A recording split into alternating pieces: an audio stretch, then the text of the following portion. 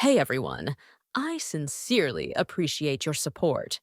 If you enjoy my audiobooks, I would be truly grateful if you could subscribe to the channel. And if you'd like to support even further, you're welcome to become a Patreon member, where you can access audiobooks of novels as long as they are freely available on the internet. Your kindness and support mean so much. Thank you. Lishan set down his chopsticks, wiped the grease from his mouth with the back of his hand, and said with a puzzled expression, "Brother Yin, you're not short on silver anymore. You could easily throw away these old things. Why are you taking this back to Uncle Chong?" Liu chimed in softly. "That's right, Brother Yin. You're so powerful now, with official rank and wealth. Why are you still so frugal?" Shun En and Li Yin, who were seated at another table and had been keeping a close eye on Li Yin, had witnessed the exchange. They too looked at him with curiosity. They knew their young master was usually extravagant. Why would he bother taking back a used belt today? Li Yin smiled brightly. "What do you know? This belt was bestowed upon me by my esteemed master. I'm taking it back so my parents can see it too." Li Yu's eyes widened in understanding. "I get it. It's like those imperial swords the storytellers talk about, right? If any unsolvable problems arise in the village, we can use this to ward off misfortune, right?" Li Shan nodded vigorously in agreement. Chun En and Li Yin also understood the reasoning. Such practices were common in official circles. It was common for officials' ancestral homes to display gifts from the current emperor or high-ranking officials, such as mandarin jackets, hairpins, fans, and even imperial swords. These items often carried more weight than official proclamations. Lord Ji was a prominent figure in the region, so any gift he bestowed would naturally carry more influence than official documents. Li Yan's decision was impulsive. He had worn this particular belt for several months, and though he had since acquired others, this one had been his longest serving. Giving it to his parents would serve as a memento. It was a rash move, and when he noticed Chun En and Li Yin's puzzled expressions, he immediately regretted it. Fortunately, Li Yu's quick thinking and smooth acceptance of the gift inadvertently saved him from having to explain. "You always know so much, huh?" Li Yin chuckled, patting Li Yu's shoulder before glancing at the glaring sunlight outside. He sighed inwardly. "It's finally beginning. Today might be my last. No matter what, I'll give it my all." At that moment, tens of thousands of li west of Great Qing Pass, above the Great Qing Mountains, a radiant light streaked eastward across the sky. Within this light flew a shuttle-shaped object, carrying three young men engaged in conversation. Senior Brother Wu, the round-faced youth with wide eyes, asked, "Are you certain the law enforcement team's senior brothers have confirmed that the members of the immortal-seeking lineage are within the imperial dynasty territory?" The man addressed as Senior Brother Wu was lean and horse-faced, his dark skin and gloomy expression adding to his sinister appearance. Beside them sat another youth, around 20 years old, with a fair, beardless face and a gentle demeanor. All three wore identical ink-green robes. From the cuffs of Senior Brother Wu's robe, several brightly colored centipedes occasionally crawled out. They crisscrossed his chest and back before disappearing back into his sleeves. Moments later, they would emerge again, crawl around, and retreat into his sleeves, a sight that sent shivers down the spine. Yet the other two youths on the shuttle seemed completely unfazed. "Yes, we're here on orders from the senior brother of the law enforcement hall. His instructions clearly state that the target is located within the Imperial Dynasty territory, specifically in Great Qing Pass City, where he serves as the military advisor to the local garrison. Once we confirm his identity, we can have executed him immediately." But the senior brother explicitly stated that the law enforcement hall master wants him alive, to be captured and fed to the soul-binding threadworms. Ah, the soul-binding threadworms. The round-faced youth with wide eyes gasped. That was an incredibly cruel form of torture, and the mere thought of it sent shivers down his spine, turning his face pale. The gentle youth with a fair, beardless face also froze, his usual composure faltering. "Senior Brother Wu, are you sure there isn't some mistake? Using such a barbaric method goes against the Tao." Oof. How could I be mistaken? I've confirmed this repeatedly. When I first received these orders, I reacted exactly as you two are now. I can't fathom what those lunatics in the law enforcement hall are thinking. Sure, don't speak ill of the law enforcement hall. Among our several peaks, only Ancestor Ways lacks in law enforcement hall. The rest are all run by ruthless individuals.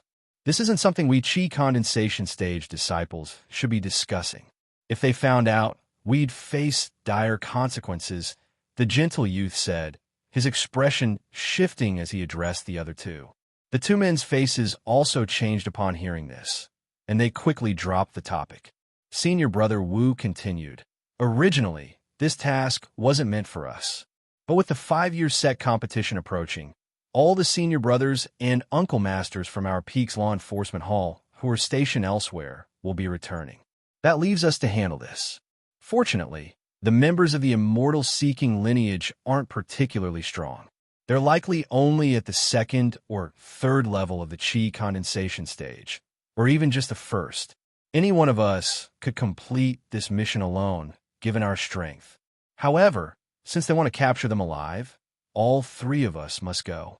Additionally, we need to retrieve the original copy of our Peaks entry-level cultivation manual from them. We must bring it back with us. The 2 men nodded in agreement. They had great respect for the methods of the senior brothers and uncle masters of the law enforcement hall, whose assessments were always accurate. There was no room for doubt. Since the person's cultivation realm was stated, it was unlikely he had surpassed the 3rd level of the Chi condensation stage. With 2 of the 3 pursuers of the 9th level and 1 at the 10th, they were not just overestimating their target, they were mobilizing an excessive force. However, there's another matter, Senior Brother Wu said. The senior brother of the law enforcement hall recently discovered that the immortal-seeking lineage member may have taken on a disciple. This disciple isn't part of the immortal-seeking lineage. He's just an ordinary person with a spirit root that person found. We'll need to capture him as well. Oh, another disciple? The gentle youth asked. Yes, we'll capture them both when the time comes, Senior Brother Wu replied with a sinister glint in his eyes. That poor fellow, the round-faced youth said with a hint of sympathy. I wonder what they'll do with him after we capture him. If they punish him by association, he'll truly be a wronged ghost. As they spoke, the streak of light carrying them sped eastward, their voices fading into the distance.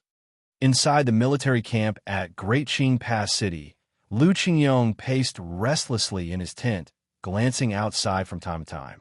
He was supposed to be on duty today, but he had received a secret order from the marshal to wait for Li Yin at the camp after his shift ended. He was to follow orders to the letter, but it was now past noon, and Li Yin had yet to arrive. At the marshal's manor, strategist Ji sat in the main hall, discussing matters with Marshal Han. Marshal, why are we holding today's military council at the camp? Ji Wenhe asked, his gaze sweeping over Hong Lining. Because the information we received today was just brought back by our spies from the Meng Kingdom's outpost. I believe it's too sensitive to share widely yet. We should discuss it first before convening the generals. Hong Lining replied gravely, taking a sip of tea. Oh, what did the spies at the Meng Kingdom's outpost discover? Ji Wenhe straightened up, mindful of his duty. This morning, they reported that the Meng Kingdom is mobilizing large forces from multiple locations and preparing to advance on fallen Immortal Slope. Lian glanced at the sun outside the window. It was about half a quarter of an hour past noon. He stood up and smiled at Li Shan and Li Yu. I need to return now. My cultivation has become increasingly demanding lately, and I might not be able to see you for some time. Li Shan and Li Yu paid little attention. Everyone in their village knew that Li Yin had become strategist Ji's disciple and was diligently practicing martial arts, a privilege others envied greatly. They rose to their feet. Brother Yin, we understand. We'll explain your situation to the uncles who came from the village. All right, I'm heading back now.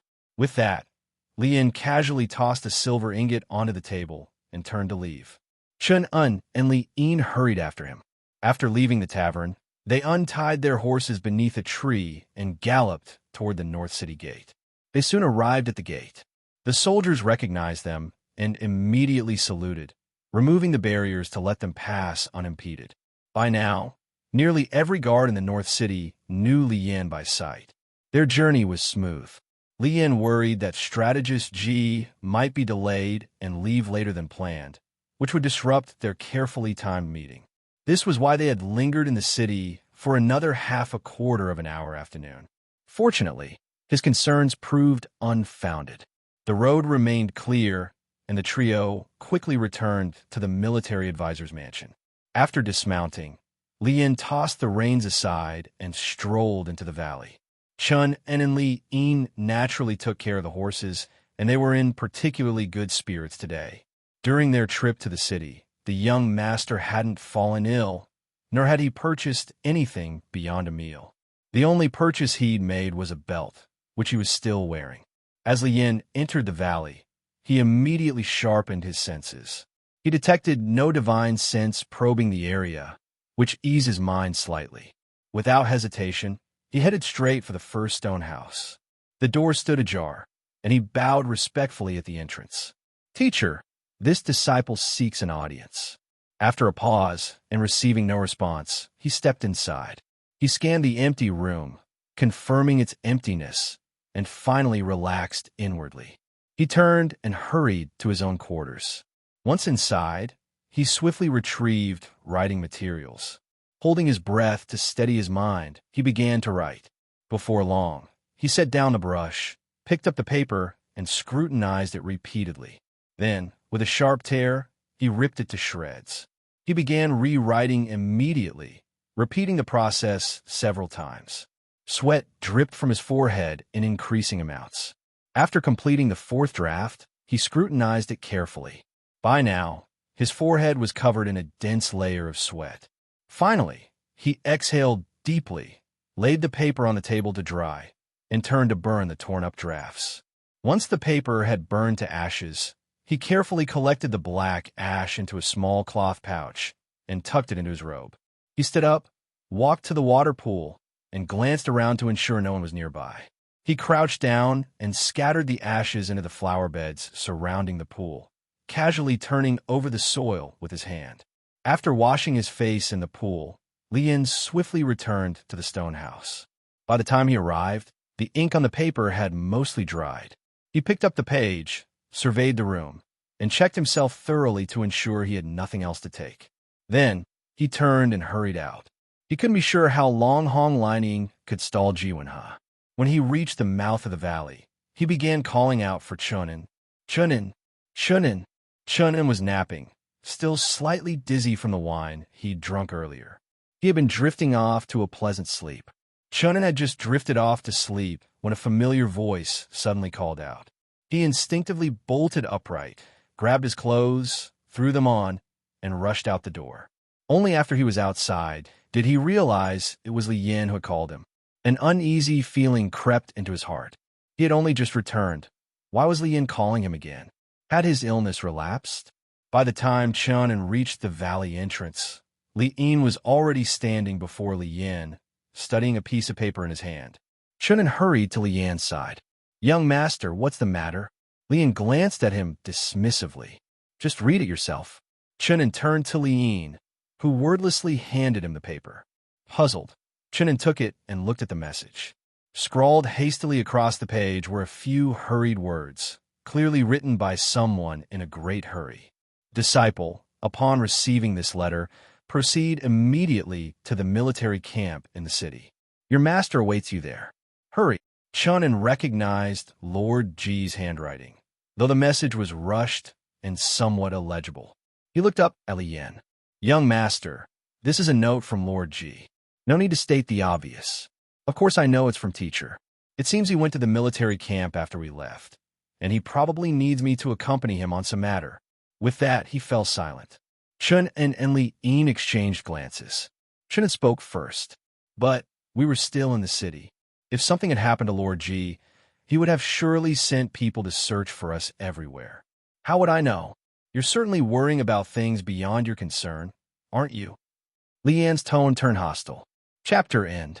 Chun immediately sensed trouble. Moreover, the handwriting on the note was undeniably Lord Ji's. He and Li'en had delivered numerous letters for Lord Ji.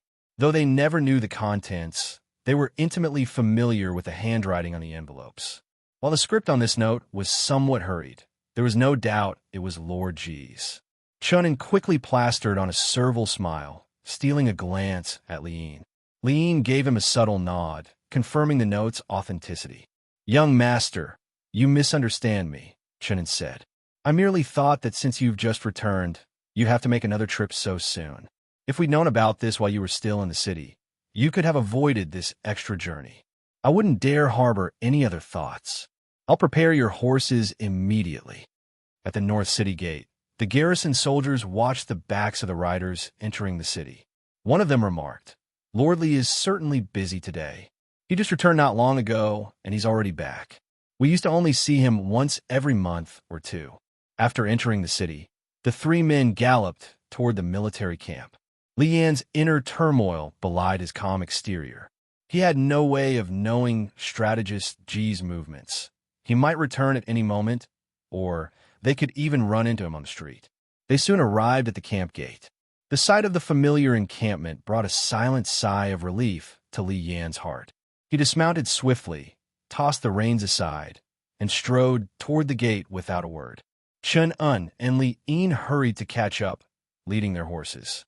Li'en glanced back at them. "After you stable the horses, wait for me there." Both Chun and Li'en had read the note left by strategist Ji, confirming that he wanted to speak with Li Yan alone.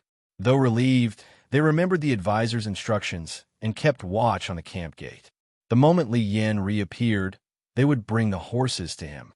Li Yan ventured deeper into the camp. Having visited several times before, he knew the layout well. He skirted around several tents and passed several patrols of soldiers. The soldiers checked Li Yan's identity and let him pass. Li Yan glanced back at the path he had taken.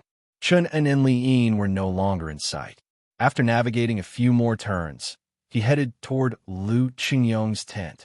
Lu Qingyong was pacing inside his tent. It was about 3/4 of an hour past noon.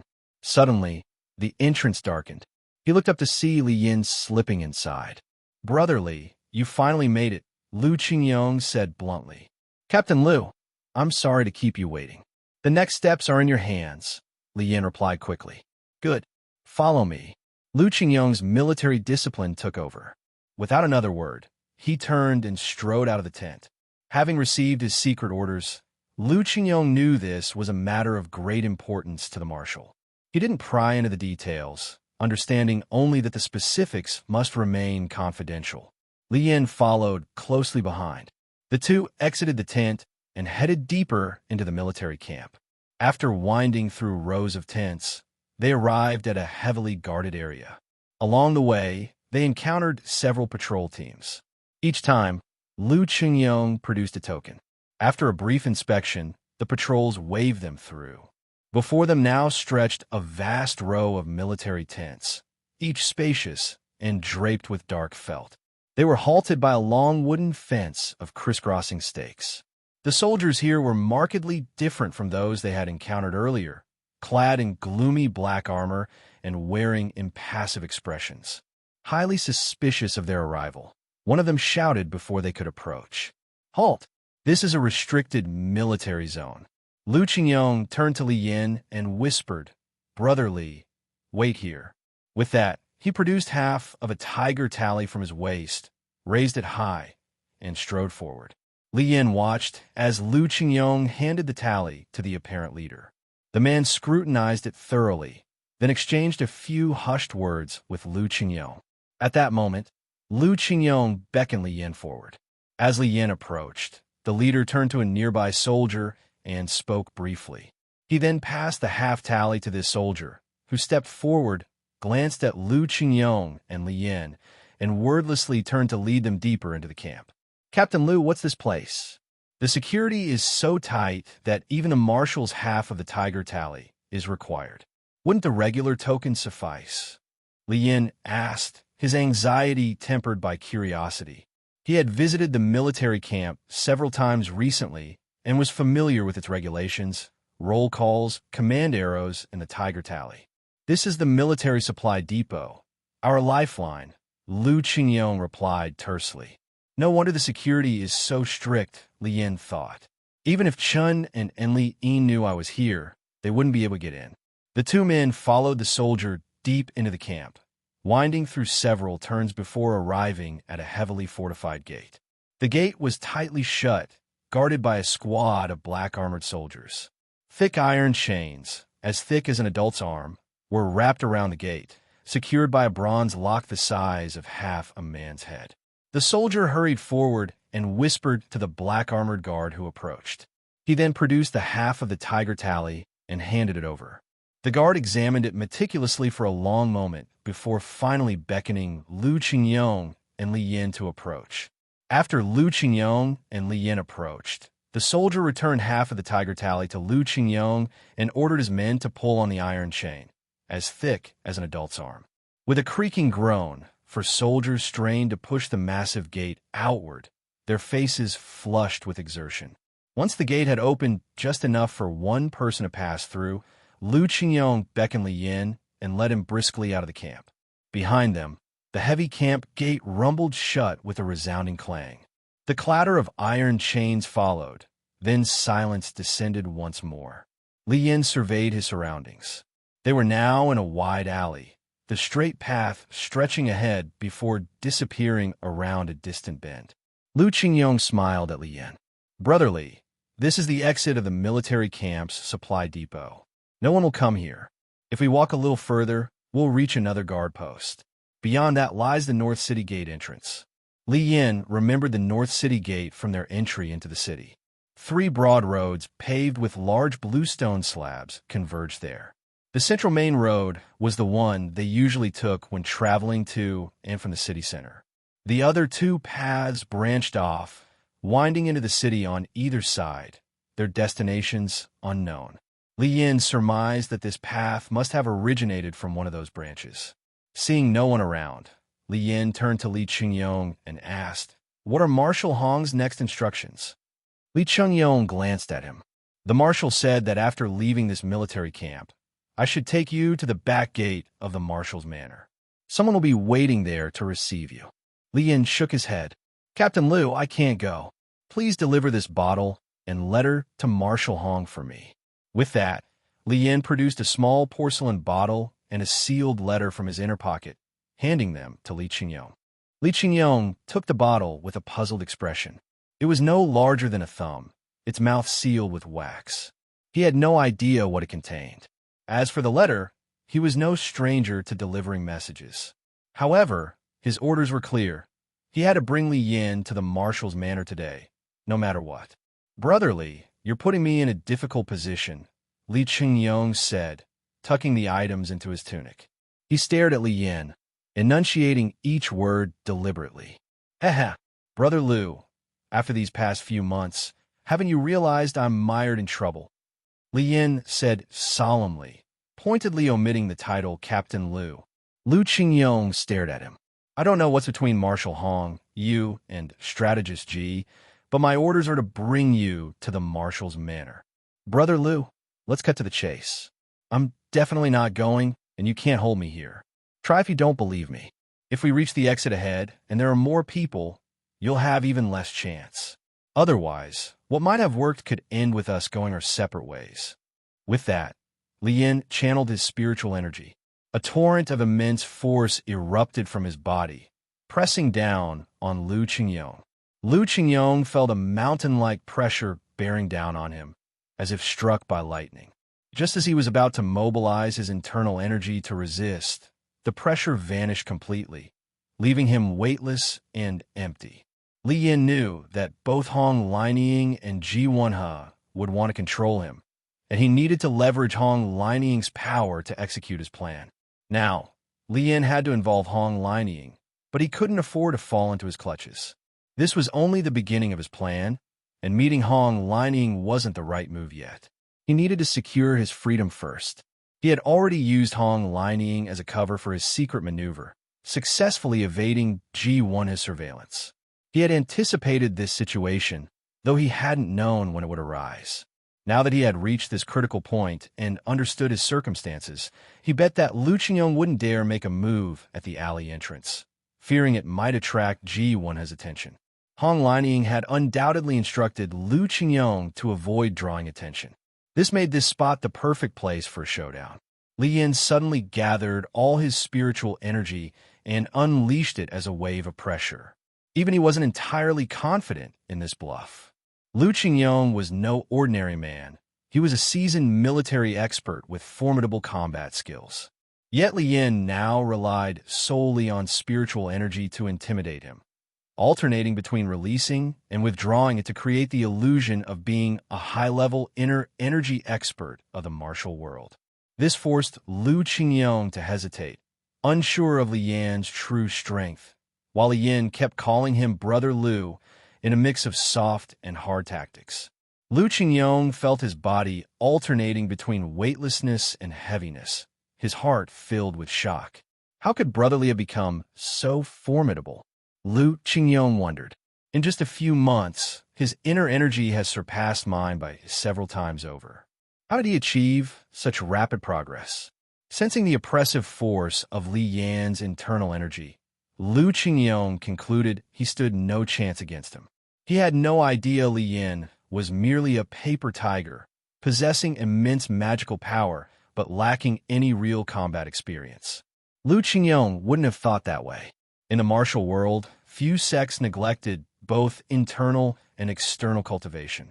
While practicing internal energy, they also honed martial techniques. He assumed that since strategist Ji had imparted such profound internal energy cultivation to Li Yin, he must have also taught him lethal combat methods. This realization sent a chill down Lu Qingyong's spine. Brother Li, your skills are truly impressive. I fear I cannot fulfill this command, Lu Qingyong said with a bitter smile. Brother Lu, to be honest, the item I'm giving you is exactly what the marshal needs. Once you deliver it, he'll consider your mission complete and won't trouble you further. But this is all I can do for now. Li Yan spoke earnestly. Lu Qingyong looked into Li Yan's eyes, sensing he wasn't lying. He sighed. Then this is the only way. Let's just hope I don't end up taking a beating from the military discipline rods. He felt utterly frustrated. He couldn't possibly overpower Li Yan alone, and involving more people would ruin everything, spreading the news and making all his previous caution pointless. Then let's go. Li Yan pointed forward, and Lu Qingyong let out a long sigh before stepping ahead. Brother Li, you don't need to be so cautious about everything. Would I really stab you in the back? Ha. Brother Lu, what are you saying? I'm not familiar with the roads, and without a token or tiger tally, how would I ever get through the gates? The two continued their banter as they hurried forward. Marshal Hong rested his chin on his hand, lost in thought, his face mirroring Lu Qingyong's disbelief. If this man weren't a loyal subordinate who had followed him for over a decade, he might have struck him down for such absurd claims. Yet he knew Lu Qingyong would never lie to him. You may return now, Marshal Hong said after a pause. Lu Qingyong breathed a sigh of relief, quickly saluted, and hurried out of the room, his back already soaked with sweat. So Brother Li wasn't lying after all. After reading the letter, the marshal's anger vanished. I wonder what it said. Marshal Hong stood in a room for a moment before retrieving a letter from his robe. Junior brother, take a look at this. A figure drifted silently into the room from outside. When it came to a stop, it revealed an exceptionally burly man. Despite his massive frame, his movements were surprisingly light and graceful, creating a striking contrast. The big man took the letter and studied it intently, repeatedly scrutinizing a single page. Senior brother, this kid actually gave us the cultivation technique. Indeed, this is the first level of the wood-eating art. Junior brother, can you discern its authenticity? The big man picked up the page again and examined it more closely. Junior brother, I've also studied it carefully. Some of the circulation methods are completely unheard of. With my current knowledge, I can't immediately determine whether they're genuine, Marshal Hong said. But this kid only gave us the first level. He'll provide the rest after we help him complete his remaining tasks. I can't immediately verify the technique's authenticity either. Should we test this cultivation method? the big man asked, his eyes gleaming with anticipation. Marshal Hong didn't answer immediately. He rested his chin on his hand, considering the matter under the burly man's expectant gaze. I've also considered your suggestion, junior brother, he said after a moment. But the path of internal energy cultivation isn't one where immediate results can be achieved with a single attempt. The room fell silent again before Marshal Hong continued. Still, it's worth a try. Perhaps we can experience his cultivation technique firsthand and gain some insights. The problem is that Brat is using the advanced stages of the technique to blackmail us into helping him. A fierce glint flashed in Marshal Hong's eyes, and his tone turned sinister. Senior brother, I'll test this technique. If it's genuine, helping him will be worth it. At worst, we can always kill him later. That backwoods brat dares to act so insolently? Very well, junior brother. Let's go to the secret chamber. I'll protect you while you try it. Marshal Hong picked up the small porcelain bottle from the table, tucked it into his robe, and turned to leave, muttering to himself. Still, that brat has some tricks up his sleeve. How'd he manage to put this thing on Ji Wen's body? I'm almost reluctant to kill him now. But he's too cunning. If he can pull this on us, wouldn't we risk falling into his trap if we let our guard down? Chun and Enli Yin, as restless as ants on a hot pan, hurried out of the military camp. They had been chatting with old colleagues in the camp for about a few hours, but Li Yin still hadn't emerged. Their anxiety grew with each passing moment. They frequently glanced toward the center of the military camp, occasionally exchanging worried looks. After a while, they exchanged another glance, rose simultaneously, apologized to the group, and moved aside to whisper. A few minutes later, they steeled their nerves and approached the central military tent. Trespassing in this heavily guarded area without military orders could cost them their heads. Before they reached the tent, patrolling soldiers spotted them and demanded their passes. Fortunately, both men were veterans. They explained they had urgent business with Lord Ji and asked the soldiers to relay their request. The patrol saw their urgency and recognized them as members of the military advisor's mansion. One soldier went to report to the central military tent. Shortly after, the messenger returned, his face grim. Are you two mocking me? Lord Ji hasn't even arrived at the camp today. Get out of here immediately, or I'll have you arrested. Chun and Enli Yin immediately sensed danger. They quickly thanked the patrol and rushed toward the camp gate. The patrol watched their frantic figures with bewildered expressions. Looks like finding Lord Ji is a matter of life and death. Chun and Enli Yin knew the military camp had only one exit. They hadn't even considered the rear exit near the supply depot. That area was the heart of the camp's defenses and not a place for casual comings and goings. Upon reaching the gate, they urgently questioned the guards, only to receive news that sent their hearts plummeting. Lordly left alone more than 2 hours ago. Unbeknownst to them, these guards had been specifically stationed here by Marshal Hong, awaiting their arrival. Chun and Li Yin turned pale, realizing they had made a grave mistake. Lord Ji had issued a strict order. They were never to leave Li Yan's side. Overwhelmed by shock and anger, they nearly lost their composure and confronted the guards.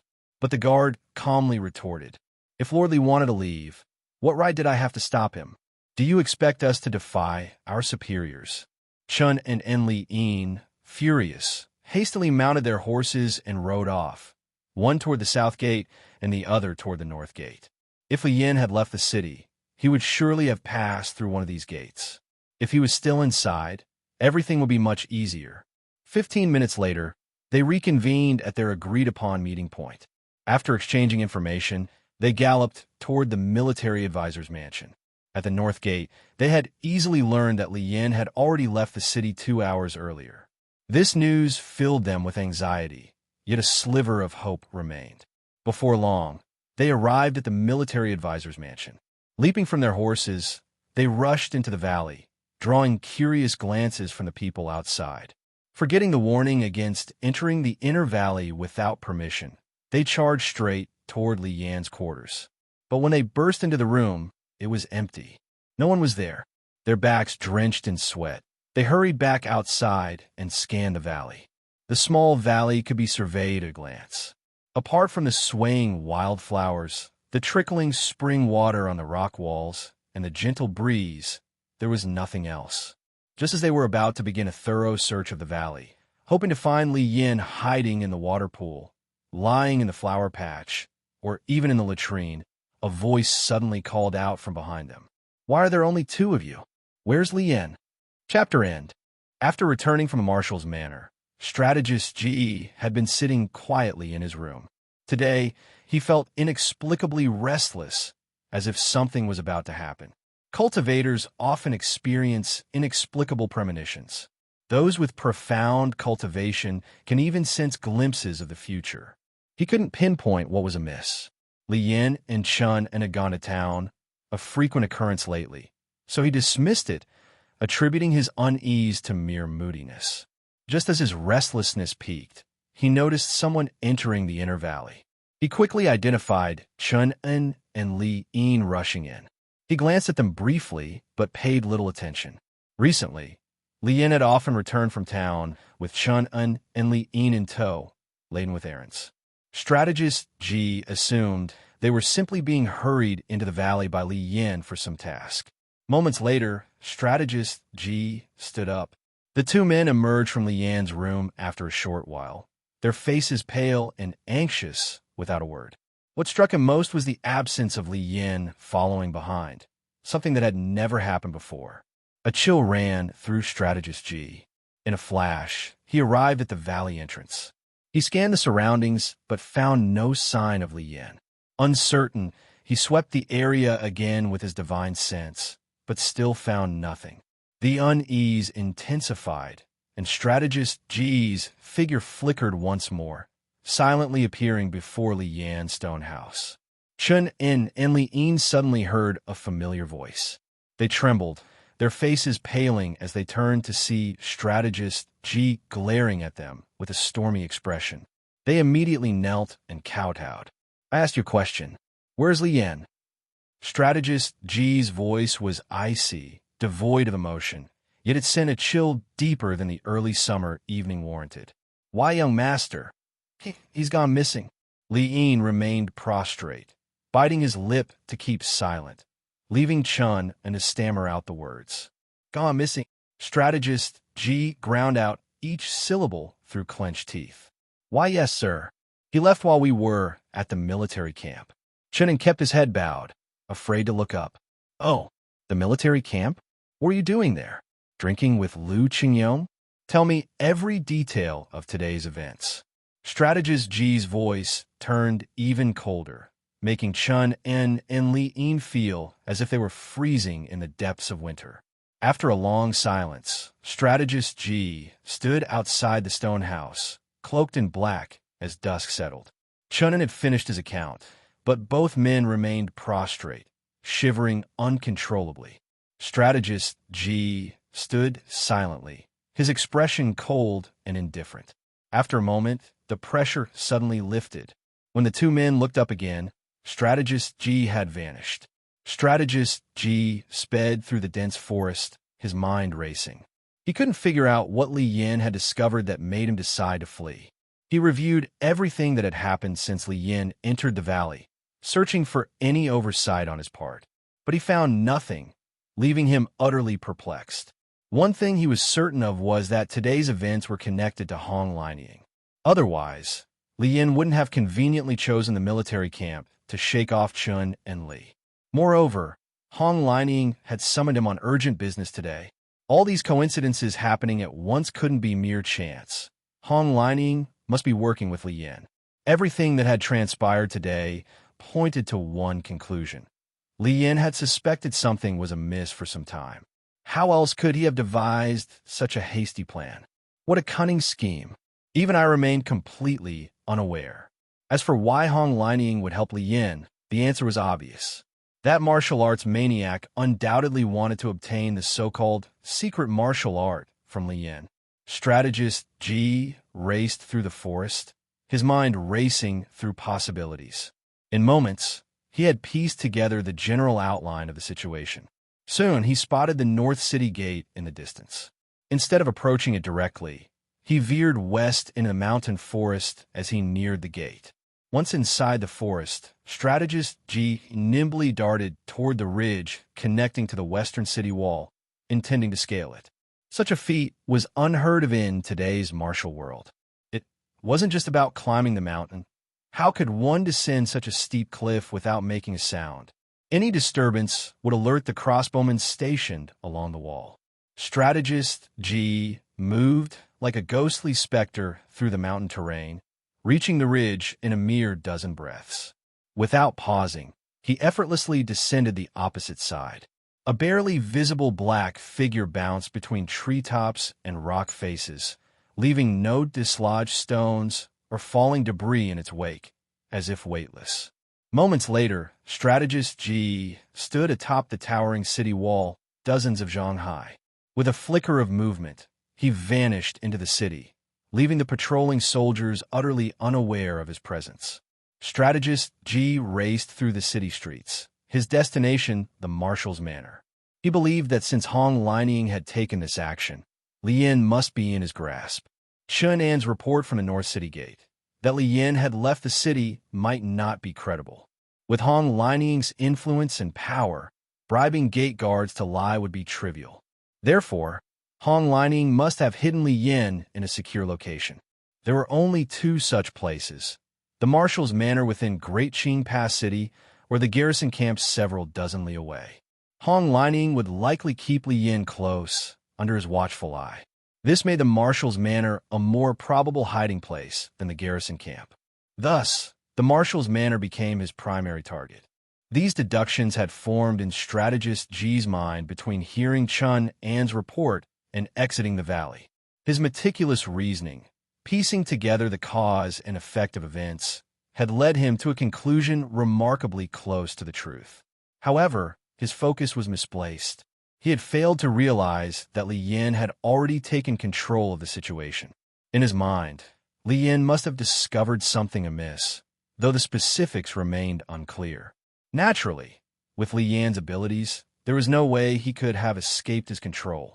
Hong Lining, who had been eagerly seeking the secret martial arts, had somehow managed to strike a deal with Li Yin, allowing him to seize the chance and place Li Yin firmly under his thumb. Strategist G's deduction was the most plausible. Anyone would underestimate a 15 or 16-year-old boy with no power, influence, or strength, assuming he couldn't possibly take the initiative. Soon, strategist G arrived at the rear gate of the marshal's manor. Dusk had already fallen. Without pausing, he slipped inside with a flicker of movement, as if returning to his own home. He quickly reached the main compound and silently patrolled the grounds without alerting anyone. After thoroughly searching all the buildings, strategist G found nothing unusual, exactly as he had expected. If locating Li Yin were this easy, Hong Lining would be a fool. Still, he needed to confirm it himself. During his inspection, he identified several suspicious locations. Now, he would need to investigate these areas more closely. After all, his cultivation was only at the third level of the qi condensation stage, limiting his divine sense range to less than 10 zhang, making large-scale scans impossible. There were 3 suspicious areas: a secret chamber behind the main hall, a secret passage in the rear garden leading to the back gate, and another secret chamber beneath the east wing of the rear courtyard. Having narrowed down the search, strategist G began investigating each location one by one. He quickly emerged from the main hall. The secret chamber behind it was empty. After confirming no one was present with his divine sense, he still entered to search thoroughly, but found no clues.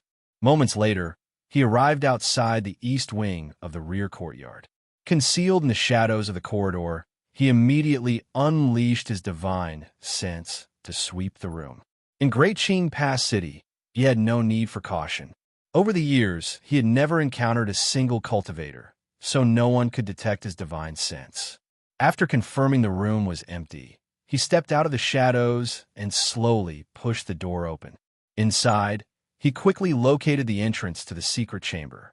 He sat cross-legged on the floor and once again extended his divine sense into the passage.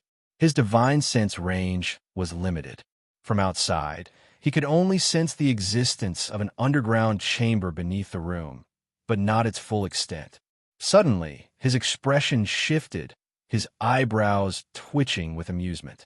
The secret chamber wasn't large, but his divine sense had confirmed two people were inside. However, strategist G's expression quickly darkened. Li Yin wasn't present. Instead, Hong Lining was accompanied by another man, one he recognized. This man often feigned mystery, hiding in the secret chamber within the rear courtyard main hall. His aura was no weaker than Hong Lining's, marking him as a top-tier expert in the martial world. Ji had simply pretended ignorance. He wouldn't be concerned even if several more like him appeared. At that moment, the two men sat cross-legged on meditation cushions in the secret chamber, appearing to be cultivating. This raised a question in Ji's mind. Why hadn't Hong Lining brought Li Yin with him? Or had he placed Li Yin elsewhere under guard? Without wasting time, Ji withdrew his divine sense, rose, and headed toward the rear garden. After he left, a long silence hung in the chamber. Suddenly, Hong Lining opened his eyes. His half-clenched fist, resting on his knee, slowly relaxed, revealing a small porcelain bottle hidden within. A faint clinking sound emanated from a bottle. Hong Lining glanced at it and said, "He's gone far enough." The burly man beside him also opened his eyes, his gaze briefly flicking to the porcelain bottle. Senior brother, Ji won his arrival at this hour. Could it be because of that brat? Hong Lining pondered for a moment before speaking. So that brat has truly escaped his grasp, the burly man exclaimed. Luckily, there's this thing. Otherwise, G1's peerless lightness skill would have allowed him to approach without either of us noticing. It's truly baffling how that kid managed to place this on G1 without being detected. Hong Lining's expression grew grave. He remained silent for a long moment before replying. G1's martial arts have reached the transcendent master realm. To be able to pinpoint this location within the vast marshal's manor is truly remarkable. We can only gauge his approach and distance by the intensity of this device's reactions. The initial fluctuations were minimal, but they grew increasingly violent as he drew closer. This indicates he was probing with his internal energy, advancing inch by inch. Such mastery is truly awe-inspiring. The reason he didn't come down was because he failed to detect Li Yan's presence. This secret chamber is exceptionally thick. We can't even sense a trace of what's inside from the outside. Not only could he sense someone within, but he could also identify them. It's nothing short of terrifying. The burly man listened to Hong Lining's words with a mixture of skepticism and curiosity. Senior brother, could it be that he only vaguely sensed someone here and didn't dare to come down rashly? Hong Lining fell into deep thought before replying. Given his skill, I still believe he thoroughly investigated the situation before acting. After a long silence, the burly man nodded slowly. Fortunately, senior brother acted swiftly and secured the bottle, using his cultivation to suppress any sound. Otherwise, G would have heard the impact and likely realized something was amiss. Even just this tracking ability today alone shows how remarkable his cultivation technique is, the burly man added. Hong Lining smiled. We also tried practicing this heart method earlier. Though we didn't sense anything, we confirmed it's a technique for sensing the primordial energy of heaven and earth. The method here is exceptionally ingenious, unlike any heart method I've ever seen. We must obtain the complete manual to truly compare them. Since that's the case, shall we go there at the agreed time? The burly man asked eagerly. Having witnessed strategist G's extraordinary skill firsthand tonight, he could barely contain his burning desire to acquire the secret martial arts manual. Hong Lining remained hesitant. He pulled a piece of paper from his robe, one of Li Yan's letters, and unfolded it, rereading it several times. Finally, he slowly refolded the letter, carefully tucking it back into his robe. He looked up at the burly man.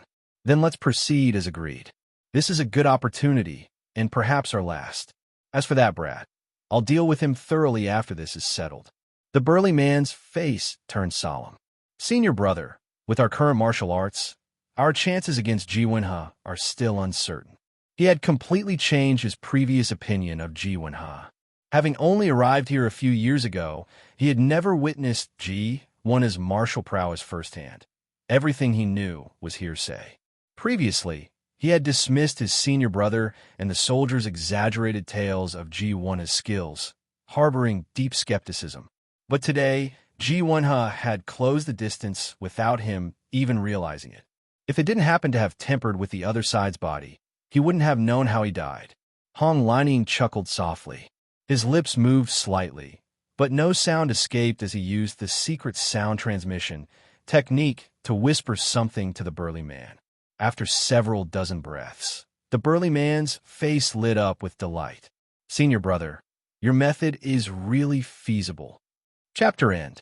Strategist Ji had now arrived outside the great Qing Pass city. He rushed through the pitch-black night, his face even darker than the heavy darkness surrounding him. He had just investigated the secret passage in the marshal's mansion garden as well, with similarly no results. Then he returned to search the marshal's mansion several more times, finally having to accept the fact that Li Yin was not in the mansion.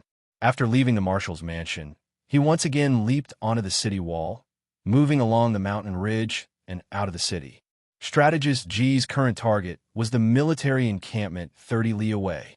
That place would be very difficult to search, with hundreds of thousands of troops there, even with his divine sense. If Hong Lining had hidden someone among them, it would take a considerable amount of time. If after searching there Li Yin still could not be found, having wasted so much time, it would be even more difficult to discover Li Yan's whereabouts. Thinking of this, anger surged within him, and the fire poison in his body showed signs of circulating. He had to flash into the forest on the side, find a random spot, and sit cross-legged. About half a cup of tea's time later, he stood up and disappeared again into the darkness with a flash. Time flew by, and the military advisor's valley welcomed the second day after Li Yan's departure. Chunin and Li Yin had not slept all night, their eyes bloodshot. They did not know what fate awaited them next, and their hearts were truly extremely anxious. Thus, as the two remained in this state of unease, time slowly arrived at the evening of the second day. In just a day and a night, these two had become visibly exhausted. How could one be well when unable to eat or sleep? The other soldiers and women in the valley had also noticed something was wrong. After Lord Ji came yesterday, he soon left the military advisor's mansion alone with a gloomy face. More strangely, the young master hadn't returned with Chun Un and Li Yin. These two had returned with dark faces, neither eating nor drinking, staying in their quarters. Without knowing the reason, the other people, including the soldiers who usually liked to joke with these two, all lowered their voices significantly. As a result, the entire military advisor's mansion seemed very oppressive, with a feeling like dark clouds pressing down on the city. The sun slowly rose amid this oppression, over the peak of the valley, tilting toward the western mountains. The moonlight slowly rose again, then gradually moved westward bit by bit. Chun and Li Yin, come in here for a moment. Suddenly a voice rang out in the valley, extremely grim. It was now the middle of the night, and Strategist Ji in his black robe appeared like a ghost in the night, flashing onto the ground, then walking straight into the valley. Hearing this voice, whether the soldiers on guard outside or the people inside the rooms, all shuddered, feeling a chill rise from their backs. Chun Un and Li Yin trembled even more, rushing outside in a somewhat dazed state. When the two arrived in the valley, they saw a figure standing in front of Li Yan's room. They hurriedly approached and, in the moonlight, saw that it was indeed Strategist Ji standing with his hands behind his back. But his current appearance startled them greatly.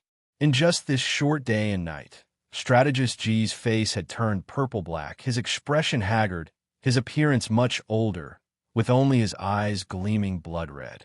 After Strategist Ji arrived at the military encampment 30 li away last night, he had exerted all his skills, using both his eyes and divine sense, employing both his movement techniques and spiritual power, flying through various parts of the camp. But by the time it was almost dawn, he still hadn't completed his search. If daylight came, even with his movement skills, he would be discovered. But he had no time to wait any longer.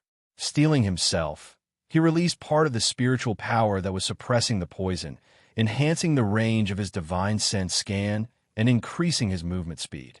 With such exertion, his entire person passed by like a gentle breeze, imperceptible even in broad daylight. Several hours later, he appeared behind a tent. By now, his face looked terrible, his appearance fierce, his expression dazed, as the fire poison had begun to flow within his body. In this condition, his mind was somewhat out of control, making him increasingly desperate to find Li Yin regardless of consequences. After pausing briefly, Strategist G increased his spiritual power again and continued searching. By nightfall, he had searched about 70 to 80% of the encampment. Due to excessive use of spiritual power, the fire poison in his body accelerated again, and his mind became somewhat deranged. Looking at the unsearched areas, Strategist G's black facial chi had turned purplish, parts of his hair had turned grayish-black, and he unconsciously said, "You think you can hide? Even if I have to dig 3 feet into the ground, you won't escape." Finally, by midnight of the second day, he had completed searching the entire encampment, still with no results. Strategist G's face twisted, gritting his teeth so hard they made a creaking sound. On his purple-black face, a pair of blood-red eyes gleamed, like a man-eating evil ghost in the darkness. "Nothing, nothing. Where are you?"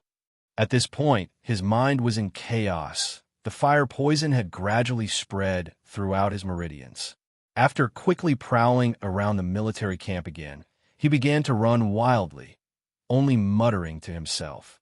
He walked like this for who knows how long before his mind gradually stabilized. He stopped, panting heavily. After regaining some composure and looking around, he discovered that unconsciously he had returned to the outside of the military advisor's mansion. "You two, recount everything you said and did when you went out with Li Yin over the past few months. Be detailed and clear, understand?" In the black night, Strategist G in his black robe stood like a vengeful ghost in the moonlight, coldly looking at the two kneeling on the ground. Chun En and Li Yin trembled continuously under that cold, snake-like gaze, feeling as if they were in the dead of winter. Chun En immediately began to recount everything, and even the usually taciturn Li Yin occasionally added a few words. An hour later, "Is that all?" Strategist G coldly asked.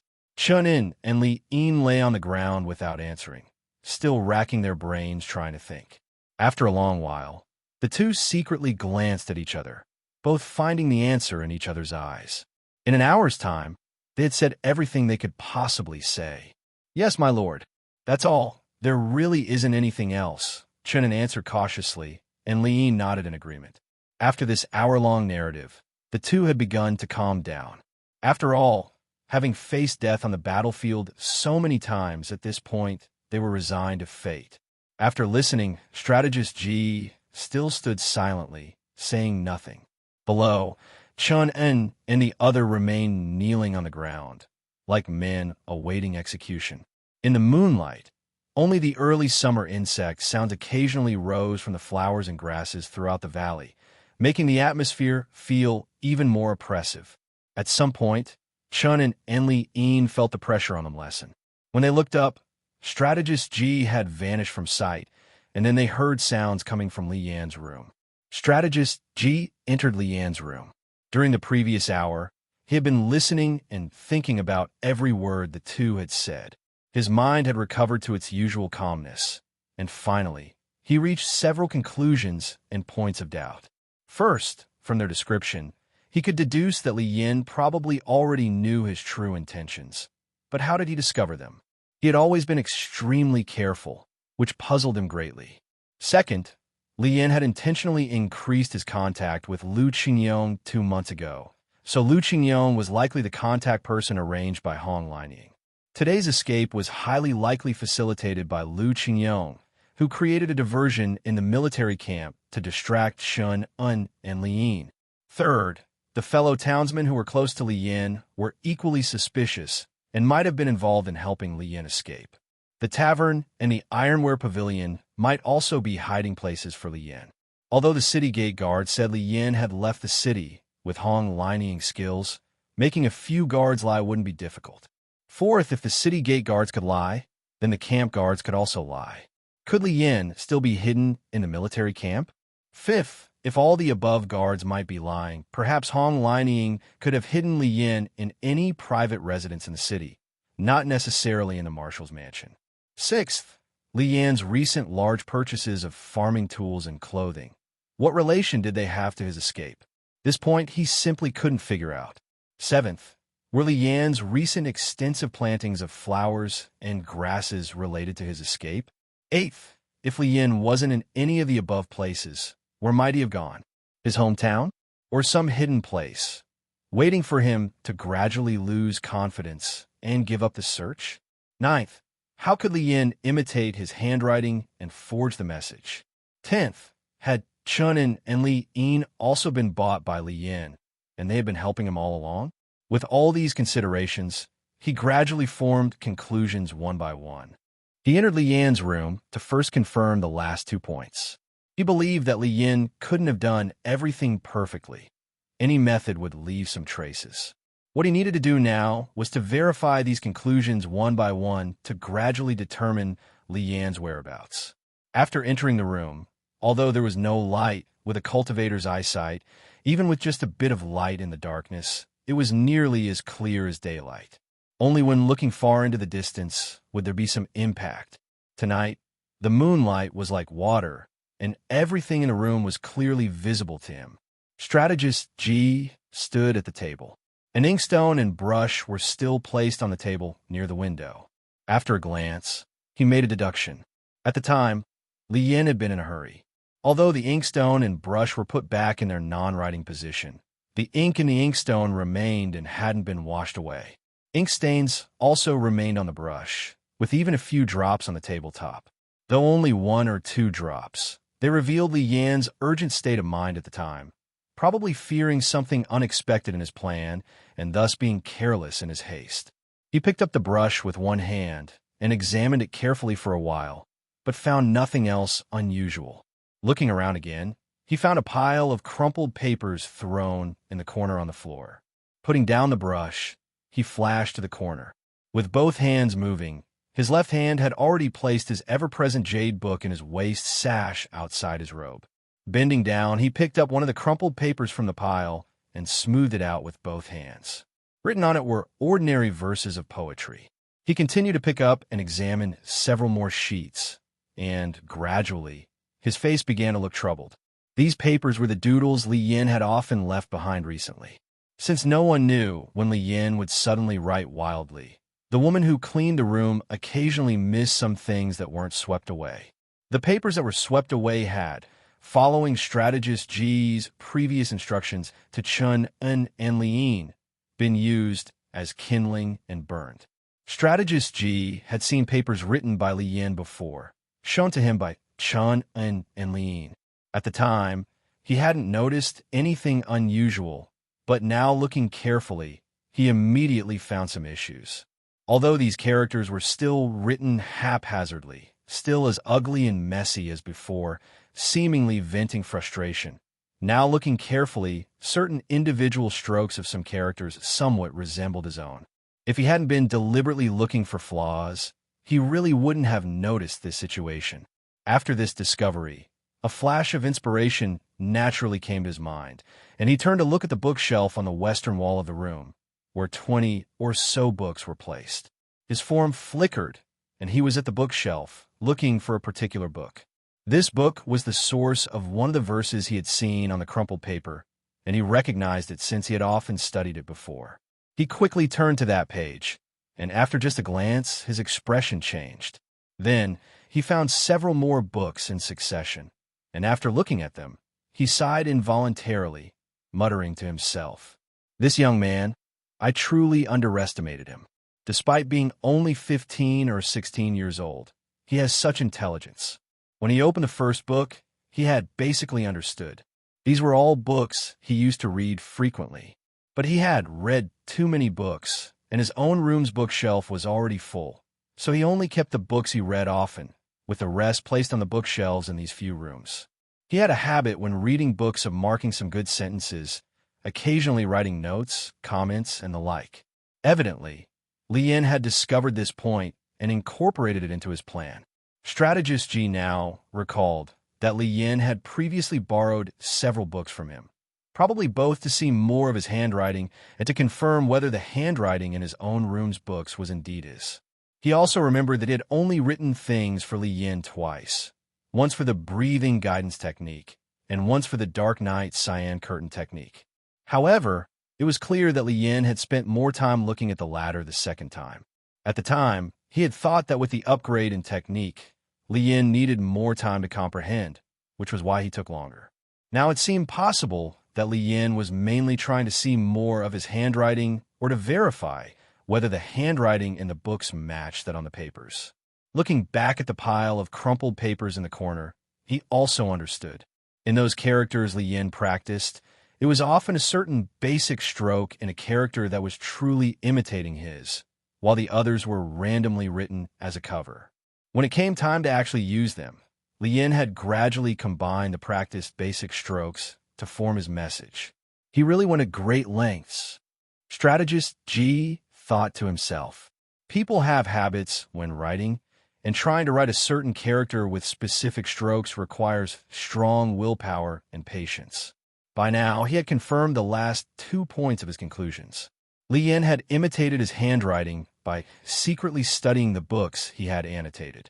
As for the deficiency in cultivation, it happened to require some external objects to calm the internal heat, and he had used this point to cover up his imitation practice.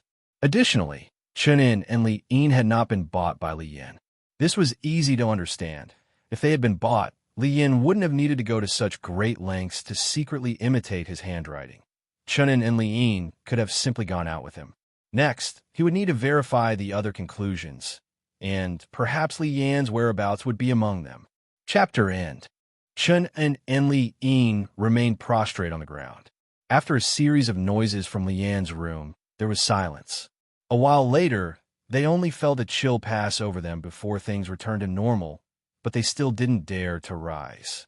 Strategist Ji infiltrated Great Qing Pass again, heading straight for the military camp. The purpose of his trip was to find the camp gate guard from yesterday afternoon, as well as the other soldier at the north gate who had told Li Yin Lord Li left alone more than 2 hours ago. He already knew which small unit these 2 soldiers belonged to. Chunin and Li Yin were veterans in the army and knew both soldiers.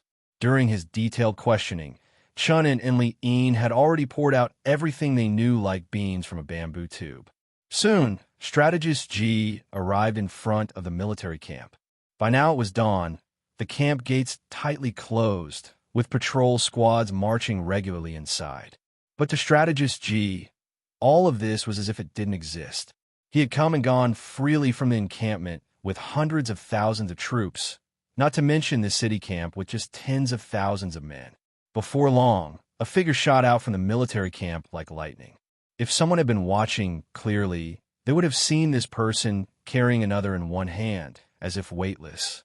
With a flicker of movement, he had already floated out of the military camp. Feng Chuang slowly woke up, feeling cold all over. He opened his eyes, but what he saw made him freeze, wondering if he was sleepwalking. He was now lying in what seemed to be a dense forest. Looking up, he could see bits of moonlight filtering through the treetops. Hurriedly turning his head to look around, everything was pitch black, not very clear. He clearly remembered having dinner, conducting routine squad training, then turning in early to sleep. He was definitely sleeping in his tent, so how did he end up in the forest outside the city? He sat up, shaking his head, trying to clear his mind. Must be a dream. When he opened his eyes again, the scene before him remained unchanged. Even a brave battlefield warrior like him couldn't help feeling afraid.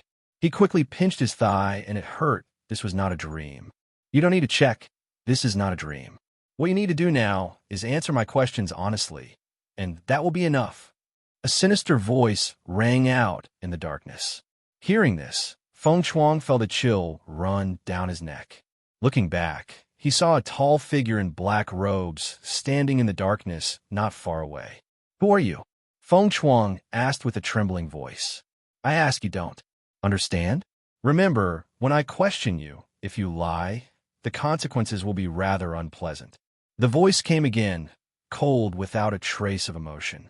"Yesterday afternoon, during your watch, did strategist Ji's disciple Li Yin leave the military camp?" Feng Chuang was startled by this question. He hadn't expected that the person who had abducted him would ask such a question. He hesitated slightly, but dared not refuse to answer.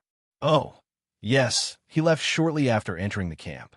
A crisp crack sounded, followed by a piercing scream echoing through the forest, startling resting birds into flight. The black-robed figure had somehow moved to Feng Chuang's side, and with a stretch of his hand had broken one of his fingers. "You're lying. Answer honestly." And so, amid the continuing low questioning, piercing screams occasionally rang out, interspersed with desperate pleas for mercy.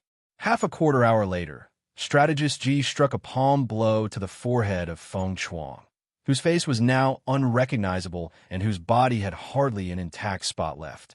Feng Chuang fell limply, blood flowing from his 7 orifices.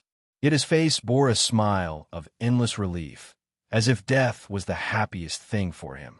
During this half-quarter hour, strategist Ji had employed various inhuman methods, but his question had been repeated over and over. Did strategist Ji's disciple Li Yin leave the military camp? After half a quarter hour, he confirmed the result that Li Yin had not left the military camp. Next, he bent down and woke another soldier with a pat. Soon, piercing screams rang out again. In the night forest, the startled birds had long since disappeared, with only the night and the ghost-like screams echoing continuously. Another half-quarter hour later, strategist Ji again struck a palm blow to that soldier's forehead, and the screams abruptly ceased. Surrounded by towering trees, strategist Ji stood there like a specter in the dark night.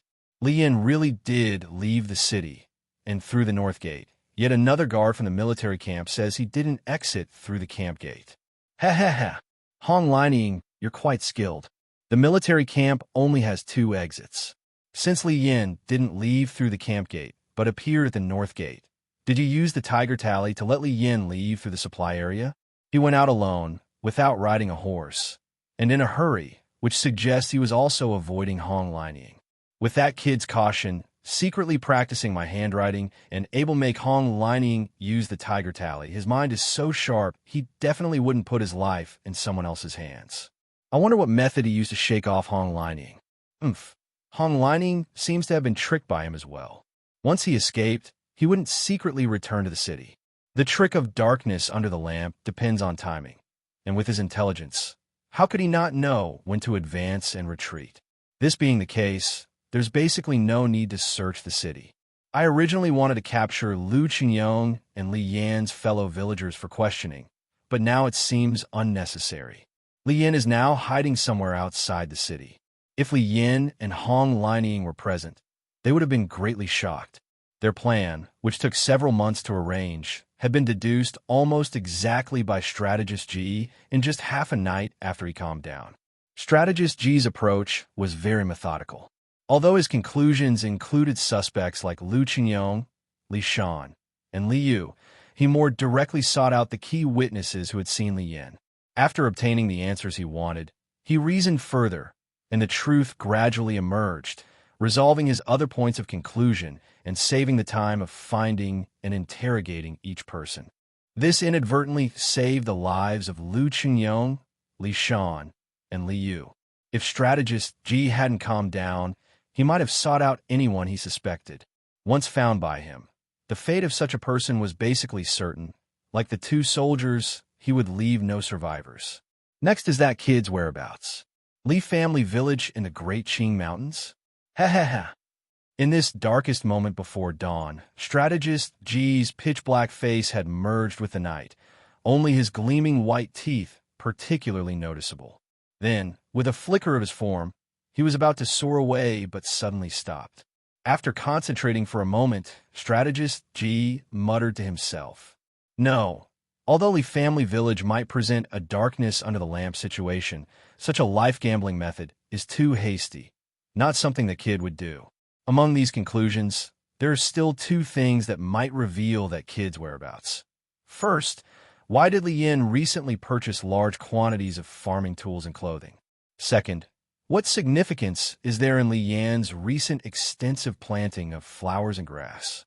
He stood motionless, time ticking by, until the eastern sky slowly brightened, casting a bluish haze over the forest. Finally, strategist G's form stirred slightly, and he shook his head. Those farming tools and clothes don't seem to have any purpose. This should just be a method for him to calm his mind. After all, this youth grew up in a mountain village and still has a primitive dependence on and desire for farming tools and city goods. But these flowers and grasses look somewhat strange. It's possibly part of his escape plan. Exactly how? I'll need to go back and check. With this thought, strategist G headed back to the military advisor's mansion. At this time, the military camp in the city was in an uproar. Two soldiers had disappeared overnight. Were they enemy spies whose identities had been discovered, causing them to sneak away in the night? Or had enemy personnel appeared in the city and abducted these two soldiers? The camp was extremely tense, with each unit guarding against the others. Among these people, one person vaguely felt this matter might be related to Li Yin, Lu Qingyong. He knew that of the two missing men, one had been acting under orders just like himself, and the other was the guard who had been on duty at the city gate that day, who likely had seen Li Yin. But he dared not speak carelessly, only feeling extremely tense. He guessed it might be strategist G's doing. Otherwise, given the strict security of the military camp, it wouldn't be possible for a few martial art experts to abduct two people without making a sound. Thinking of strategist G's mysterious methods when facing enemies outside the city in the past, he became increasingly certain.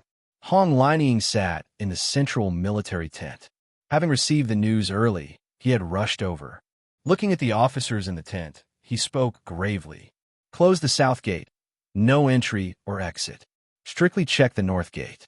Also thoroughly search inside the military camp. Deploy 2 large teams from each unit to check each household in the city. The official statement is that we suspect enemy spies may have infiltrated the city. Do not leak any information about the missing soldiers, understand? The officers in the tent stepped forward in unison. Yes, sir. And they marched out together. In an instant, only a few advisors and Marshal Hong remained in the tent. Marshal Hong looked at the advisors and waved his hand. You may leave too. Yes, sir. After everyone had left, Marshal Hong stared blankly at the marshal's desk for a while. Haha, so you've made your move already? You're truly quick. Since you already suspect, I'll go along with that kid's plan. Military Advisor's Mansion, Inner Valley. Strategist G had returned here. Looking at the two men still kneeling on the ground, a hint of killing intent flashed in his eyes. Walking slowly to the front of Chun and the other, he silently looked at the two prostrate figures. After a full 10 breaths, he waved his sleeve. You two may leave. Chun-in and Li-in had been kneeling all night. Even with their physical condition, their minds were foggy. Hearing this suddenly, they were startled and regained some clarity. They hurriedly kowtowed, then slowly and painfully stood up. Supporting each other, they limped away. What they didn't know was that they had just been on the brink of death. Strategist G had seen their condition, and with his mind focused on other matters, had temporarily spared them. Strategist G paid no attention to what happened to Chun and Li-in after they left. He looked at the various flowers and grasses that had been planted close to the stone house and began to carefully examine them. He walked along the path between the rows, stopping here and there, occasionally bending down for a closer look. In this manner, the morning sun slowly rose. At this time, strategist G was crouching in front of flower. This flower was planted on the southern side of the valley, already near the foot of the mountain, quite remote compared to the stone house and the main patch of flowers and grasses. Strategist G patiently walked from spot to spot. When he came here, he found one flower slightly taller than those around it. This would normally be quite ordinary, Plants naturally vary in height, but strangely, this flower had more space around it than other flowers, though not significantly more. Upon careful observation, this seemed different from other areas. Strategist G crouched in front of this flower, first observing it carefully, and noticed that although this flower was taller, it seemed to lack adequate water. This was unusual. Normally taller and larger flowers would be more lush, but this one had somewhat sparse branches and leaves. He reached out and dug a few times at the base of the flower, which immediately fell over, seemingly not deeply rooted. As the flower's main stem fell over, he saw a piece of silk beneath it. His spirits immediately rose. His hand, filled with spiritual power, grabbed for that piece of silk, but as he picked it up, nothing unusual happened. After picking it up, he examined it carefully. It was a small piece of black silk, folded into a neat square. End chapter. Superscript 1 Darkness under the lamp is a Chinese idiom meaning that sometimes the safest place to hide is right near the observer, as they wouldn't suspect it. G's a menace. This doesn't seem so hopeful for Li Yan. Strategist G's hand, filled with spiritual energy, had not yet dispersed that energy, still maintaining a cautious appearance. He shook that piece of silk, and it unfolded. After unfolding, the silk was empty of any objects, but his eyes brightened, because as the silk opened, he saw that one side of the silk had a map drawn on it. He laid the silk flat on the ground and looked at it intently. After a while, he couldn't help but laugh sinisterly. Hee, I wondered why you bought so many clothes every time you returned, but it turns out you had a map drawn somewhere in the city. Your thoughts are truly clever and intricate. How could I constantly guard against you bringing such an item in? You didn't dare keep this map in your room for fear I might accidentally discover it. So you moved it to this patch of flowers and buried it in a remote place. When you came over to weed and plant flowers, or even lay here, I wouldn't pay attention. But since the map was buried for so long, the flower roots lost moisture, so they inevitably began to wither. Have you been sitting or lying here studying this map regularly? At this moment, on the silk lying on the ground, there was clearly a map drawn on one side, showing the mountain ranges near North City. Such maps were sold in many shops in the city. This wasn't a military map, but rather a type of map for merchants or nearby residents. This kind of map depicted the geographical features of the nearby Great Qing Mountains and some small paths and shortcuts leading into the mountains. These weren't the main features. The main features were the notations on the map, indicating what kinds of demonic beasts appeared within how many li of the nearby mountains, as well as the types of demonic beasts. It was mainly to help nearby residents and passing merchants understand the Great Qing Mountain so they wouldn't enter too deeply or go to the wrong places, which would mean no return. This type of map had two sources. One was partly published by the military, which hunted demonic beasts in the mountain every year, first to train troops, and second to prevent too many demonic beasts from appearing at the edge of Great Qing Mountain. Although these demonic beasts weren't too high in level, they were deadly to ordinary mortals. The other source was from civilian commercial guilds. They also explored Great Qing Mountain, and during this exploration, gradually drew up their own maps. The map drawn on the silk before his eyes clearly wasn't the kind sold in shops.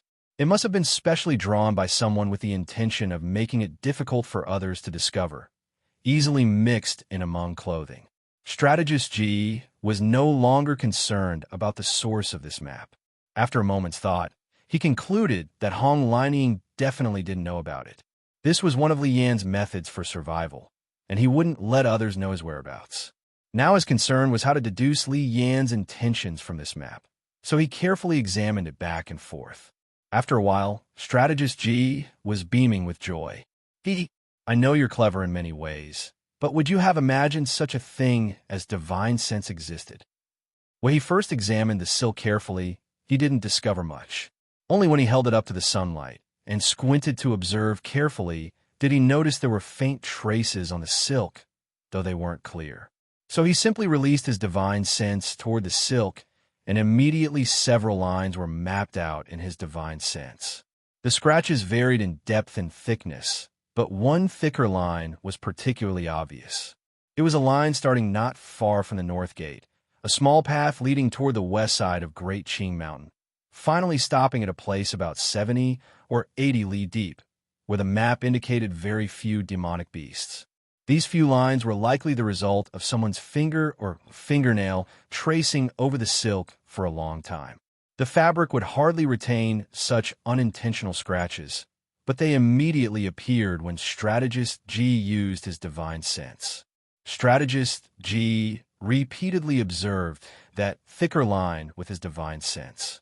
After a while, the smile at the corner of his mouth grew increasingly thick. He knew the reason this line was thicker than the others was because it had been traced by hand more times, leaving more repeated scratches that formed an overlap, making it appear thicker. This meant that among these routes, this was the one Li Yin had considered the most and was most likely to use. What's more, it was marked as having very few demonic beasts, making it a good place to hide.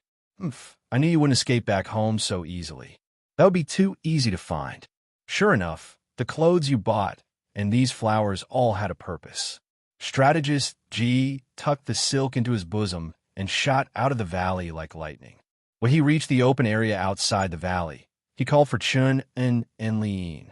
Amid their anxious expressions, he gave them a few instructions in a low voice, then quickly darted down the mountain. After receiving orders from Strategist G, Chun and Liyin also showed thoughtful expressions. Not long after, they entered the forest, let out some horses, and rode down the mountain. The two had received orders from Strategist G to secretly go to Li family village at the foot of Great Qing Mountain and discreetly investigate the village situation. If they discovered Li Yin in the village, one should stay and watch, while the other should return to report to him. Although Strategist G was almost certain Li Yin wouldn't return to the village, he still didn't want to overlook any possibility. After descending the mountain, Strategist G didn't immediately follow the map to search for Li Yin. Instead, he entered the city again, secretly searched Tianran Wine House and Ironware Pavilion, and only after confirming Li Yin wasn't there did he feel relieved. Strategist G looked at the sky. It was nearly noon. He got some food at Tianran Wine House, ate simply, then set out toward the outskirts of the city. The mountain path was rugged and covered with thorns. Like many paths entering Great Qing Mountain, it wasn't frequently used. The mountain weeds and vines grew extremely fast, quickly covering the small paths occasionally cleared by people with intertwining stems and branches. Li Shan set down his chopsticks, wiped the grease from his mouth with the back of his hand, and said with a puzzled expression, "Brother Yin, you're not short on silver anymore. You could easily throw away these old things. Why are you taking this back to Uncle Chong?" Li Yu chimed in softly. "That's right, Brother Yin. You're so powerful now, with official rank and wealth. Why are you still so frugal?" Chun and Liyin, who were seated at another table and had been keeping a close eye on Li Yin, had witnessed the exchange. They too looked at him with curiosity. They knew their young master was usually extravagant. Why would he bother taking back a used belt today? Li Yin smiled brightly. "What do you know? This belt was bestowed upon me by my esteemed master. I'm taking it back so my parents can see it too." Li Yu's eyes widened in understanding. "I get it. It's like those imperial swords the storytellers talk about, right? If any unsolvable problems arise in the village, we can use this to ward off misfortune, right?" Li Shan nodded vigorously in agreement. Chun and Liyin also understood the reasoning. Such practices were common in official circles. It was common for officials' ancestral homes to display gifts from the current emperor or high-ranking officials, such as mandarin jackets, hairpins, fans, and even imperial swords. These items often carried more weight than official proclamations. Lord Ji was a prominent figure in the region, so any gift he bestowed would naturally carry more influence than official documents. Li Yan's decision was impulsive. He had worn this particular belt for several months, and though he had since acquired others, this one had been his longest serving.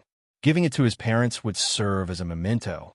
It was a rash move, and when he noticed Chun and Liyin's puzzled expressions, he immediately regretted it. Fortunately, Liu's quick thinking and smooth acceptance of the gift inadvertently saved him from having to explain. You always know so much, huh? Li Yin chuckled, patting Liu's shoulder before glancing at the glaring sunlight outside. He sighed inwardly. It's finally beginning. Today might be my last. No matter what, I'll give it my all. At that moment, tens of thousands of li west of Great Qing Pass, above the Great Qing Mountains, a radiant light streaked eastward across the sky. Within this light flew a shuttle-shaped object, carrying three young men engaged in conversation. Senior Brother Wu, the round-faced youth with wide eyes asked, "Are you certain the law enforcement team's senior brothers have confirmed that the members of the immortal-seeking lineage are within the Imperial Dynasty territory?" The man addressed as Senior Brother Wu was lean and horse-faced, his dark skin and gloomy expression adding to his sinister appearance. Beside them sat another youth, around 20 years old, with a fair, beardless face and a gentle demeanor. All three wore identical ink-green robes. From the cuffs of Senior Brother Wu's robe, several brightly colored centipedes occasionally crawled out. They crisscrossed his chest and back before disappearing back into his sleeves. Moments later, they would emerge again, crawl around, and retreat into his sleeves, a sight that sent shivers down the spine. Yet the other two youths on the shuttle seemed completely unfazed. "Yes, we're here on orders from the senior brother of the law enforcement hall.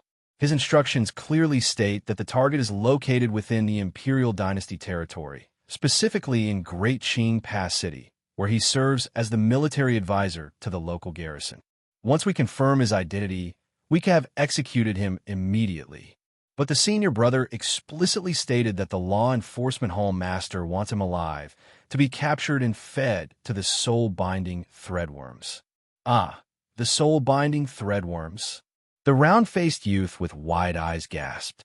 That was an incredibly cruel form of torture, and the mere thought of it sent shivers down his spine, turning his face pale. The gentle youth with a fair, beardless face also froze, his usual composure faltering. "Senior Brother Wu, are you sure there isn't some mistake? Using such a barbaric method goes against the Tao." "Oomph. How could I be mistaken?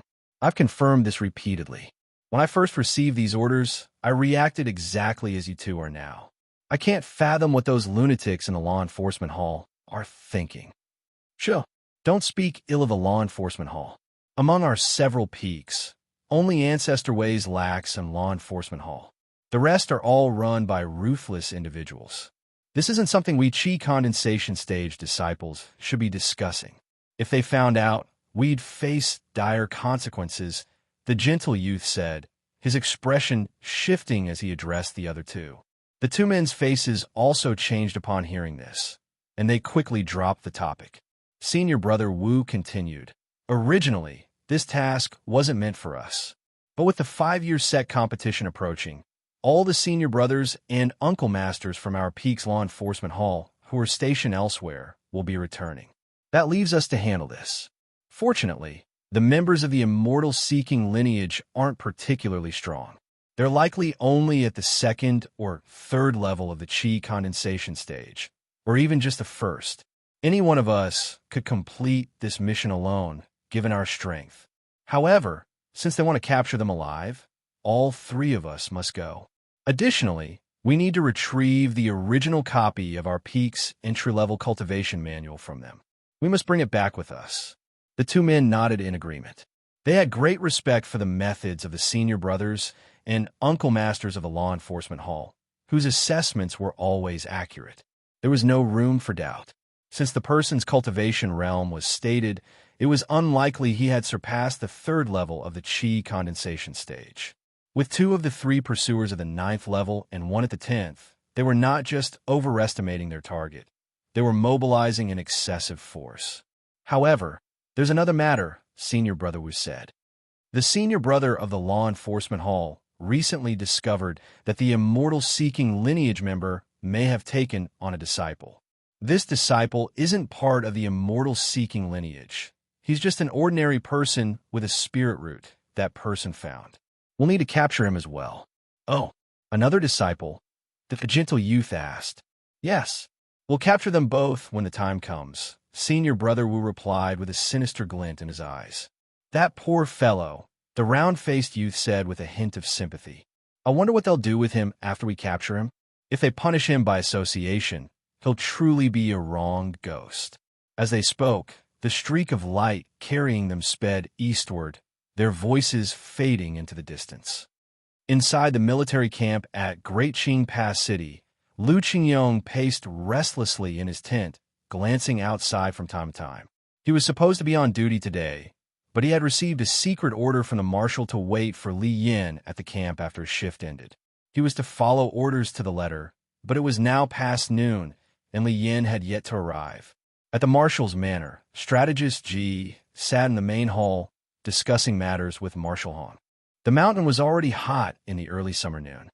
Occasional breezes brought a hint of coolness, mixed with the scent of wildflowers, which was also somewhat comfortable. But the person traveling there didn't feel very good.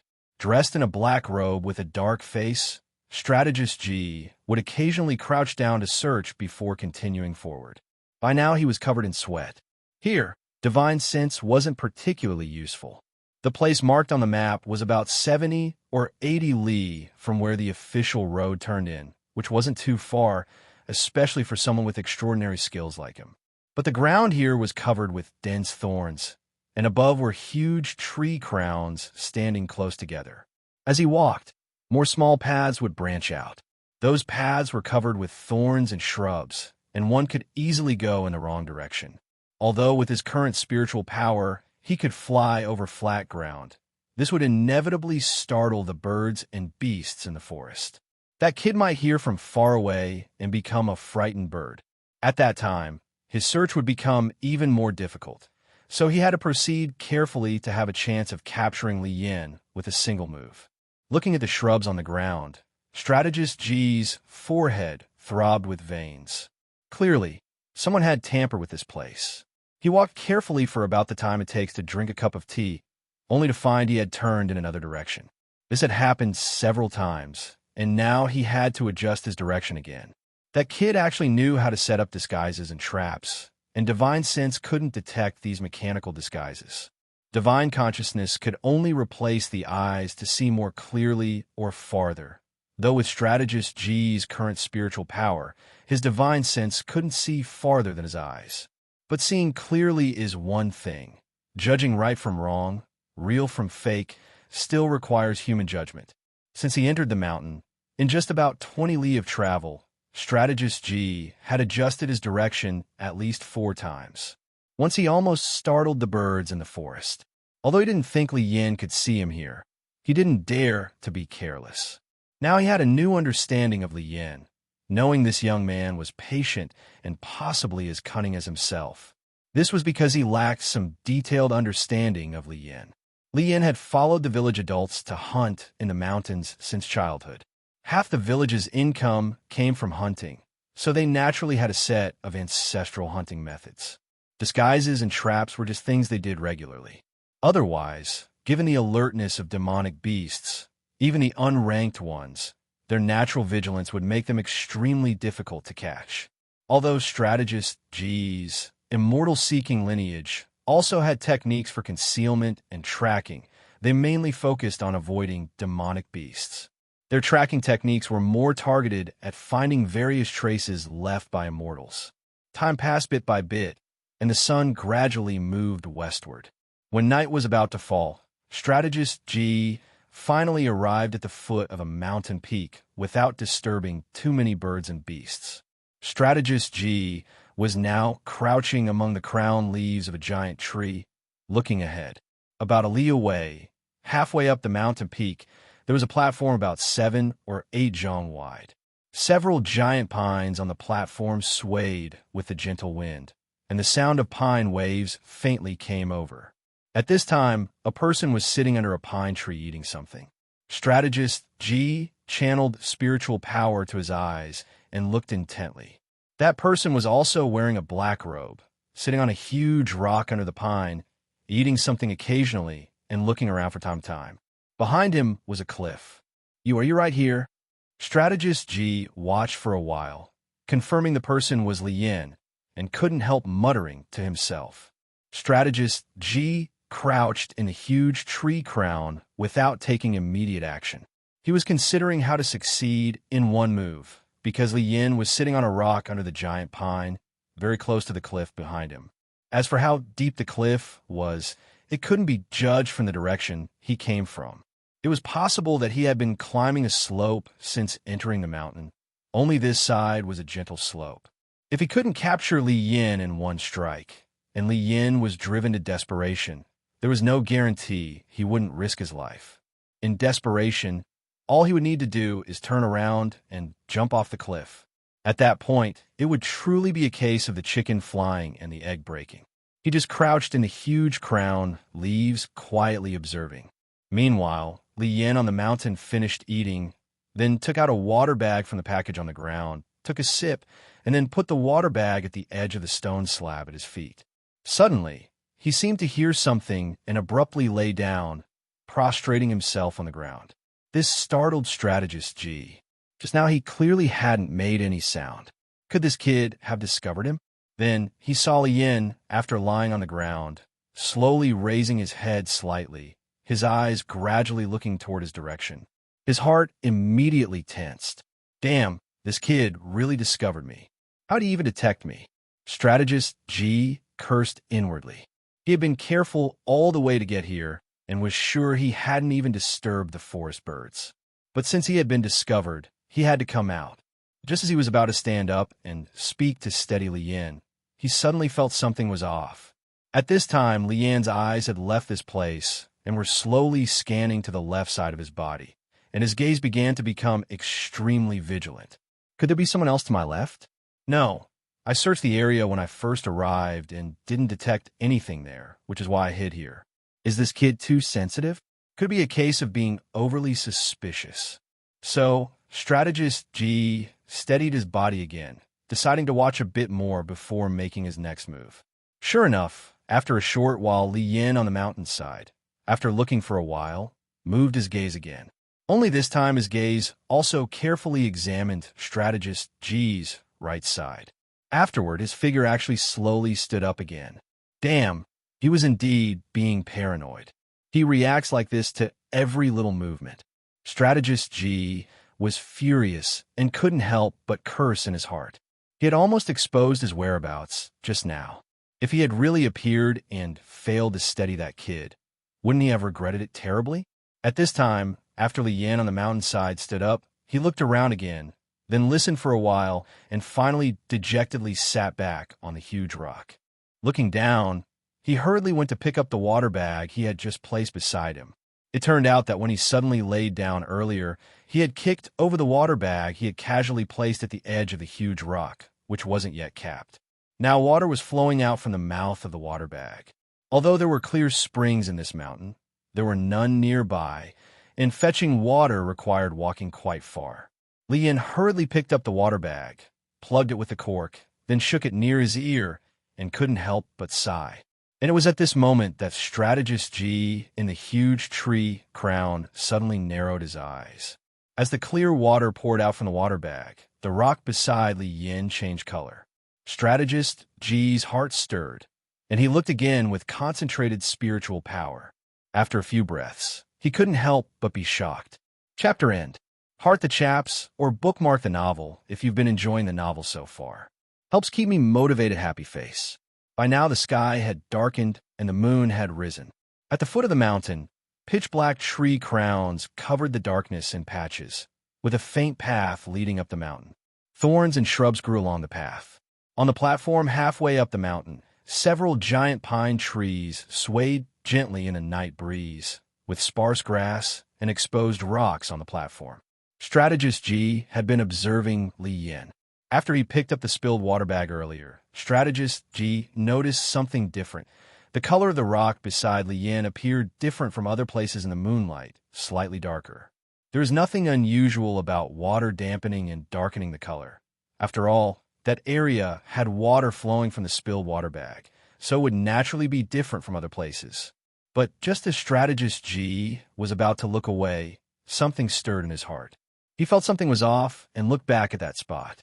In his eyes, filled with concentrated spiritual power, he discovered a faint glimmer flashing in that area, clearly caused by water adhering to something and reflecting light. But because the distance was too great, even with his magical power, he couldn't see clearly. He lowered his head to look at the foot of the mountain, silently calculating. From the foot of the mountain upward, there weren't many large trees, mostly thorns and shrubs extending upward. These low-growing plants generally grew horizontally close to the ground from their roots, with intertwining branches. Trying to hide silently among them would be extremely difficult, but there were still several taller trees at the foot of the mountain. At this point, strategist G descended from the huge tree crown like an agile squirrel, reaching the ground in just a few movements. With a few more leaps, he arrived at those trees at the foot of the mountain. He chose the tree with the best view of Li Yin and again floated up lightly. Li Yin sat on the rock with his eyes closed, leaning against a pine tree, appearing to be dozing, but actually having raised his magical power to the maximum degree, listening intently to the sound around him with his whole heart and mind. He had been here for more than 2 days.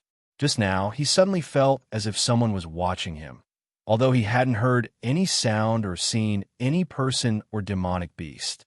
But in that brief moment, the natural balance of this place that he had begun to familiarize himself with seemed suddenly torn open by someone's hand. Is it him? It's a pity there wasn't time for me to cultivate to the second level of the chi condensation stage. With the ability to project divine sense, my chances of survival would have been much greater. After months of bitter cultivation of the Gushui, true scripture, his magical power had grown rapidly, and he had also begun to familiarize himself with many functions of this immortal art.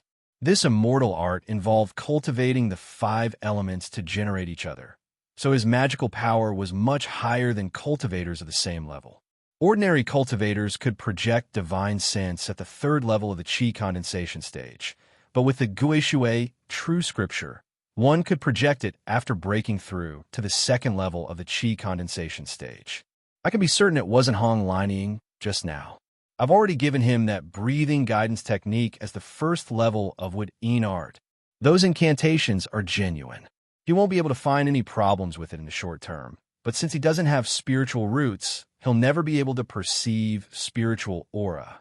But as long as he feels the secret manual is real, he can see the extraordinary nature within it. With his martial fanatic disposition, he will likely come for a fight, doing his utmost to obtain the subsequent techniques. The strange feeling just now is very likely that Ji Wonha has found this place. Although it was just a momentary feeling, I can basically confirm it. But now that Ji Wonha has tracked me here, Hong Lining still hasn't arrived. Do I have to face him alone? Strategist Ji came to the treetop again. Although this tree was only growing at the foot of the mountain and wasn't as tall as the tree he had been hiding in earlier, he could still barely see the platform above, and the view was much closer. After a while, a mocking smile appeared on Strategist Ji's pitch-black face. So it's the strong winding crossbow. Hong Lining even gave him this thing. He's truly vicious. If I hadn't noticed it, it would have been a big problem. The strong winding crossbow had strings made of several twisted, ordinary demonic beast tendons, equipped with a crossbow case containing 7 strong bolts. The arrows were preloaded into the case, with killing power 5 to 6 times that of ordinary bows and arrows, and 2 to 3 times that of ordinary crossbow arrows. Generally, it took 3 to 4 people to draw it, but this made its practicality too low. After continuous improvements by skilled craftsmen in the military, it could be operated by one master who had practiced internal martial arts. Even so, often a second-rate martial arts master could only fire about 3 bolts consecutively. So, with further improvements, a groove was added to the back of the crossbow that could accommodate an adult's forefoot. The leg strength could be used to trigger the crossbow mechanism, allowing even an ordinary adult to possibly fire 1 bolt. Hence, it was also called the strong foot crossbow.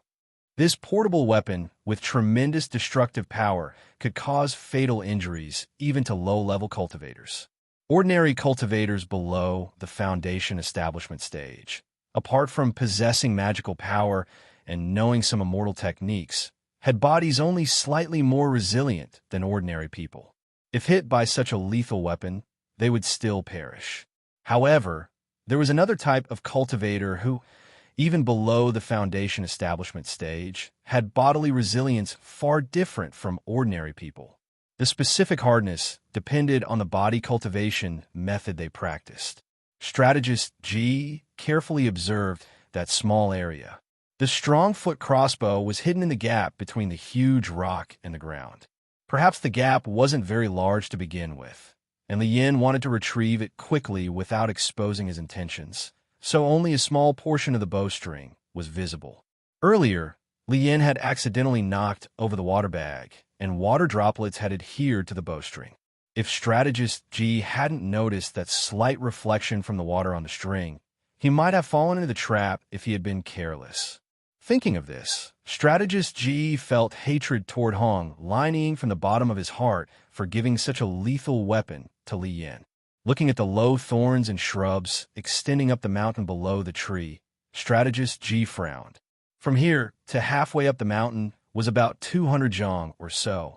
If he could sneak another 100 zhong closer, he was absolutely confident he could get to Li Yin before he could react. However, his frown soon relaxed. This wasn't a problem at all. Now that he had found Li Yin, what remained for him was to wait for the right moment. This moment, simply put, was to wait for Li Yin to become tired. Even someone like himself at the third level of the qi condensation stage couldn't substitute sleep with meditation cultivation, let alone someone at the first level of the qi condensation stage like Li Yin. Li Yin continued sitting on the rock. The night in the valley grew deeper. The moonlight above became cooler, and waves of drowsiness assailed him. He slowly relaxed his body, leaned against the pine tree, and his eyes closed involuntarily. Strategist G crouched on the tree, watching Li Yin without blinking. By now it was midnight. Seeing Li Yin slowly close his eyes, he also began to slowly close his eyes, gradually regulating the spiritual power in his body. After 2 nights of high mental tension, plus constant movement, even a strong cultivator like him was very tired. Now that he had confirmed Li Yin had begun to sleep, strategist G immediately began to regulate his breath and gather strength, while also waiting for Li Yin to enter a deeper level of sleep. Half an hour later, strategist G slowly opened his eyes. After watching Li Yin for a while, his figure flashed and disappeared from the tree. Then one could see a shadow flashing in the moonlit mountain path, then disappearing again, and the next moment appearing in a more distant place. As he rapidly flew, only occasionally would the thorny branches on the small path sway slightly. Looking at the platform on the mountainside getting closer and closer, strategist G's heart was as calm as water. Li Yin became increasingly clear in his eyes. He silently calculated that in 2 more breaths, he could reach Li Yin. Looking at Li Yin sleeping quietly against the tree, strategist G suddenly felt an inexplicable unease. Can a person sleep so peacefully in this mountain valley? Even though for some unknown reason there were relatively few demonic beasts in this place, as strategist G got closer and saw Li Yin's sleeping posture more clearly, the bad feeling in his heart grew stronger. So, spiritual power suddenly surged into his legs, and he no longer concealed his form. Just as strategist G made this decision, Li Yin, leaning against the tree, suddenly opened his eyes. His bloodshot eyes flashed with determination. He lowered his body, with 1 hand and 1 foot already reaching under the rock. In the next moment, all he needed to do was grab, pull, and place. Strategist G's form was still in midair when he saw Li Yin's eyes suddenly open. He silently exclaimed, "Not good." In a flash, he made a judgment, changing his direction to pounce toward the strong foot crossbow. All this sounds lengthy in the telling, but it actually happened in an instant. Just as Li Yan's hand touched the bowstring and was about to grab and pull out, strategist G had already pounced over amid the fluttering sound of his black robe. He bent his fingers into claws, 1 hand grabbing for Li Yan's extended wrist, the other hand expanding to grab for the bowstring in the rock crevice. Seeing this, Li Yin was greatly alarmed. He no longer dared to grab the strong foot crossbow. His arm quickly retracted, his toes kicked against the ground, and his body rolled awkwardly to one side.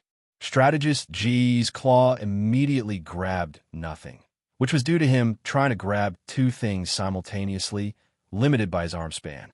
By now, the other hand had already grabbed the bowstring in the gap between the rock and the ground.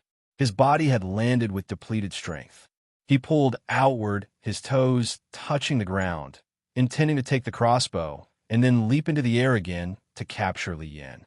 By this time, Li Yan had rolled away from the rock surface but hadn't yet stood up stably.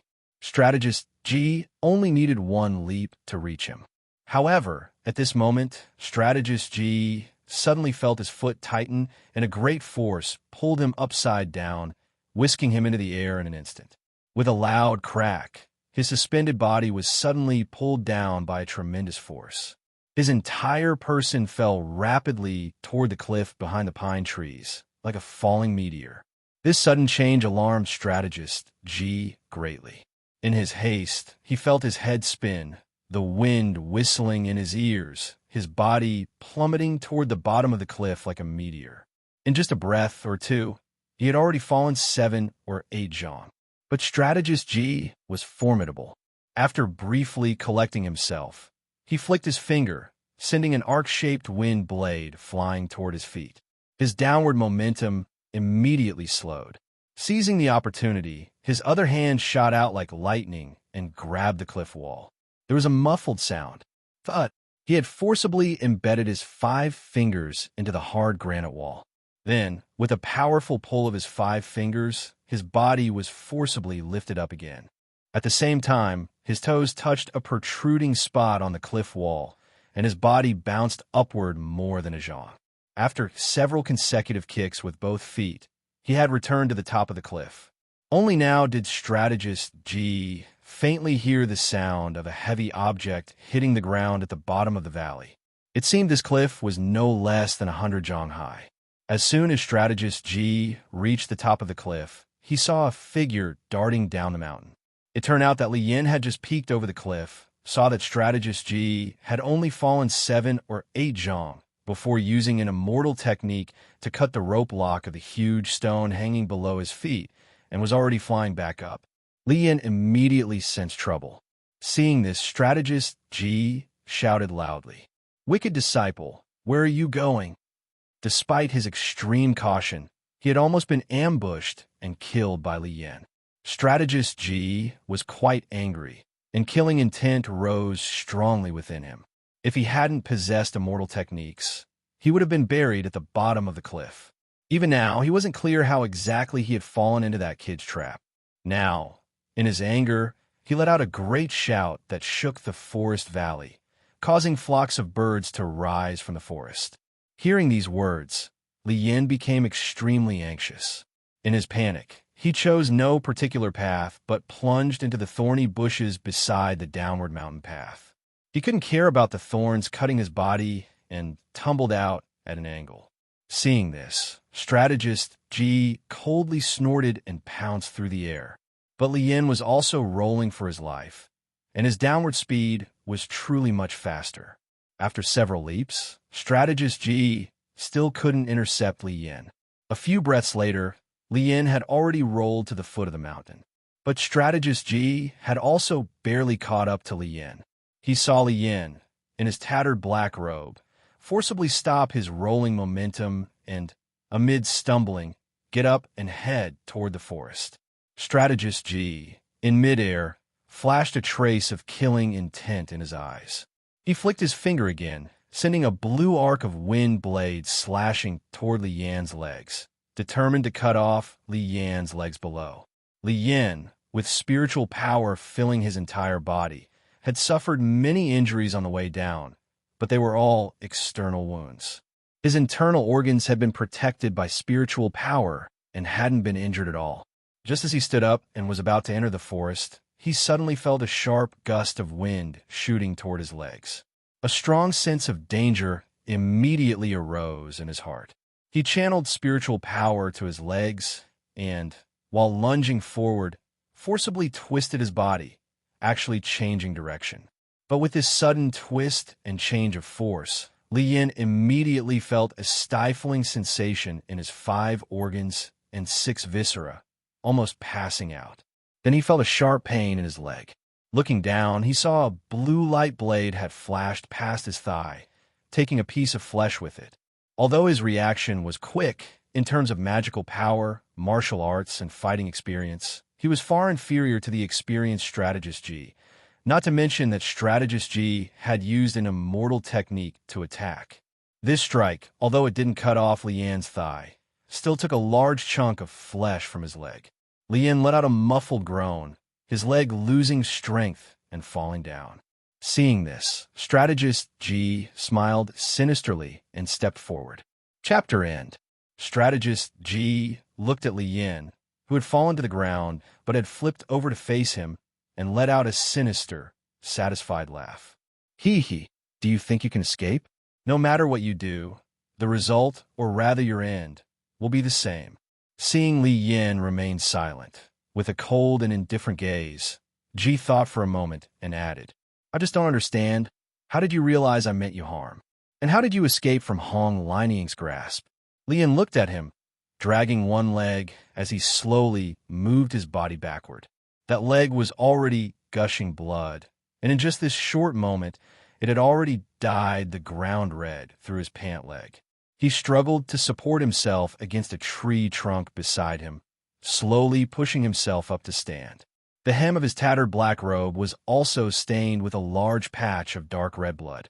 Suddenly, Li Yan bared his pale teeth and gave strategist Ji the grin. Hee. Of course it was the clues left by my senior brother that told me. Why would Marshal Hong hold me back? His target was you, not me. Strategist Ji was momentarily stunned. He didn't fully understand and felt there was something wrong in Li Yan's words, but he couldn't figure out what it was right away. In that very instant of strategist Ji's days, Li Yan suddenly slammed his palm against the tree he was leaning on and let out a low growl. Then let's die together. Strategist Ji's thoughts were still lingering on Li Yan's previous sentence when he suddenly saw Li Yan's face twist in a grimace and a palm strike hit the trunk. Before he could figure out what Li Yan was doing, he felt a gust of wind at the back of his head and immediately realized something was wrong. He never imagined that Li Yan had set up another ambush here. This place was a full li away from the original ambush site, something he would never have expected. At that moment, there was no time to turn around. A flash of spiritual light surged over his body as he waved his hands rapidly behind him. Immediately, the sounds of crash, clang, splat rang out, followed by a muffled grunt. The sudden loud noise startled the birds that had just returned to rest in the treetops. They flew off once again, flapping into the night sky. After Li Yan struck the tree trunk, he used the momentum to roll to one side. In his ears rang a burst of chaotic sounds and a deep, rough grunt. When he flipped over and looked up again, he saw a scene that chilled his heart. Strategist Ji looked quite wretched, even miserable. His black robe was slashed in over a dozen places, and 2 thick, sharp wooden spikes, each about the width of a finger, had pierced through his left arm. The tips of his spikes were still carrying strands of twisted black material. Those were human tendons. But what chilled Li Yan most was that strategist Ji was still alive. His chest rose and fell violently as he stared at him with a man-eating gaze. His dark, purplish face twitched from the intense pain, and he began walking step by step toward Li Yan. You're really something. Really something. You've managed to trap me time and time again. Good. Very good. He spoke slowly, word by word, blood spurting from his elbow like several thin streams of water. Behind strategist Ji was a pile of wood chips and broken branches.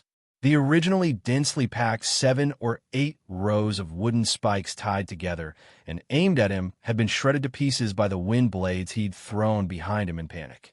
But in his haste, he had only managed to protect his back and the back of his head. He couldn't destroy all of them in time. 2 sharp spikes had pierced through his left arm, dragging out his veins. It was unclear whether the bones had been damaged. But from the looks of it, strategist Ji would have a hard time using his left hand from now on. Even if it eventually healed, his current cultivation might not be enough to restore it to its original state. This trap was a method commonly used by hunters to catch large demonic beasts called spiked wood raft. Hard tree branches are whittled down into finger-thick stakes with sharp tips shaped like cones. These spikes are then fixed into a thick log, forming something like a spike club. Then, 7 or 8 of these spike clubs are tied together in a large wooden frame and suspended between 2 trees. One end of a twisted rope is tightly wound around a tree trunk. The other end of the twisted rope forms a slip knot attached somewhere. When triggered by external force, the knot snaps open and the spiked raft flies out with a whooshing sound, its effective range covering 2 to 3 zhang ahead. But it has a flaw. To avoid hindering its own momentum and to increase inertia, it usually hangs in the air a foot or 2 off the ground. If a small or agile creature lies flat, it could pass right over their head. But strategist Ji had been confused by Li Yan's words, unsure of his meaning, and was caught off guard. What's more, Ji was used to seeking immortality deep in the mountains, where he encountered only demonic beasts or fellow cultivators. Mortal hunters never made it far enough to set traps. Before they had even traveled a few li into the wilderness, they had already become food in a beast's belly or a ghost beneath a cultivator's sword. In the end, strategist Ji had never expected Li Yan to be so cunning, able to set ambushes even while fleeing for his life.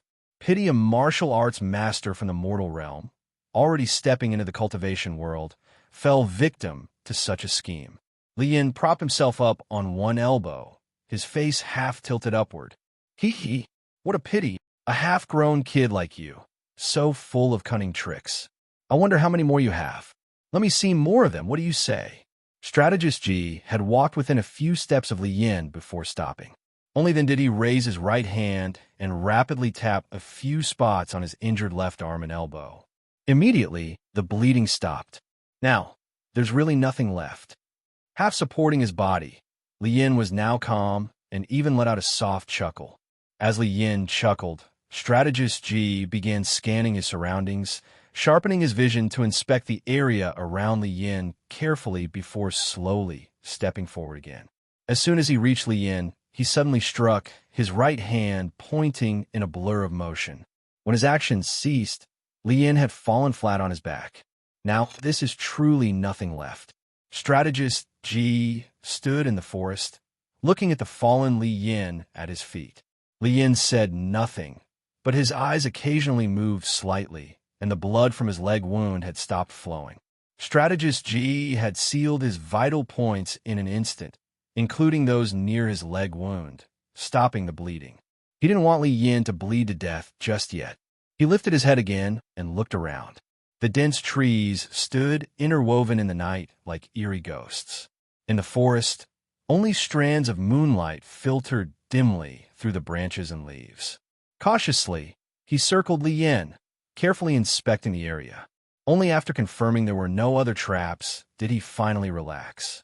Then he glanced down at Li Yan on the ground, and after confirming that he was restrained and unable to escape, his figure flickered and he darted toward the platform halfway up the mountain. After just a few breaths, he once again arrived at the platform where Li Yan had set up his ambush earlier. The large boulder that had been on the ground was now gone. Only a pit, several water pouches, 2 short stone pillars about as thick as a baby's arm, and a short piece of demon beast tendon were left behind. He picked up the demon beast tendon and examined it, then grabbed a few of the water pouches and gave them a shake. After standing there in thought for a moment, he then strode over to the edge of the cliff behind the giant pine and glanced down. In the darkness of the night, all he could see was a deep, black abyss, like a giant beast's gaping maw filled with fangs, causing the strategist's heart to involuntarily feel a chill. Though his body was somewhat stronger than that of an ordinary person, it was still made of flesh and blood. If he were to fall, he'd either become a pile of minced meat or be pierced into pieces by the sharp rocks at the bottom of the cliff. After looking for a moment, he had basically figured out how Li Yan had set the ambush. Although he wasn't a mountain hunter, just now he had been the prey in the trap. Now, knowing how he'd fallen into the ambush and examining the remnants, with his experience from the martial world, he could more or less piece together the setup. With a few flickers of his figure, he disappeared from the platform and entered the forest at the base of the mountain. The strategist returned to where Li Yin was lying on his back. A trace of pain suddenly flashed across his face, and black blood began to seep from the corner of his mouth. He quickly sat cross-legged. With his right hand, he hurriedly pulled a semi-transparent crystal from his robe, closed his eyes, gripped the crystal, and began circulating his breath. He hadn't rested for several days, and now, having taken heavy injuries, his condition was extremely dire. An hour later, the strategist slowly opened his eyes. At this point, about 70 to 80% of his spiritual power had been restored. He glanced at the now clouded crystal that had once been clear, and a trace of heartache flashed across his face. There was no spiritual energy in this area, so he had to rely on this crystal to recover. This crystal had been passed down by the previous head of his sect's immortals-seeking lineage, who had told him, "If one day you can embark upon the path of immortality, this crystal will surely aid you." So many years had passed, and although he had already stepped onto the path of cultivation, he had never been willing to use it until now, in this situation. The crystal was called a spirit stone, containing spiritual energy that could aid cultivators in their practice. This was something his seniors in the sect had told him. Their sect had only this one spirit stone, which had been passed down for more than a dozen generations. Originally, he could have returned to the inner valley of the military advisor's mansion and used the spiritual energy from the pond there to recover. But earlier, half his spiritual power had already been expended, mostly from repeatedly casting wind blade technique. At his current cultivation level, he should have been able to unleash 11 or 12 wind blades at full power. But in order to deal with Li Yin, he had to cut the stone at his feet and break through the wooden spike trap, costing him 6 wind blades in total. And when he returned from the cliff's edge, the fire poison in his body had already erupted. If he didn't suppress it immediately, he would have died before Li Yin. But he had almost no spiritual energy left to suppress it, and so, in desperation, he had to use the sect's treasured item. The strategist stared blankly for a moment at the now cloudy spirit stone in his hand, then returned it to his robe. He raised his right hand and forcefully pressed on his own left elbow and upper arm. With 2 chi-chi sounds, he let out a muffled grunt. At the same time, 2 wooden spikes, each as thick as a finger, shot out of his flesh, flying off into the distance, and trailing strings of blood behind them. Cold sweat poured down the strategist's forehead from the pain. Gritting his teeth, he quickly tapped around the wounds to stop the bleeding. As he looked at the black, exposed tendons on his left arm, some hanging loosely, others snapped and dangling, he couldn't help but furrow his brow. After a few breaths, he shook his head. As he stood up, his figure flickered repeatedly, darting swiftly through the nearby forest. Half an incense stick later, his figure appeared once again at the original location. Looking down at the closed-eyed Li Yin, the strategist raised his right hand, bent his finger, and sent out a thread of finger wind, which entered Li Yin's forehead. "I know you're not asleep. I also no longer care how you figured out my intentions. Whether you know or not, the outcome for you is the same. I just didn't expect that you, a mere 15 or 16-year-old boy, could be so vicious, with every scheme a trap meant to harm others. I truly underestimated my own disciple." The strategist stared at Li Yin, his eyes filled with poisonous hatred. Originally, his plan was to continue forcibly suppressing the fire poison in his body for another half-year. By then, Li Yin would likely have cultivated to mid-stage first level of qi condensation, giving him at least a 50% chance of breaking through to the 4th level. But now, not only had the timing been pushed forward, Li Yin's cultivation was still far below his minimum expectations, and he himself had been forced to tap into his core spiritual power, causing the fire poison to erupt early. And at this moment, his blood and qi were severely depleted. But he had no other choice now. Blood and qi could be replenished slowly, but could he wait for Li Yin for another half-year? Could his already erupted fire poison go back to being dormant? The more he thought about it, the more furious he became. Years of planning, all ruined by this one person, ending in such an unpredictable result. You say I'm vicious? Weren't you planning to trade my life for your own? Li Yin suddenly spoke from the ground, his voice hoarse. Oh, so you do know. I really would like to know how you figured it out, but right now, I no longer care to waste the time. With your kind of disposition, able to persistently kick over water pouches and sprinkle water on that demon beast tendon without giving anything away, even to me. If I hadn't been poisoned, I might really have taken you in as a true disciple. A trace of strange emotion flickered through Li Yan's eyes as he lay there. The fact that the strategist could deduce the setup of the trap after checking the platform earlier did not surprise him. But that the strategist could deduce that he had kicked over the water pouch many times, now that surprised him a little. Oh, you even figured that out. Teacher, you really are amazing, Li Yin said flatly, while silently thinking to himself. But you still didn't notice that other thing. Chapter end. Li Yin had set up a trap on a mountainside platform, a kind typically used by hunters to capture large demonic beasts. To say capture is generous. This was more of an execution trap. He had arrived 2 days early. According to his calculations, he had roughly a day and a night to prepare. Unexpectedly, due to strategist G's naturally suspicious nature and tendency to overanalyze everything, he overlooked the very clues Li Yin deliberately left behind. The silk map was intentionally left by Li Yin. Judging by current events, strategist G had indeed mistaken it for something Li Yin had accidentally left behind in his haste to flee. After leaving the city and entering the mountains that day, Li Yin began creating various false trails and disguises along the path, with the goal of confusing strategist G and buying more time for himself. Once at this location, he spent nearly half a day selecting 2 spots to set his ambushes. On the platform, what caught his eye was the massive boulder.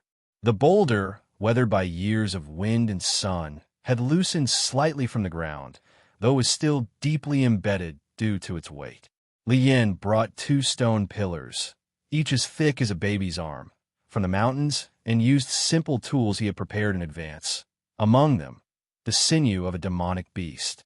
Of course, he hadn't been sure what kind of terrain he'd find here, so he'd done his best to prepare thoroughly based on the map. The tools, too bulky to purchase outright without raising suspicion, were mixed in with farm tools and bought gradually in separate trips. His black robe was oversized. After many secret tests, he figured out just how much he could conceal within it without arousing suspicion from his escorts, Chun and Lian. Once he picked the spot, he slowly hollowed out the area beneath the boulder and used the 2 stone pillars to hold it in a precarious balance. He then tied one end of the demonic beast's sinew to a main rope extended from the 2 stone pillars. The next step was to tighten the sinew, hiding most of it in the gap beneath the boulder with only a small portion visible, looking for all the world like a strong-foot crossbow ready to fire. He had seen this mechanism in a military camp once and decided to adapt it here. Then, from this sinew rope, he extended a looped cord, looping the other end back and tying it to the top of the boulder. So when someone reached to remove this strong-foot crossbow under the boulder, it would be like triggering the mechanism themselves, disturbing the balance. The boulder, having been hollowed toward the cliff side, would then slide off rapidly. This would tighten the rope loop. Anything caught in it would be hoisted up and dragged down with the falling boulder into the ravine. Each link in this trap had to work in perfect harmony. Any mistake, and it would fail. The hardest parts were twofold. First, Li Yin occasionally had to sit atop the boulder himself. During those times, he couldn't disturb the supports beneath, or he would be dragged down with it. The second challenge was timing the spilling of water when it tipped over the water pouches so the spillage would just happen to soak the beast's sinew, all without arousing suspicion. When strategist G had seen the water pouches earlier on the platform, he grew suspicious. Shaking each bag, he noticed they were all still half full or more. After some thought, he understood that this was part of Li Yan's ploy. After all, no one drinks from every water bag. They usually open one and keep drinking from it before moving to the next. But one thing puzzled strategist G. Li Yin couldn't have known exactly when he would arrive. Strategist G hadn't acted immediately upon arriving either. He'd waited a long time. Yet the water bags seemed to have only been tipped once. If Li Yin had done it multiple times, strategist Ji might have grown suspicious. So how did Li Yin time this right? He couldn't figure it out, but he was sure Li Yin had used the water bags repeatedly to lure him in. After hearing Li Yin's words, strategist Ji fell silent. He stood and walked over to Li Yin. By now, he had recovered enough spiritual energy to perform the spirit absorption technique. He didn't want to waste time talking, too much risk of something going wrong. Standing in front of Li Yin, and with only his right hand usable, he pulled Li Yin up and propped him against a tree. Once Li Yin was settled, strategist Ji sat cross-legged beside him and tapped Li Yin a few times. Li Yin immediately felt his body loosen, his restraints undone. Just as he was about to make a move, a large hand clamped down on the top of his head. A powerful suction erupted from it, and all the strength in his body vanished in an instant. Li Yin felt the spiritual energy in his Dantian Qi sea surge uncontrollably toward the top of his head and was instantly alarmed.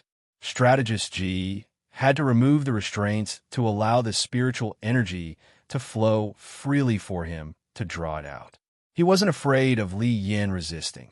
So long as he had one hand on Li Yin's crown acupoint, Li Yin was helpless. Li Yin panicked. He knew his life was hanging by a thread. If strategist Ji kept drawing his energy like this, in less than half a quarter hour, he would be completely drained and die. In his shock and anxiety, his thoughts grew chaotic, and his spiritual energy surged even faster. Only one chance left. If I die, you're dying with me. Fierce resolve flared within Li Yin. He decided to reverse the nature of his spiritual energy, transforming all of it into fire attribute energy. This decision came from repeated experimentation. Strategist Ji cultivated a technique called Dark Night Cyan Curtain, which was wood-based, so he needed wood element energy to help him break through.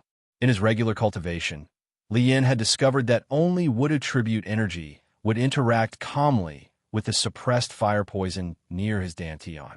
Other attributes, especially fire, agitated it severely, likely because they shared the same elemental nature. In desperation, Li Yin resolved to convert all his energy into fire-attributed energy. Once absorbed by strategist Ji, it would trigger the fire poison in his body, throwing his energy into chaos. The result: even if strategist Ji didn't die on the spot, he likely wouldn't live much longer.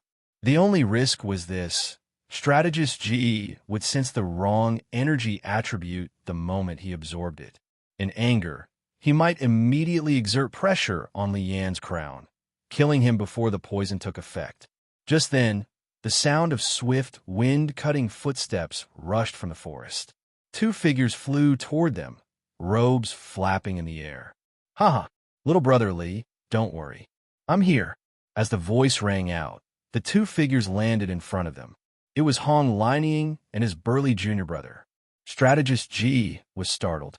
He quickly stabilized his energy, but his hand remained pressed to the top of Li Yan's head. "Strategist Ji, would you say we arrived just in time?" Hong Lining asked as he came to a stop. "It's you two? Such impressive concealment techniques.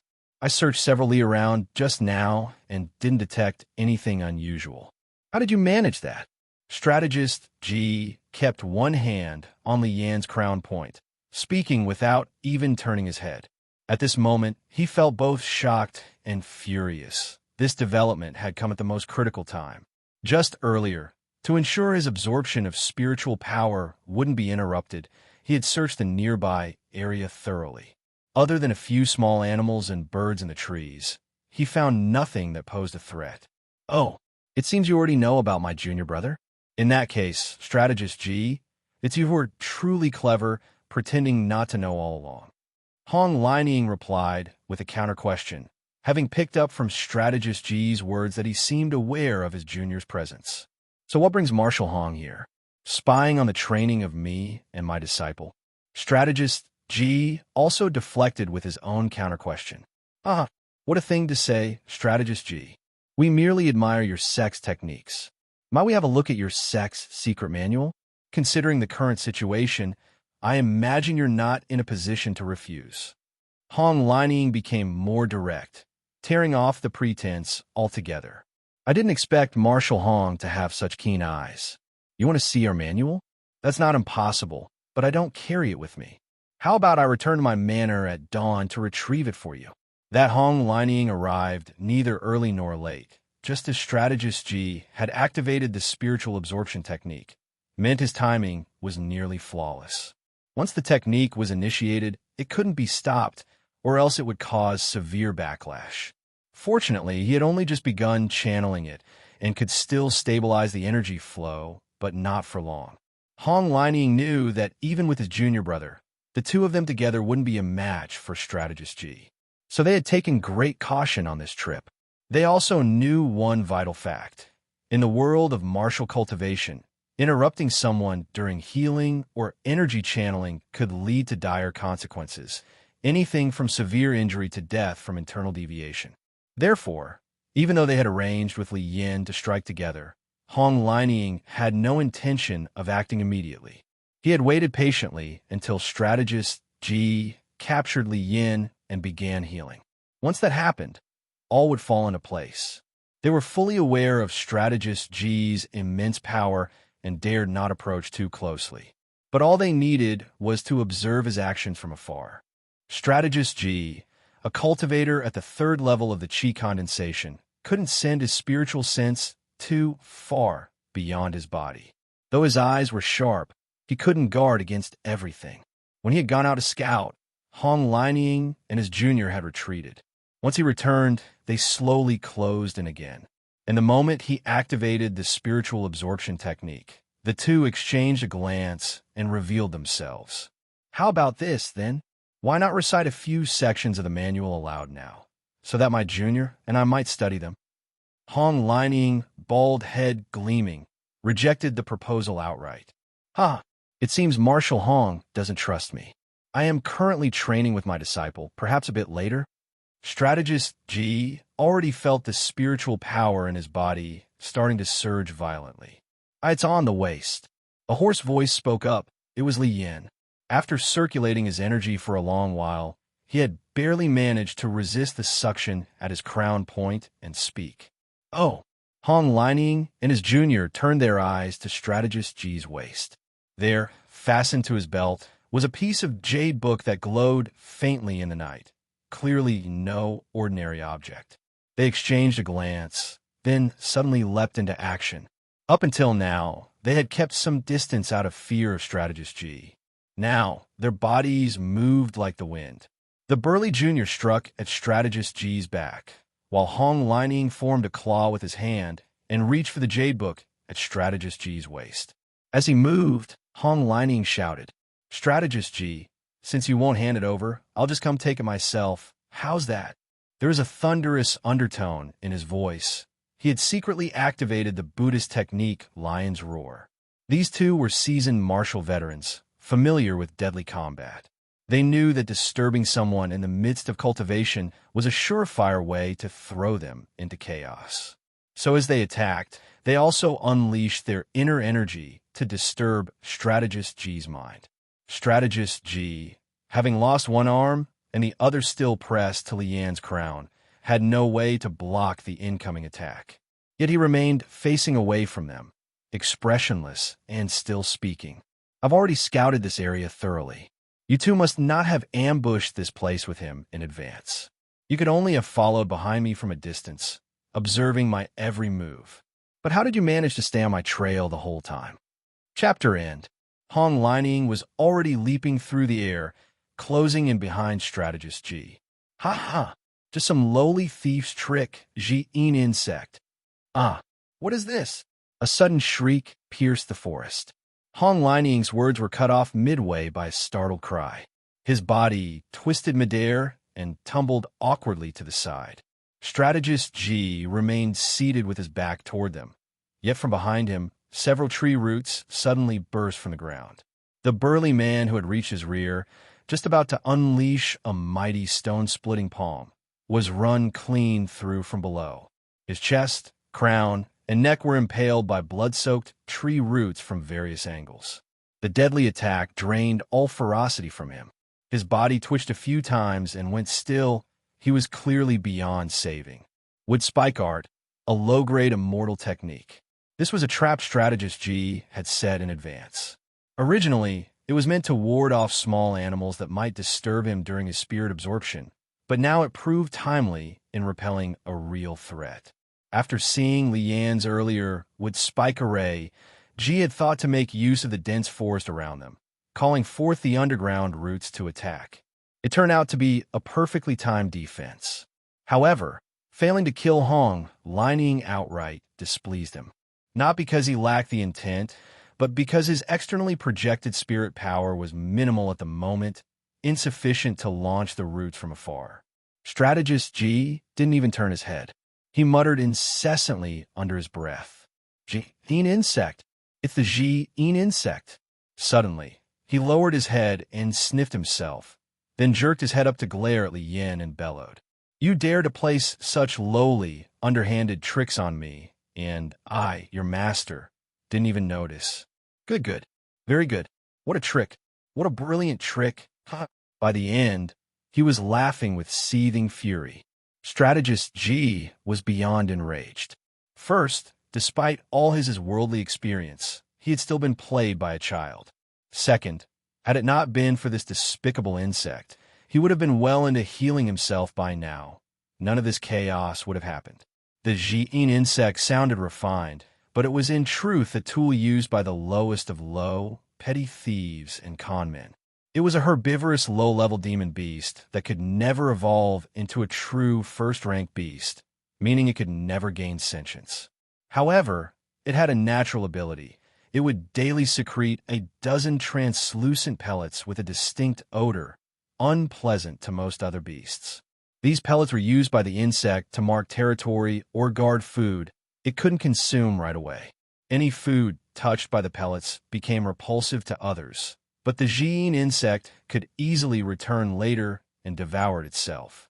The insect was extremely sensitive to the scent of its own secretions, able to detect it from miles away.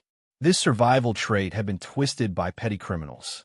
They would stealthily smear crushed pellets on a fat target's clothing or carriage, then send an insect to track the scent and rob them at the right time.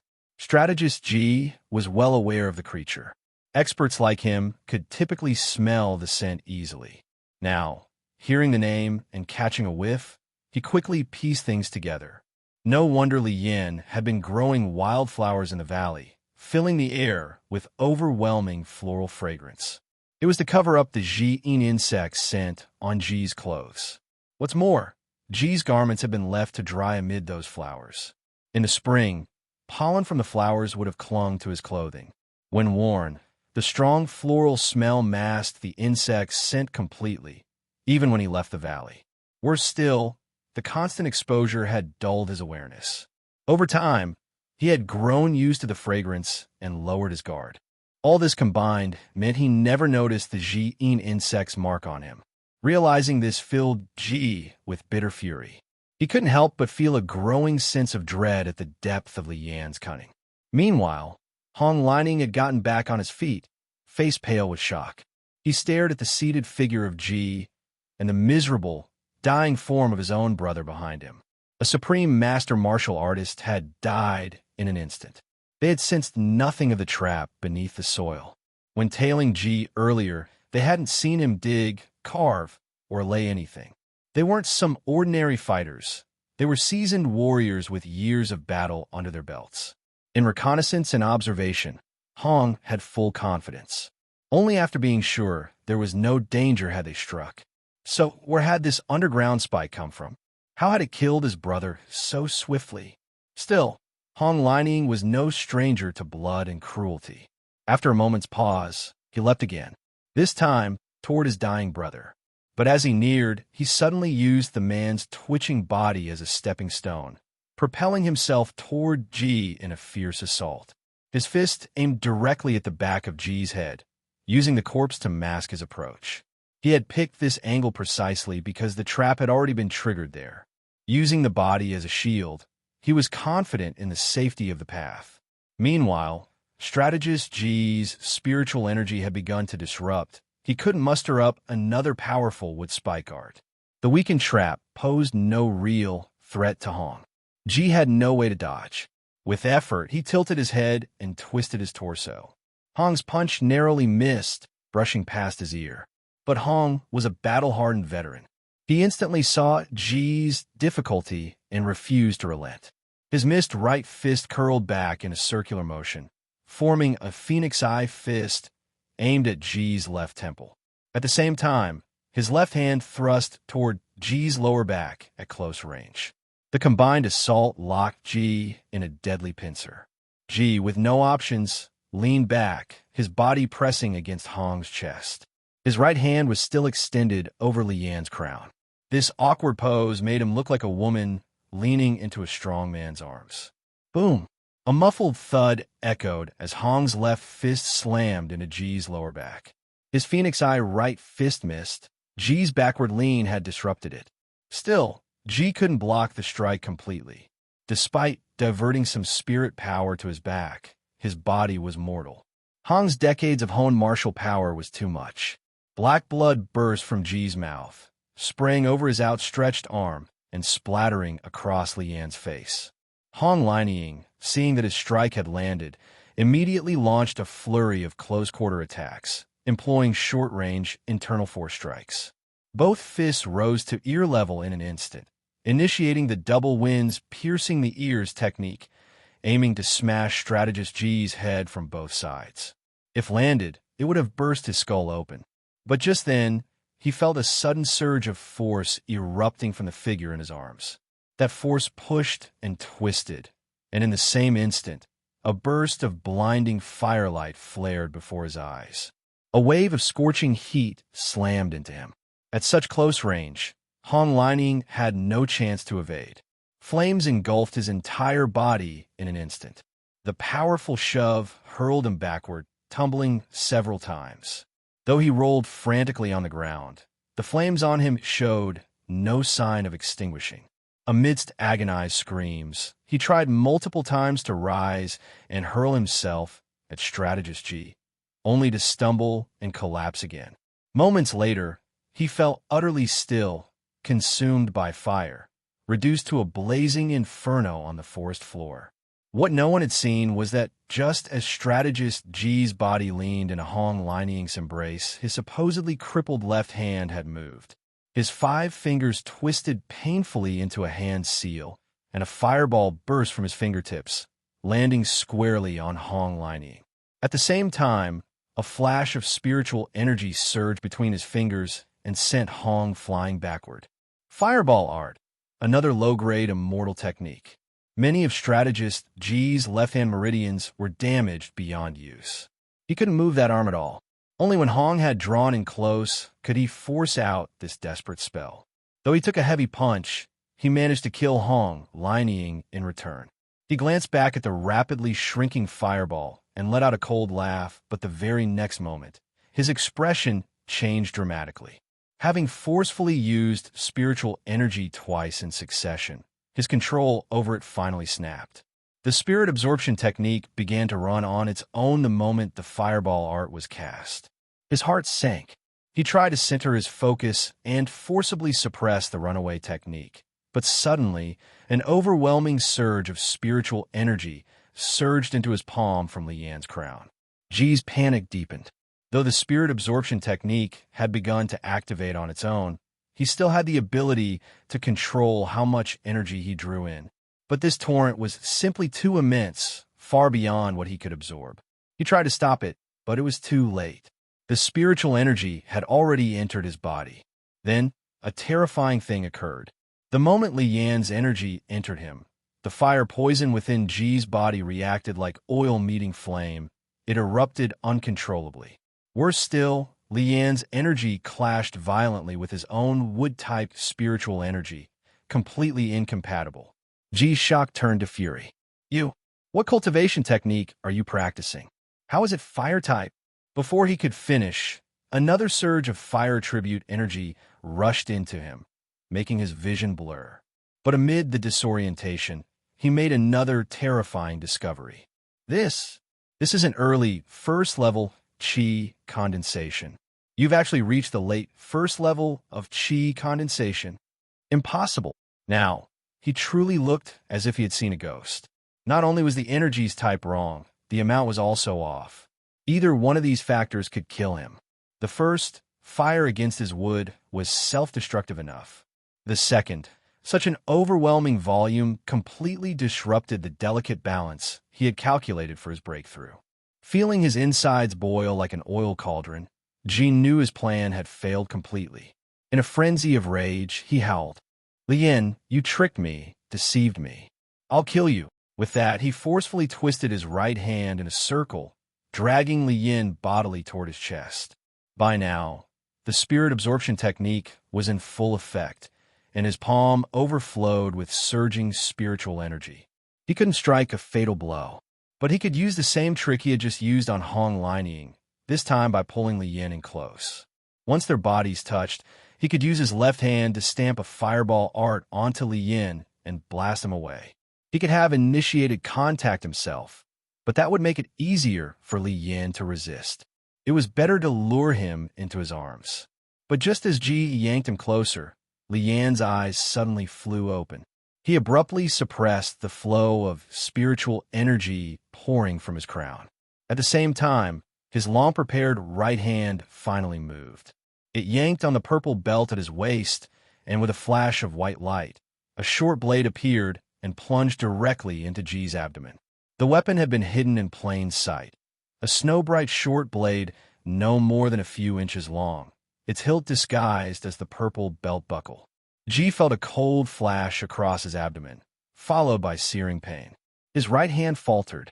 Looking down in shock, he saw Lian's hand gripping the blade embedded in his stomach.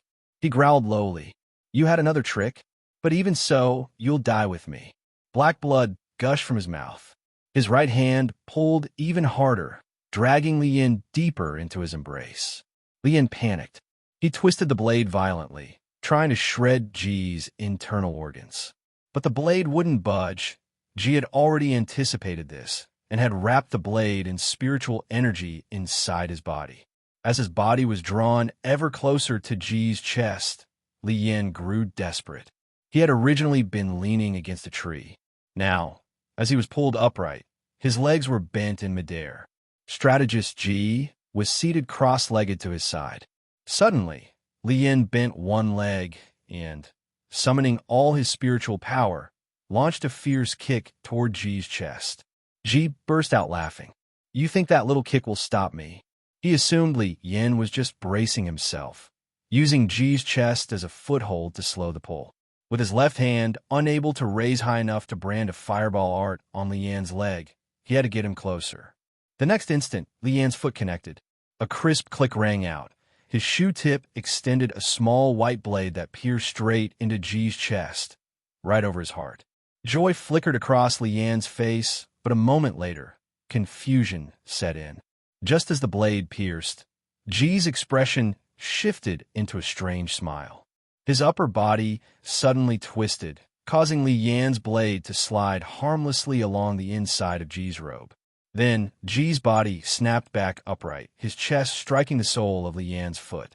A tremendous force surged up, and with a crack, Lien let out a pained grunt as his leg bent at an unnatural angle and dropped limply. "So, that was your final trump card? Pathetic." Ji's raspy voice echoed darkly. Chapter end. Term changes. Fire bullet, fireball. Sounds more apt in this setting. Lian's face was twisted in pain, beads of sweat the size of beans rolling down his cheeks. His earlier sneak attack had been thwarted, and one of his legs was now crippled. Strategist Ji's face was just as contorted. He felt his strength faltering, and the venomous hatred in his eyes grew more intense. With a sudden burst of force from his right hand, he yanked Lien closer, dragging him to within mere inches of his own body.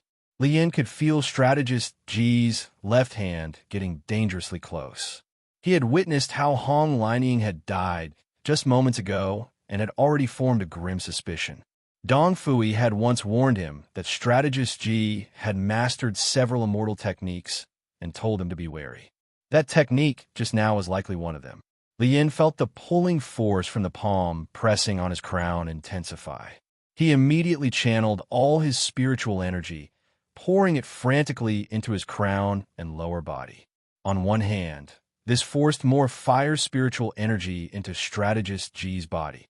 On the other, it made Li Yan's stance heavier and harder to move. He was gambling that Strategist Ji would be consumed by the fire poison before he himself ran dry of spiritual power. Thus, the two clung bitterly to life. Strategist Ji's vision had already begun to blur, his head pounding, but no matter how he struggled, he couldn't pull Li Yin even a bit closer. With a sudden bite to his own tongue, Strategist Ji forced himself into clarity. Eyes bloodshot, he abruptly released all spiritual power, suppressing the fire poison in his body. That power split into two streams. A small one surged toward his left hand, while the majority flooded into his right. With a roar like a dying beast, he yanked hard once more. Die for me. Li Yin gritted his teeth, enduring desperately. His whole body was drenched in sweat. With spiritual energy surging out so recklessly, he was approaching his limit. His heart thudded loudly, golden stars flickering before his eyes. Suddenly, he felt an even greater force pulling down from his crown. He instantly realized this was Strategist Ji's final gambit. With a cold resolve, he abruptly cut off the spiritual power flowing into both his crown and his lower body. Strategist Ji felt all resistance vanish from his right hand, and Li Yin was suddenly flung forward, falling straight into his arms like a bird in flight.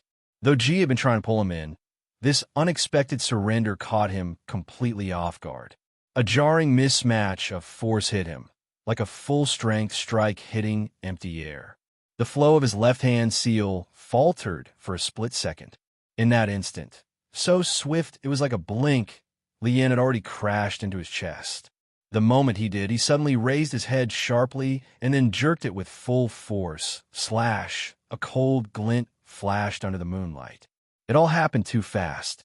Strategist Ji had intended to cast Fireball Art and then shove Li Yin away.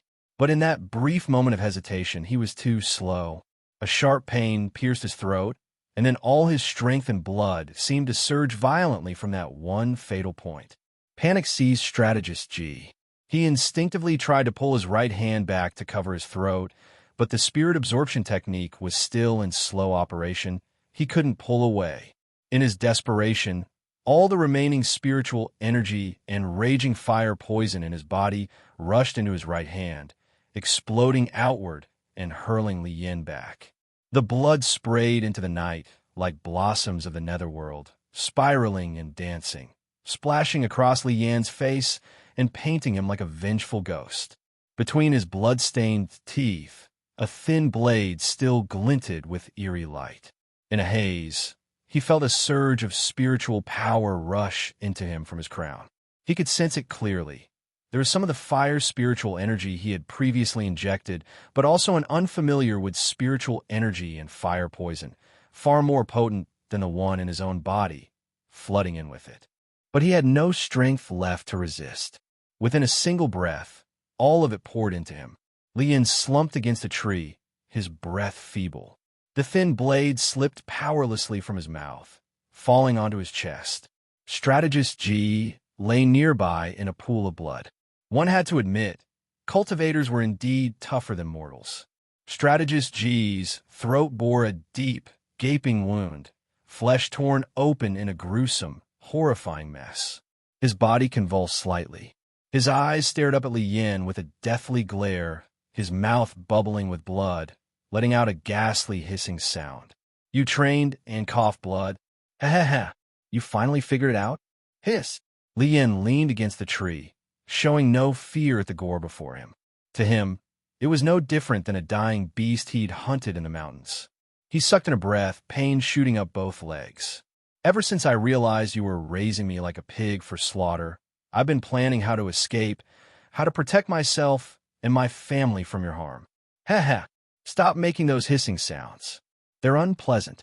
I know you have questions, many questions, but if I told you everything, could you even live long enough to hear it all?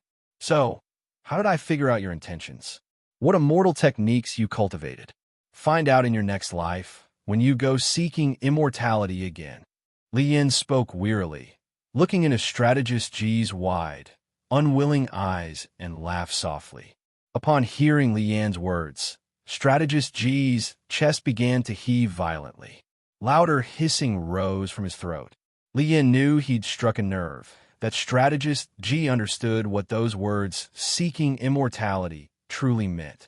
Yet Li Yin paid no mind to his desperate expression. I practiced your handwriting from annotated books, masked my scent with herbs, placed Ji in insect scent on your robes.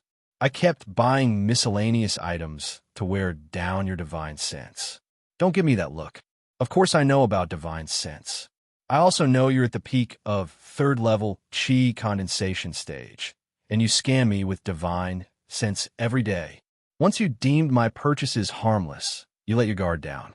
I have my brother from the Ironware Pavilion forge blade-hidden boots, a soft sword belt, and a mouth-sized thin blade. Also, some basic trap mechanisms and tools. My brother's just an apprentice. He couldn't make them, but his senior and master could. Ha ha. Aside from the soft sword belt being too obvious and risking detection if your divine sense swept past, the rest you barely paid attention to after your lazy scans during my trips to town. So, I began carrying them with me and training in secret. The blade-hidden boots just had a simple trigger.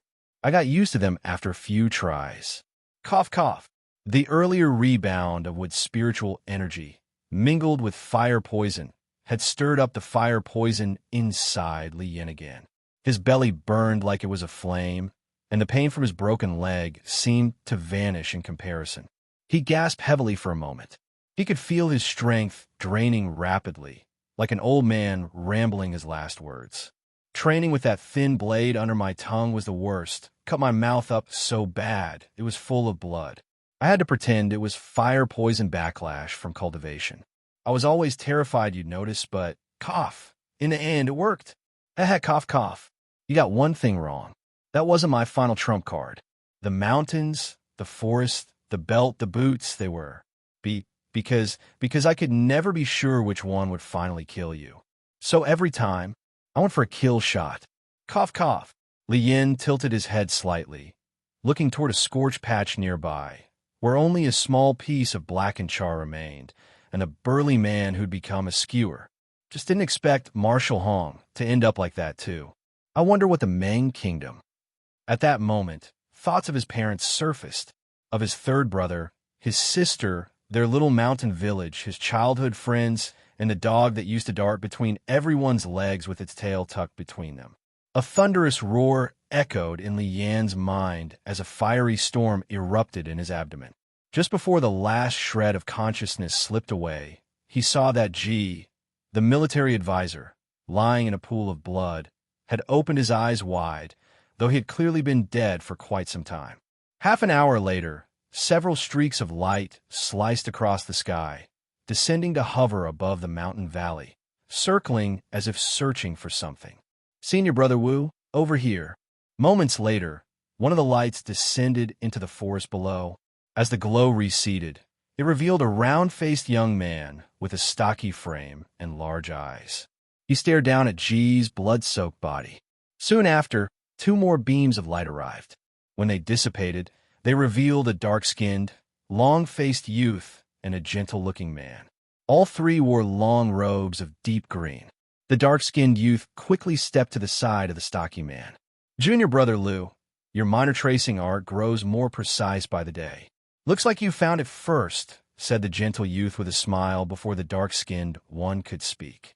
I've always been timid. I tend to scout the area more carefully when I travel.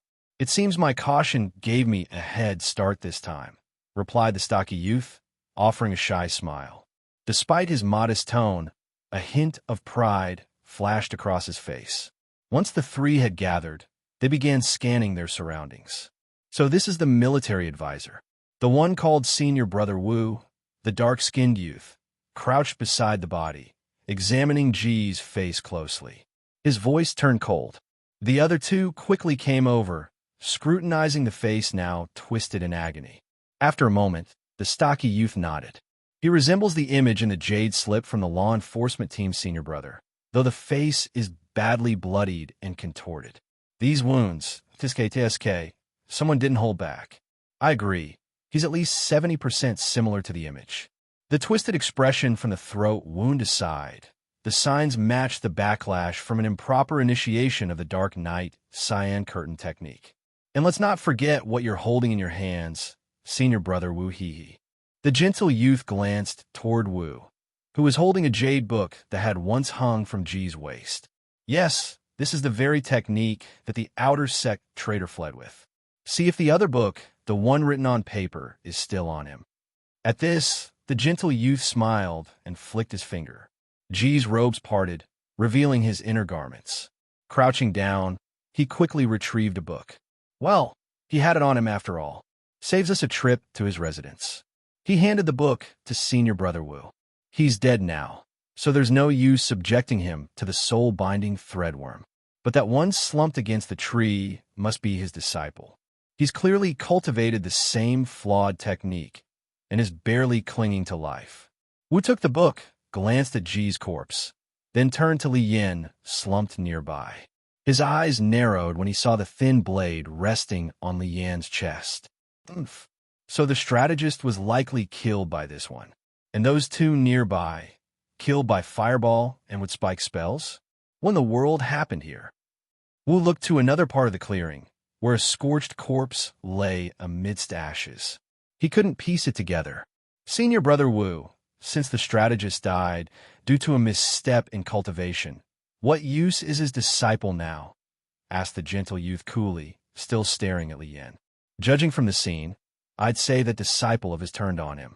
Probably joined forces with two martial artists to ambush him, which led to this outcome. Wu scanned the area again, his eyes narrowing in contemplation. Oomph. That strategist was a fool. He thought using such a low-level method could purge fire poison from his body. Laughable. Does he take our sex techniques so lightly? The stocky youth snorted in disdain. His disciple is rather unfortunate. He got caught up in an undeserved calamity. The gentle youth sighed and shook his head. Might as well finish him off. No point in wasting effort to heal him and then feed him to the soul-binding threadworm.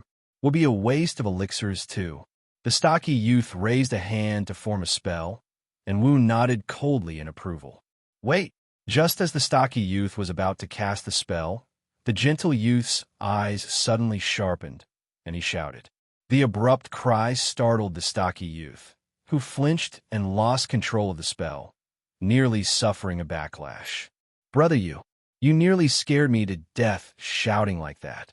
The stocky youth grumbled in protest, but the gentle youth ignored him, stepping quickly to Li Yin and releasing a wave of divine sense.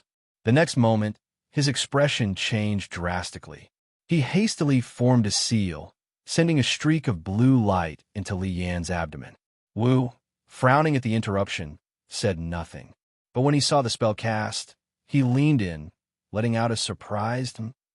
Moments later, the gentle youth looked up at Wu. The two spoke in unison. Fractured poison body! Fractured poison body! The stocky youth echoed, stunned. How do we kill him now? By dawn, light spilled across the eastern sky. It was a clear, bright morning in early summer. At the foot of Great Qing Mountain, the air was fresh and filled with birdsong. Smoke from morning cooking curled above the small mountain village, drifting lazily on the breeze.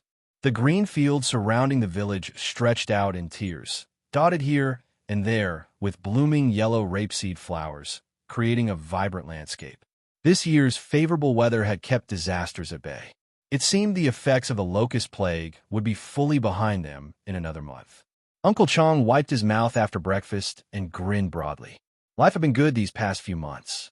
His family had grown more prosperous, not just from the enlistment payout when his fifth son joined the army, but also from the extra dozen taels of silver the boys sent each month.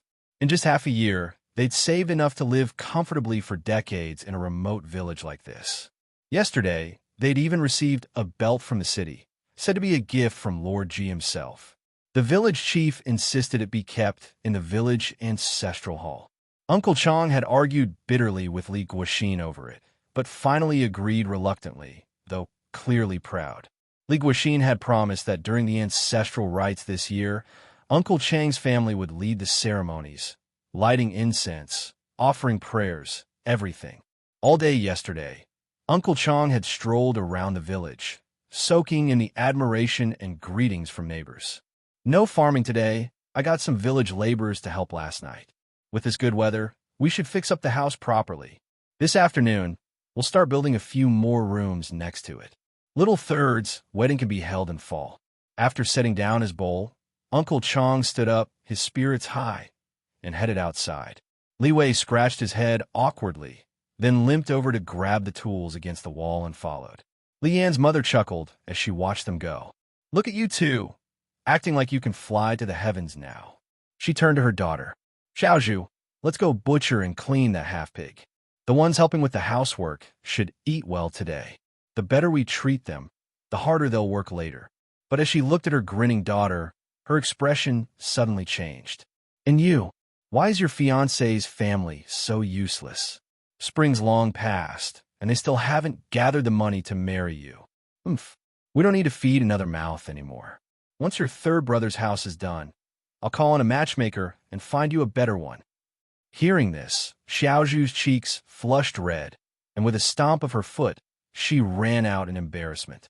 Chapter End. In the boundless realm of mortals, beyond a scattering of minor territories, 5 great regions sprawl across the world.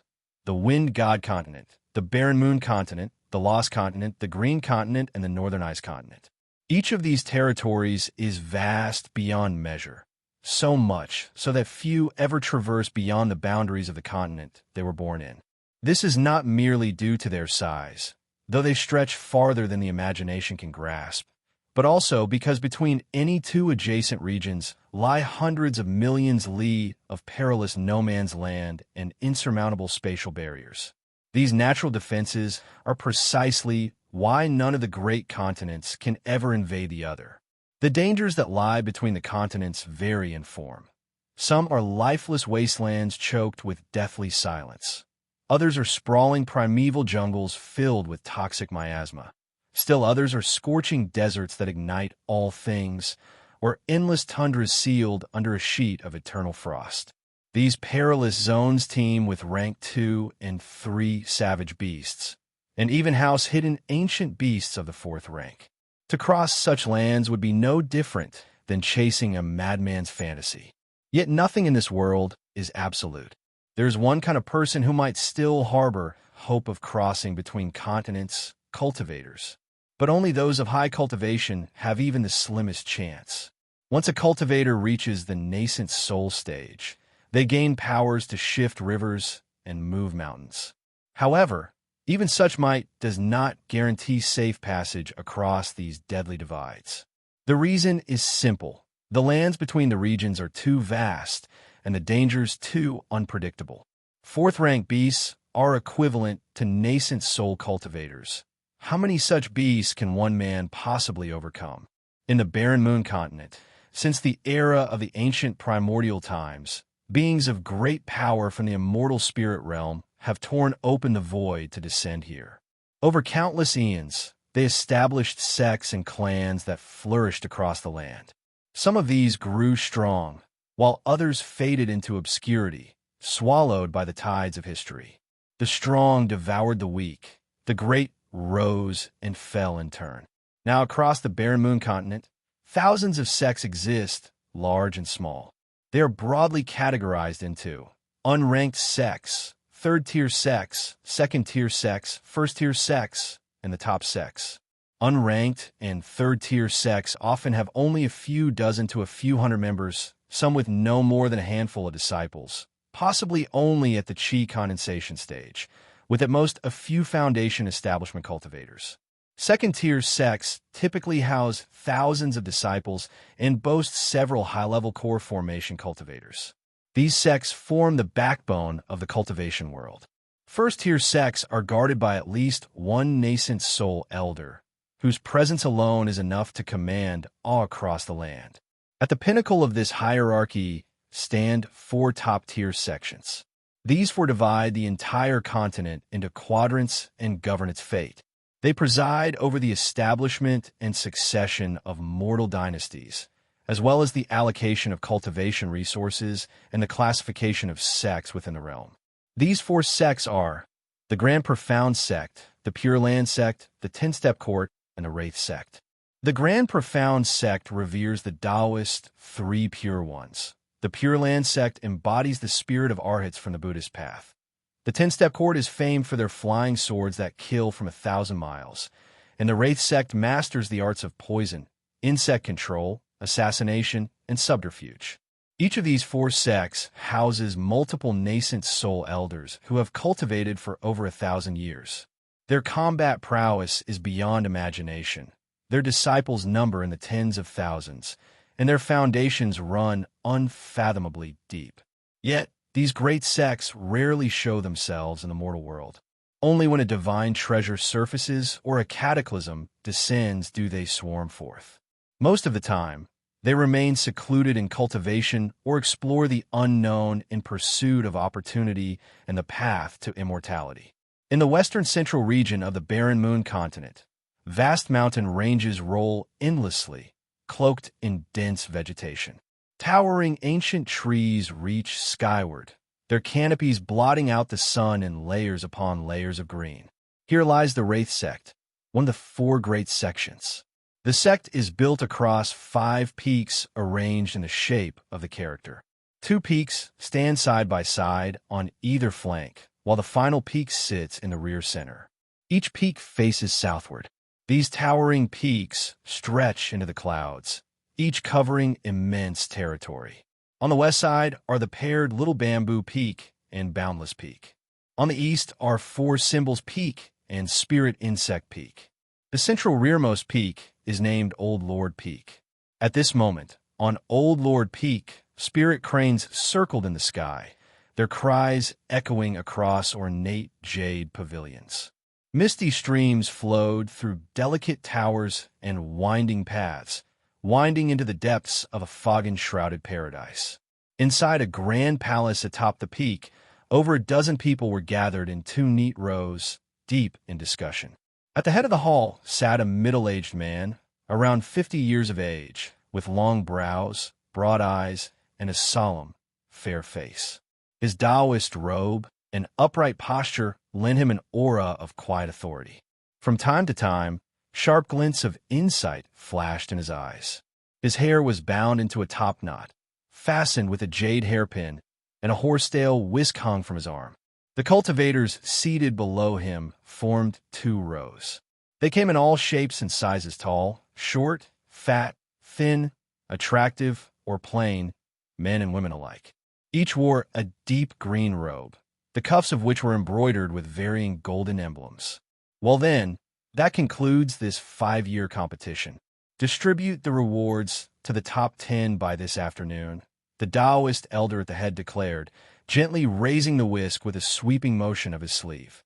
As the sleeve flared, the golden emblem of a cauldron embroidered at the cuff was revealed, atop which sat a ferocious beast with jaws gaping skyward, an image strikingly at odds with the elder's solemn Taoist bearing. Yes, sect master, the 2 rows of cultivators answered in unison. This time, Little Bamboo Peak, under Junior Brother Way, sent only 4 disciples. Yet 2 of them placed in the top 10. Compared to the dozens or even hundreds of participants from our other peaks, it's rather humbling, remarked a refined scholar seated on the left, his long beard combed neatly. His face was pale as jade, his eyes narrow and sharp, a scholar's hat atop his head. A golden serpent curled at his sleeve, fangs bared and seemingly alive, opening and closing with each movement. This was the same scholarly man who had recently ordered the capture of Strategist G. Opposite him, sitting just 1 seat lower, was a slightly chubby man of about 27 or 28. He wore a scholar's kerchief and had thick brows, clear bright eyes, and no facial hair. A serene aura surrounded him, and a gentle smile played on his round face. A golden bamboo segment was embroidered on his cuff. At the scholar's remark, several others nodded in agreement. A woman in her early 40s chuckled gracefully. Senior brother Feng speaks true. Our little junior brother is always like this. How am I supposed to discipline my disciples in front of such results? With every glance and smile, her eyes shimmered like rippling water, exuding boundless charm.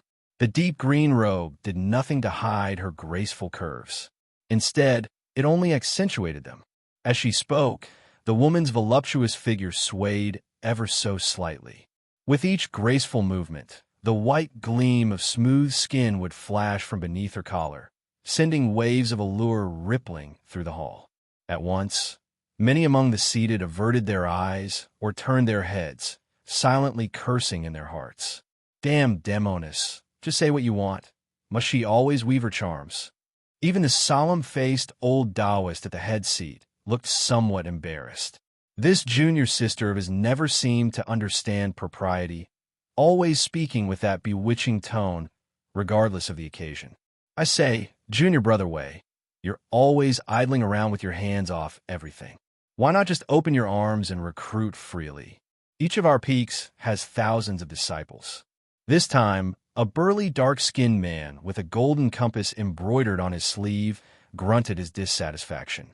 Junior brother Wei, if we all did things your way, the Wraith sect will be down to nothing but a couple of cats and dogs in another 1,000 years.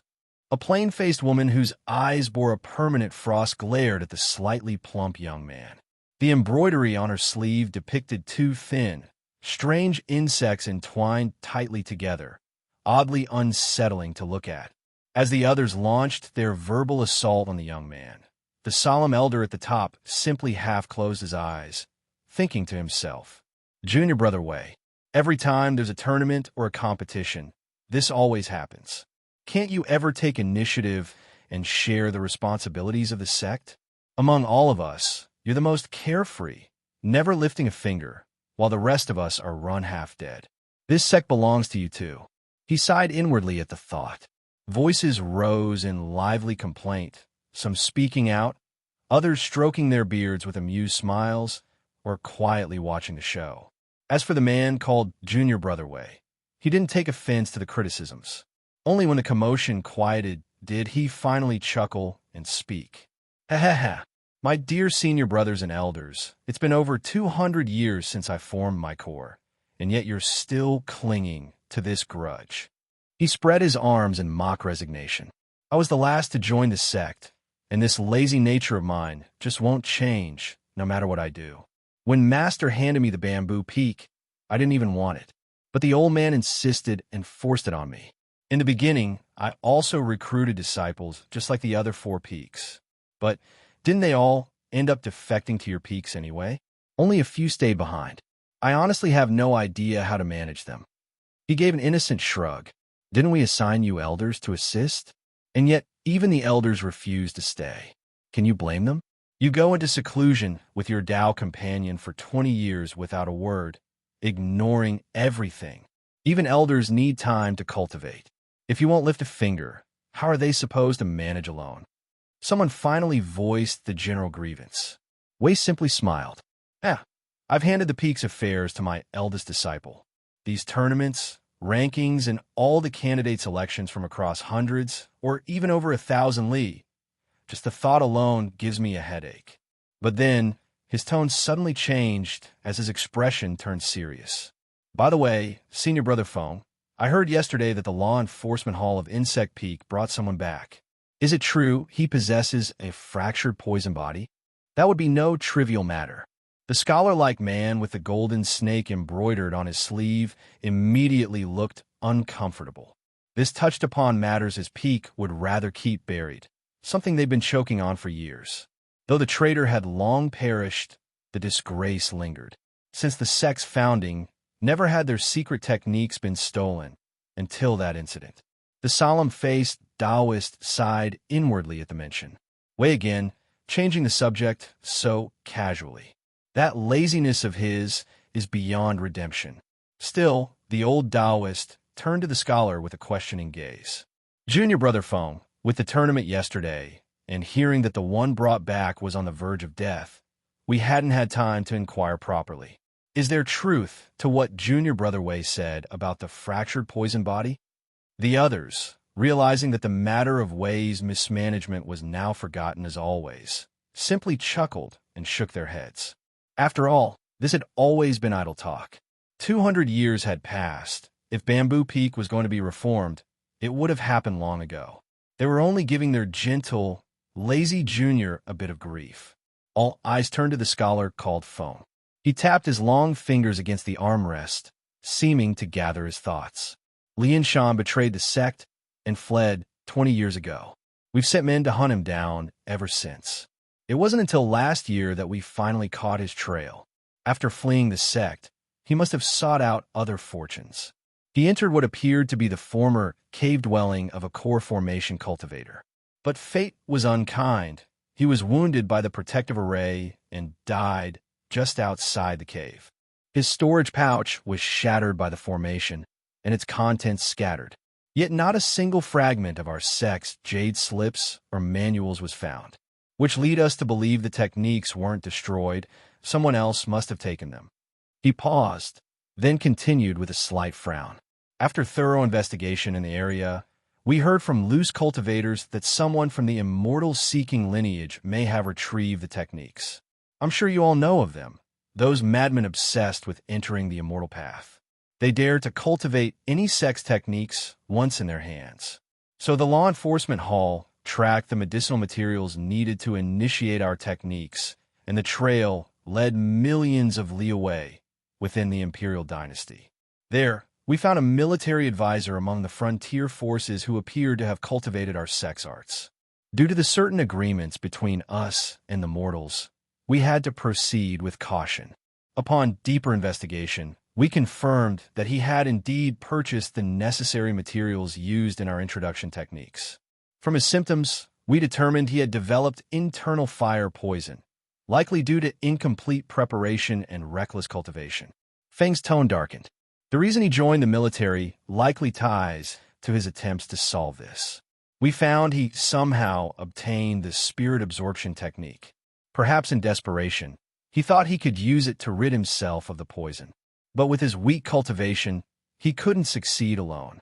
So he tried to find those with spiritual roots within the army. And by incredible luck, he found not one, but two mortals with spirit roots and both with wood attributes. At this, Feng let out a sigh. For us to find a single spirit root mortal takes significant effort, and he just stumbled upon two. Truly, heaven smiled on him. The others, hearing this, nodded in agreement. Chapter end. The scholar surnamed Feng continued speaking. That military advisor's first disciple only lived a little over a month before dying. That was likely also due to improper cultivation. Though the intra-level body cleansing herbs he used aren't particularly rare or precious, a few of them are scarcely seen in the mortal world. But his second disciple actually managed to pass the body cleansing stage and cultivated to the first level of the chi condensation stage, yet was also afflicted by fire poison. Later on, for some unknown reason, this disciple somehow discovered that he was being used for spirit absorption, and so sought out the local military marshal and another martial arts expert to ambush the military advisor. At this point, the scholar surnamed Feng showed a strange expression on his face. Hearing this, some of the crowd shook their heads. The burly, dark-skinned man with a golden compass embroidered on his sleeve spoke up. How could they have possibly won? Even with fire poison, that military advisor was already a cultivator. A few martial artists from the mortal world wouldn't be able to kill him. Even if they had more people, it would have been in vain. The other cultivators present, including the high-seated Taoist, all expressed agreement with the burly man's opinion. But the scholar surnamed Feng shook his head. Junior brother Liang, you guessed wrong. Oh, so they actually killed the military advisor? It wasn't the work of your law enforcement hall. Junior brother Liang asked in surprise. That's exactly what surprised me. Not only did they kill the military advisor, but the main credit didn't go to those two mundane martial artists. Instead, it was the military advisor's disciple who did it. That mortal disciple was only 15 or 16 years old, a farmer from the foot of Great Qi Mountain. According to reports from our disciples, based on the scene of the battle, from the initial ambush to the final killing blow, Everything was carried out by that disciple himself. His methods were shrewd and decisive, and his strikes ruthless. When our disciples arrived, everyone except that mortal disciple was already dead. The martial and the other martial arts expert died under fireball technique and with spike technique. The military advisor's mortal disciple was also on the verge of death, so our disciples intended to kill him too. Though he was innocent, he is also considered to have indirectly stolen and practiced our sect's immortal arts. Moreover, he was already near death, not worth wasting a pill on. Everyone nodded. In the world of cultivation, there is no such thing as saving the weak or helping the poor, let alone sympathy. But just as they were about to take his life, they unexpectedly discovered that the boy, for some unknown reason, had shown symptoms of the fractured poison body. So they brought him back. Oh, are you sure? Is it truly the fractured poison body? Our sect hasn't seen anyone successfully cultivate the fractured poison body in nearly 1,000 years. He didn't even cultivate the corresponding technique. How could he have formed it? Could it be due to improper initiation of the wood attribute Dark Night, Cyan, Curtain technique? Yes.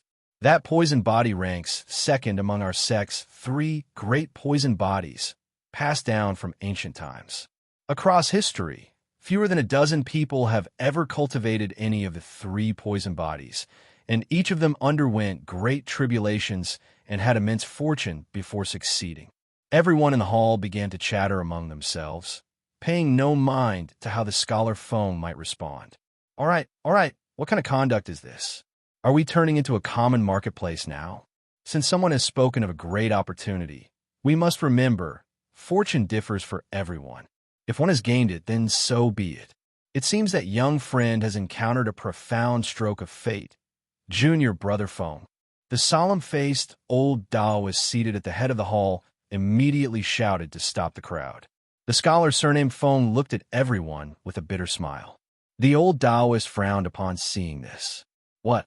Is it not actually a fractured poison body, after checking? Rejoicing for nothing. The other junior brothers, and some elders below, aside from junior brother Way of Little Bamboo Peak, who appeared indifferent, couldn't help showing expressions of disappointment. That's not it. I personally examined him yesterday. It is indeed the fractured poison body. Moreover, his body already faintly shows signs of marrow and tendon penetration. It's just that the boy has a mixed spiritual root. The scholar surnamed Foam shook his head with a sigh. A mixed spiritual root with the fractured poison body? How is that even possible? Damn your immortal ancestors. A mixed spiritual root? With such a constitution, he still managed to form this ancient body? Junior brother Foam, are you absolutely certain? Well now, how interesting. I like to take this boy in and study him closely. Study him. The solemn-faced old Taoist sat silently for a long while before letting out a sigh. Junior brother Foam, are you certain? The scholar surnamed Foam stood up, robes flowing, and bowed with cupped hands. Senior brother sect master. On this point, I cannot be mistaken. At first, I too thought I had been overly excited and misjudged. I even had several elders who were with me test him themselves. The final result, he definitely has a mixed spiritual root. A mixed root? Mixed root. Even if we pour countless resources into him, he'll likely never surpass the foundation establishment stage. What a pity, what a pity, what a pity indeed. The solemn-faced Taoist repeated the word pity 3 times. So what should we do with this boy? The scholar surnamed Foam looked toward the sect master. Kill him, of course. What else? Keeping him around would just be a waste of resources. How could such a person deserve this kind of fortune? Gained it, yet it's of no great use. It just makes one angry. Might as well end it cleanly. The burly, dark-skinned man with the golden compass embroidery said impatiently. Several others nodded in silent agreement. Cultivation resources are for the capable. Those with no future should be left to their fate. There's no such thing as sentiment in the cultivation world. Didn't senior sister Lee just say she wanted to take him as a disciple? Hee. Someone turned to the voluptuous and charming woman whose every expression exuded flirtation. Yes, I want him. I've only heard of this poison body, and I so want to experience it for myself. The beautiful woman's eyes sparkled, her jade-like face blooming with a smile like peach blossoms. Those in the audience who saw her smile couldn't help but feel a chill in their hearts. If that boy ends up as this woman's disciple, would he even survive a single day? The solemn-faced old Taoist shook his head upon hearing this. Sisterly, that's not allowed. Do you know what kind of body the fractured poison body is? A single drop of blood or essence can neutralize 10,000 poisons. How can we let you take him? Oh my, senior brother old ghost, what's wrong with me taking him? Can't I peacefully take a disciple for once? I never said I'd use him for making goo or poison. The beautiful woman immediately looked at the old Taoist with a pout, clearly dissatisfied. Junior sister, although this boy is of mixed spiritual roots, if we invest more resources into his cultivation, he might still have hope of reaching the foundation establishment stage. With the dominance of that fractured poison body, if he reaches the late foundation establishment stage, even core formation cultivators, how many of them could truly say they could defeat him? The ever-changing variety of powerful poisons in his body is not something to be underestimated. Therefore, even if he has mixed roots, if properly utilized, he could contend with core formation cultivators. Even at the late Qi condensation stage, he could defeat most foundation establishment cultivators. The solemn-faced elder looked down below as he spoke. The others present were all people who had cultivated for hundreds of years. Each of them was shrewd and perceptive, but had just been caught off guard by the shocking disparity between hope and disappointment. This fractured poison body had only been cultivated successfully by 3 people in countless years. Now, suddenly someone had achieved it, while still only at the Qi condensation stage, yet was destined to stop at foundation establishment. How could such a blow not be painful?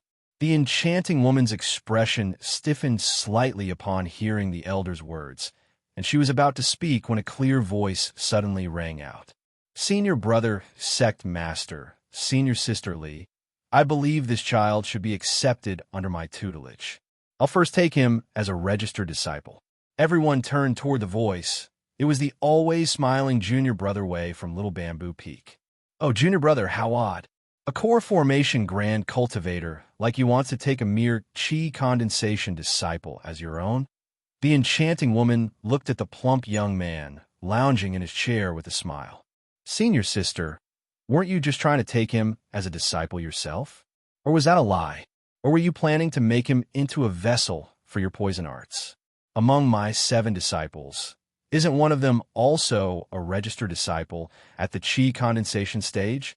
Adding one more makes no difference. Once both reach foundation establishment, I'll officially take them in. Besides, didn't you all just say he has mixed spiritual roots? That kind of aptitude, how many resources will be needed to build him up? As for the cultivation resources of your other peaks, hee. Junior brother Wei chuckled as he looked at the enchanting woman. The woman, upon hearing this, had nothing to say for a moment, and quite a few people nodded in agreement. Speaking of cultivation resources, which peak could compare to Little Bamboo Peak? It had fewer than 20 miscellaneous disciples. Even though the sect had reduced their resource allocation over the years, it was still incomparable to the other peaks. As disciples from the other peaks increased year by year, competition for resources grew fiercer. Now, new disciples would fight tooth and nail to enter Little Bamboo Peak. Even those who had previously left that peak regretted it deeply. But when they left back then, they had already cut off their own path. Who would have thought that the peak master would end up keeping only a few disciples and close off the peak, making the resources per person far greater than on any other peak? The solemn-faced elder also nodded repeatedly. He felt that this junior brother Wei was finally acting for the good of the sect. Junior brother Wei, well said.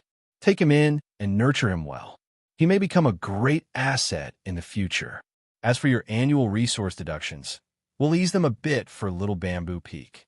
Senior brother sect master, junior brother Wei's Little Bamboo Peak has so few people, and you still want to ease their deductions? Aren't you being too biased? That's right. Senior brother sect master, we now have thousands of people. We're tight on resources all year round. Silence. All of you, what kind of decorum is this? The little bamboo peak has few people. Don't you all know in your hearts how much they receive each year? Even if it's more, it's still limited. The only difference is the lack of competition among disciples.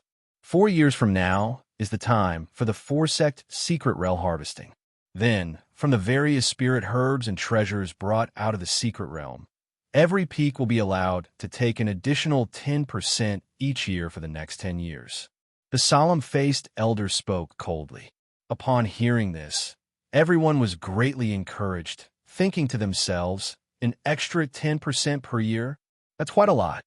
After discussing a few more matters, the group gradually dispersed from the grand hall. As various streams of spiritual light flickered, they had all vanished completely. Li Yin sat on his bed in a daze, staring blankly outside the window at spirit birds dancing in the air, with a mortal mist spiraling over the pond. His mind still felt as if it were dreaming. When he had woken up last night, a faint sandalwood scent filled his nostrils. He slowly opened his eyes to see white curtains with hanging tassels gently swaying in the breeze. Under him was a soft wooden bed with intricately carved decorations on the headboard and a luxurious brocade quilt covering him. It was extremely comfortable. Looking around, the room wasn't large. Besides the bed, there was a single table and chair near the window. Outside the hollow carved window was a scene straight from fairyland.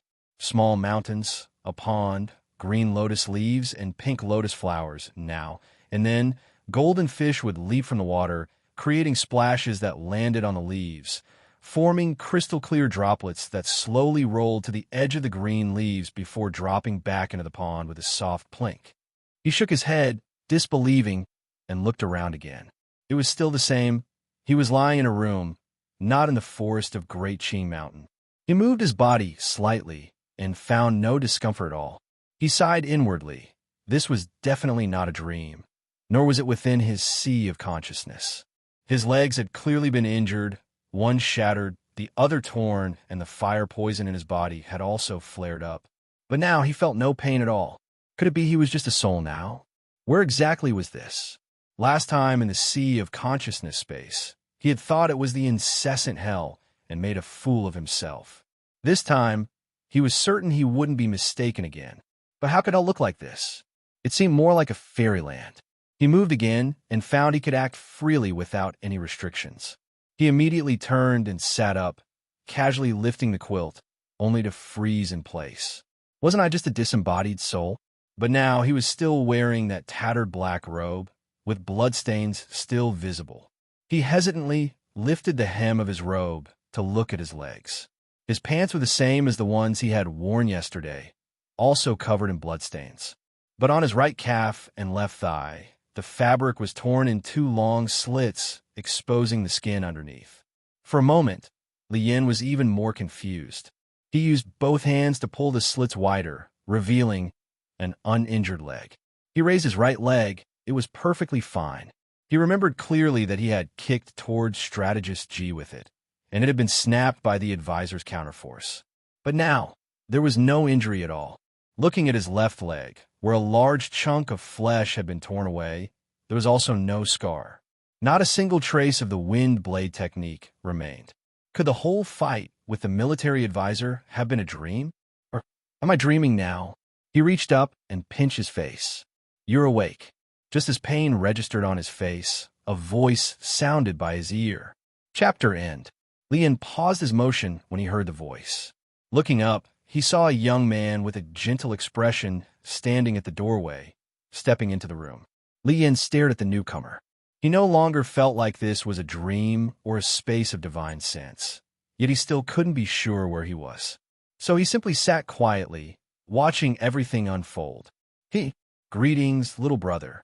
My surname is Yu, the gentle young man said as he entered. He casually pulled a chair over and sat down beside the bed, smiling warmly as he spoke. Half a quarter hour later, Li Yin had some idea of his current situation. He was actually within a legendary immortal sect, and the reason he had been brought here was because he had cultivated a technique from this sect, the Dark Night Cyan Curtain Technique. What's more, It seemed he had potentially achieved the feared fractured poison body, which was why he had been taken here. The other man's words were hard to refute. Li Yin had no choice but to believe them. After all, his once severed leg had somehow healed without him even noticing, and the fire poison that had plagued his body had vanished without a trace. These things simply couldn't be explained by normal means. During their conversation, the man surnamed Yu repeatedly questioned him about his cultivation process. From his expression and subtle hints, Li Yin could tell that this man was trying to verify the existence of the so-called fractured poison body. But Li Yin himself didn't know what exactly that was. How could he explain it? All he remembered was that after Strategist Ji had poured his entire cultivation into him, the fire poison within his body had been triggered in a full eruption, and he'd blacked out shortly after. Still, he vaguely suspected it might have something to do with the Gushui true scripture, but that was something he would never reveal. After experiencing Strategist Ji's scheming and betrayal, how could he trust anyone else now? What kind of place was this sect? What did the person in front of him truly want? He had no way of knowing. So he simply described how he had learned the wood Een art, of course pretending not to know its true name, and the subsequent changes in his body, up to Strategist Ji's final desperate energy transfer before dying. The cultivator, surnamed Yu, furrowed his brows upon hearing this. He couldn't figure out the details either. But everything Li Yin said made sense on the surface, so he left after about the time it takes to eat a meal. Not long after, a scholarly man in his 30s entered with several elderly cultivators. Each of the elders gave often overwhelming pressure that made it hard for Li Yin to even breathe. On the contrary, the scholar was the only one who made him feel nothing at all. Once inside, the elders stood silently and grim-faced, watching him. The scholar stepped forward and wordlessly grasped Li Yan's wrist. A steady stream of energy began flowing through Li Yan's body. He instinctively wanted to resist, but it was as if a sheep had encountered a pack of wolves. There was no way to fight back. After a short while, the scholar let go with a disappointed look and asked a few questions. Then, after thinking for a bit, he exchanged glances with the elders and stepped aside. The elders took turns examining Li Yin in silence. Knowing he couldn't resist anyway, Li Yin let them do as they pleased. After about the time it takes to drink a cup of tea, the group left without a single word. By dawn the next day, no one else had come. Li Yin sat quietly, staring out the window, full of confusion about the situation and what the future might hold. Around noon, the man surnamed Yu returned with a meal and began chatting with him again. The conversation still revolved around Li Yan's past, as though he was genuinely curious. Mostly, Yu asked questions and Li Yin answered cautiously. Li Yin was certain the man was probing for details about the poisoned body, but since he himself wasn't sure and couldn't reveal anything about the Gushui true scripture, he had to tread carefully. As the conversation dragged on for another half hour, Li Yin began feeling irritated. Though the man remained courteous, his questions had become so detailed that he was now asking about Li Yan's daily life in the Strategist Valley. Just as Li Yin was deciding to stop answering entirely. After all, who knew what would happen to him anyway? And what was there to fear? Someone suddenly appeared at the doorway. A figure flashed into the room, startling both Li Yin and the cultivator surnamed Yu. Upon seeing who it was, Yu quickly stood up and bowed deeply. "Greetings, Uncle Li." The newcomer had a tall and elegant frame, appearing around 20 years old. His features were handsome and refined. Red lips, white teeth, sword-like eyebrows, and starry eyes.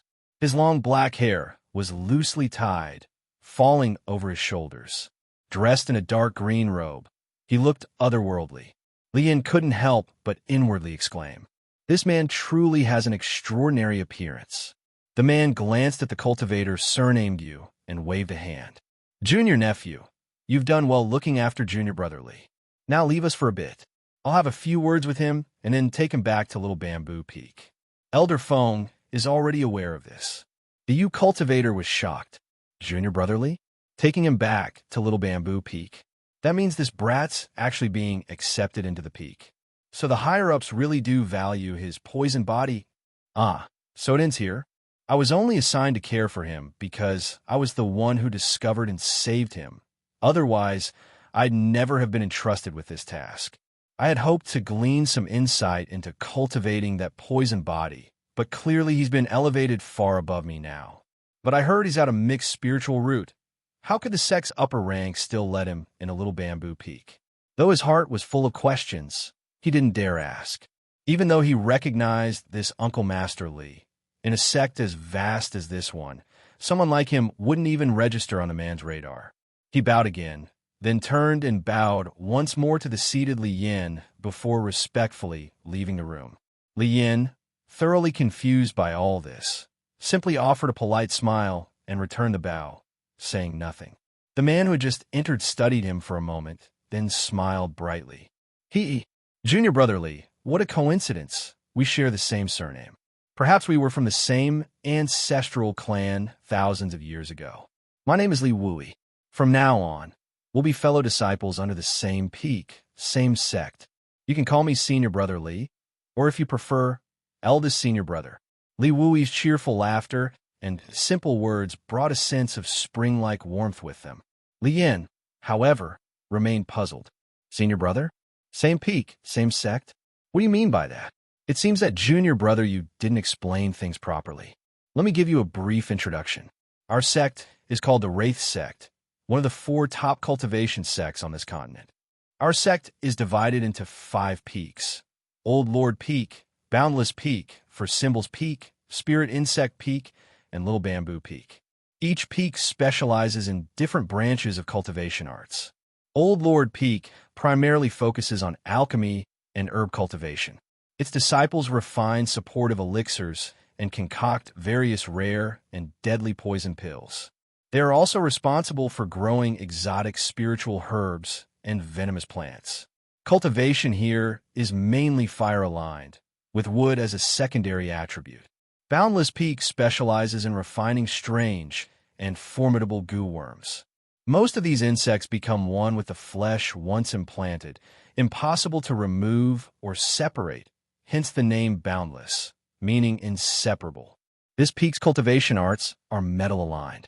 For Symbols Peak is adept at setting up various formations, illusion arrays, killing formations, or large-scale formations using miasma and toxic fog. Its arts are earth-aligned. Spirit Insect Peak is dedicated to raising venomous bugs and creatures, with cultivation focused on the wood element. Little Bamboo Peak, on the other hand, is more like the sect's general support division, cooking, watering, planting, even raising toxic beasts, a bit of everything. So, it includes cultivation methods of various attributes. Everything he described reeked of sinister and harmful practices, yet he maintained a calm, upright tone, as if recounting something perfectly ordinary. After speaking, he glanced at Li Yan. Li Yan's face turned a shade paler, and he silently muttered to himself, "What kind of cultivation sect is this? Every path they walk is one of venom and wickedness." Li Wui smiled and continued, "As for the specifics of each peak, you'll learn more once you've been in the sect for some time. Since you've cultivated our sect's Dark Night, Cyan Curtain technique, you're already considered a disciple. This cannot be changed. Originally, this technique was an entry-level art of the Spirit Insect Peak, but your best-aligned attribute turns out to be water, not wood, so the sect has decided to assign you to Little Bamboo Peak. However, since our master is a core formation cultivator, you can only be registered as a named disciple for now. Once you reach Foundation Establishment, you can formally become his disciple. It's no trouble. Just practice diligently in cultivation, and you'll get there soon." Li Wui didn't mention that Li Yan had a mixed spiritual root. Instead, he simply said water was his best element, and even offered some encouragement. Li Yan, however, didn't look the least bit happy. After thinking for a moment, he asked, "Can I choose not to join the sect? I want to return home." He didn't address Li Wui as Senior Brother. After sitting in silence for a long while, his emotions had settled.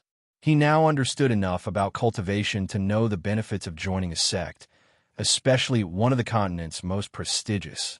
Even Dong Fui had said he should first join a sect before moving forward. Now, not only did he have the opportunity to enter a sect, but a top-tier one no less. This was the kind of chance others could only dream of.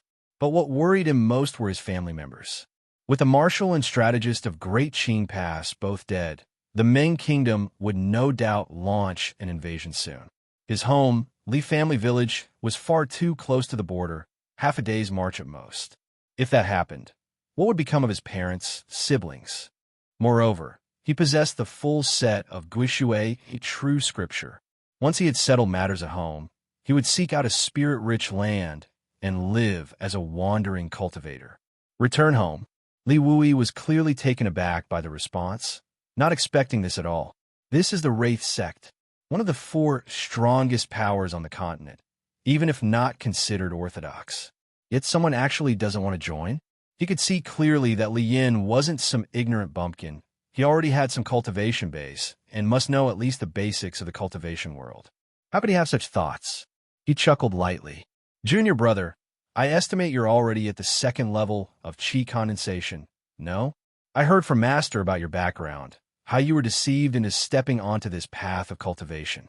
Naturally, you're unfamiliar with the realities of this world.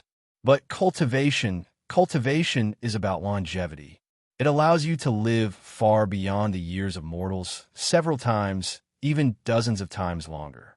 If you can grasp even a shred of a mortal fate, you could even live as long as heaven and earth. Take me, for example.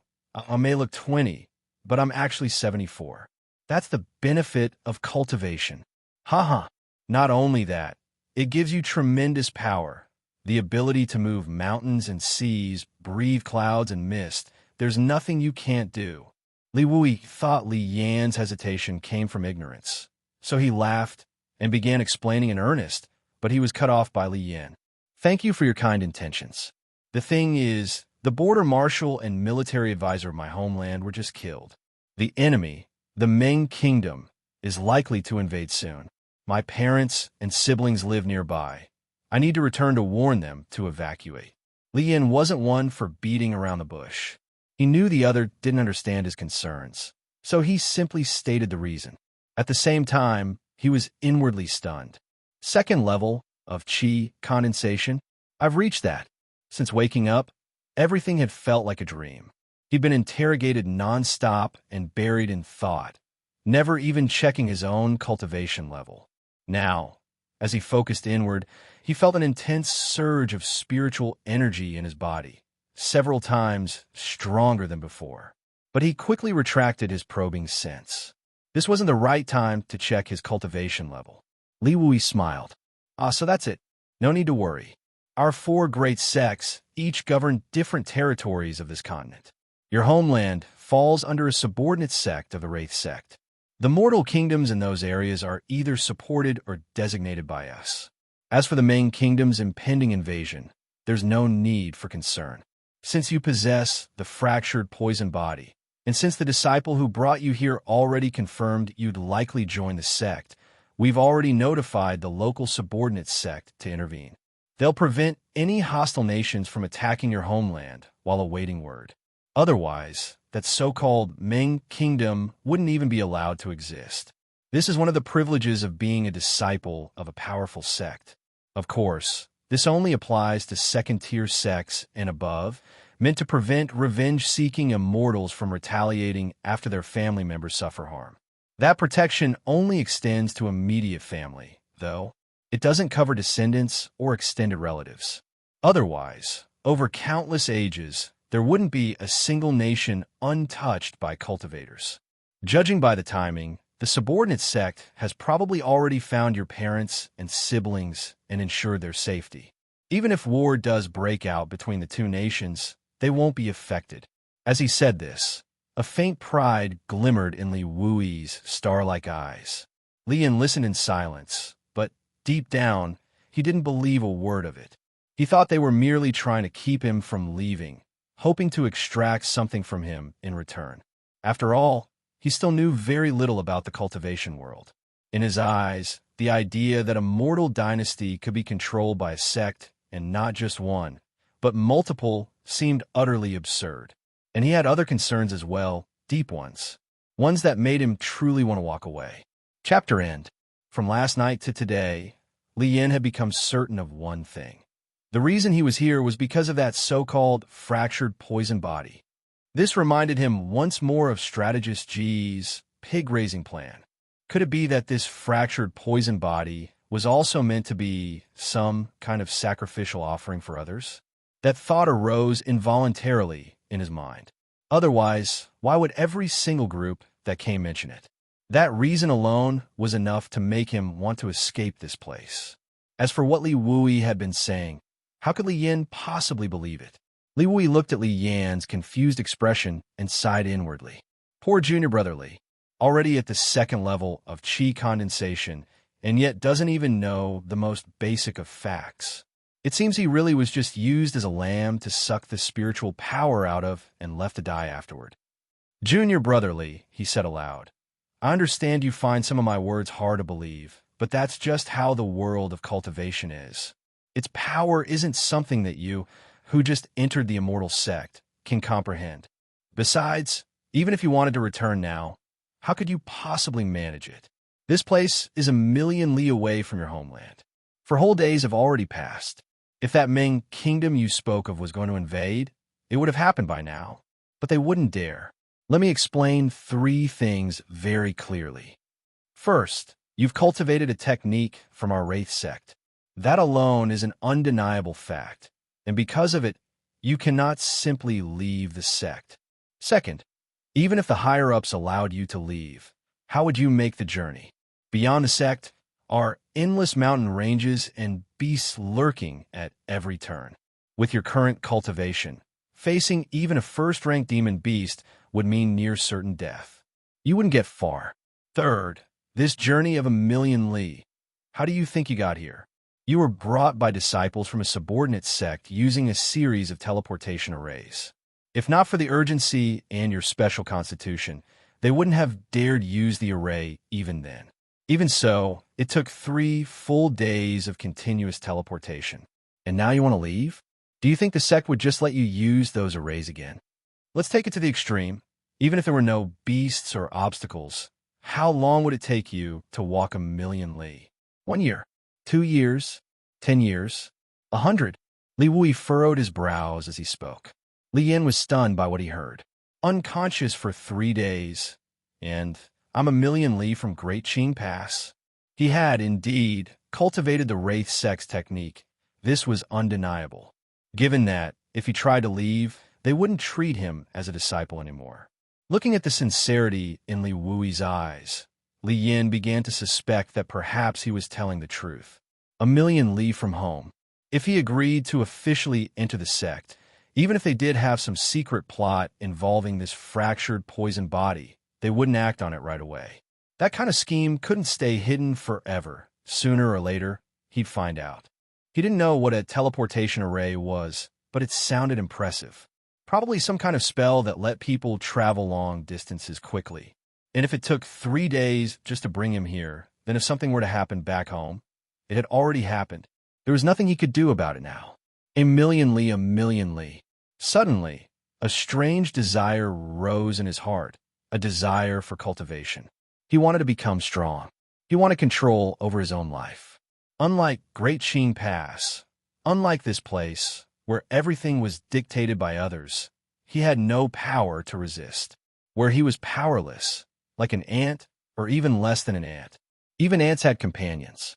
But he still wanted to try, to make one last effort. Not to go back, but to leave. This place made him feel unsafe. That damned poison body could be the source of future calamity. He looked up at Li Wui and steadied his voice. Then, can I dispel this fractured poison body? After that, can the sect help send me back home? Or at least send me somewhere where mortals live? At this point, he just wanted to get away from here. He didn't care about the poison body anymore. If it could be removed, so be it. He still had the Guishui, true scripture. He could start over from scratch. As long as he reached a place with no demon beasts, where mortals lived, he could take his time searching for spiritual lands and begin again. Once he grew strong, he could do whatever he wanted. Li Wui was dumbfounded. He had seen all kinds of people desperate to cultivate, people who would do anything for it. Some with pure, unyielding hearts, some who sold their souls, some who abandoned their families. But never had he seen someone who hated cultivation so much they wanted to abandon it, even dispel their own cultivation. He let out a bitter laugh. Junior Brotherly, all I can say is you've missed out on a lot of the very basics of entering the cultivation path. First off, dispelling one's cultivation isn't impossible, but it comes at a huge cost. It severely damages your lifespan. You could even die instantly. Second, the cultivation world's famous fractured poison body. Do you really think it can just be removed? It's already fused with your bones, your blood, your meridians. Once you lose your spiritual power, how will you resist a body full of the world's most lethal poison? You die in moments. That fractured poison body, it ranks second in our sect's list of supreme poison physiques. Seeing that Li Yin was truly a complete novice, white as a blank sheet, Li Wui resigned himself to acting as his makeshift introductory teacher. Of course, there were far too many things Li Yin needed to learn, far more than could be explained in a short time. So, for now, he focused on explaining the most critical matter, the terrifying nature of the supreme poison body within him. The fractured poison body is one of the three great toxic physiques of the Wraith sect, ranked second and considered one of the sect's most lethal weapons. But for nearly 1,000 years, no one has successfully cultivated any of these three poison bodies. The only ones who currently possess them are two grand elders of the sect at the late nascent soul stage. These two cultivated their poison bodies over 1,000 years ago, and theirs happened to be the first and third ranked among the three. These two thus became peerless figures in the current cultivation world. Although the sect has other nascent soul grand elders, in terms of combat strength, these two stand unmatched. Each poison body requires a vastly different cultivation method. That's also why these two grand elders did not take Li Yin as their disciple. Not only was his aptitude too poor, but the fractured poison body also follows a completely different path from theirs, and they wouldn't be able to guide him. Compared to the other two, the fractured poison body is more peculiar. One of the other two is cultivated by ingesting rare herbs and poisons, then refining them step by step using Wraith sect techniques. The other is an innate wind-based poison body, specifically of the Yin attribute, a constitution that naturally harmonizes with toxic energies, allowing for the cultivation of the sect's secret arts. This type of constitution is extremely rare, but not non-existent. It tends to arise in places dense with Yin energy and stagnant poison, where miasma flows slowly. Such places still exist across the continent. One of the Wraith sect's two grand elders with a poison body hails from the southern swamp province on the Bare Moon continent, a place teeming with swamp gas and poisonous creatures. The cultivation of these two poison bodies is unimaginably dangerous. Even with the Wraith sect's secret arts, one misstep can result in madness from myriad poisons or death from toxins invading the brain, a gruesome fate. The fractured poison body, however, forms through far more mysterious means. It is a special mutation of poison physiques. It has no corresponding cultivation manual. Instead, it forms when a poison cultivator absorbs various toxins into their body during regular cultivation, slowly refining and integrating them into their spiritual energy. As one's cultivation deepens, these toxins accumulate. Through constant refinement and infusion into the spiritual energy, a transformation gradually occurs. Cultivators of this type are known as poison cultivators. Poison cultivation is fast, highly offensive, and unorthodox. Initially, it brings rapid progress, but as more toxins are absorbed, not all can be fully refined. Once accumulated to a certain degree, they may clash internally. If the cultivator fails to suppress them, the toxins scatter throughout the body. The once stabilized toxins unravel and all spiritual energy dissipates, resulting in instant death. Among poison cultivators, there's a rare kind who show no signs of toxicity in their bodies. Even when using righteous sect techniques, they appear perfectly normal. But when their spells strike opponents, deadly poisons emerge, without name or classification. At first, These poisons might corrode, invade, or cling to their targets. But as the cultivator grows stronger, they learn to control these toxins, tailoring the effect to match each attack, catching enemies off guard. Cultivating this poison body feels like every piece of flesh, bone, and tendon is being separated, like one's body is being dismembered.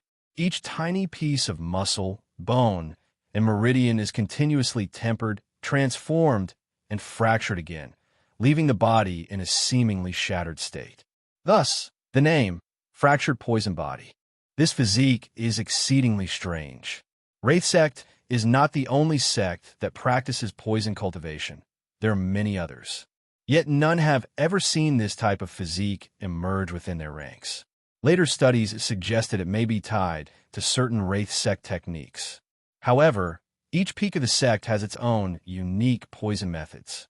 And since the ancient days, every peak has had individuals manifest this physique. Yet, when the sect tried to intentionally cultivate such physiques, they always failed. Even to this day, its origin remains a mystery. One thing, however, is certain that it's related to the Wraith sect's cultivation techniques and the process of medicine infusion and marrow cleansing. Because of this, all entry-level techniques of the sect include this step. Li Wui summarized the main points about the fractured poison body, then looked at Li Yan again. He had deliberately avoided mentioning that Li Yan's mixed spiritual roots might be the reason for his unique poison body, because that would immediately doom Li Yan's future potential to no more than the foundation establishment stage, even with great luck. Li Wui was a generous and kind person. He wouldn't discourage Li Yan. Whether Li Yan knew what mixed roots meant or not, it was best to let him discover and understand it on his own. Li Yan was both shocked and pleased as he listened. He was alarmed by the terrifying nature of this physique and worried whether it might affect his cultivation of the Guishui, true scripture. But he was also glad, based on what Li Wui said, he could now be sure that the reason those people had taken such interest in him over the past 2 days wasn't malicious. At the very least, it seemed they wanted him alive to let the poisoned body develop. That alone was enough to put his mind at ease. Returning home was no longer an option and perhaps no longer meaningful. Li Yan let out a long sigh in his heart. From the moment he encountered strategist Ji, he had stepped onto a road of no return, either an early death or a journey into the unknown. If the sect hadn't lied to him, his family should be safe. If they had lied, then once he was strong enough, he'd return to Ming Kingdom and take revenge. Why keep torturing himself with doubt? Li Wui watched him. After a while, Li Yan looked up and gave him a slight smile, something that struck Li Wui as strangely out of place. From the moment Li Yan had entered the room, he had been expressionless, without sorrow or joy, giving off a wooden, dull look. But now, something seemed to have changed. Li Yan greets senior brother. Li Yan stood up and gave a deep bow. Chapter end. At this moment, Li Yan was flying through the sky, or more precisely, being flown through the sky by Li Wui. Li Yan gazed curiously downward. The scenery beneath his feet grew smaller and smaller, then quickly blurred as it sped past behind them. After they had stepped outside the house, Li Wui produced a small object shaped like a bamboo slip. He gave it a flick toward the sky while muttering a few words, and the item instantly expanded with the wind, growing to about 3 zhang in size. Only cultivators who had reached the foundation establishment stage could fly through the air using only their spiritual power. Those still in the chi condensation stage could only achieve flight with the aid of spirit artifacts, spirit treasures, or magic tools. Spirit treasures and magic tools were generally out of reach for most cultivators. Having even a slow, basic flying spirit artifact was already considered a luxury. Li Wui had already reached the late stage of foundation establishment. He could fly at great speed on his own, but now that he was carrying Li Yan, he couldn't very well carry him on his back or drag him by the hand. Thus, he brought out this flying magic tool he hadn't used in quite some time. His plan was to take Li Yan to Old Lord Peak to receive his sect entry items before returning to Little Bamboo Peak to formally greet their master. But then he thought, since he already had Li Yan with him, he might as well take the opportunity to show him the general layout and features of a few of the sect's major peaks. The mountain they had just been on was Spirit Insect Peak, belonging to the U-surnamed cultivator who had brought Li Yin to the sect. They hovered for a while at mid-mountain on this peak. According to Li Wui, he couldn't fly to the summit. There were aerial restriction arrays in place. Only the master and the other elders were permitted to enter by flight. Moreover, each mountain peak was vast in scope. Flying one full circle around even a single peak would take considerable time. So, just getting a general idea of the place would suffice for now. Li Yin watched as celestial cranes, peacocks, and unfamiliar spirit birds occasionally glided by their side. Looking down, he saw rooftops with flying eaves and flowing tiles, narrow winding paths, creeks, and trickling springs, a dreamlike scene he had never even imagined before. He saw many people coming and going in various places around Spirit Insect Peak. They paid no mind to the two figures in the sky above, as if such sights were utterly routine. Most of them wore dark green robes similar to those worn by Li Wui. Occasionally, a few individuals appeared in different attire. One man rode atop a ferocious beast that resembled a crocodile, its entire body covered in scales and armor. When the beast noticed Li Yin and Li Wui overhead, it raised its massive head, its bulging eyes glaring menacingly at them as it roared and lashed its tail. Another person had a toad crouched on his shoulder, its skin full of black warts. The creature opened its mouth and spat out thick slime, but just before the drool landed on the man's clothes, its long tongue shot out and swept the mucus back into its mouth. Yet another figure had several colorful centipedes crawling out from his robe sleeves, wriggling and weaving around his body before burrowing back into his collar. The next instant, they emerged again from the hem of his robe or the folds of his trousers, continuing their eerie circuit. There was even a seductive woman whose earlobes were adorned with tiny, delicate green snakes. These snakes would occasionally lift their heads and flick their tongues, and the woman, with a soft smile, would gently guide the little snake's head to her lips and kiss it. Each bizarre sight sent chills down Li Yan's spine. Goosebumps rose all over his body as a feeling of dread crept in. Could Little Bamboo Peak also have such disgusting cultivation methods? The thought made him feel as though thousands of insects were crawling across his skin. He couldn't suppress a shiver. Li Wui noticed the look of disgust on Li Yan's face and chuckled. Junior brother, the name of the peak is Spirit Insect Peak. Their main practice here is raising various spirit insects and beasts found throughout heaven and earth. Man and beast complement each other. Their combat power is far beyond others of the same cultivation stage. These things, they're full of poison and malice. Where's the spirituality in that? Li Yin grumbled internally but said nothing aloud, seeing that his senior brother was still smiling kindly at him. Gazing at Li Wui's face, Li Yin suddenly looked puzzled, as if remembering something. What is it, junior brother? Why are you staring at me like that? Seeing the expression on Li Yan's face, Li Wui felt momentarily taken aback, as if he had become one of those bizarre creatures below. Well, senior brother, don't take this the wrong way, but didn't you say earlier that you're 74 years old this year? Li Yin recalled a conversation they'd had when Li Wui was encouraging him. Back then, he had said something that came to mind again now, especially as his youthful face looked barely older than Li Yin himself. 74 years old. In the village, someone that age would be a doddering elder who could barely walk, someone who might sit down one day and never get back up. Ah, I see. Yes, of course it's true. I joined the Wraith sect when I was 10 and reached Foundation establishment at 19, after which I followed our master. It's been several decades since then, and yet here I am, still stuck in the late Foundation establishment stage. Sigh, truly shameful. He didn't seem to mind at all. What followed was more a heartfelt sigh than complaint. He still had over 100 years left to him, but if he couldn't form his golden Dan in that time, his only path forward would be entering the cycle of reincarnation. 100 years might seem long, but to cultivators like them, it could pass in just a few secluded cultivation sessions. Li Yin, of course, had no idea what thoughts lay behind his senior brother's words. A wave of astonishment surged in his heart. Are immortal cultivators really this powerful? Among mortals, reaching 60 was already considered old age. But in cultivation, someone in their 70s could be in the prime of youth. For the first time, Lien felt a budding excitement toward the path of cultivation. Unnoticed by him, a subtle transformation had already begun in his heart. Moreover, he had overlooked another detail in Li Wui's words, forming a foundation in just 9 years.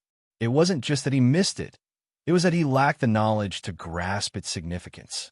To call such a person heaven's chosen wouldn't be an exaggeration. Generally, those who managed to reach foundation establishment within 30 years were already considered exceptional. However, if one only achieves foundation establishment after the age of 30, then in most cases, their hopes of forming a golden Dan in this lifetime are almost non-existent. The stages of early, middle, and late foundation establishment each required far greater effort than simply advancing through the qi condensation stage. Many cultivators spent their entire lives stuck at early foundation establishment. As they spoke, the two had already flown several hundred li away from Spirit Insect Peak, and ahead appeared a massive, yellow-hued mountain that reached into the clouds, its depths unfathomable. As they drew closer, Lien realized the yellow mist was not natural, but a strange substance somewhere between fog and cloud. It wrapped around the mountain layer upon layer like clothing, not drifting away, completely obscuring the view of the mountain surface. This is Four Symbols Peak. The disciples and elders here are masters of formations. What you're seeing is their great mountain guarding formation, a layer of mist constantly shifting. And not just in appearance. Within it lies ever-changing poison. Every quarter of an hour, 1,080 different poisons are generated. This cycle continues for 12 full hours, constantly reshuffling in new combinations without repeating. Once that cycle is done, the entire sequence of poisons is randomized again. Try to break through it is unimaginably difficult. Each poison may interact with others present at the same time, causing a chain reaction. Whether that reaction is deadly or nullifying is completely unpredictable.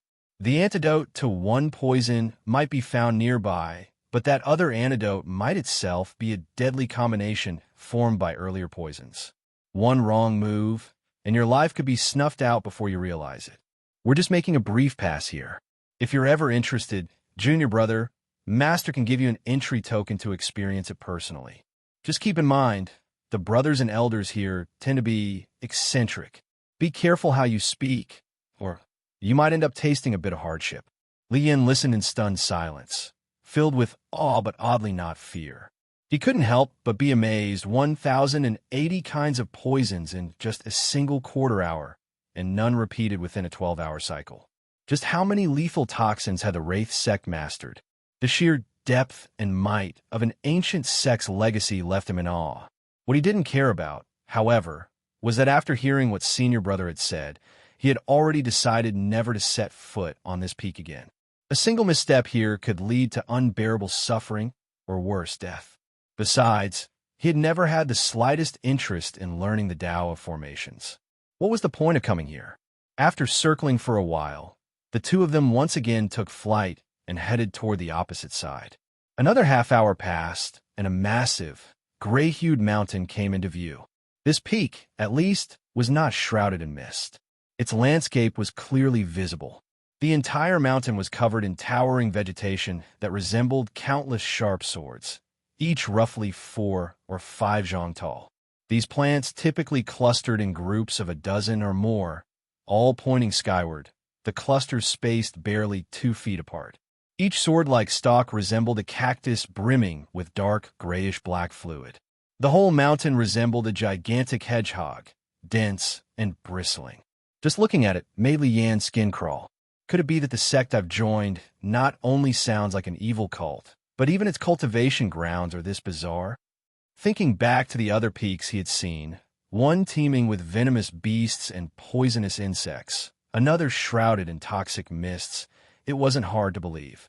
And now this gray-black monstrosity, like a hedgehog carved of shadow and poison. The sword-like plants clearly weren't anything good. This is Boundless Peak. It's primarily used for goo cultivation on the path to immortality. Those plants up there are the preferred nesting grounds for most goo insects, so we shouldn't get too close. If we accidentally disturb them, those goo will erupt from the sword thistle clusters like a black tide. Some of them attach to flesh, feeding directly on blood and sinew. For a typical chi condensation cultivator, just 4 or 5 of these on the skin could reduce them to a skeleton in a few breaths' time. Others burrow through the eyes, ears, and nose, devouring the organs from the inside until not even bones remain, only an empty skin fluttering in the wind. Of course, some goo are latent types. They hide in the heart or burrow into the brain, slowly feasting on blood or marrow. What I've told you are just the common varieties. Those lunatics have bred countless twisted and sinister strains. I've been in the sect for decades and have gone to the Four Symbols Peak more than 10 times as often as I've dared come here. Cough, cough. At this, a spasm twitched across Li Wui's otherwise refined and handsome face, as if he had remembered something unpleasant. As long as you understand, let's move on. Without waiting for Li Yan's reply, Li Wui activated his flying magic tool and sped away. After hearing all that, Li Yan had no desire to linger either. Just as Li Wui flew off, several figures hidden among the sword thistle vegetation noticed his flight magic tool. At the base of one cluster, a stunning young woman in red, appearing to be around 16 or 17, sat cross-legged. Her eyes followed the departing figure, and she let out a soft murmur. Huh, that magic tool, just now, wasn't it that Bradley Wui's? But who was the other one? Why did they leave so quickly? I was hoping to share some wine and compose a few verses with him. She pondered a moment, then smiled faintly. Forget it. I'll go find him in a few days. That little guy's almost ripened. Can't afford any delays. Her crimson dress fanned out around her fiery figure, accentuating her voluptuous form and revealing a swath of smooth, snowy skin at the neckline. Murmuring to herself, she glanced at a nearly invisible silken thread coiled in her palm, then closed her eyes once more and pressed her jade-like hands onto the plant cluster before her. In the air, Li Wui seemed to sense something. His mana surged wildly beneath his feet, and the flying magic tool suddenly accelerated like an arrow released from the bowstring. This sudden burst of speed drew a curious glance from Li Yan. Since meeting this senior brother, he had always found him approachable and unflappable, never startled by anything. Why the sudden loss of composure? Li Wui noticed Li Yan's gaze, but feigned ignorance, eyes fixed straight ahead. Junior brother, just ahead is Old Lord Peak, the main administrative center of our sect. The sect master resides here as well. Halls like the duty hall, the mission hall, teachings and competitions are all held here. With his spiritual power in full throttle, it took them only the time to brew a cup of tea to reach the main peak of the Wraith sect, Old Lord Peak. Along the way, Li Wui had introduced it in detail. Except for Little Bamboo Peak, each mountain had its own law enforcement hall and its own scripture pavilion. Each peak specialized in different attributes and managed their own techniques accordingly. Disciples from other peaks could borrow scrolls too, but the cost of doing so was significantly higher than borrowing from one's home peak. Old Lord Peak, however, had an extra hall. That was the duty hall, which handled both internal and external affairs of the sect. For instance, Li Yan had come here today to collect his initiation items. Other activities, like the monthly Tao lectures, were also held here. On such days, Foundation establishment cultivators from each peak would come to preach, allowing disciples to gain insight and enlightenment. Occasionally, even core formation cultivators would appear. When that happened, the area would be packed, with cultivators flying through the skies in droves. There were also the grand competitions, one every 5 years for all Foundation establishment cultivators below mid-stage, and another every 10 years for mid to late-stage Foundation establishment cultivators. These two were held here. The sect master, a renowned alchemy grandmaster, was also the peak lord of Old Lord Peak. But unlike other sects, the alchemists of the Wraith sect were a different breed. Other sects refine pills in the traditional sense. Immortal elixirs to aid cultivation, detoxify, heal injuries, prolong life, or cure illness. The Wraith sect's Old Lord Peak, while also capable of those, was notorious for something else. Crafting deadly poisons, pills, powders, invisible mists, even plague vapors capable of spreading across vast regions. Standing before the duty hall and surveying the surrounding buildings and the steady flow of people, Li Yin finally felt a sliver of comfort. At last, this looks like what a proper sect should be. Most of the cultivators here looked normal, and though some still brought venomous beasts with them, their presence had clearly been reined in. Even the beasts themselves seemed unusually docile, as if suppressed by some mysterious means. Yet, like the other peaks, this one too pulsed with spiritual energy. Li Yin could feel it. Each breath he took made him feel so comfortable, he nearly moaned aloud. Chapter end. The duty hall was located at the foot of Old Lord Peak. Li Wui brought Li Yin down from the skies, put away his flying magic tool, and motioned for Li Yin to follow him toward the grand entrance of the hall. At this moment, many people were coming and going in front of the duty hall. When some of them noticed Li Wui, they either greeted him with a respectful bow or nodded with a smile. Some addressed him as Martial Uncle or Senior Martial Uncle, while others called out Senior Brother or Junior Brother. A few people curiously examined Li Yin, who at present looked rather pitiful. Though his face had been cleaned and his leg injury was gone, the black robe he wore, once considered fine even in the mortal world, was now tattered and stained with blood and grime. He appeared more like someone rescued from death than a newly initiated disciple. Li Yin, however, remained calm and unbothered, following closely behind Li Wui step by step. After ascending more than 100 stone steps, they reached the entrance, where two disciples dressed in dark green robes stood guard. Li Yin could sense that both possessed spiritual power far beyond his own, though he had no way of discerning their exact cultivation level. Greetings, Martial Uncle Li. May I ask if there's anything you need our assistance with today? One of the two, around 30 years old, stepped forward and bowed respectfully, though his gaze drifted toward Li Yin. Oh, who's on duty in the hall today? Li Wui asked with a faint smile after coming to a stop. In the duty hall, it was common for Foundation establishment cultivators from the Five Peaks to take turns on duty. These were mostly cultivators nearing the end of their lifespans, with no hope of forming a dan. Their cultivation had already plateaued, and they took on these duties either to pass the time, enjoy a sliver of authority, or earn some contribution rewards from the sect. That being said, such people were often eccentric and completely disregarded courtesy or social niceties. Reporting to Martial Uncle Li, it is Martial Uncle Lin from Four Symbols Peak who is on duty today. The middle-aged cultivator replied respectfully. Oh, so it's Senior Brother Lin. Is he in the hall at the moment? Li Wui asked with a soft chuckle. There were many Foundation establishment cultivators in the sect, but only a few rotated duty in the duty hall. Li Wui could recognize most of them from their surnames alone. He is. I'll go inform Martial Uncle Lin immediately, the disciple replied, once again sneaking a glance at Li Yin, already suspecting the youth's identity. After all, this wasn't the usual time for the sect to accept new disciples. No need, Li Wui waved him off. I'll go find him myself. With that, he stepped inside. Li Yin said nothing and followed closely behind. The two guards, of course, dared not stop him. He had come with Martial Uncle Li, and even if he said nothing, they had enough sense to understand the situation.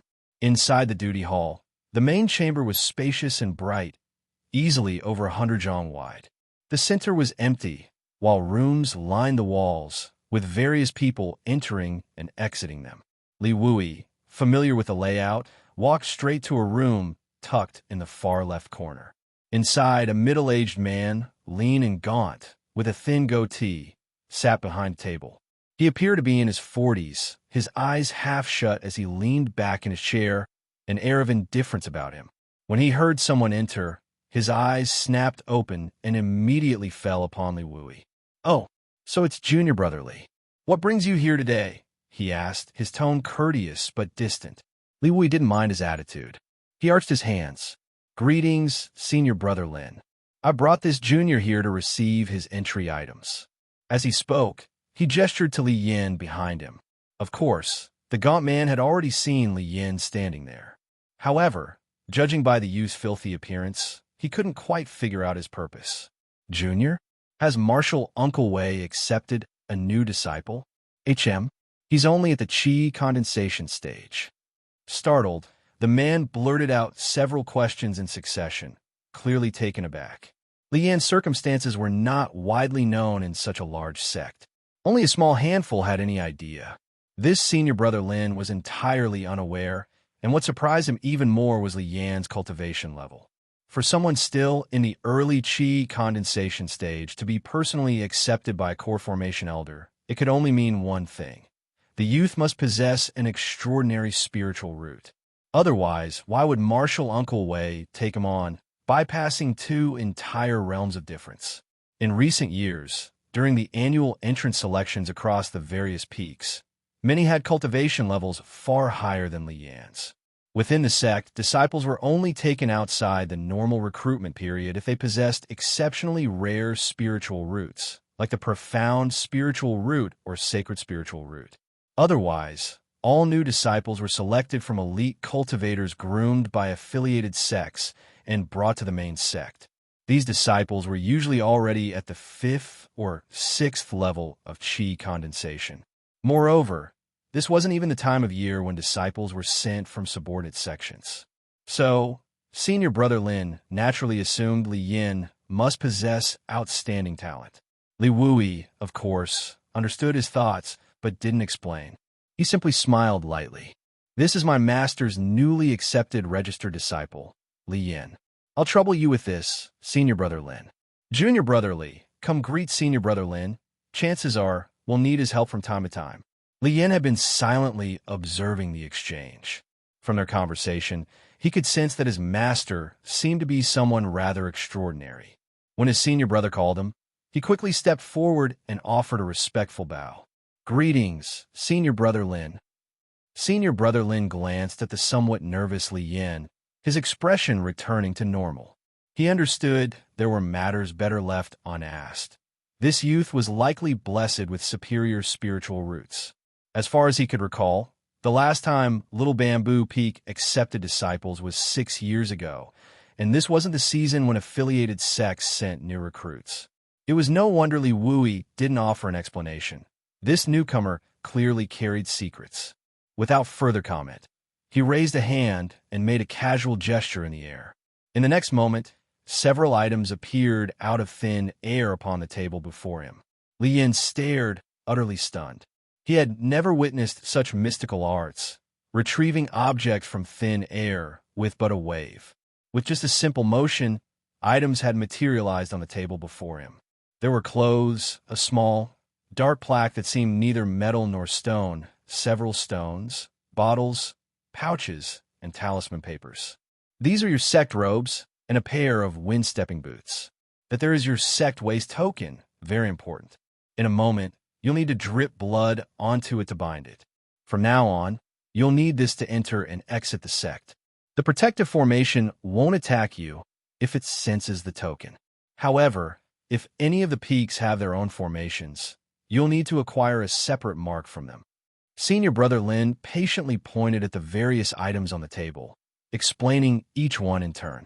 Among the neatly folded robes, 2 sets of dark green long garments stood out prominently. Then he pointed to a 3-inch miniature sword and a shuttle-shaped artifact, and continued. This flying sword is standard issue for the sect and of decent quality. If you want something more powerful, you'll need to purchase it yourself. Next to it is a flying spirit artifact. It's suitable for travel before reaching foundation establishment stage. There are also 3 lower-grade spirit stones, a bottle of chi restoration powder, and 3 flaming iron wall talismans. These are all the standard items given to new disciples, once only. After this, you'll be on your own. When he gestured toward the last 2 items, he paused, glancing at Li Wui. Junior brother Li, this new disciple is different from most. Usually, Those who come to claim entry items have at least reached the 5th level of chi condensation and can already project their divine sense, making the storage pouch and jade slip useful to them. But now, he looked toward Li Wui again. Li Wui smiled faintly, clearly having anticipated this issue. It's not a problem. I'll store everything in the pouch for him and retrieve them later. With his potential, he'll be able to use it soon enough. As for the contents of the jade slip, I'll explain it to him myself. It's nothing more than sect rules and important notes. My explanation will likely be even more thorough. Li Yin stood off to the side, listening to their exchange, utterly lost. Jade slip? A bag of some kind? The jade slip he was somewhat familiar with. It looked like the kind strategist Ji often carried. He knew it required divine sense to read. Dong Fui had briefly explained it to him. But the bag? What could such a small pouch hold? At most, perhaps the little bottle and the 3 stones on the table. At present, the only items he could identify were the robes and the flying sword and waist token that senior brother Lin had introduced. Everything else left him bewildered. While he stood there dumbfounded, unsure whether to scoop the items up with his arms or gather them in his robe, a slender hand reached out beside him and grabbed the pouch. He turned in surprise. It was his senior brother. He didn't know what his senior brother intended, but when he turned back toward the table, he froze. The table was completely empty. Only the pouch remained in his senior brother's hand, which was now extended toward him with a genial smile. This? Li Yin didn't know what to say. He had turned away for only a moment. How had everything disappeared? He wasn't a fool. A possibility had already formed in his mind. All those things were put into that pouch. Still, even though he guessed it, he found the notion unbelievable. Take it, junior brother. I'll explain everything once we return. As he heard this, Li Yin murmured inwardly, incredible. A storage pouch. So small, yet it has such a vast capacity. He reached out to receive it, but as the pouch landed in his hand, his arm jerked upward uncontrollably. He was startled. He had used too much strength. In his mind, even though the items had been magically packed into the pouch, the total weight should still remain the same. So he had instinctively prepared to lift something heavy. But to his shock, the pouch was feather-light, and his upward heave met no resistance at all. Realizing his blunder, Li Yan's face flushed with embarrassment. He truly knew too little about the cultivation world. There was so much to learn. Senior brother Lin watched the scene unfold and couldn't help but gape. Then, with a shake of his head, he muttered, "Where did they dig this guy up from? He doesn't even know what a storage pouch is. Never eaten pork. Hasn't even seen a pig run. Must be from some backwater sect no one's ever heard of." Li Yin saw the head shake and felt even more ashamed. Li Wui chuckled softly and gave him a reassuring pat on the shoulder. "Come, junior brother. Let's head back. I'm sure Master is getting impatient by now." Chapter end. Li Yin stood atop the book-shaped flying artifact, gazing at the looming mountain ahead. As the peak grew ever closer, a flicker of anticipation stirred in his heart, though it was tinged with uncertainty. He had no idea what kind of beginning awaited him here. The mountain gradually revealed its full grandeur, its entire body cloaked in a deep, ink-green hue. It was densely covered in bamboo, but not the lush jade-green stalks he'd once seen in the Great Qing Mountains. These bamboos bore a hue bordering on black. Their surfaces shimmered faintly with emerald specks of light, like tiny crystals glowing gently across the bamboo skin. These luminous dots flowed slowly, as if alive. The sight evoked a sense of calm and depth, and carried an almost dreamlike beauty. As he watched the slow dance of the glowing specks, a sudden thought struck Li Yin. Could these bamboos also harbor goo insects? His expression instantly became colorful, his heart skipping a beat at the idea. Beside him, Li Wui glanced over with a smile, as though having read his mind. "You're wondering whether there might be spirit bugs or goo insects living inside the bamboo, aren't you?" Li Yin was startled. How'd he guess that? Before he could speak, his senior brother continued with a chuckle. "It's an easy guess. Almost every cultivator who visits Little Bamboo Peak after seeing the other 3 peaks thinks the same. I thought so too back then. But rest assured, these bamboos are just bamboos. No spirit bugs live inside. This species is actually a type of spiritual plant and an excellent material for crafting artifacts. I'll explain more when we have time. As they spoke, the flying magical tool descended, landing on a grassy patch halfway up the mountain. Lian stepped down from the book-like implement and looked ahead. The mountain stretched upward, its dark, towering form piercing the sea of clouds. The ink-hued slopes were swathed in undulating waves of bamboo.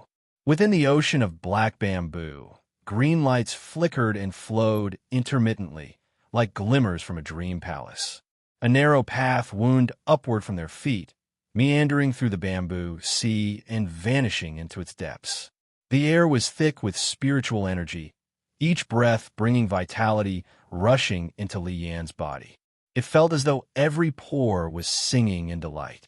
He turned to glance back down the mountain, but from where he stood, there was no visible path downward. Just a sweeping sea of ink-colored bamboo leaves rustling and swaying, at times obscured by drifting unlike the other peaks. Little Bamboo Peak had no mountain gate at its base. It seemed people came and went via this mid-mountain path. "Junior brother, let's head up the mountain." Li Wui had already put away the magic tool and started walking along the path. Li Yin gathered his thoughts and followed. The narrow trail was flanked on all sides by the towering black bamboo, forming a tunnel of shadow and flickering green light. The glowing specks drifted and danced around him, making it feel like he was walking through a surreal and fantastical space. "Once we reach the top," said Li Wui from ahead, his robes billowing in the breeze, "we'll find a place for you to wash up first. Then we'll pay respects to Master and finally arrange your quarters. How does that sound?" Dots of green light occasionally swept across his face and hair, giving him a strangely enchanting appearance. "I'll follow senior brother's lead," Li Yin replied at once. He knew full well that his current disheveled state was no way to present himself. "Good. Not far ahead is where the servant disciples reside. Just past there lies the main hall of Little Bamboo Peak. Further up from the hall is where we disciples live and cultivate. Master should be in the main hall right now, so you'll need to make do and wash up at the servant disciple's place. That all right?" Li Wui gave him a slightly apologetic look. Li Yin didn't mind at all. He had grown up in a mountain village, and even during his half-year with Strategist G, this part of him had never changed. "Of course, senior brother," he answered calmly. They continued walking through the shimmering bamboo tunnel, the interplay of black and green casting shifting patterns on the path. After about half a cup of tea's time, a flicker of brightness appeared ahead. A bamboo fence came into view, enclosing a wide courtyard nestled amid the ink-colored bamboo sea. Beyond the fence stood a cluster of modest houses, more than a dozen in all, arranged like a manor's outer quarters. A gravel path cut through the center, leading deeper into the mountain. Compared to the other peaks with their elegant pavilions, celestial springs, and spiritual birds, this place seemed downright plain. Yet, it exuded a quiet charm and tranquil grace. Looking back at the dreamlike bamboo tunnel they had just passed through, Li Yin felt as though he had crossed into another realm. Following Li Wui into the fenced courtyard, he saw a dozen or so young men and women going about their tasks.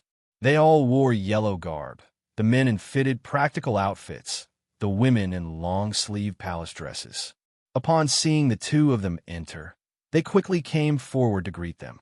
"Greetings, senior martial uncle." Several of them stole curious glances at Li Yan, their eyes filled with surprise and puzzlement. "This is your 8th martial uncle. Xiao Yi, take him to wash up a bit." Li Wui introduced Li Yan with a smile, then pointed to a youth of 18 or 19. The gathered servant disciples were stunned. Many of them had worked here for years, and knew full well that no new disciples had joined in a long time. That this disheveled teenager was now their martial uncle left them shocked and curious. Li Yan's tattered clothes were rather jarring, and his spiritual energy was faint, barely detectable. Some of the servants even sensed more power within themselves than from him. They exchanged subtle glances. The young man named Xiao, he stepped forward. He had a gentle, handsome face. Li Wui turned to Li Yin and held out his hand. "Give me your storage pouch." Li Yin understood immediately. He wanted to retrieve a change of clothes, and truth be told, Li Yin was also eager to see how that magical pouch worked. Li Wui took the storage pouch and gave it a gentle tap. With a flash of green light, a set of robes, inner garments, and a pair of boots appeared, floating lightly in midair. This time, Li Yin could clearly see how items were retrieved from the storage pouch.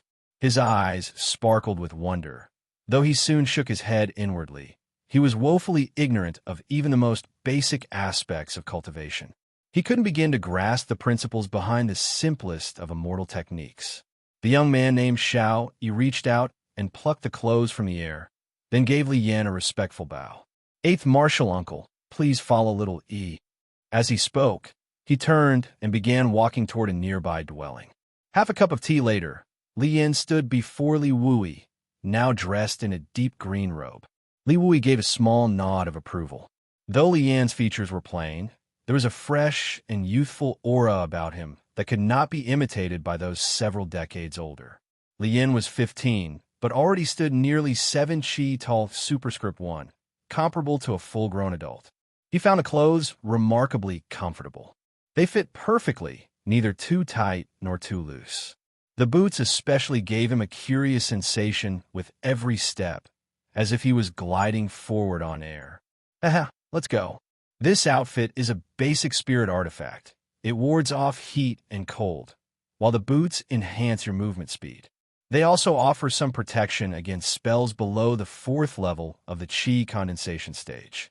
Knowing Li Yin understood none of this, Li Wui gave a brief explanation and led him down a gravel path winding between several rows of houses. The path climbed along the mountainside. Along the way, Li Wui occasionally pointed to various things and shared a few words. Li Yin would ask a question here and there. Gradually, a quiet rapport formed between them.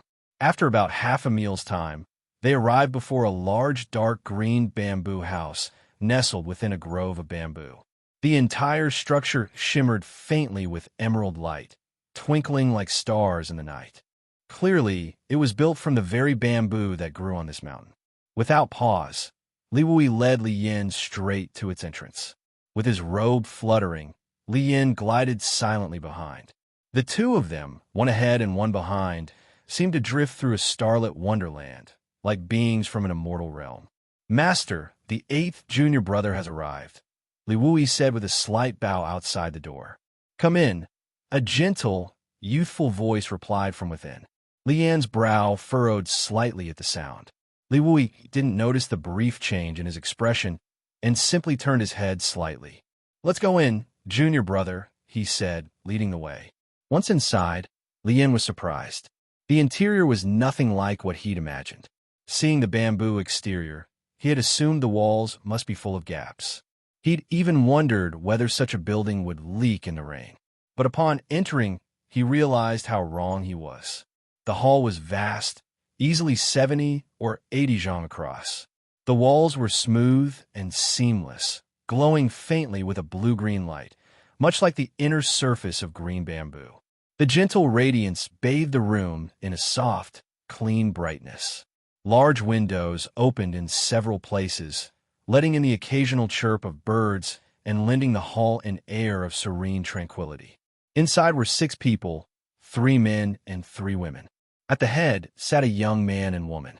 The man was slightly plump, with thick brows and large eyes, around 27 or 28 years old. Dressed in a deep green robe, he wore a gentle and composed smile, exuding a calm and unhurried demeanor as he looked toward Li Yin and Li Wui. Beside him sat a young woman in white palace robes, just over 20. Her figure was graceful and curvaceous, with fair, flawless skin that glowed faintly in the light. Her delicate oval face and phoenix eyes held a soft smile. Her hair was tied low, pinned with a jade phoenix hairpin. She too smiled warmly at the newcomers. Neither of the two displayed the slightest fluctuation of spiritual pressure, and seated as they were, they resembled no more than a wealthy young couple from the mundane world. Below them sat 4 others, 2 men and 2 women. Closest was a burly middle-aged man, around 40 years old, with thick brows and a wide mouth. Even seated, he was nearly as tall as Li Yin standing. His robust frame stretched his green robe tight, robbing it of elegance and lending him the weighty presence of a mountain. His leopard-like eyes were fixed intently on Li Yin. Beside him sat a youth of about 18 or 19, also in a green robe. He was lean and wiry, with a long face and small, darting eyes. His skin was tanned, and he stood just slightly taller than Li Yin. What stood out most about him were his long limbs. His small eyes flitted about ceaselessly, revealing a clever and calculating nature. Next came two young women, one tall and one short, both around 20. One wore a pale yellow gown. The other was clad in a sec green robe. The girl in yellow had a round face, large eyes, and was slightly shorter. Her jet black hair fell loosely over her shoulders, and her fair, smooth complexion glowed with youthful vitality. Her big eyes often glanced toward Li Yin, or more precisely, toward Li Wui. Her slender, jade-like hands occasionally rose to brush her bangs aside as she whispered with the taller girl beside her, her cheeks occasionally tinged with a delicate blush. The tall girl had striking features, bright eyes and neat teeth, wheat-colored skin, and cropped short hair. There was a heroic air about her, but also a hint of aloof coldness. Her robe fit snugly across her chest, creating a striking silhouette, while the lower half of the robe hung naturally in long, folded strips, accentuating a flat and powerful abdomen. Even seated, her long legs could be felt beneath the robe.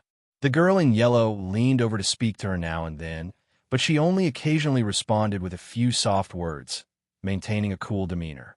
These exuded powerful spiritual pressure, making it difficult for Li Yin to breathe upon entering the hall. They all studied him with either curiosity or detachment. The long-limbed youth's eyes spun restlessly, his body shifting in his seat. Who knew what thoughts flitted through his mind? Just as they observed Li Yin, he too was quietly watching them. He didn't yet feel the awe others might. Call it boldness or simply ignorance. Later, when he began his cultivation journey, he would realize how reckless he had been this day. Thankfully, this was his sect. The master had already informed the others of Li Yin's origins. They knew he came from a wild background, ignorant of cultivation etiquette. Otherwise, a single misstep might have cost him his life, and he wouldn't have even known why. When Li Yin met the gaze of the young man at the head of the room, he finally understood the source of his earlier discomfort.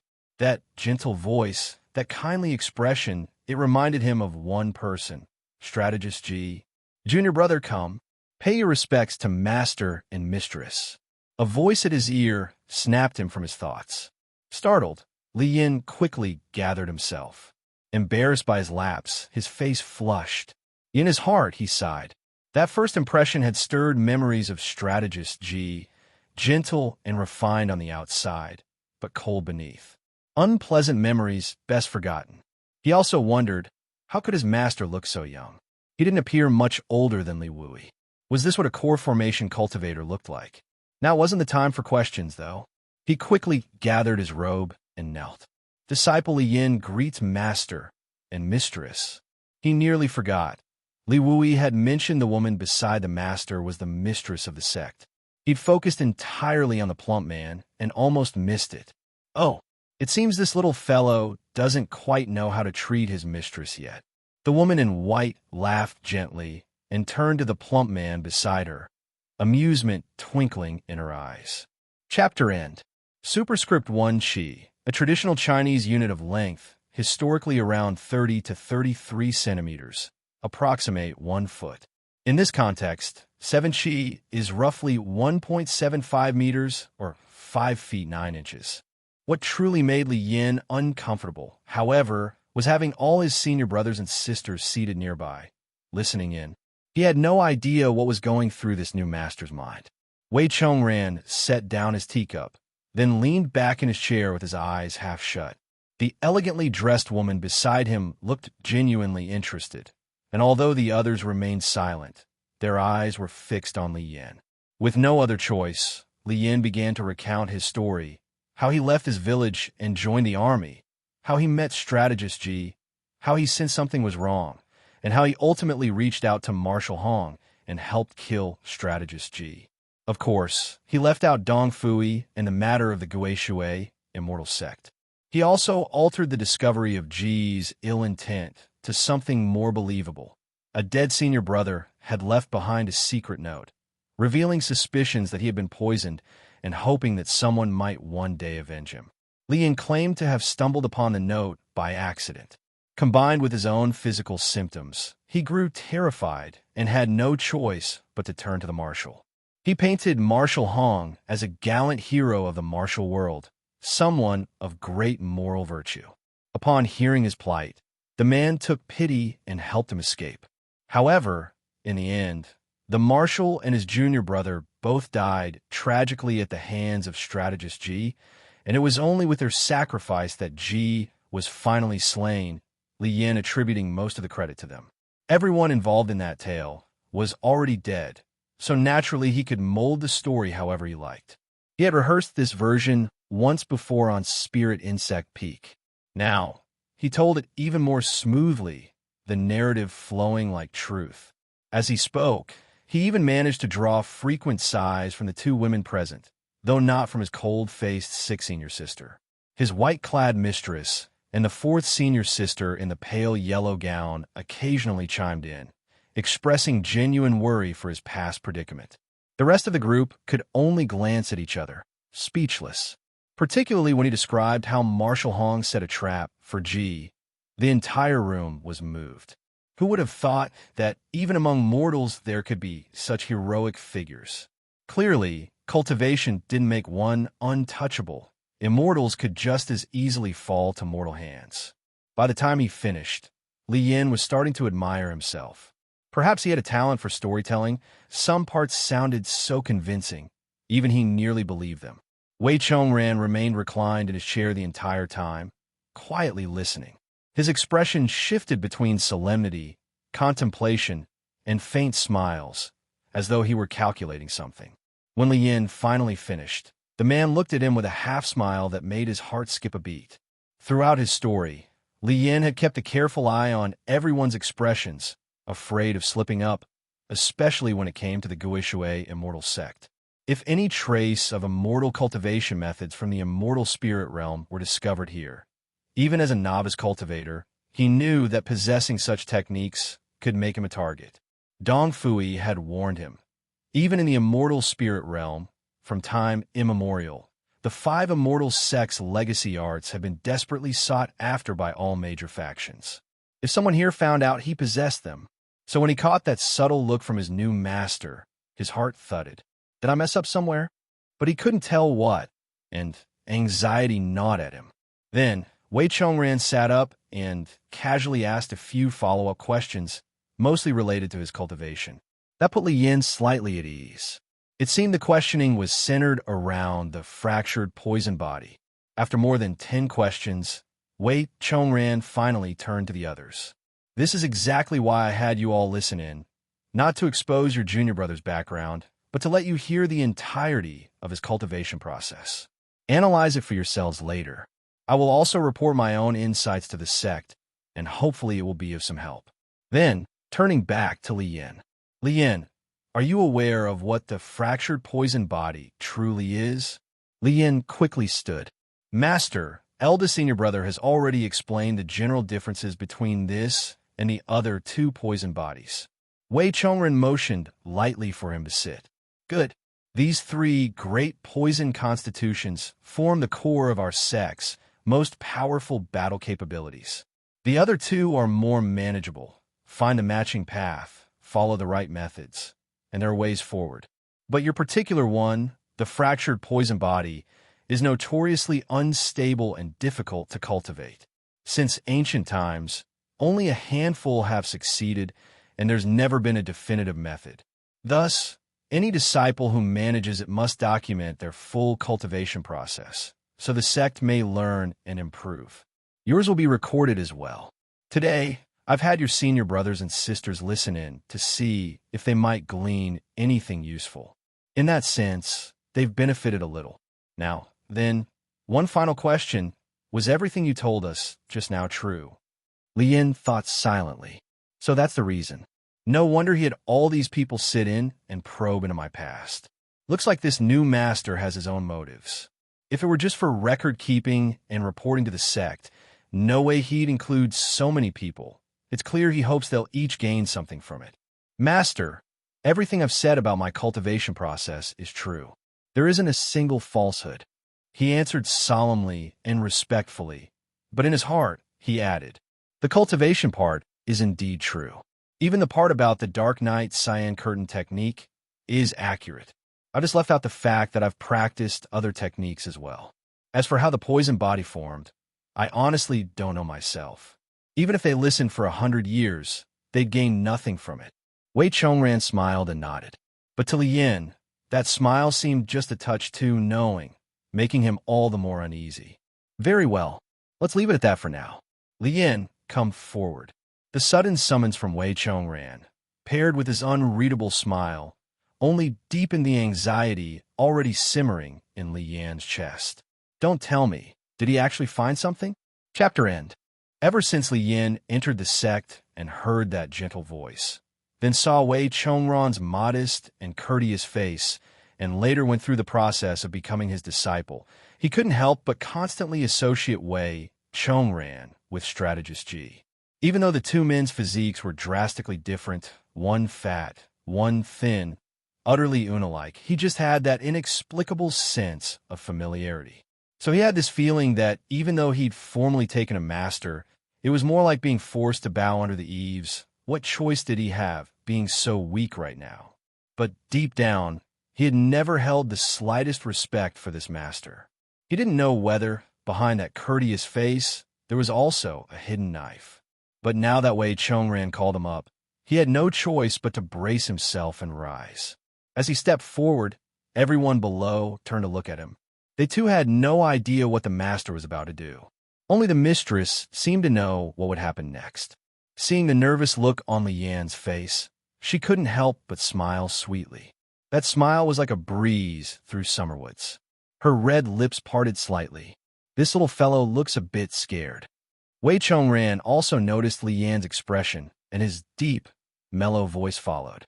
Just checking your aptitude, so I can pick the right cultivation method for you. Until now, he knew very little about this newly accepted disciple's cultivation background.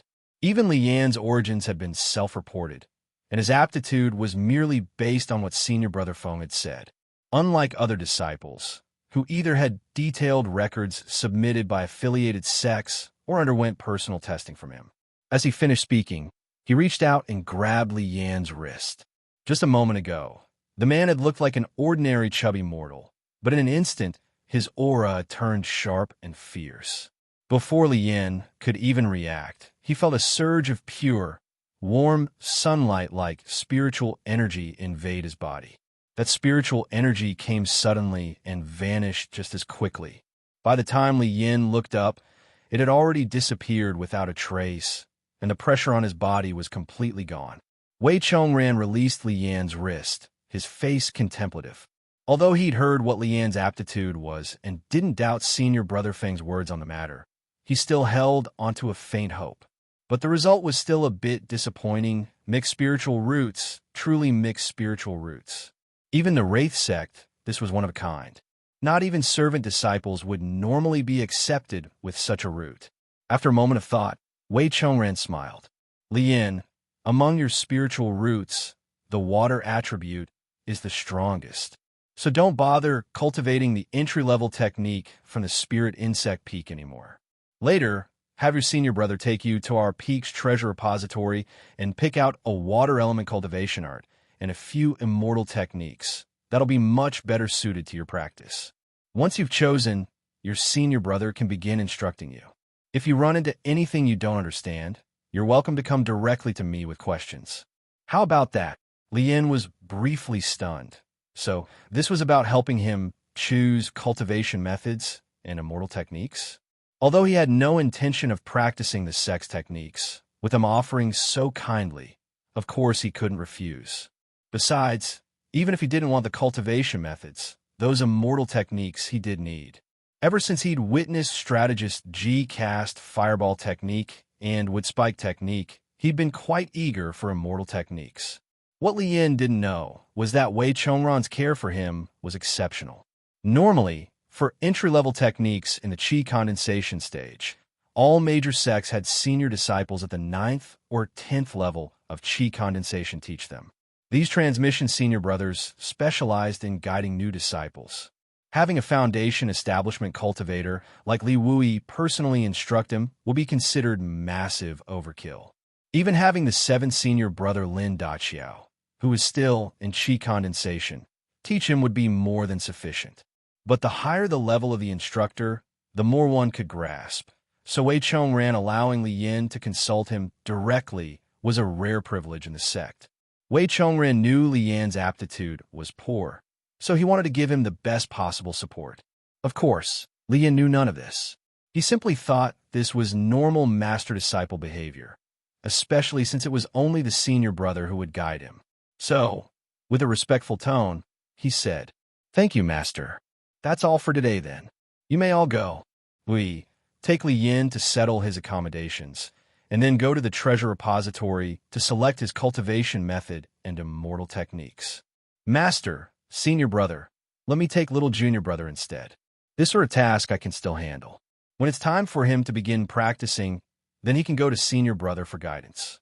At that moment, a crisp voice rang out. Everyone looked over.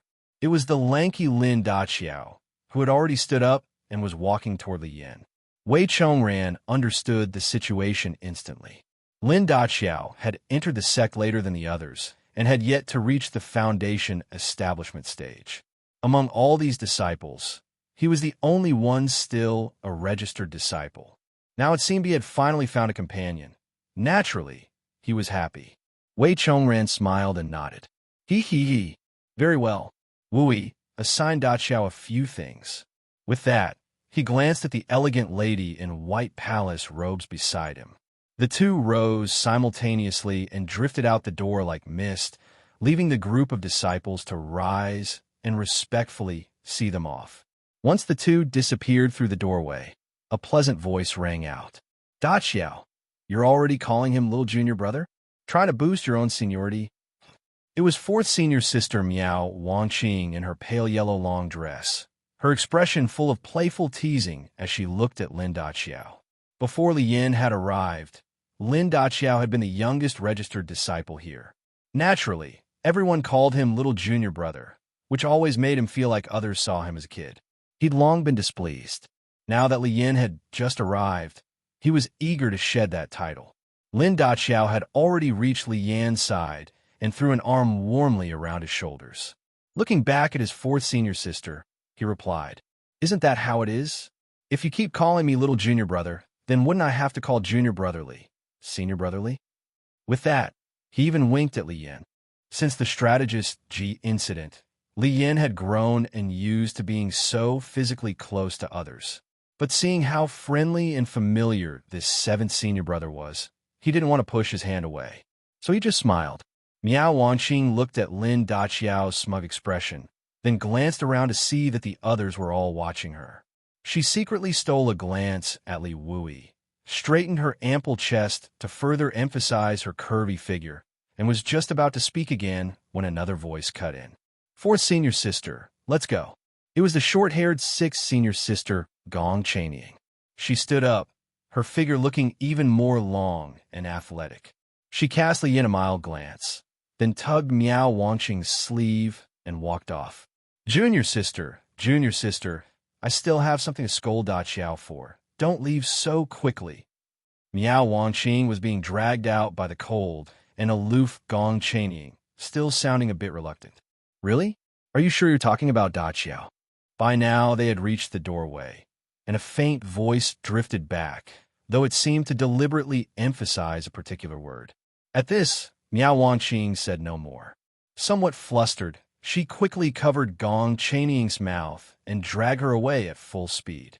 Only the 3 of them were left inside the hall. Li Yin was completely confused, but he could clearly feel the arm of his 7th senior brother, who was still holding him, trembling slightly, and his face struggling to hold back a smile. The next moment, Lin Daqiao's expression shifted. He turned back and looked mournfully at Li Wui. then said in a low voice, "A man just shouldn't be too handsome. Otherwise, you won't dare go out every other day." Li Wui touched his nose with a gloomy look on his face. At this moment, the second senior brother, overly brawny and large, walked up to Li Yin, stretched out a hand, and patted him on the shoulder. "Eighth junior brother, come to my courtyard when you have time. If you have any questions, you can also ask me. You need to start cultivating soon, so you can have a spar with second senior brother." Sigh. Though he addressed Li Yin at first, his eyes drifted toward Li Wui at the end, and he gave a long sigh, before turning and leaving the main hall. That one pat felt to Li Yin as if a big black bear had slammed him. It left half his body numb, and he couldn't help but grimace in pain. He was only 15 years old and found everyone here to be talking in strange ways, but it all seemed to be about the eldest senior brother. Second senior brother. Second senior brother. You have to call him little junior brother. Little junior brother. Lin Daqiao shouted toward the departing figure of the big man. Little junior brother. Your second senior brother is a cultivation maniac. Once your level rises, he'll probably... Well, how do I put this? Your second senior brother might like to discuss cultivation methods and immortal techniques with you, frequently. Li Wui coughed and spoke to Li Yin, and he did in fact call him little junior brother, which made Li Yin think to himself, looks like this second senior brother just enjoys sparring with others. But at the moment, he didn't take it seriously. Who knew when he would even reach the foundation establishment stage? Li Wui then looked toward Lin Daqiao, who was still staring at the door, muttering to himself non-stop. Aha! Daqiao, after you help little junior brother settle into his lodgings, explain the sect rules to him clearly. Also, tell him everything you learned when you first joined. You heard earlier about his background. He doesn't know much about the cultivation world, so the more detailed, the better. As for choosing cultivation method, I'll handle that myself. After you finish these arrangements, it'll probably be evening, so I'll come find little junior brother tomorrow morning. He was letting Lin Daqiao handle Li Yan's intra-level orientation, something he could trust him with. But when it came to selecting techniques, a crucial matter, he preferred to handle it personally. One had to admit, he was indeed meticulous. Got it. Don't worry. Eldest senior brother. Lin Daqiao grinned happily. Hearing Li Wui call Li Yin little junior brother, more smoothly with each time, made him increasingly cheerful. All right then, little junior brother, I'll take my leave for now. By the time all this is done, it'll be evening. Take a good rest and get familiar with the environment. I'll come find you tomorrow morning to pick the cultivation method and spells. Li Wui made sure everything was covered, then reminded Li Yin once more. All right, eldest senior brother. Thank you for everything today, Li Yin replied politely. After that, the three of them left the main hall and went their separate ways outside. Li Yin followed the path behind the main hall, walking uphill along the mountain. Lin Daqiao led him, chatting along the way. Li Yin found that Lin Daqiao was someone who liked to talk, but gave off a good impression. He seemed like a straightforward person, the type who said whatever came to mind. Li Yin would occasionally chime in, and Lin Daqiao always answered thoroughly. Just like that, Li Yin quickly learned a few things about Lin Daqiao. Lin Daqiao was 20 years old this year, and came from a third-rate sect in the Endless Firmament province, which was also under Wraith Sect's jurisdiction. His area was in the southwest of Wraith Sect's territory, dominated by several third-rate sects. There wasn't even a single second-rate one. In that region, Lin Daqiao's sect was one of the top among the third-rate sects, and he had the best aptitude among them at the time. He had been discovered and recruited into his sect at the age of 12, which was considered late. Even so, he had entered the cultivation path years before Li Yin. In just 1 year of training at his home sect, he reached the second level of the Qi condensation stage and was hailed as a once-in-a-century genius by that sect. In his third year, he broke through to the 5th level of Qi condensation and just happened to catch the Wraith Sect's disciple recruitment. He was sent along and unexpectedly caught the eye of Wei Chongran, who accepted him as a registered disciple. It had been more than 6 years since he joined, and he had now reached the 10th level of Qi condensation, roughly 1 level every year. As cultivation becomes more difficult the further one advances, Such progress was no less impressive than Li Wui's. He was now preparing to break through into the foundation establishment stage. Li Yin found it odd. Why would lower sects send their most promising disciples away after so much effort? How could they develop like that? But Lin Daqiao's next explanation made it clear to him. When the four great sects recruit disciples, the subordinate sects can choose not to send their disciples. But that would mean their disciples miss the best opportunity to ascend to immortality. Because whether it's cultivation methods, spells, or resources, the four great sects have an abundance that those small sects can't even imagine. Their own limited resources, even if pooled for centuries, likely wouldn't be enough to produce a single core formation cultivator. But in the four great sects, that potential existed. Those who were sent to the great sects and managed to establish their foundation or reach the core formation stage are required to become elders or grand elders of their original sects, but they can still remain in the great sects to continue cultivation. At that point, the great sects will also reward the original sects with generous resources, recognizing their efforts in finding talented individuals. These rewards could be equivalent to decades or even centuries of accumulation by the small sections. That often leads to a huge boost in strength and rapid development. So why would these small sects refuse? As for why the four great sects would bother with such seemingly thankless efforts, well, that was due to Li Yan's ignorance. These smaller sects still belong to the jurisdiction of the four great sections. The stronger they became, the more powerful the great sects became overall. The most critical point was that after establishing their foundation, a soul lamp would be left in the great sects. If the great sects ever faced danger, those cultivators, and sometimes even their entire sects, would be obligated to help. If they didn't, their soul lamps could be extinguished, resulting in their deaths. Even so, the cultivation world respected power. If someone couldn't even reach the foundation establishment stage and died early on, then it was far better to have joined the four great sects in the first place. Of course, for those ambitious sects that wanted to become great powers themselves, they were reluctant to send away their best disciples. But to the four great sects, these small fry were beneath their notice. They turned a blind eye. They were colossal beings. If someone truly wanted to challenge them, there would always be warning signs. The moment such signs appeared, the great sects would strike decisively, and those with ambitions would find their sects turned to ashes in an instant. Chapter end. Li Yin took note of the term soul lamp. What was that? Just as he was about to ask about the soul lamp, Lin Daqiao spoke again. Little junior brother, just up ahead is where we live. I heard that in the past, there used to be many dwellings here. But 100 years ago, some disciples who joined Little Bamboo Peak only wanted access to its cultivation resources. Once they showed a bit of talent, they no longer wished to handle the miscellaneous tasks of Little Bamboo Peak.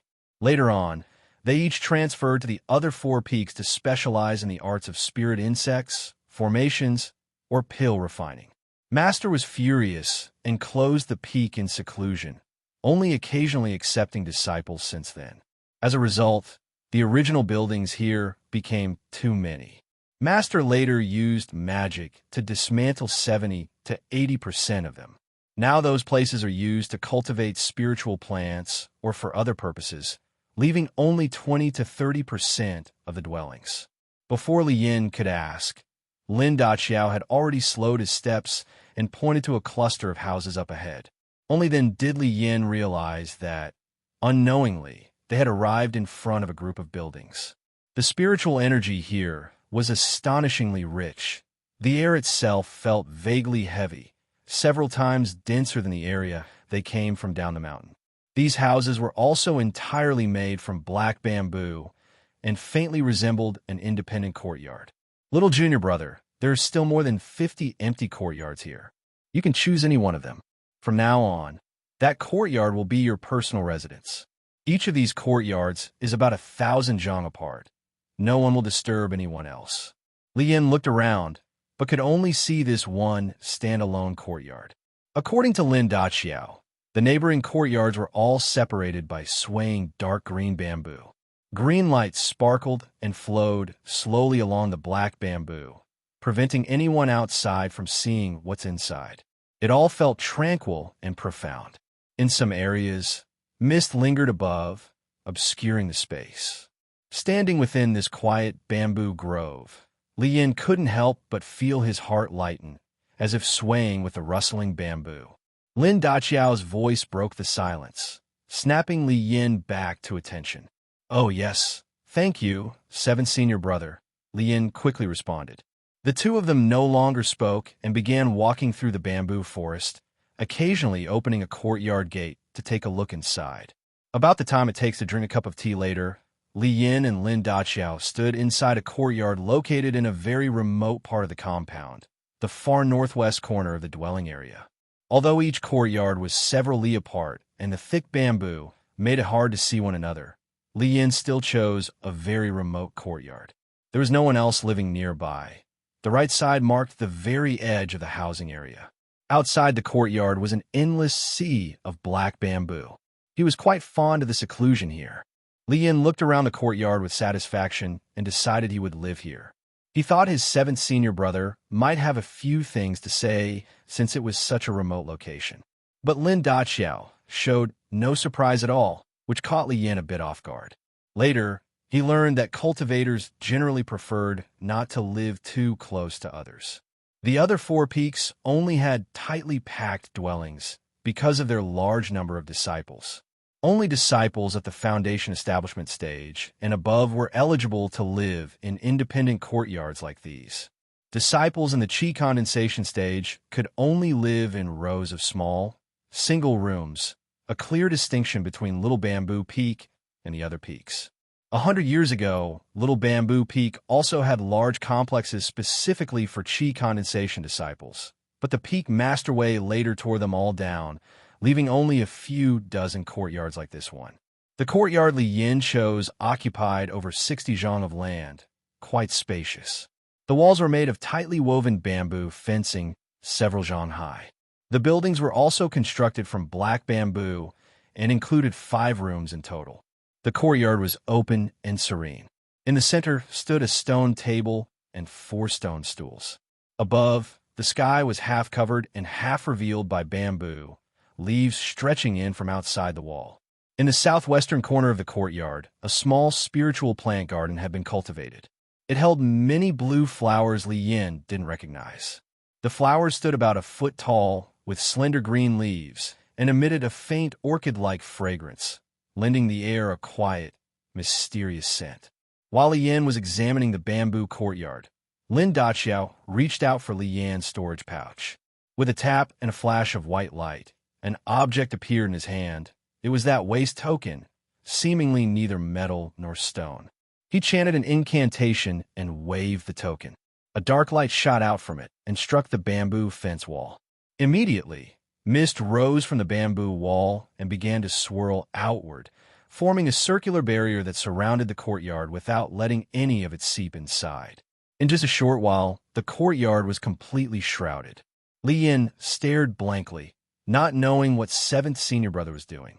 "All right, in a bit, just drip your blood on this waste token to recognize it as your own."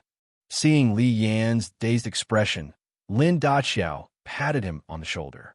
Every bamboo courtyard has a protective formation. This waste token contains the spells to control that formation. Once you drip your blood and recognize it as yours, you'll be able to control the formation. One token can only control one formation. For example, my token also contains the formation control spell, but it only works for the one I activated, the one protecting my courtyard. The token also has other uses. It contains recognition patterns for the sect's grand protective formation. Otherwise, if you barged into the sect, the formation would attack on its own. Our sect's protective array isn't like other sects, which only have illusion, defense, and direct attack mechanisms. Ours also hides unknown poisonous insects, toxic gases, and mists. That's what's truly terrifying. Even nascent soul stage ancestors are wary of it. At this point, Lin Daqiao seemed to recall something, and his slightly dark skin turned shade pale. Ahem. In short, you must take care of this waste token. If you lose it and need to get a replacement from the duty hall, you'll be punished. The protective formations of these bamboo courtyards are ordinary ones. They're meant to keep others from intruding during your cultivation and provide some alertness and defense. Their strength is roughly enough to block a full-powered strike from a foundation establishment cultivator. That's already quite powerful. Such a strike could probably destroy a small mortal town. But within this sect, no foundation establishment cultivator would be foolish enough to go around attacking someone else's defensive array. It's more than enough. Little junior brother, if you ever feel it's not strong enough, you can go find 6 Senior Sister or the uncles and elders at Four Symbols Peak. They can help you set up a better formation, much more powerful than this. After briefly introducing the protective formation and the sect's grand array, Lin Daqiao's final words mentioned 6 Senior Sister, which made Li Yin recall the tall, short-haired, tan-skinned cold beauty. He couldn't help but ask, 6 Senior Sister knows formations too? Lin Daqiao patted Li Yan's shoulder again, which made him rather speechless and grumble inwardly. We just met, okay? Why do you keep patting me like that? Little junior brother, our little bamboo peak is like a general store. Though we handle miscellaneous affairs for the sect, the cultivation methods we learn are also diverse and abundant. Senior Sister 6 isn't just skilled in formations. Her personal strength is also formidable. Even second senior brother is unwilling to spar with her too often. In terms of formation talent alone, the uncles and elders of Four Symbols Peak have tried more than once to recruit her over, but she refuses to devote herself to only one path like the other peaks. She's afraid that if she goes to Four Symbols Peak, her other cultivation arts will be neglected. Though formations are indeed unpredictable in battle, Senior Sister 6 prefers to strengthen herself in multiple aspects. Formidable personal strength? Second senior brother is the one who really looks like a powerhouse. Although Li Yin recalled the short-haired beauty and the explosive figure faintly revealed under her robe, he still couldn't imagine her going head-to-head with someone built like a bear, such as second senior brother. Little junior brother, let's go inside. There's still quite a bit I need to explain to you. Lin Daqiao clearly didn't want to elaborate further. He walked toward one of the houses, pointing out each one as he went. These rooms should be enough for your use. There's a rest room, a training room, a beast rearing room, a pill refining room, and a sitting room. Unless you have extra hobbies, you won't need to construct more bamboo huts in this courtyard. Building additional rooms isn't hard either. Learn it for half a day and you'll get the hang of it. Just pay attention to your materials. Not all bamboo is suitable for building. Even though this uninhabited courtyard does have some servants who come to sweep and tend to the spiritual plants, they don't come often. You see, there's still a bit of dust. Let me clean it for you. Lin Daqiao kept talking to himself. Seeing that the courtyard wasn't particularly clean, he swept his robe forward. As if pushed by an invisible hand, the doors of several rooms simultaneously swung open. Then, he rapidly formed a seal with his hands in front of his chest, shouting lightly, "Go!" A flash of white light shot out and instantly turned into several moist whirlwinds, each one swirling into the different rooms, the stone table, and stone stools in the courtyard. The motion was elegant and casual, even a bit ethereal. A soft woo-woo sound filled the courtyard. A few breaths later, silence returned. All done. Ha ha ha. Lin Daqiao clapped his hands and laughed, then walked straight into the central room. Li Yin looked at the stone table and stools in the yard, and his eyes lit up. The slight dust from earlier had completely vanished, and the surfaces were now even gleaming faintly. This is immortal techniques, not just for flying and killing. Li Yan's curiosity about immortal techniques grew even stronger. He turned his head to see Lin Daqiao stepping into the central room, so he hurried to follow. The room was 5 or 6 zhang wide and felt spacious. There was a bamboo table with a tea set on it, several tall bamboo chairs, and the 4 walls were a pale bluish-white, with no decorations hanging. 2 wide bamboo windows open outward. The furnishings were extremely simple. This is the sitting room. The other rooms are similarly simple, mainly a bed, a meditation mat, and such. We cultivators don't care much for material things, especially master, who particularly dislikes anything extravagant. As he spoke, Lin Daqiao casually pulled out a chair and sat down. Meanwhile, several dozen li away in another bamboo courtyard within the same bamboo forest, a young man and woman were speaking in a room. This new disciple of yours isn't honest. He's very cautious in his words and actions. He gave credit for killing that military advisor mostly to that so-called marshal and his junior brother. I asked a few questions on purpose, and it was obvious he thought before answering. A beautiful woman in white palace robes looked at the plump young man. Her large eyes sparkled mischievously. This pair of young man and woman was none other than the master and mistress whom Li Yin had just recently bowed to. So yes, according to the findings of the disciples from Spirit Insect Peak, as well as investigations from our subordinate sects into his background, it's almost certain that he was the one who set the trap. Even the final strike was likely delivered by him. But today, he didn't tell the truth and attributed everything to others. For a mere mortal youth to harbor such thoughts, well, I suppose it must be tied to his past experiences. He already carries a deep distrust and wariness toward others. Wei Chongran shook his head helplessly. Then what about the things he said regarding his cultivation? How much of it is true? Is he hiding something, or is it all lies? The woman blinked her beautiful eyes and looked at her husband. Most likely he held things back, maybe even made most of it up. But does it matter? It's been hundreds of millions of years, and generation after generation of our sect has studied this kind of constitution without ever uncovering the true cause of its formation. If we used a soul-searching technique, we could extract some information from his mind, but that's not the outcome I want. Everyone has their own fate. He's just a mortal boy who fought for a sliver of survival with his life. Why should that be taken from him? That's why I accepted him. Otherwise, his ending could have been very tragic. Once he starts to feel a sense of belonging to the sect, I believe he'll eventually open up. At this point, a bitter smile curled on his lips. Jime, perhaps I'm not suited for cultivation. Master entrusted me with the entire little bamboo peak, and I've ended up managing it like this. After seeing the hardships that boy's gone through, I actually felt pity. Cultivation, immortality, perhaps I'll never be able to sever my mortal attachments. Maybe I'll never form a nascent soul in this lifetime. A soft, white hand slowly reached out and clasped his chubby hand. This is exactly why I love you, because you have feelings, because you have your own principles. The woman's eyes shimmered with tenderness, and in the next moment, she gave a light humph, like a playful young girl. And don't forget, you weren't some goody-two-shoes back then either. You and your senior sister at the time. She propped her chin with her other jade-like hand, seeming to fall in a memory for a moment. Chapter end.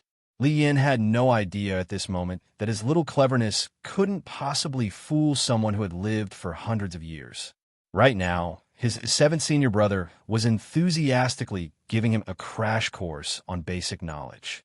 It was unclear whether Lin Daqiao had simply lacked someone to talk to these past few years, or if he was being especially conscientious, but he took the task assigned by Li Wui very seriously. He seemed determined to pass on every bit of common knowledge he had about the cultivation world. And this approach allowed Li Yin to absorb a wealth of information he had previously never encountered. To start, Lin Daqiao spoke of the hierarchy within the cultivation world, things like spiritual roots and divine sense, which Li Yin technically already knew. However, he couldn't let that show. If he did, it would contradict the impression he had given earlier. Still, listening attentively gave him a refreshed understanding and allowed him to learn new details.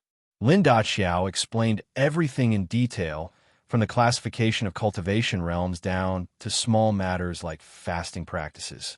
Li Yin was utterly engrossed. For example, once realms are established, the way cultivators address each other changes accordingly. It's not like the mortal world, where age determines seniority. In cultivation, it's all about power. A single major realm of difference means you're the junior. An 80-year-old at the Qi condensation stage must respectfully call a 20-year-old foundation establishment cultivator senior. If they're from the same sect, then it becomes martial uncle or elder brother. Failing to do so could mean death at the raise of a hand. The hierarchy in the cultivation world is even more ruthless than those of mortal empires. One must also never scan others with divine sense. It's extremely disrespectful. A hot-tempered cultivator might attack on the spot. Looking a senior in the eye can also be fatal, unless you have a powerful backer or the senior happens to be particularly lenient. It's practically courting death. 2 realms higher calls for the title Ancestral Senior. 3 realms, Supreme Patriarch. As for 4 realms above, Lin Daqiao said no cultivator in the mortal realm had ever reached the soul transformation stage. Past the late nascent soul stage, one must ascend to the spirit realm, as the mortal world's rules and spiritual density can no longer sustain further progress. The Wraith sect currently had only 5 nascent soul stage ancestors, 2 of whom were said to be in the late stage. As for why they hadn't ascended, someone like Lin Daqiao, with his low cultivation, had no access to such inner secrets of the sect. Li Yin was finally beginning to understand just how reckless some of his earlier behavior had been.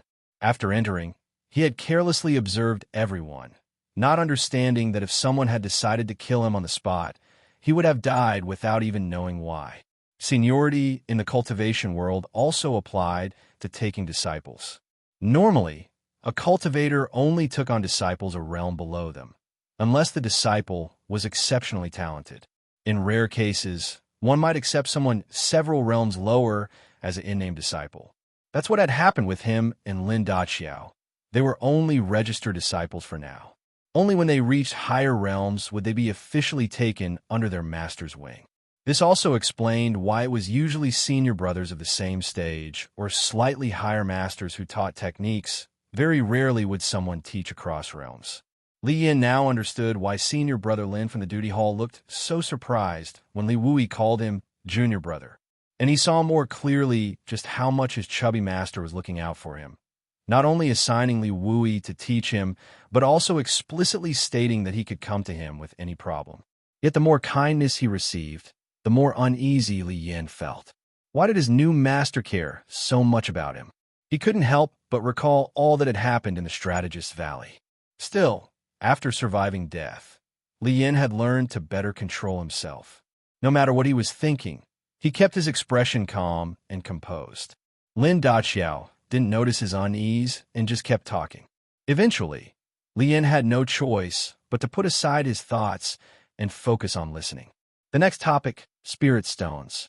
The 3 stones in Li Yan's storage pouch were indeed spirit stones. Spirit stones are minerals birthed by heaven and earth, forming parts of vast spiritual veins. Each stone contains spiritual energy of a specific attribute, essential for cultivation. Most spirit stones only contain one attribute. Rare exceptions have multiple types of spiritual energy, but these are extremely scarce. Spiritual veins are divided into active and dead veins. Active veins are like what Li Yin had sensed at the Wraith sect, a living flow of spiritual energy deep beneath the earth. These massive veins continuously produce spiritual energy through the 5-element cycle. Over time, the gathered energy becomes denser and rises into the air. Spiritual veins also have attributes. For example, beneath 4 symbols peak lies a massive earth-attributed vein, which benefits cultivators of earth-based techniques. Little Bamboo Peak sits atop a water-attributed spiritual vein. Dead veins, by contrast, have ceased producing spiritual energy due to changes in the world's laws. Over time, the remaining energy condenses and solidifies into spirit stones. Of course, active veins are also made of spirit stones, but the energy within them is much more volatile and difficult to absorb. Spirit stones are categorized based on energy purity and concentration: low grade, mid grade, high grade, and supreme grade. With a spirit stone, cultivators can train even in areas without spiritual energy. They can also quickly restore energy during battle. But that's not all.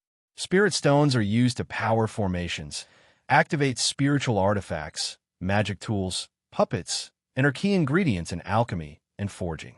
Thus, they are indispensable, both a means of cultivation and the primary currency of the cultivation world. Gold and silver mean nothing here. Spiritual veins are also ranked as low, mid, and high grade, depending on the quality of energy they contain. Spirit stones mined from the same vein are usually consistent in quality, though especially high-grade stones might appear at the core.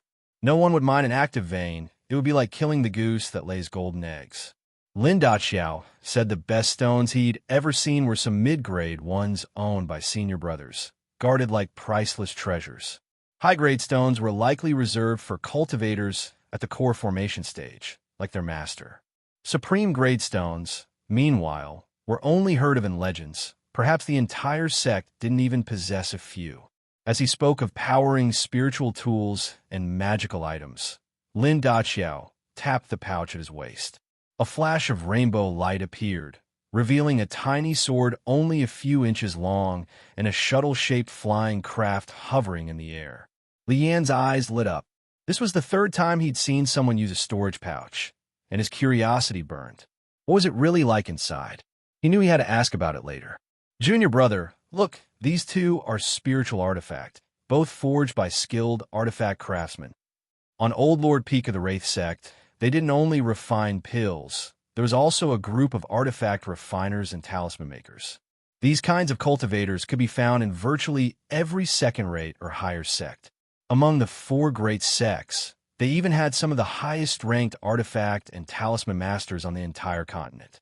The tools used by cultivators were entirely different from mundane weapons. They had to be capable of channeling various kinds of spiritual energy. Those so-called divine weapons forged by mortals would typically shatter into pieces the moment a cultivator poured spiritual power into them. Some even disintegrated into dust on contact. They were completely unusable in actual combat. Artifact refiners were a unique type of cultivator. They could forge heavenly and earthly treasures into instruments usable by cultivators. The equipment refined by artifact refiners was ranked from low to high as follows: spirit artifacts, spirit treasures, magical tools, magical treasures, immortal tools, and immortal treasures. It was said that in the upper realm, even higher ranks existed: sacred tools and sacred treasures. For disciples at the chi condensation stage in immortal realm, just owning a single spirit artifact was already an impressive feat in many third-rate sects. Even this was out of reach. Many disciples at that stage couldn't afford even one. Spirit treasures were a grade above spirit artifacts, more powerful, but still below magical tools. They were generally used by higher-level chi condensation disciples or early foundation establishment cultivators. Magical tools were typically wielded by mid to late-stage foundation establishment cultivators. Their power was said to shake the heavens and the earth. Magical treasures, on the other hand, were weapons that only core formation grand cultivators and nascent soul patriarchs could wield. It was said they could overturn rivers and seas, even reverse the sun and moon. As for immortal tools and immortal treasures, Lin Daqiao himself didn't know whether the sect possessed any. These legendary immortal artifacts were said to be capable of destroying an entire region with a single strike. Even within the same tier, spirit artifacts and magical treasures varied greatly in quality. A high-quality weapon could help a cultivator fight beyond their realm, while an inferior one might not even match the power of the user's own spells. As he spoke, Lin Daqiao pointed at the 2 hovering objects in the air. In an instant, the tiny inch-long sword expanded to nearly 7 or 8 feet, and the shuttle-shaped flying craft grew over 10 meters long, nearly filling the entire living room. Then he made another gesture in the air, and the 2 items rapidly shrank back to their original sizes, landing lightly on the table. The sight left Li Yan dazzled. The little sword, Lin said, was of average power. If Li Yan ever wanted a better one in the future, he'd have to spend his own spirit stones to buy it. The shuttle-shaped craft was for flying. By pouring spiritual energy into it or inserting spirit stones, it could travel nearly 1,000 li in a day. As long as one's spiritual energy or stones held out, it could fly indefinitely. However, many cultivators, once they reach the foundation establishment stage, prefer to fly on their own using spiritual techniques. That method was often faster than even most flight artifacts. unless one acquired an especially high-grade flying magical tool or magical treasure. As he said this, Lin Daqiao pointed to Li Yan's dark green robe and his boots. These are also spirit artifacts, he explained. Just low-grade ones. The robe provides a bit of basic protection. The boots can boost your movement speed during combat. They're considered decent low-end spirit artifacts. Our sect's outerwear is marked with unique emblems at the sleeve cuffs, identifying which of the 5 peaks you belong to. You can wear them or not, as you like, but most disciples stick with the uniform. With so many disciples spread across 5 peaks, it's hard to distinguish who's from where. These symbols help us recognize each other quickly. If the sect issues a formal order, all disciples are required to wear the uniform to ensure better coordination and management. Upon hearing this, Li Yan finally noticed the golden bamboo symbol embroidered on his sleeve cuff. It clearly marked him as a disciple of Little Bamboo Peak. Lin Daqiao then patted the storage pouch on the table. With a flash of light, 3 talismans appeared on the tabletop. He began a new round of explanation, his time without activating anything. After all, each use of a talisman diminished its stored power. Talismans could be used offensively, defensively, or even for minor spells like summoning light rain or snow. They were divided into tiers: spirit talismans, magical talismans, talisman treasures, immortal talismans, and sacred talismans. While cultivators could also use spells to attack or form protective shields, these required constant spiritual energy expenditure. Talismans, on the other hand, worked differently.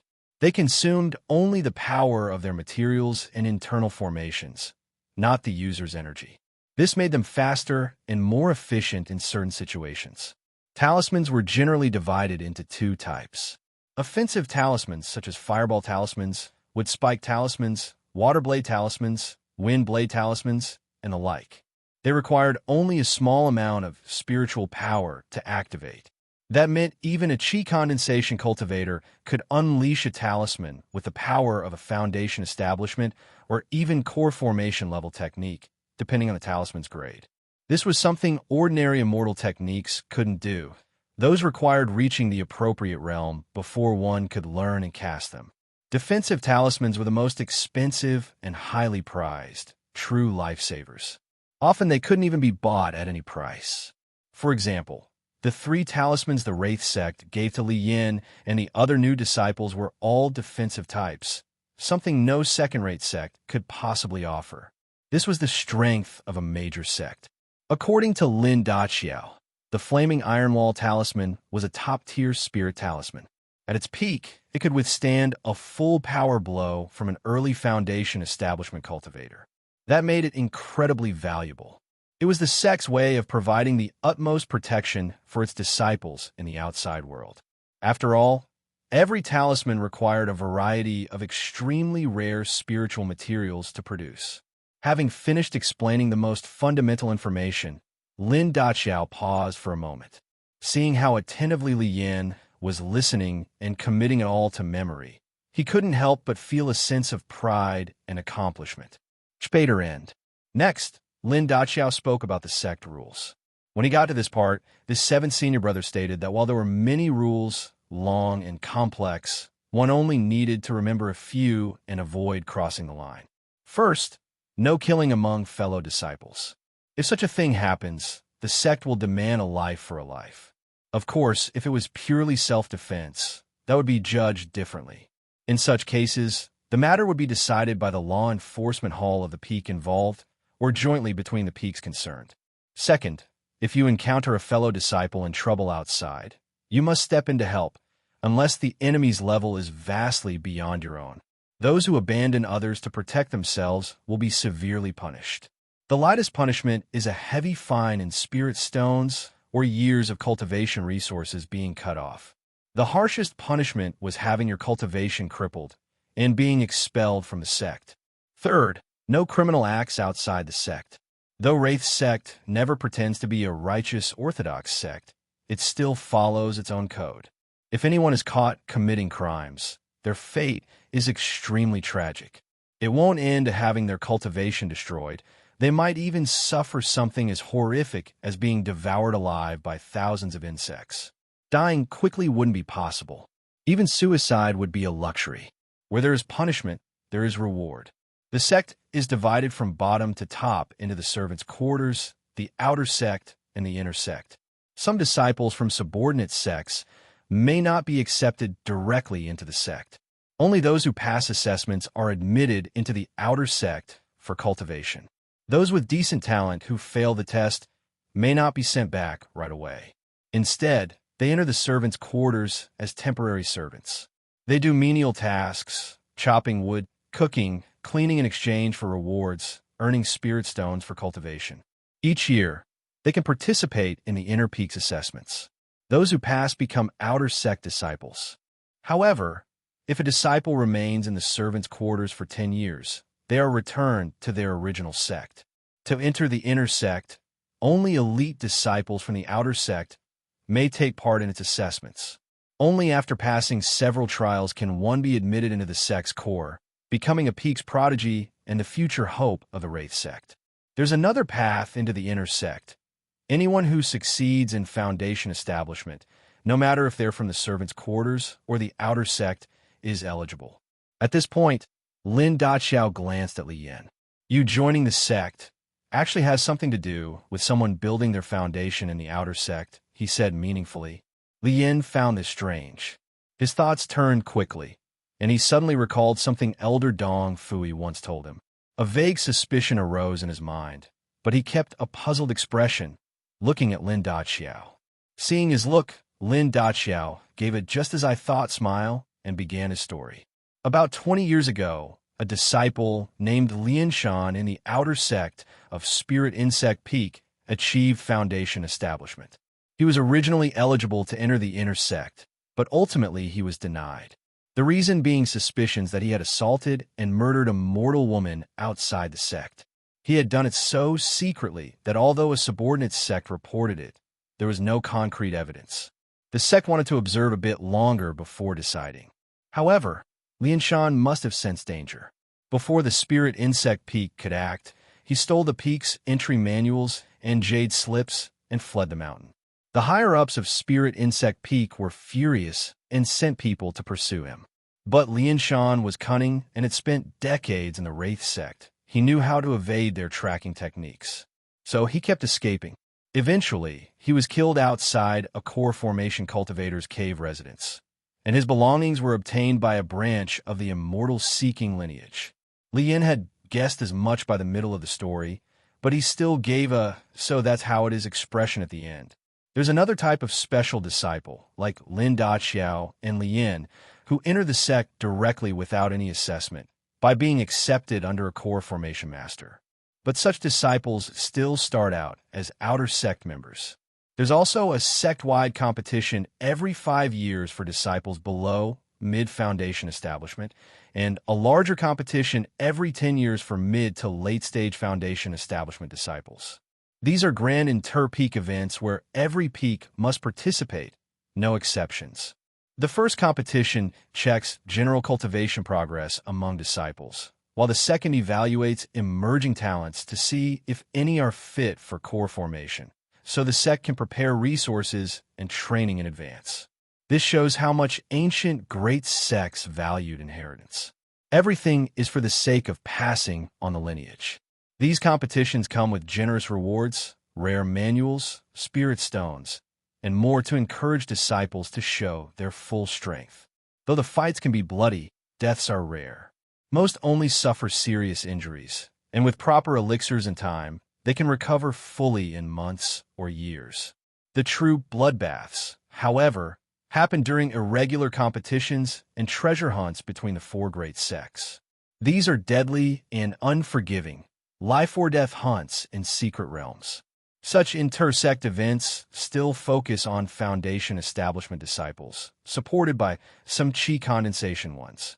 The goal is to strengthen the sect's bloodline, increase their survival capabilities, and gain more cultivation resources. At this point, Lin Daqiao shifted the topic again, this time to sect resource allocation.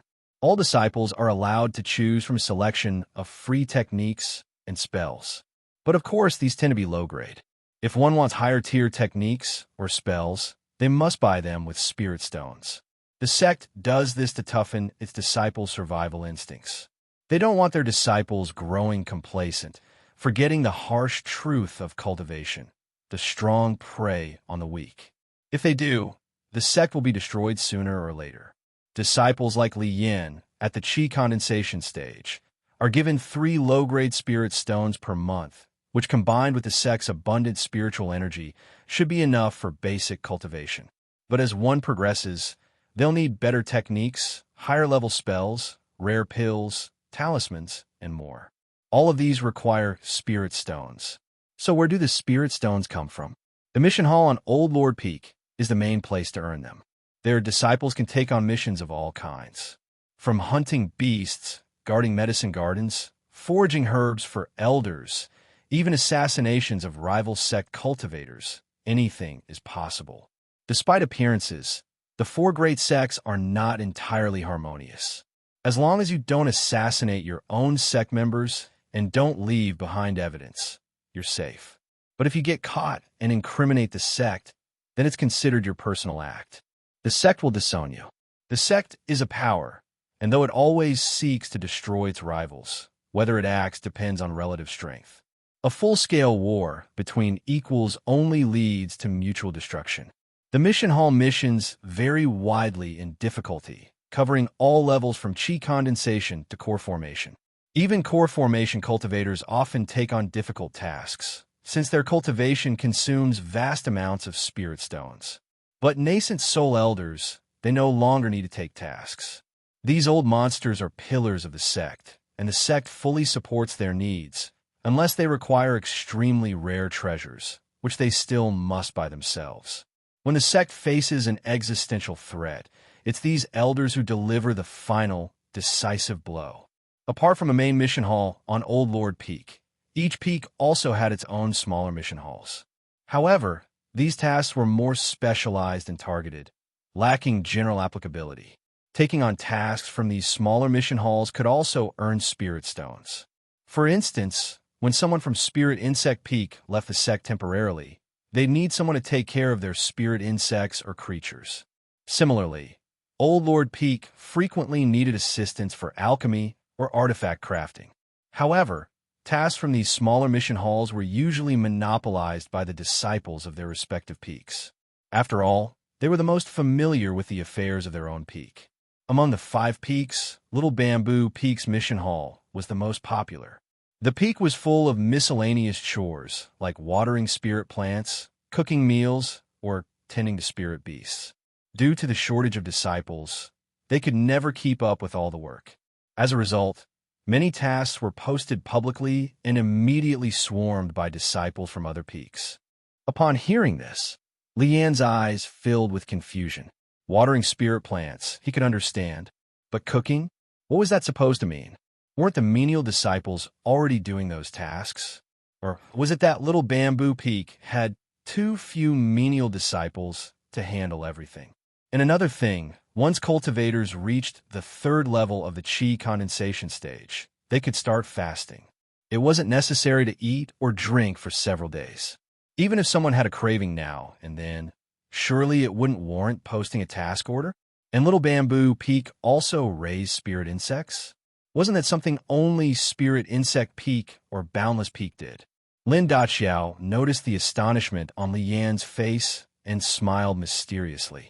Heh, little junior brother, the cooking tasks on our peak aren't ordinary cooking. They're overseen by second senior brother. When he's too busy, he'll post them as missions. As for raising spirit insects, well, that's different from Spirit Insect or Boundless Peak. That's handled by 4th senior sister and 5th senior brother. You'll understand in time. With that said, he abruptly stopped explaining, adopting an air of profound mystery. Seeing his 7th senior brother being so secretive made Li Yin recall what Li Wui had said about the poisonous insects from Boundless Peak. Could it be that Little Bamboo Peak raises some kind of special spirit insects or spirit beasts? If they're anything like those terrifying goo worms, just imagining staying somewhere near a swarm of those bugs crawling out at night. rustling across the ground and mountains, made his skin crawl. Lin Daqiao, however, didn't elaborate further. Instead, he watched Li Yan's discomfort with amusement and chuckled inwardly. When I first arrived, fifth senior brother told me the same thing. I couldn't sleep for days. It wasn't until I got the truth out of eldest senior brother that I calmed down. Little junior brother, now it's your turn to go through the same. I wonder if all the senior brothers do this on purpose. They say all new disciples get taken around the other peaks before arriving at Little Bamboo Peak. And worst of all, fifth senior brother flew me straight into Boundless Peaks territory on the first day. Just remembering it made Lin Daqiao shudder slightly. He quickly glanced at Li Yan. Fortunately, Li Yan was still lost in his nightmare, imagining bugs crawling everywhere, and hadn't noticed his reaction. Seeing that Li Yan hadn't caught on, and instead wore an expression of discomfort, Lin Daqiao knew the new junior brother had taken a bait. So he coughed lightly, not giving Li Yan any more time to dwell on the matter, and swiftly changed the subject. He figured Li Yan could reflect on it alone that night. Late at night, in the stillness, when you look out the window and think back on all this, that's when it's the most interesting, little junior brother, Lin Daqiao, mused inwardly. Seeing that his seventh senior brother wasn't planning to elaborate further, Li Yan had no choice but to suppress his unease and force himself to keep listening to the passing down of teaching. Next, Lin Daqiao explained the matter of each peak's treasure repository. These pavilions were generally divided into three main categories. 1. Books and jade slips of cultivation techniques and immortal techniques. 2. Spirit artifacts, magical treasures, talismans, and puppets. 3. All sorts of pills and poisons. The cultivation techniques in each peak's collection were tailored to match or complement the peak's dominant spiritual root affinity. Basic cultivation methods for each stage, from chi condensation to foundation establishment, were available for free. As for immortal arts, standard spells like Wind Blade Technique, Fireball Technique, and Flowing Sand Technique were more or less the same across all peaks and also free of charge. However, advanced immortal techniques had to be purchased with spirit stones. Li Yan raised a question here. If spells like Wind Blade, Fireball, and Flowing Sand each belonged to wind, fire, and earth attributes respectively, why were they considered universal across peaks? Shouldn't they be attribute-specific? Lin Daqiao answered that these were just basic spells, not particularly profound, and could be used even by those without the matching elemental affinity. They just wouldn't be as smooth or powerful as when cast with matching spiritual energy. As for pills and spirit artifacts, other than the initial items given upon joining the sect, any future acquisitions would have to be bought with spirit stones. And those prices could easily run into several, dozens, even hundreds or thousands of stones. After hearing all that, Li Yan thought about the 3 low-grade spirit stones he had received and realized he was basically a penniless cultivator who couldn't even afford pants. Chapter end.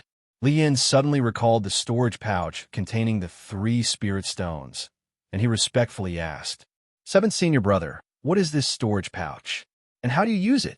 Lin Daqiao glanced at Li Yan upon hearing the question. With a long arm, he picked up the storage pouch from the table again, pointed at it, and began to explain. Storage pouches are among the most commonly used item-holding artifacts in the cultivation world. They must be refined by artifact refiners who are well-versed in spatial techniques. Such artifact masters are quite rare on this continent.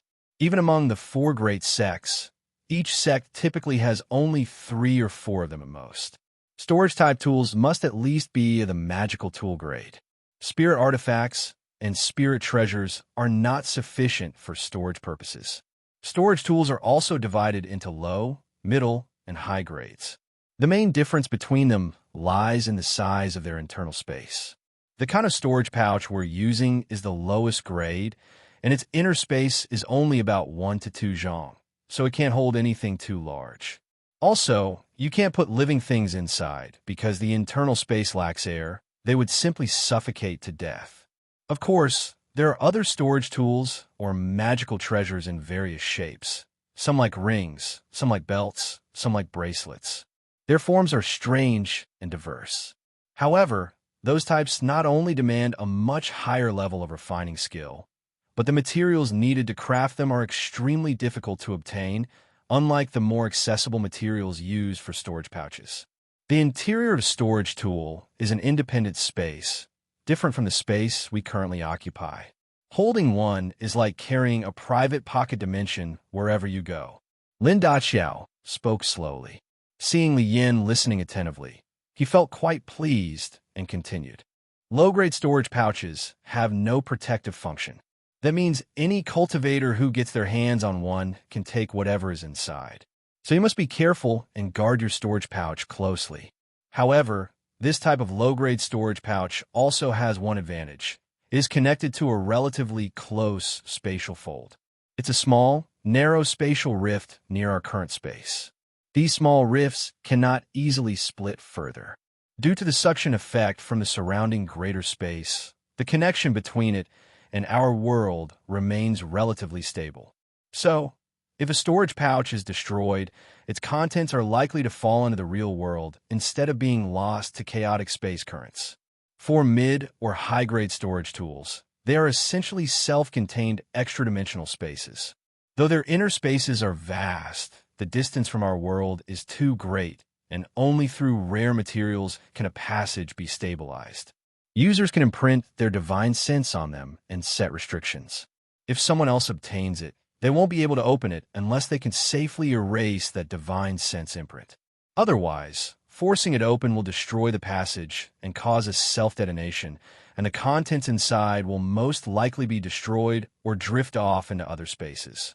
Even the lowest grade storage pouch is extremely precious. After all, it is still a magical tool. The average cultivator may never even own a decent spirit artifact or spirit treasure in their entire lives, let alone a magical tool. Even in great sects like ours, not everyone is given one. Usually, only formal disciples are issued storage pouches. Those outer servant disciples, though also part of the sect, do not receive one. In second-rate sects, usually only foundation establishment cultivators are issued storage tools. In my former third-rate sect, the entire sect didn't even have 10 storage pouches in total. At this point, Lin Daqiao's expression dimmed slightly. He thought of the martial uncles and seniors of his former sect who had cultivated their entire lives, yet still lived in worse conditions than even the outer disciples of the four great sects. A faint melancholy welled up in his heart. That was his birthplace, where his cultivation journey began. They were his first master and his earliest fellow disciples. Lian had no idea what was on his mind, and even if he did, he wouldn't understand why a mere storage pouch could make the usually spirited seventh senior brother suddenly turn quiet and introspective. He simply watched as Lin Daqiao's tone grew more somber as he spoke, as though lost in thought. But it wasn't appropriate to ask, so he waited in silence. After a pause, Lin Daqiao calmed himself and continued. Although the artifact refiners in the four great sects can craft low-grade storage pouches fairly quickly, the demand within each sect is enormous. And given their status, how could they be expected to constantly craft what to them are low-level tools? So, most of the storage pouches we use are purchased from cultivation clans. These clans, unlike sects, are family-based but still consist of cultivators. They pass down cultivation through generations, and many powerful clans can rival the great sections. The smaller ones, like second and third-rate sects, tend to align themselves under the four great sects for protection. These cultivation clans each have their own way of survival. Some specialize in alchemy, some in artifact refining, some in assassination, even hiring themselves out as killers. Among them are clans that specialize in crafting storage tools, passing down secret refining methods from their ancestors as their livelihood. Some clan artifact masters even surpass those in the four great sects. But often these clans are weaker in combat and must rely on the great sects for protection. Having said this, Lin Daqiao seemed to recover his spirit and pointed at the storage pouch. Junior brother, using this pouch is simple. To store an item, split your divine sense into two parts, one to enter the pouch, and the other to lock onto the item you wish to store. Merge the two streams of divine sense and focus your will on the item entering the storage space. That's it. To retrieve an item, send one stream of divine sense into the pouch, lock onto the desired item, and as you withdraw your divine sense, think of where you want the item to appear. It's very simple, just a matter of practice. He looked at Li Yan. I wonder if you can currently extend your divine sense outside your body. Usually, one must reach the third level of qi condensation to project divine sense. However, there are two exceptions. One is for those born with an exceptionally strong divine sense. Once they generate spiritual power, they can forcibly project their sense. The other is for those who cultivate techniques that enhance divine sense, allowing it to extend beyond the body even before reaching qi condensation third level. If you can't yet project your divine sense, I can help retrieve the items inside for now, so you can use them when needed. You're already at qi condensation second level, so I imagine it won't be long before you can use the pouch yourself. He then looked closely at Li Yan. He was curious about the power of the fractured poison body, a rare constitution. Though he had heard much about its various abilities, each person who possessed it displayed different results. He didn't know whether this physique also enhanced divine sense. Li Yan scratched the back of his head. Seventh senior brother, I think. I can project my divine sense. Since learning of his cultivation level from Li Wui that morning, Li Yan hadn't had time to properly test it. But on the way here with Lin Daqiao, he couldn't contain his curiosity and secretly tried releasing his divine sense. He discovered, to his amazement, that his divine sense could indeed leave his body, extending outward to a distance of about 3 zhang. In that moment, everything in the direction he probed, every blade of grass and bamboo stalk, every insect and leaf, every breeze and wisp of mist seemed to fall within his grasp. It was a wondrous feeling. This went unnoticed by Lin Daqiao only because his cultivation was not deep, and because Li Yan had deliberately directed his divine sense elsewhere, releasing and withdrawing it in an instant. Had it been someone like Li Wui, a Foundation establishment grand cultivator, the presence of a weaker divine sense nearby would have been detected immediately. After listening to Lin Daqiao's explanation, Li Yan thought it over for a moment, then decided to speak up. Naturally, his goal was to be able to use the storage pouch more conveniently. As for the reason, he would simply attribute everything to the so-called fractured poison body. No matter who suspected anything, he could just push the blame onto that. By now, he had begun to understand a few things about the fractured poison body. Even the sect itself couldn't make sense of its origins or nature, so any side effects arising during cultivation would be seen as plausible. Lin Daqiao was briefly stunned upon hearing his words. He had asked purely out of curiosity, but now that Li Yan had confirmed it, he was genuinely shocked. Junior brother, are you serious? You're saying your divine sense can already leave your body? He asked a bit urgently. Li Yan had underestimated the kind of shock a divine sense cultivation technique could provoke, and even more so, the consequences it might bring. In this world, techniques that could enhance divine sense weren't useless. They were simply exceedingly rare. Since ancient times, such methods had nearly disappeared. A cultivator with strong divine sense not only advanced in cultivation several times faster than normal, but also possessed combat strength far beyond their peers. It was said that thousands of years ago, a Foundation establishment cultivator once stumbled upon a fragmented manual for cultivating divine sense. The methods for training divine sense were notoriously brutal, a major reason they had nearly died out. Pure divine sense cultivation involved grinding one's spiritual consciousness down inch by inch. It was akin to placing one's soul on a massive grinding stone and slowly wearing it down. Since divine sense was essentially a person's spirit core, even minor damage could bring unbearable pain, let alone deliberate grinding. Most cultivators who couldn't endure such torment ended up mad, crippled, or dead. Yet that Foundation establishment cultivator possessed extraordinary willpower.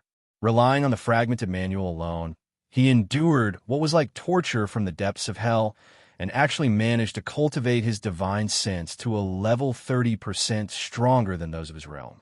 Do not underestimate what 30% could do. From then on, even in the mid-stage of Foundation establishment, he could hold his own against 3 or 4 peers at once without being defeated. Against late-stage Foundation establishment cultivators, he could still put up a fight, and even if he lost, he could escape unscathed. To understand the magnitude of this feat, in normal circumstances, a late-stage Foundation establishment cultivator could crush a mid-stage one, like squashing a bug, unless the latter held some extraordinarily powerful magical tool or treasure.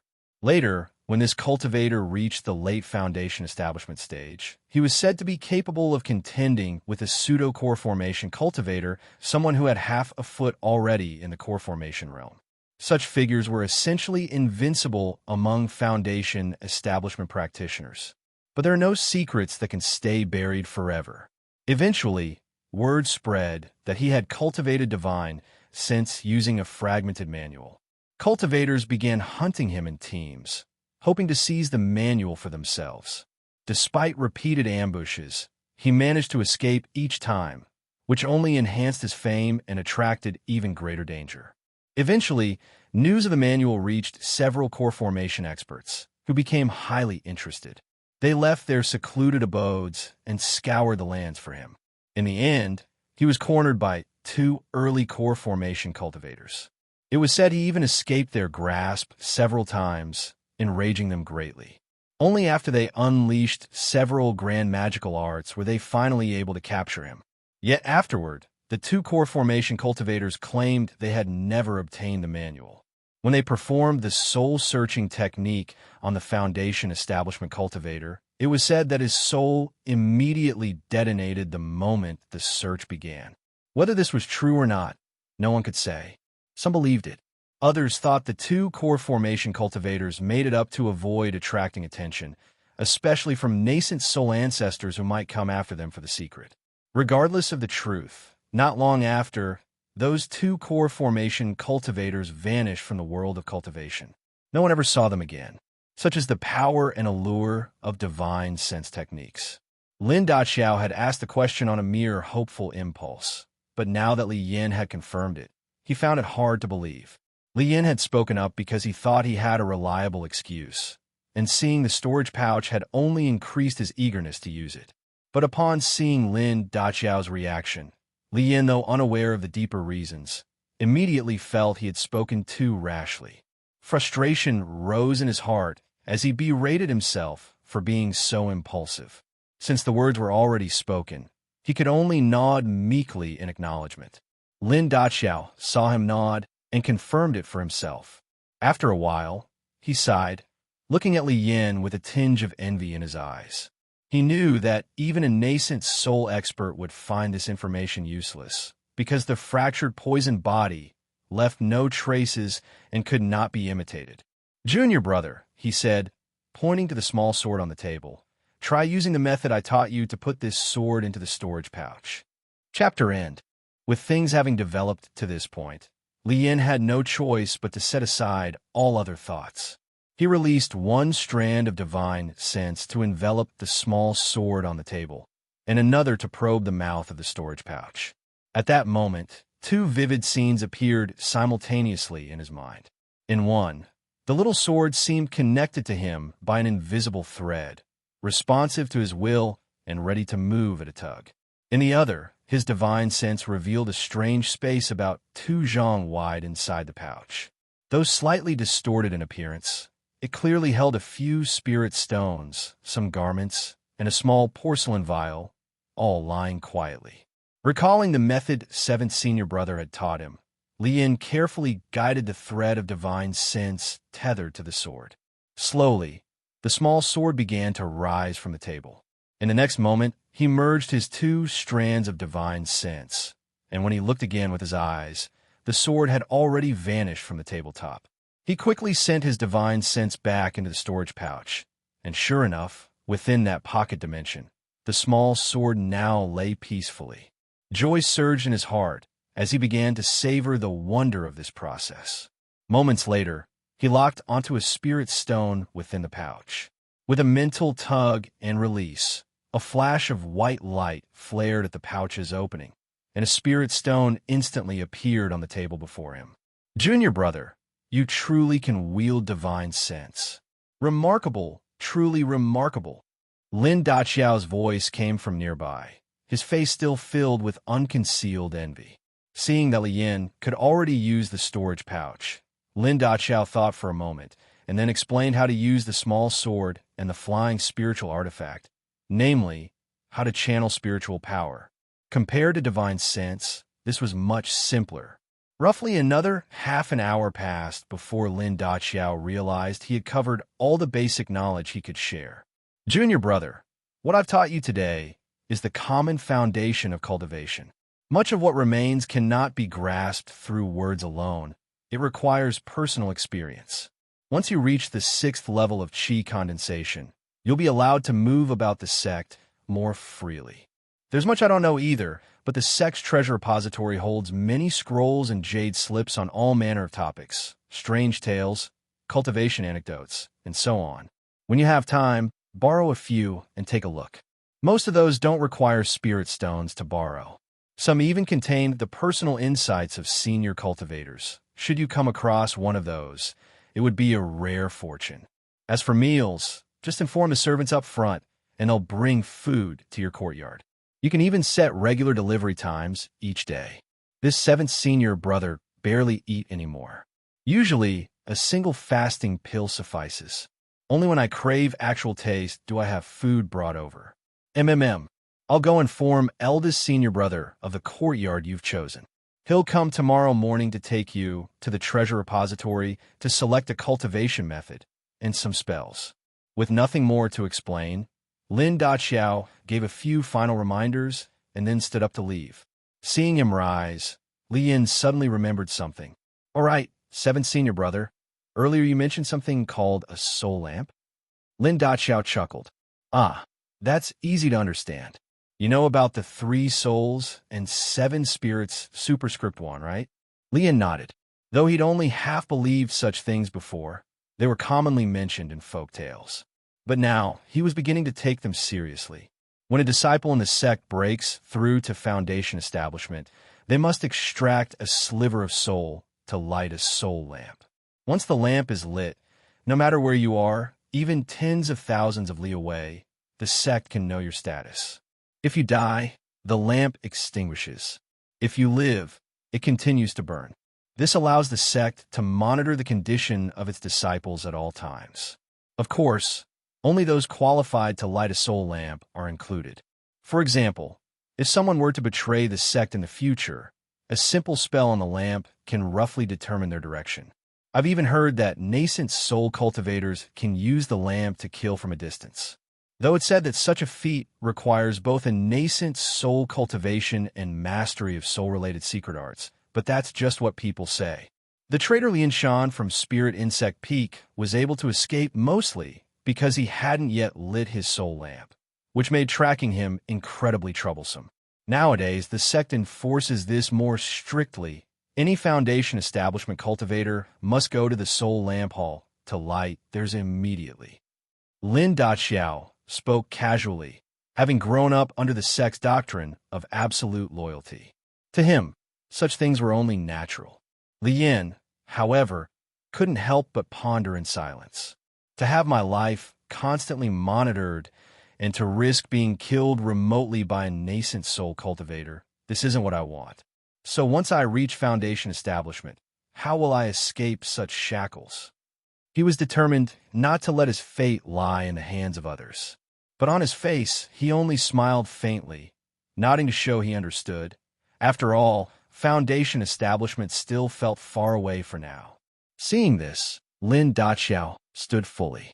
After speaking for so long, he felt quite satisfied, though a bit fatigued. Unfortunately, Li Yin had just moved in and didn't even have tea ready, leaving him parched. With a wave, he picked up Li Yan's identity token and held it toward the courtyard door. A flash of dark light shot out, and within the white mist at the gate, a narrow path appeared, wide enough for a person to pass through. Setting the token back down, Lin Daqiao reminded Li Yin to recognize it with blood as soon as possible, then floated away toward the gate, saying he'd go, and immediately vanished. After he left, Li Yin returned to the main hall and picked up the token to examine it. He now understood that cultivators read most things using their divine sense, so he sent his own into the token. After about the time it takes to eat a meal, he withdrew his divine sense, then reached into the storage pouch to retrieve the small sword. With a gentle cut across his finger, several drops of blood fell. Holding the token up to meet the blood, a dazzling red light burst from its surface. In that instant, Li Yin felt a mysterious bond form between himself and the token. Now, even without using divine sense, he could issue commands with just a thought. With a single intent, he watched from the main hall as the gate of the courtyard changed. The narrow path of white mist closed and reformed into a seamless circular wall, sealing the area once more. He then walked out into the courtyard and practiced controlling the token a few more times. Each time, the protective formation responded precisely, shifting between its various modes. From the token, he had learned that the formation had several functions: illusion, offense, and defense. It was currently set to basic defense. With further familiarity, these modes could be merged, though that would consume significantly more spirit stones.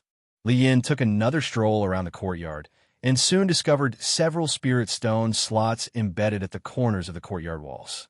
Each held a few spirit stones. These were the erase stones provided monthly by the sect. Of course, one could use them for cultivation, but no sane cultivator would ever do so.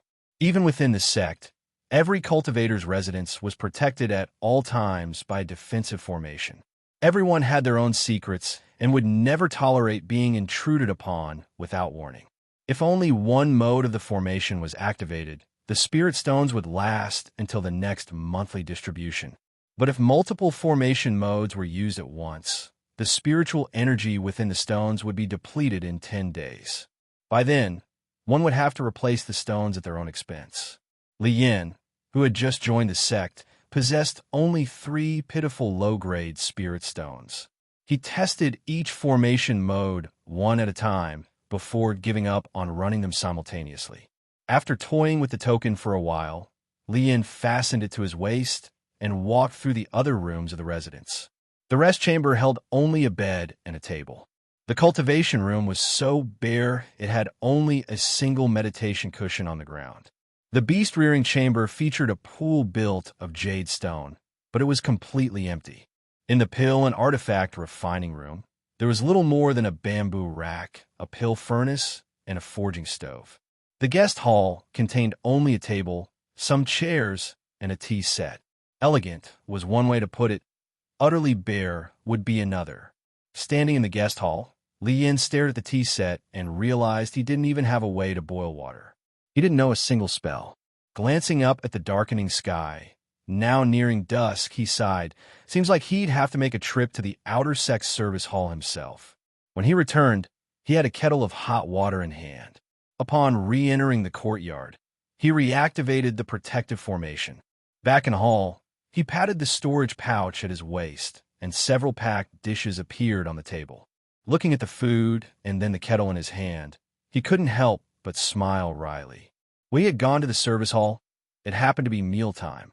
Li Yin wasn't picky and asked for a few dishes to go, also letting them know what time to deliver meals starting the next day. He wasn't about to act modest. He couldn't starve himself, after all. The servants all agreed with curious glances. They were all around the 5th or 6th level of qi condensation themselves and rarely ate. So Li Yin had simply come at the right time.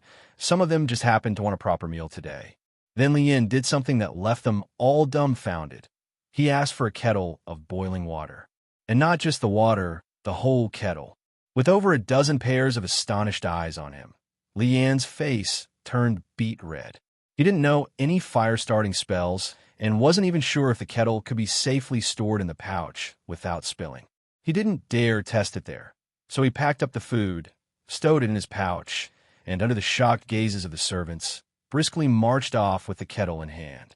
Thinking back to the incident, Li Yin shook his head in mild embarrassment. He first used his divine sense to remove all the contents from the storage pouch. Then, carefully, he placed the kettle of hot water inside. After flipping and turning the pouch a few times, he took the kettle out again. Seeing that not a single drop had spilled, he finally nodded in satisfaction. After finishing his meal and drinking some tea, Li Yin headed into the cultivation chamber. It was time to examine his current state and plan his future path. He shut the door. With the courtyard's defensive formation active, the outside world felt entirely cut off. Li Yin sat cross-legged on the cushion and calmed his breath, then turned his senses inward. Half a cup of tea's time later, he slowly opened his eyes. He had indeed advanced to the second level of qi condensation. The 5 vats within his body had grown slightly. Among them, only the water element vat, the largest of the 5, held some spiritual power. The other 4 were still completely empty. Though the water's spiritual energy stored inside was only half full, it had become significantly more condensed than before. No longer was it the vague, misty energy that seemed like it would scatter at a breath. It now felt thicker, more tangible, even containing a hint of moisture. His current mana was at least 3 times stronger than before. Indeed, each increase in stage was no mere incremental step. His divine sense had also improved tremendously. He could now extend it outside his body without issue, though it was still too weak to reach beyond the room he was in. Standing up, Li Yin closed his eyes. The room's layout emerged clearly in his mind. As he slowly turned his head, the image shifted accordingly. He could now walk about with ease, even without opening his eyes.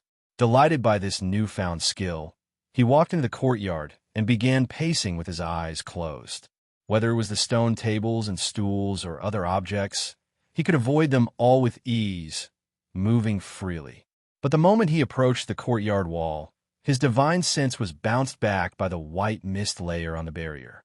He could no longer see what lay within the mist. After about 10 breaths, a sharp pain stabbed through his mind. His chest churned with nausea, and he hurriedly opened his eyes and withdrew his divine sense in alarm. He collapsed onto a stone stool, panting. It took a long while before the vomiting urge subsided, though his head still spun and cold sweat soaked his back. His body trembled uncontrollably. Another quarter-hour passed before he finally regained composure. Sitting silently on the stone stool, he came to a conclusion. This must be the result of overusing both spiritual power and divine sense. Now, just thinking of using his divine sense again brought a splitting headache, as if thousands of steel needles pierced his mind. Li Yin returned to the cultivation chamber and resumed his cross-legged meditation, running the Guishui true scripture. Time slowly ticked by. 3 hours later, he opened his eyes. Sure enough, when he tried using his divine sense again, the pain had greatly lessened. This eased his mind a little, but he didn't dare push himself further just yet. Chapter End. Superscript 1, some context. 3 souls and 7 spirits is a Taoist concept describing the spiritual composition of a person. The 3 souls represent the ethereal, immortal aspect of one's consciousness, linked to higher spiritual existence. The 7 spirits are more earthly, governing emotions, physical vitality, and desires. Together, they influence a person's life force, fate, and afterlife journey. After his earlier ordeal, Li Yin finally gained some insight into the use of divine sense, and also understood what would happen if he recklessly used spells. Now that he was certain of that, another matter immediately came to mind. The fractured, poisoned body had granted him entrance into the Wraith sect, but it could just as easily lead to his ruin. Settling himself indoors, he began calming his mind. Once his divine sense gradually withdrew inward, he once again entered his sea of consciousness. Gazing down at the still, dark lake beneath his feet, he felt as though it had been a lifetime since he was last here. A sense of surreal detachment washed over him. Only after quite some time did Li Yin compose himself and focus his mind. As he directed his consciousness toward the surface of the lake, lines upon lines of golden script began to rise and shimmer in the air. As expected, the incantation for the first layer of the qi condensation stage had been replaced. New lines of text had taken its place. He immediately spotted a dozen or so lines outlining the cultivation method for the second level. Holding his breath and steadying his thoughts, Li Yin began memorizing the second-level incantation word by word. Once he had thoroughly committed it to memory, he swiftly exited the sea of consciousness. Back in a room, he immediately sat down and began cultivating according to the new incantation for the second level of qi condensation. An hour later, Li Yin opened his eyes, a rare smile appearing on his face. What he had feared most was that the fractured poison body might have mutated his spiritual roots. Although Wei Chongran had confirmed once more that he still possessed a mixed spiritual root, Li Yin had remained deeply uneasy. What if the elemental balance had shifted, rendering him unable to cultivate the Guishui, true scripture?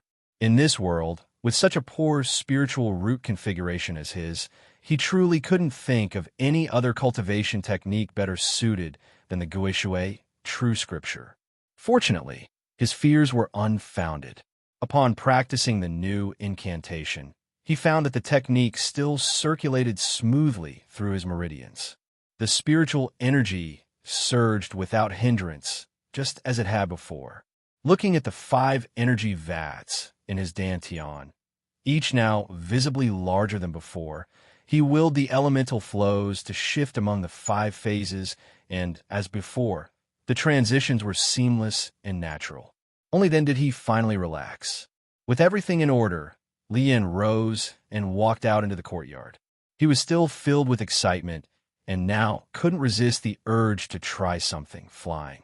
Aside from soaring in his sea of consciousness and the brief flight earlier with Li Wui, he had yet to truly experience the exhilaration of flying. He was eager to finally ride the clouds and drift through the skies. With a tap on the storage pouch at his waist, a flicker of spiritual light flashed as his divine sense activated it, and a small, shuttle-shaped object appeared on the ground. Li Yin knew that infusing it with spiritual power or mounting a spirit stone would activate it. But unwilling to waste his precious few spirit stones, he instead poured his own spiritual power into it. With a wave of his hand, the shuttle-shaped flying spirit artifact rose a foot above the ground. Within a few breaths, it expanded to 5 or 6 feet in length. Considering the size of his courtyard, Li Yin adjusted its dimensions slightly smaller and then stepped atop it in one smooth motion. That night, Li Yin lay in bed, smiling in his sleep. In his dreams, he was wobbling unsteadily through the air above the courtyard. One moment fast, the next slow, sometimes crashing into the protective array on the walls and being bounced back, other times plummeting face first toward the ground. The next morning, waking to the sight of a clear blue sky through the bamboo, leaves outside his window, Li Yin stretched lazily.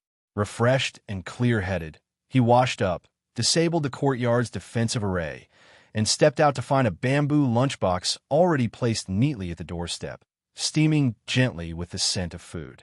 It seemed his status as an outer sect disciple still carried weight. As he'd arranged with the servant disciples the day before, his meals would now be delivered on time daily. The meal was simple yet satisfying, not gourmet fare, but light and delicious. Afterward, Li Yin headed straight to the cultivation room to resume his training. He was acutely aware of his shortcomings. Having entered the sect so late, he needed to work twice as hard to catch up. Once he was rested, he was unwilling to waste a single breath. However, after barely half the time it took to burn an incense stick, Li Yin suddenly sensed something and opened his eyes. Looking down, he saw the token at his waist flashing silently, emitting a soft green glow. He channeled his divine sense into it, and a moment later, he raised his head with a knowing expression. So, it's Senior Brother. He must be coming to take me to choose my cultivation method and immortal techniques. By now, he'd already explored most of the token's functions. The pulsing glow was part of its communication feature, allowing it to act like a transmission talisman within 1,000 li range. Whether for emergency sect summons or peer-to-peer communication, the embedded imprints in the token allowed messages to be sent and received.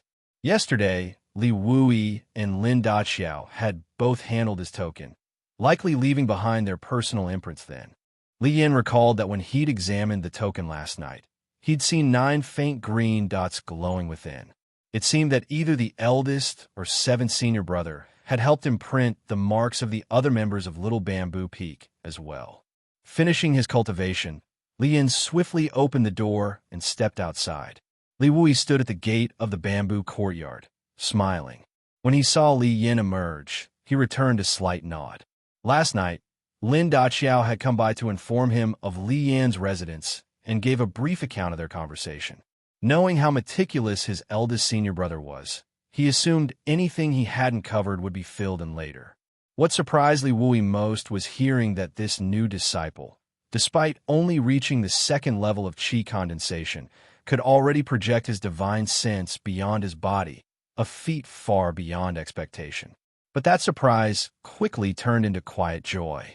A true heir of the fractured poison body, to have such extraordinary ability at such a low cultivation level was remarkable indeed. After a few casual words at the courtyard gate, Li Wui summoned his flying magical tool and took Li Yin with him into the skies. Li Yin's clumsy and low-grade flying spirit artifact were, of course, politely ignored by both parties. After soaring for a while and leaving the cluster of courtyards behind, they flew for several hundred breaths until they arrived at a part of the mountain surrounded by dense, ink-black bamboo. There, nestled within the bamboo grove, was a small bamboo hut, no more than 3 or 4 zhang wide. Li Yin couldn't help but blink in surprise. This tiny place was the famed treasure repository. It was utterly unlike what he'd imagined based on the name alone. As they drew within several dozen zhang of the small bamboo hut, Li Wui descended from the sky and put away his flying magical tool, leading Li Yin straight toward the hut. Li Yin followed closely behind. But just as they closed the distance to within about a dozen zhang, he suddenly felt a divine sense sweep over his body. He paused instinctively, but in the next moment, that divine sense vanished without a trace. Because of strategist Ji's frequent use of divine sense to examine him in the past, Li Yin was particularly sensitive to such probing and instinctively resisted it. When he glanced at Li Wui, however, the senior's steps didn't falter in the slightest. He continued forward as if completely unaware. Li Yin pondered to himself. It seems the person guarding the treasure repository isn't necessarily at a high cultivation level. Otherwise, why wait until we were so close to send out divine sense to examine us? The bamboo hut's door was open, and from where he stood, Li Yin could see a table just inside. Slumped over it was a figure who looked to be sleeping. As they reached the doorway, Li Yin could see the entire interior clearly, and what he saw left him even more baffled. The inside of the hut was exactly as it appeared from outside, small and plain. Aside from the single table, 1 chair, and the person dozing on top of it, there was nothing else inside. With such a tiny space, there wouldn't even be room for a few storage chests, let alone any shelves of books. This is the treasure repository? It's far too shabby. Li Yin recalled how, just yesterday, Li Wui had pointed out the other 4 peaks from afar. Though he couldn't get close to 4 Symbols Peak due to the Grand Formation, and was warned to keep his distance from Boundless Peak, he had at least glimpsed the treasure repositories of Spirit Insect Peak and Old Lord Peak from the sky. Those were true pavilions, towering buildings 7 or 8 stories tall, majestic and awe-inspiring, radiating an aura of reverence. Compared to those, this bamboo hut wasn't even on par with the outer sect servants' quarters. Greetings, Martial Uncle Gu. This disciple has brought a newly arrived junior to select a cultivation technique and immortal techniques. Li Wui stopped at the doorway and offered a deep bow. His action shocked Li Yin. He was beginning to understand the hierarchical etiquette of the cultivation world, and this gesture was clearly one used when a junior greeted a senior.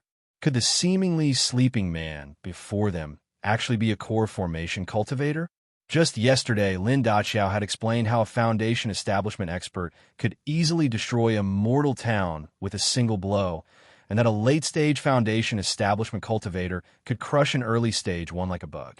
From that, Li Yin had gathered just how terrifying a core formation cultivator truly was, an existence far beyond his imagination.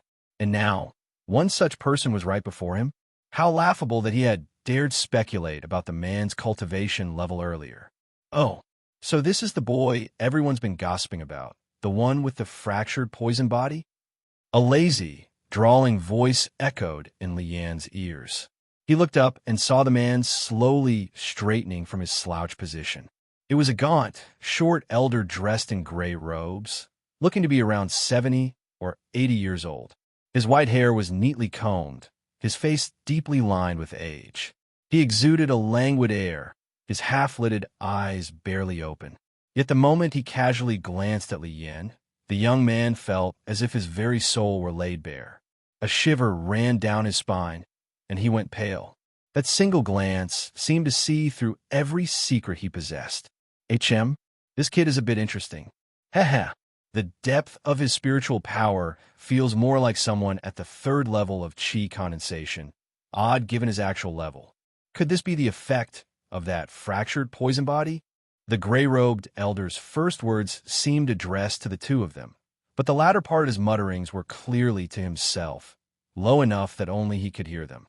The oppressive sensation suddenly lifted from Li Yan's body, and the soul-chilling fear disappeared.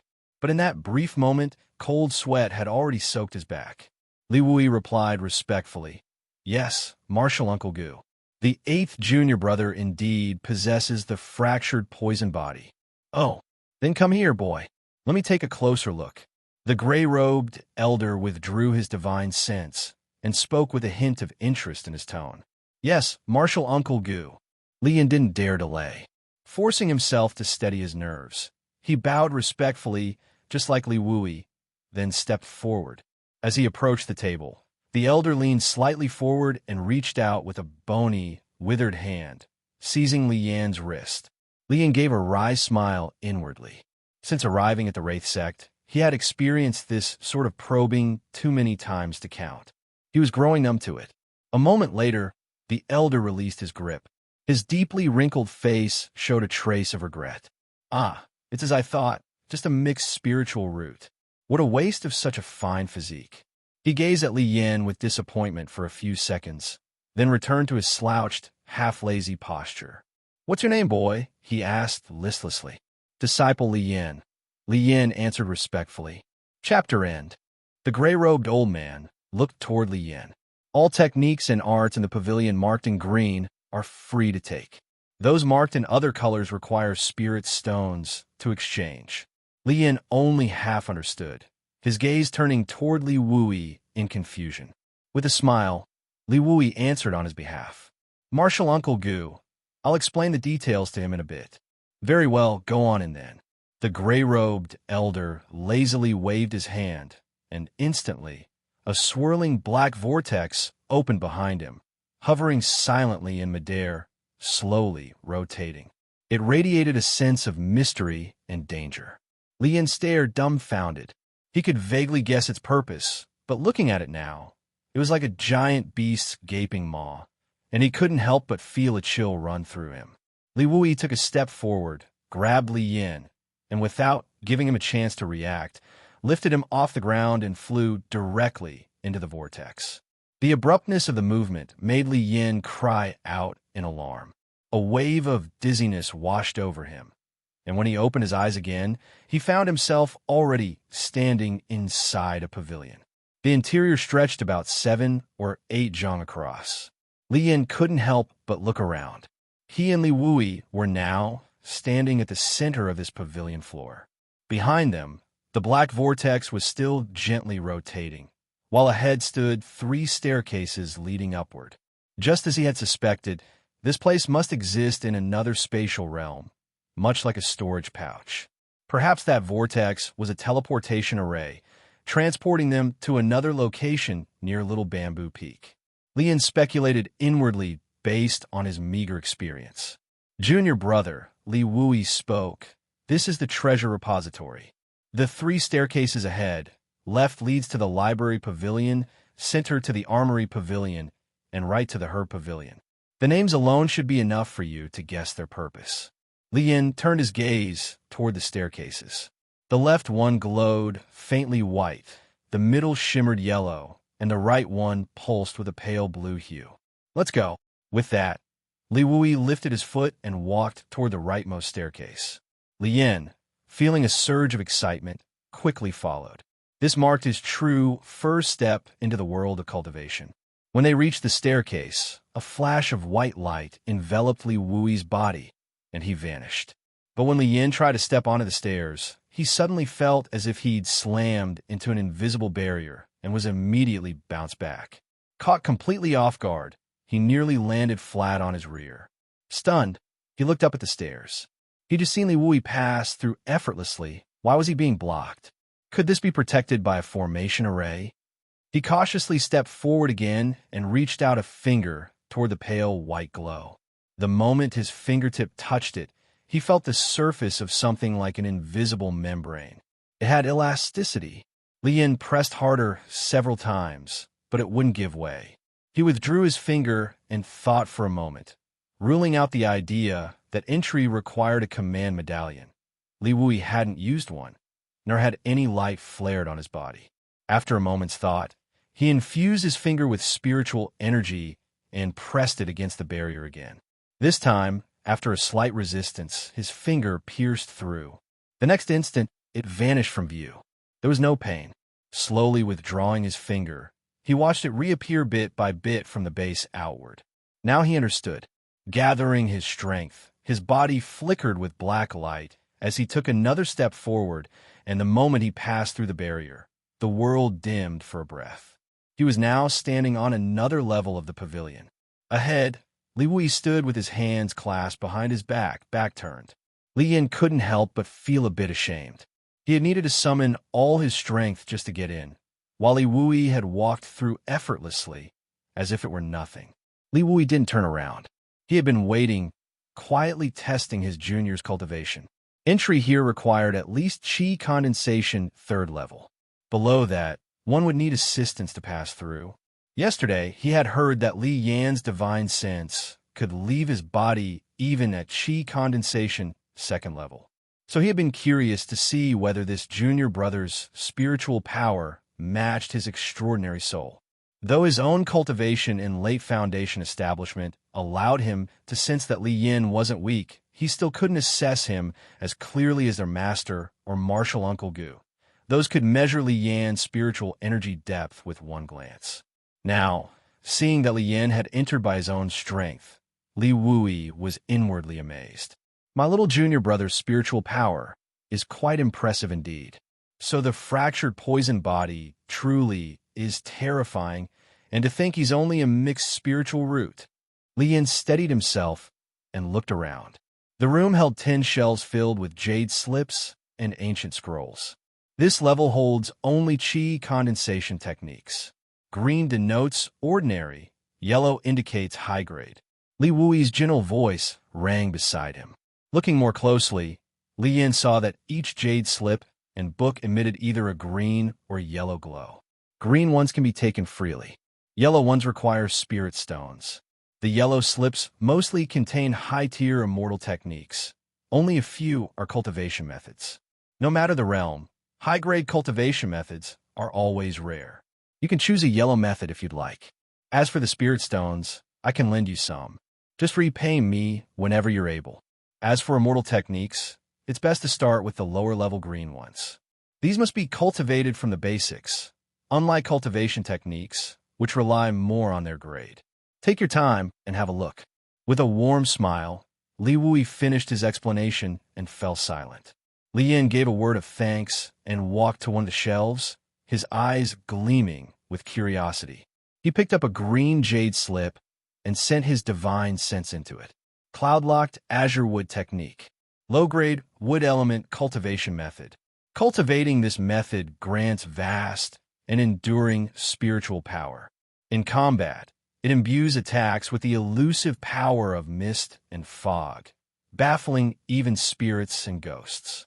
While cultivating, bathing in decoctions of hair leaf grass, sonju, and sayu leaf will gradually strengthen the body until it becomes as resilient as metal or stone. After reading the brief summary, Li Yin put the jade slip back and turned to a nearby yellow one, sending his divine sense inside. Magnetism technique. Entry-level mid-grade immortal technique. Price: 7 low-grade spirit stones. Effect: generates a localized gravitational field within 10 zhong of the user, ranging from 1 to 10 times normal gravity. Creatures within this field will be slowed or even crushed to death by the pressure. He continued browsing, picking up a few ancient scrolls. They appear to be made of some unknown beast hide, and one in particular flickered with a soft green glow as he opened it. This one is the history of the Barren Moon continent. It was a book introducing the history of the cultivation world across this land since ancient times. He flipped open another ancient book glowing with a yellow hue. Comprehensions on aerial step. Price: 7 low-grade spirit stones. This appeared to be cultivation insights left behind by a predecessor. Li Wui had been quietly observing Li Yin, watching him stroll, stop intermittently, and release his divine sense from time to time. He was finally convinced that Li Yin did indeed possess this ability despite being only at the second level of qi condensation. After a while, he also stepped forward and occasionally offered some explanations. An hour later, Li Yin returned to the swirling black vortex on the first floor of the pavilion with 5 green jade slips and 7 or 8 green glowing ancient books in hand. Li Wui could only shake his head in mild resignation. Earlier, he had tried to recommend a water element technique from the yellow jade slips called Heavenly Flow, but after some thought, Li Yin declined. In the end, he selected a cultivation method titled 10,000 Source Technique, a technique without any elemental attribute. In other words, it could be cultivated by anyone regardless of their spiritual root. As Li Yin explained, being of mixed spiritual roots, focusing solely on a water-based technique might actually slow my progress compared to this. The greatest feature of this technique was its rapid advancement. It was particularly effective in breaking through bottlenecks between realms. In short, it could be summed up in one word: fast. However, its shortcomings were equally pronounced. Its offensive power was abysmal. Compared to others of the same level, practitioners of this technique were sorely lacking in combat ability. All in all, this method was created for those who pursued longevity above all else. After thinking it over, Li Wui no longer insisted. He knew that for a mixed-root cultivator, progressing past the 7th or 8th level of qi condensation was incredibly difficult. Even with the aid of large quantities of pills, the odds of forming a foundation were far worse than for cultivators with more pure spiritual roots. Rather than force another path, better to gift this junior brother with a stroke of fortune. At the very least, he could advance quickly and extend his lifespan. The sect had originally hoped to invest heavy resources to cultivate Li Yin into a powerful foundation establishment cultivator, but Wei Chongran ultimately preferred that Li Yin follow his own path. After all, foundation establishment only granted around 200 years of life. If Li Yin possessed some unique, grand destiny, perhaps he could reach even greater heights. So, Wei Chongran had given no specific instructions on what cultivation method to assign Li Yin, but Li Wui was no fool. Though his master hadn't said it outright, he could vaguely guess that the sect had accepted this mixed-root disciple to harness the potential of his poison body. Li Yin, in truth, only wanted to casually select a cultivation method. He had no intention of actually using it. However, he still needed something that could plausibly conceal the Guishui, true scripture. The moment he saw 10,000 Source Technique, his eyes lit up. This technique was practically tailor-made for him, non-elemental, with a knack for breaking through bottlenecks. In the future, if he advanced realms or used any type of elemental spiritual power, others, when learning his cultivation method, wouldn't find it odd. Thus, Li Yin decisively chose this method. If Li Wui had continued to press the matter, he would have found countless reasons to refuse. The other 4 green jade slips were the basic elemental spells he had long yearned for. He chose Wind Blade Technique, Fireball Technique, Flowing Sand Technique, and Rain Cloud Technique. There were quite a few more, but Li Yin understood well that trying to master too many would only slow his progress. As for the 7 or 8 glowing green ancient books, they were primarily historical records and introductory manuals on cultivation. Books such as the History of the Barren Moon Continent and a comprehensive guide to cultivation paths. Li Yin understood his own shallow foundation and the need to amass knowledge. Among these selected books were also basic texts on formations, alchemy, and the like. He had no intention of cultivating those disciplines in depth, but a broad understanding was necessary. According to Li Wui, once he brought the jade slips and books out of the pavilion, the gray-robed elder would inspect them and then seal their contents into his sea of consciousness using an immortal art. When Li Yin needed them, he could gradually unseal and absorb the information into his memory until the seals fully dissolved. As he glanced toward the remaining 2 staircases and was about to leave, Li Yin asked curiously, "Eldest senior brother, do those 2 places also require a certain level of spiritual power to enter, like the library pavilion?" Li Wui didn't respond directly. With a faint smile, he said, "The library pavilion contains many restrictions. The level we just visited only houses techniques suitable for qi condensation cultivators. Actually, in one of the corners of that floor, there's a staircase. Did you notice? That staircase leads to the upper floors with techniques for foundation establishment cultivators." Li Yin paused, trying to recall. It did seem like there was a white glowing area in one corner, but at the time he had been too focused on the jade slips and text to pay it much attention.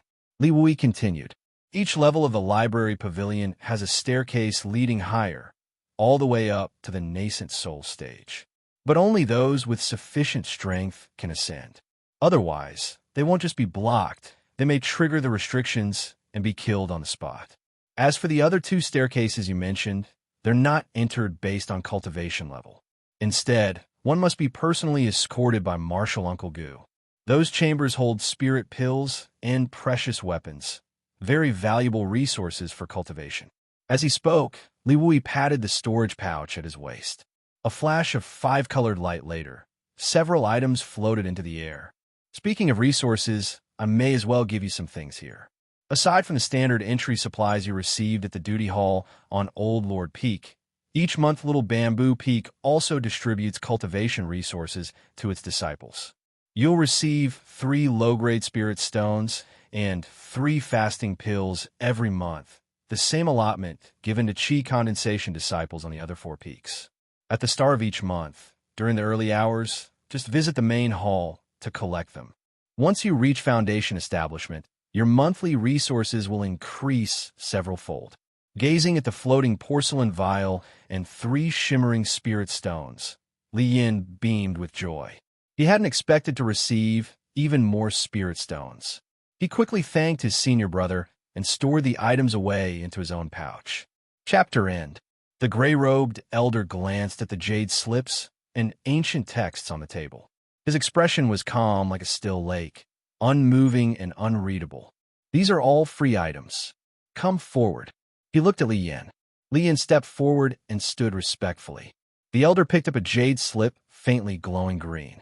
With his other hand, he formed a sword finger and swiftly traced across the slip's surface. A streak of green light flew out and shot straight toward Li Yin's forehead. Li Yin saw the green light expand rapidly before his eyes. Before he could react, it had already pierced into his forehead. A cool sensation spread through his brow, and then all returned to normal. He understood the old master was placing a seal on him. He quickly turned his divine sense inward and saw a flashing green that now floating in a corner of his sea of consciousness. Before he could even withdraw his sense, another cool breeze swept through and a second green dot appeared. Moments later, Li Yin withdrew his divine sense and saw the elder had finished his work and was looking at him. "All done. The jade slips and books you selected have been sealed within your consciousness. If you want to check the general content, just touch the green mark with your divine sense. If you want to see the full content, pierce it with your sense to unlock it. All right, you 2 can go now. This old man needs some rest." With a few terse sentences, the elder waved them off. With a casual flick of his sleeve, the jade slips and ancient books on the table vanished without a trace. Then he yawned deeply, laid his head down on the table, and fell asleep, no longer sparing them a glance.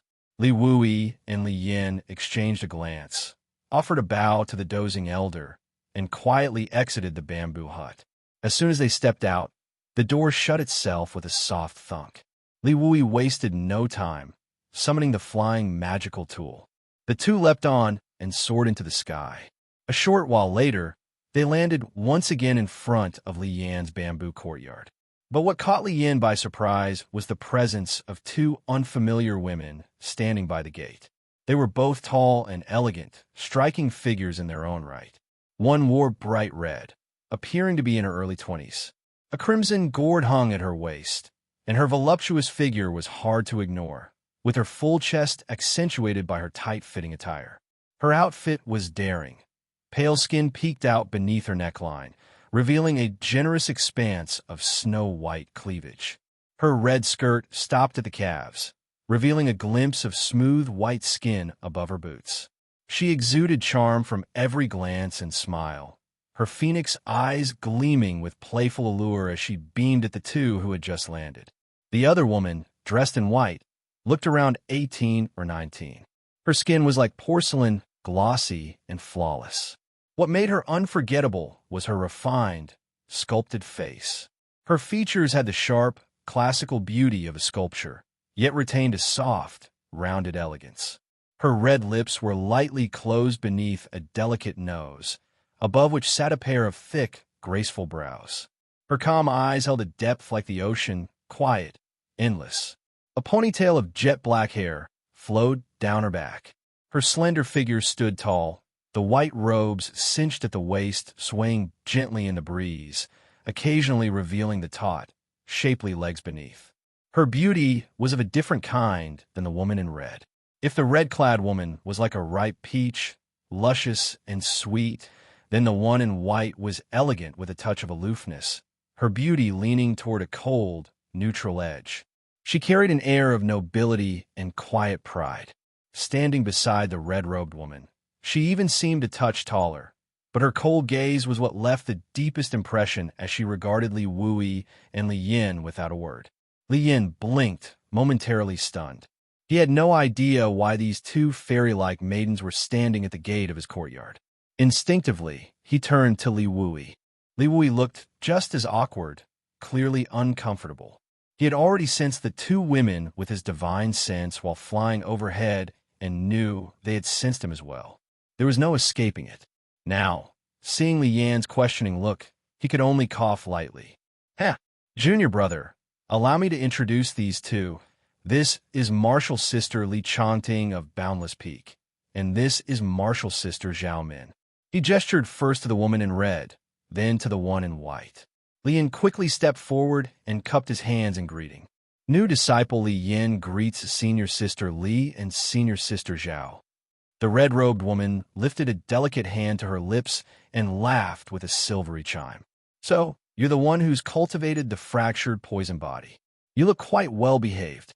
But with that bit of cultivation, you'd best work hard. Hee. The white-clad girl, meanwhile, remained expressionless, quiet, and detached. Li Yin could faintly sense a subtle pressure emanating from both women, even though they were holding back. From their demeanor and the way Li Wui addressed them, he guessed they must be foundation establishment experts. That left him speechless. Everyone he'd encountered lately had ridiculously high cultivation.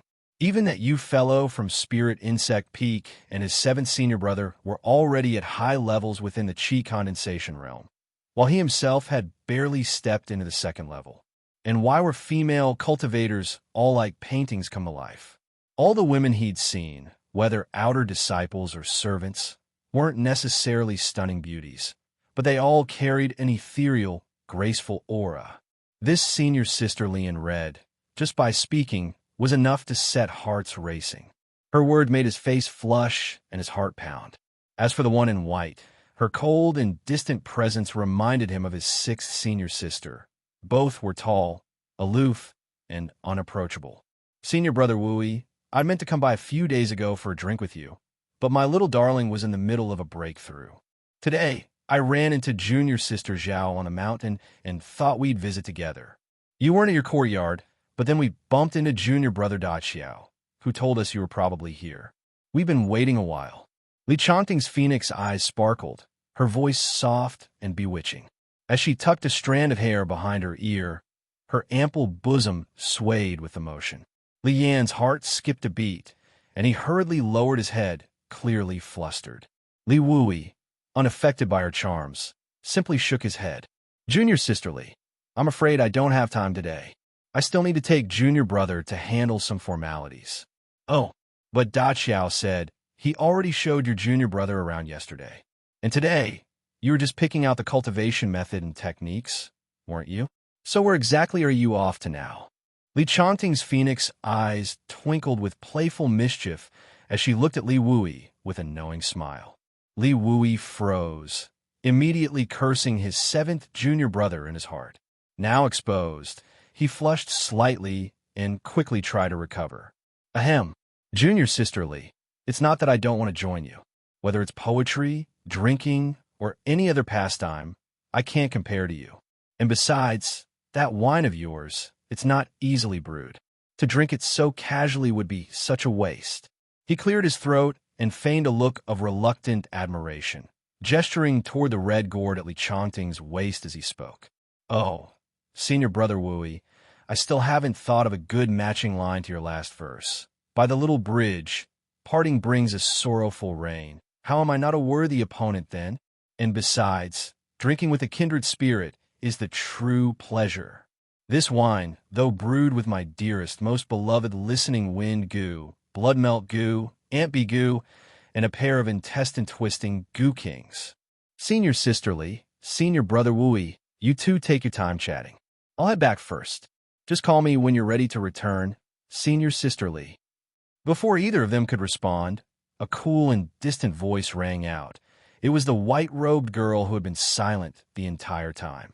Clearly, she didn't want to listen to their conversation any longer, dropping that abrupt comment before turning to leave. Li Yin was utterly baffled by her words, but the other two clearly understood her meaning. They both nodded slightly in her direction. As soon as they did, the white-robed girl tapped the ground lightly with her toes and shot off like an arrow, stirring up a gust of wind in her wake. Not once did she look back at Li Yin. A wave of wind swept past him, rustling the bamboo, leaves all around. She had looked so otherworldly and serene before, yet now she left with such an imposing aura, it was hard to say whether she truly had urgent matters or simply wanted to avoid them. Li Yin was inwardly startled. Who would have thought a woman could produce such explosive strength from her legs? His gaze couldn't help but drift to the red gourd at Li Changting's waist, recalling what she had been saying before the girl interrupted, something about the wine being brewed from a mess of goo insects. As if sensing his gaze, Li Changting turned from the direction the girl had disappeared in and gave him a radiant smile. Li, junior brother Li Yin, was it? Still quite young, but could it be your fellow lover of fine liquor? Though she had mentioned that the wine was brewed from a concoction of various goo insects, back in his village, many hunters also made medicinal liquors, soaking all sorts of beast organs in alcohol. It wasn't as if he found it terrifying. Once they were soaked in wine, what was there to fear? Great Qing Mountain folks were open-minded, and though he was young, he had sipped a bit himself from time to time. Still, he didn't quite know how to respond, until a voice suddenly echoed in his ear. It was Li Wui. He looked up quickly, only to see Li Wui still gazing off in the direction the white-robed girl had gone. He wasn't even looking this way, but from Lian's angle, he could see that the skin near Li Wui's ear had turned slightly green. Junior brother, this is a sound transmission technique. That wine of Sister Li's, it's brewed from goo insects. Though it can enhance your cultivation, the brewing process is far from ordinary medicinal liquors. Just from appearance alone, I doubt you'd be able to stomach even a sip. The color? Rainbow-like, but worse. There's a dense layer of goo insects floating on the surface. Some are completely dead, some half alive. Pour it into a cup, and you might see them writhing, sinking, and floating. Some of them may still have the half-bitten corpses of other goo in their mouths. And some of the translucent ones, you can even see other goo crawling inside their bellies. At that point, Li Yin felt an uncontrollable itch rise in his throat, as if thousands of tiny bugs were crawling across it. His stomach churned and twisted violently. He couldn't hear another word. His face turned pale as he glanced at Li Chongting, who was watching him with a half-smile. As senior sister Li, I've only just entered the sect, and still have a mountain of basics to catch up on. I won't keep the two of you any longer. With that, he didn't wait for their reply. He whipped out his sect token, waved it at the gate, and in the blink of an eye, his figure vanished. The white mist at the entrance surged violently once more, swallowing the entire courtyard from view.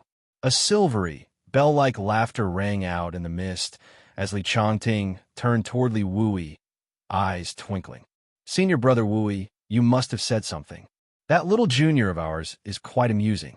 Still, I did come here today for you. This wine of mine isn't for just anyone.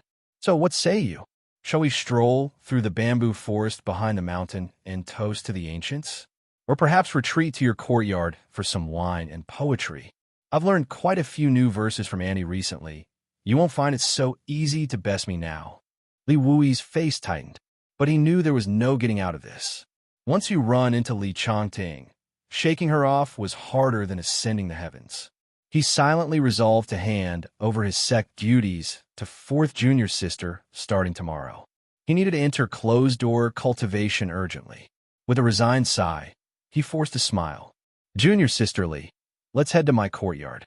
I've still got 2 jars of fine wine gifted by Master the last time. They are quite exquisite. One of them is even pear blossom flavored. Oh, that could be worth a taste. Though those wines are really just for indulgence, useless for cultivation. Here, how about this?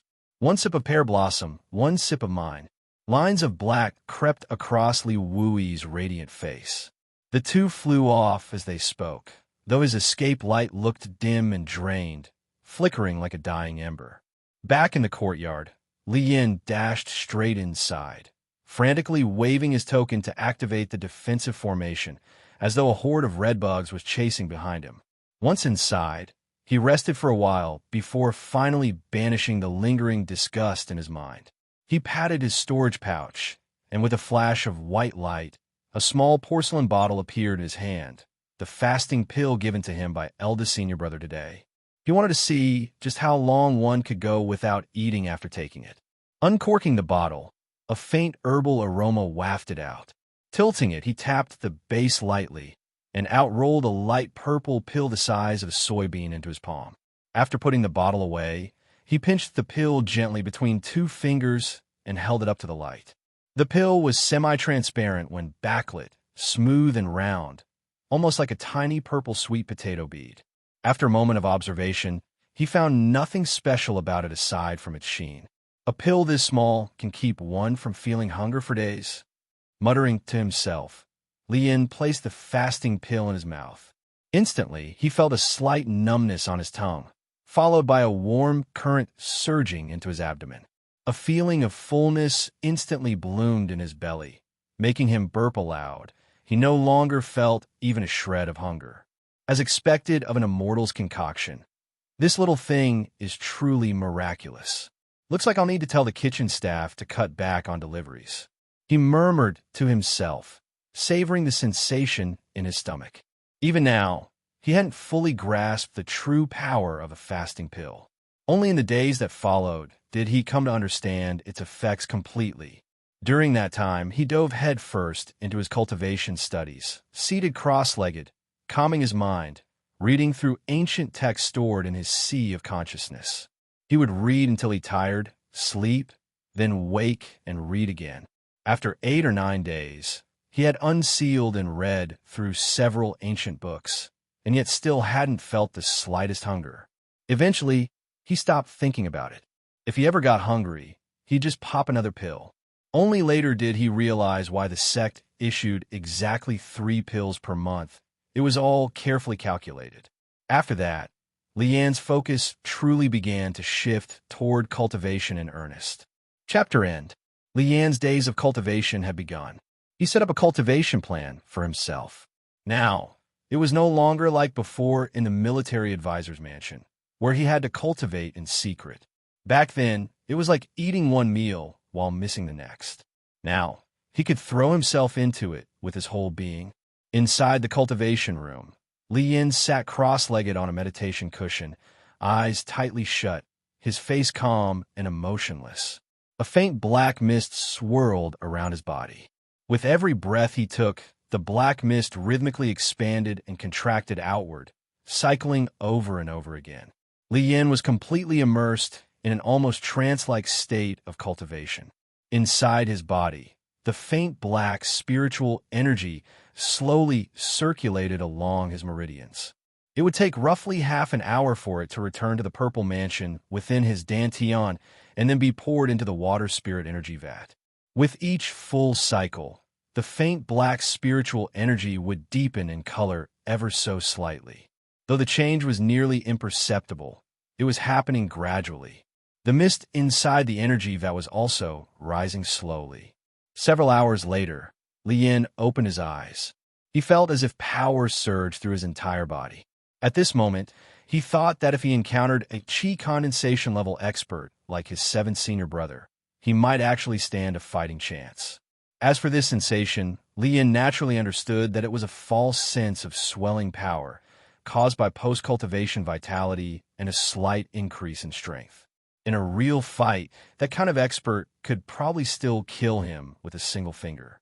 The Guishui true scripture truly lived up to its reputation as one of the oldest and most powerful inheritances in the immortal spirit realm.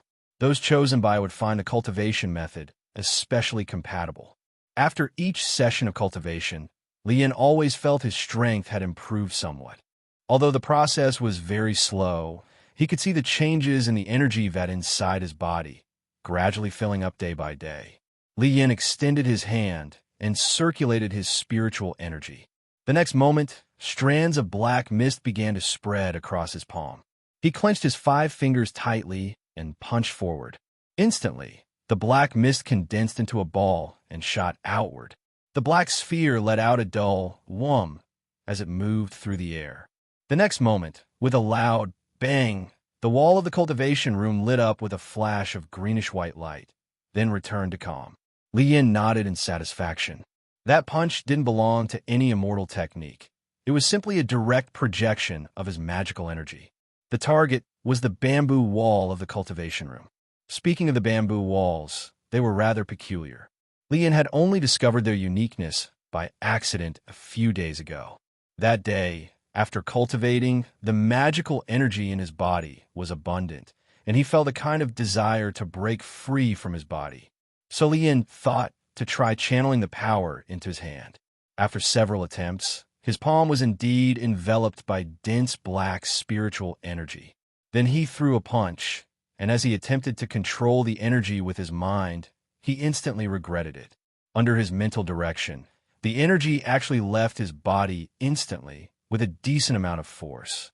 In the blink of an eye, it heavily struck the greenish-white bamboo wall several zhang away with a deep, muffled thud.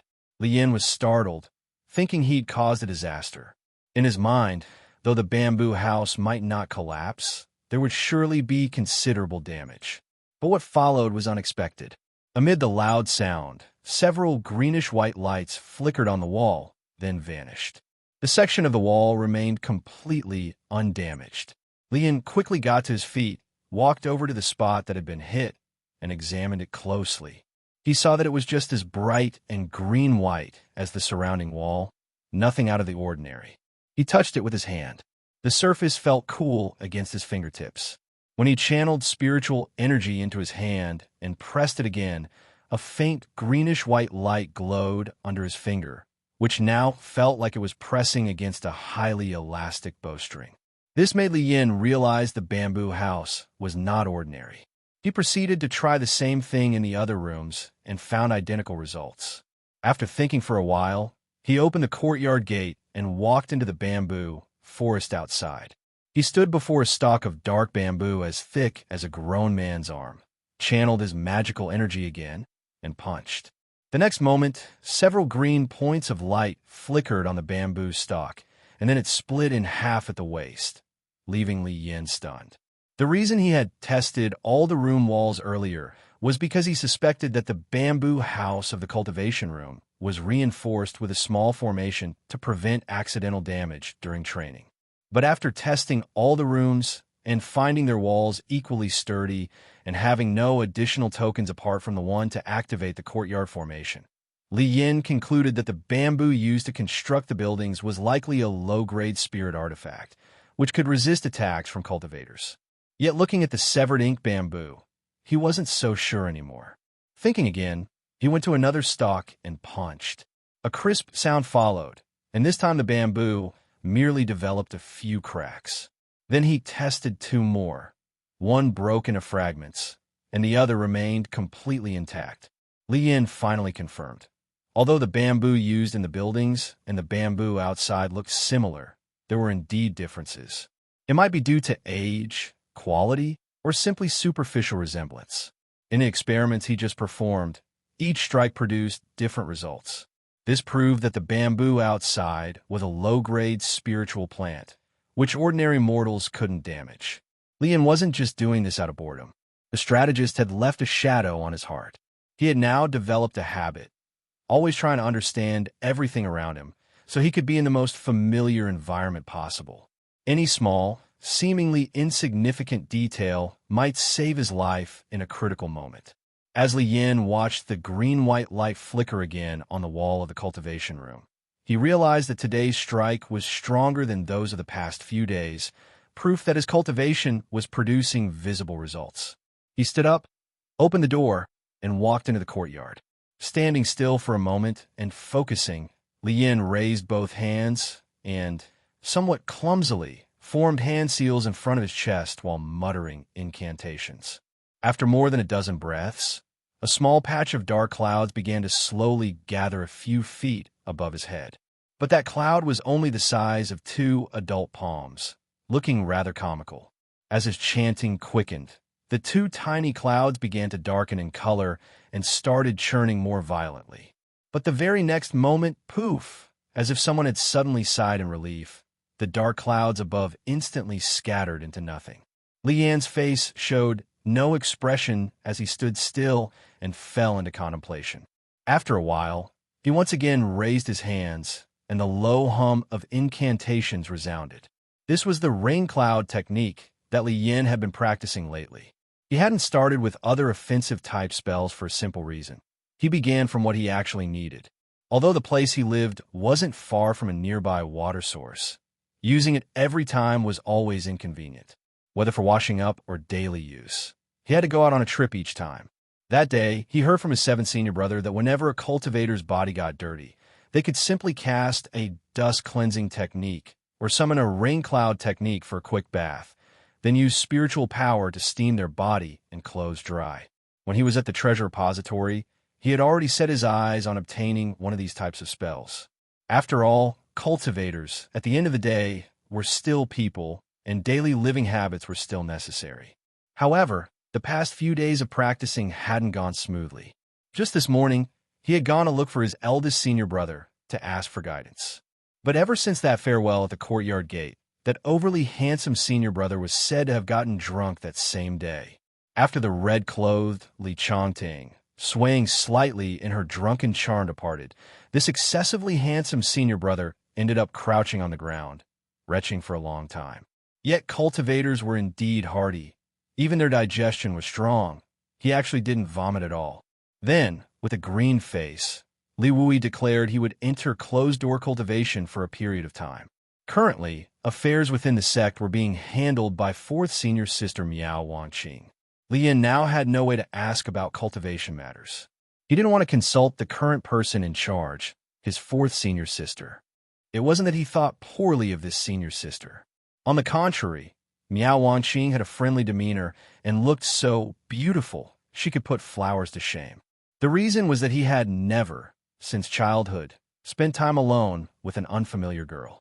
Moreover, he'd heard from the servants that 4th senior sister had been in a foul mood lately, pouting all day.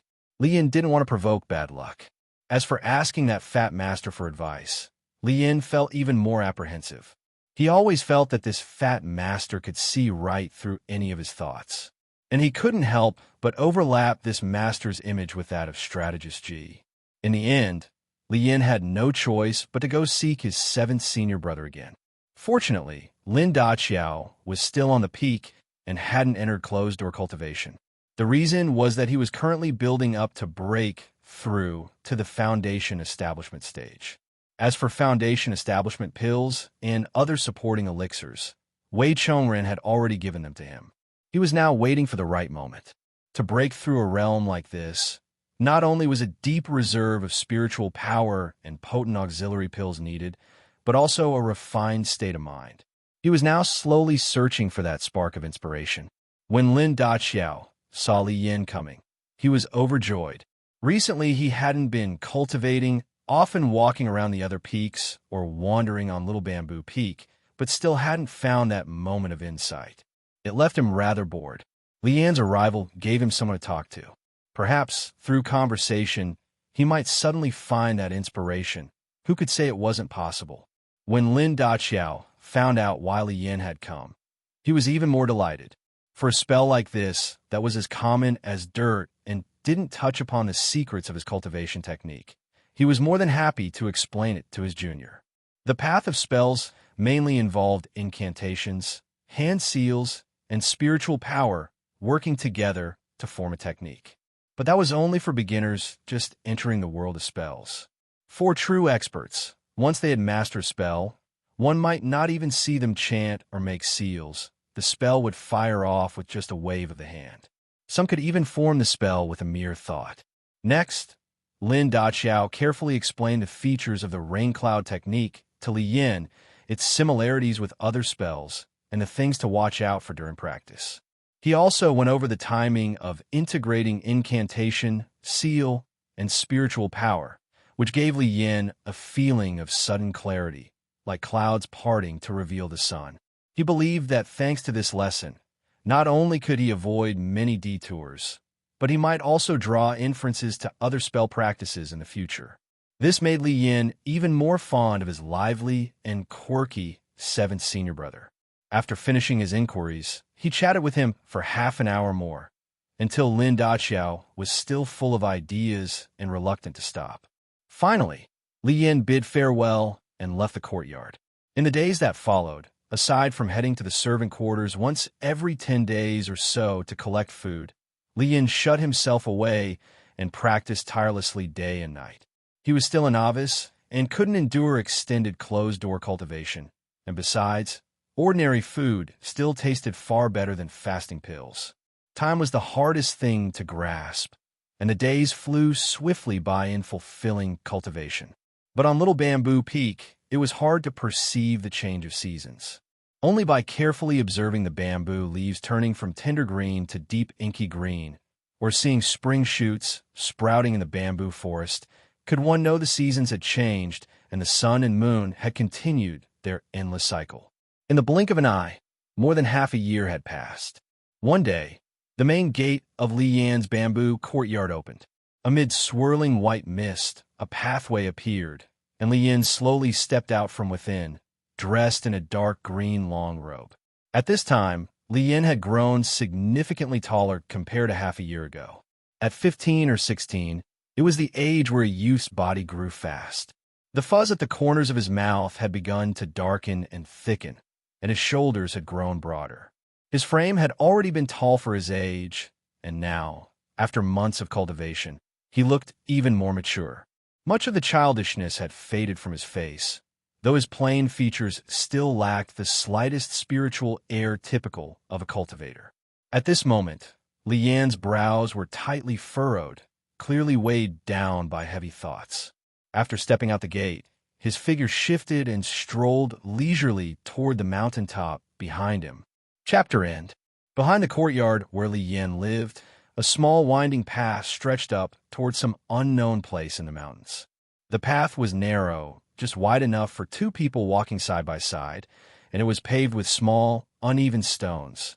On both sides of the path, the dark bamboo still swayed gently in the breeze. Little Bamboo Peak was a sea of black bamboo, and walking through it felt like standing in waves of bamboo tide. However, the bamboo along this trail wasn't as thick as those near the front of the mountain or around Li Yan's courtyard. Each stalk was only about the thickness of a finger, a little taller than a man, like delicate saplings. As the breeze passed through, the thin stalks rustled with a soft, whispering sound. This was already the mid-mountain region of Little Bamboo Peak, where the peaks pierced into the clouds. From time to time, tufts of white mist would drift lazily out of the bamboo grove, then float away into the distance. As Li Yin walked along the path, those drifting clouds would occasionally brush past his waist or gently skim over his head before vanishing into the bamboo on the other side. He looked as if he was walking amidst a sea of clouds. While walking, Li Yin was deep in thought. He had been coming to the back mountain every few days recently. The destination he sought was about 20 li from his residence, heading up toward the peak. There, a small platform existed, one he had discovered earlier that served as an excellent place for cultivation. Rewinding time to over half a year ago, when Li Yin had just begun cultivation, both his training and the cultivation techniques and spells had progressed fairly normally. But after 10 days or so, a series of strange and unexplainable events began to unfold. First, the rate at which his spiritual power improved slowed dramatically. At first, he thought it was normal. After all, Lin Daqiao had told him that bottlenecks were to be expected. But no matter how hard he tried, his spiritual power crawled along like a tortoise. Sometimes it didn't increase at all for days. If he paused his training, it even began to decline slightly. That was when Li Yin realized something might be wrong. He first suspected that his cultivation method had issues, so he entered his sea of consciousness and carefully reviewed the Guishui, true scripture word by word. Yet no matter how thoroughly he analyzed it, he couldn't find a single flaw. After much investigation, he still found nothing. Meanwhile, strange things also began happening with his spell practice. The rain cloud technique, which he had just started to grasp, began working inconsistently. Even more disturbingly, when he did successfully cast the spell, bizarre results occurred. Several times, the rain produced by the spell turned emerald green. When it fell to the ground, it created clouds of green mist, and once those mists dissipated, the once solid ground was left pitted with numerous tiny craters, as though corroded by acid. Completely confused, Li Yin tried casting the spell again to investigate. But this time, he couldn't activate it all. Frustrated, he kept trying over and over.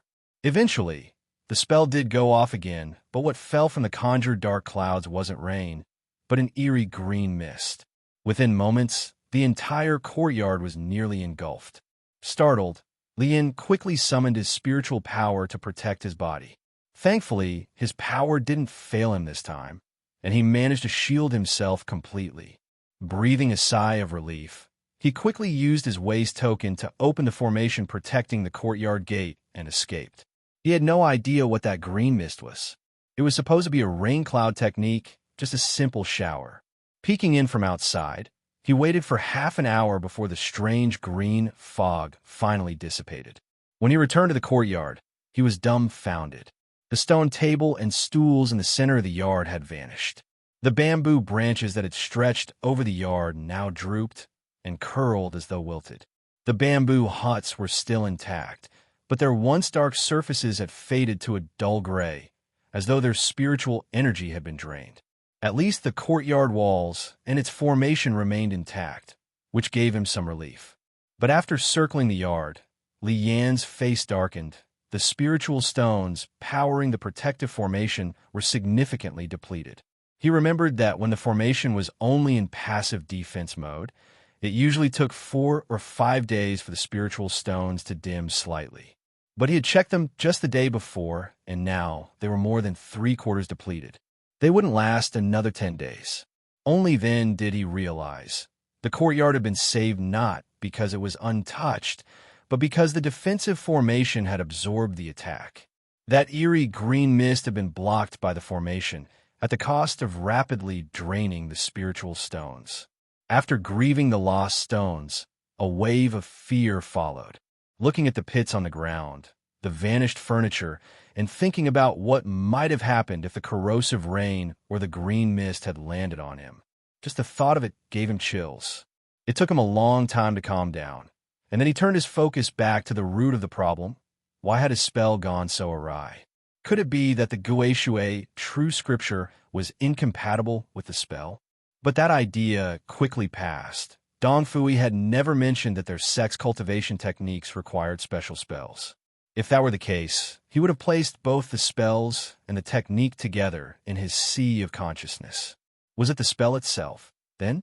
No, it was a common spell, one that the sect had verified. Both Uncle Gu of the treasure repository and the eldest and 7 senior brothers had confirmed it, which left only one possibility: something was wrong with his body. And the only abnormality in his body was that mysterious fractured poison body. Realizing this, Lian gradually calmed down and sighed deeply. It seemed that he had no choice but to seek out that fat master. Otherwise, this problem would never be resolved. Whether he wanted to or not, he could only activate his flying spirit artifact and head toward the area where the instructors lived. Half an hour later, Wei Chongren stood inside Lian's courtyard. After glancing around silently, he walked to the pitted ground, squatted down, and reached out to touch one of the craters. Startled, Lian tried to stop him. There were still traces of the green residue in those pits, and he knew how corrosive it was. But before he could act, Wei Chongren had already touched it. Surprisingly, there was no green mist or corrosive reaction as Lian had feared. Wei Chongren rubbed some of the dry residue between his fingers, held it up to his eyes, then brought it to his nose and sniffed. He pinched his fingers together, and a wisp of green mist briefly rose, then vanished in an instant. Then, before Lian could react, his master raised his hand and waved it through the air. Instantly, strange green wisps began rising from the mist-veiled formation surrounding the courtyard walls, quickly gathering toward his palm. Lian looked closely and saw that the mist was indeed the same eerie green fog he had released earlier. He hadn't expected there to still be remnants lingering in the courtyard, but this time, he had no intention of issuing a warning. Having seen Wei Chongran's methods firsthand, he'd already guessed that these strange emissions from his spell likely posed no threat at all to the man. Besides, on the way here, he'd already described the whole process and its result in detail. Sure enough, once Wei Chongran drew those wisps of green mist into his palm, they began to swirl and churn restlessly, as if struggling to break free, yet they never managed to escape his grasp. Wei Chongran clenched his fist and closed his eyes. A moment later, he opened them again, and when he spread his hand, the green mist had vanished completely. After pondering for a second, he turned his gaze toward Lian. This is likely a consequence of your fractured poison body. I've read about it in some ancient texts. It produces highly toxic substances within the body. Those 2 kinds of toxic rainfall, just now. No, actually, they were made up of 5 types of poisons. The first kind was a combination of phosphor smoke grass and spotted leaf green water. The second type consisted of blue horsebell flower, aconite leaves, and purple lightning centipede tail. These poisons are typically refined from herbs and beast materials, yet you're generating them naturally. I'd only read about how terrifying the fractured poison body was in records, but seeing it today, I have to say, it's truly impressive. Truly incredible, truly terrifying. Wei Chongran repeated his praise deliberately, and he wasn't exaggerating.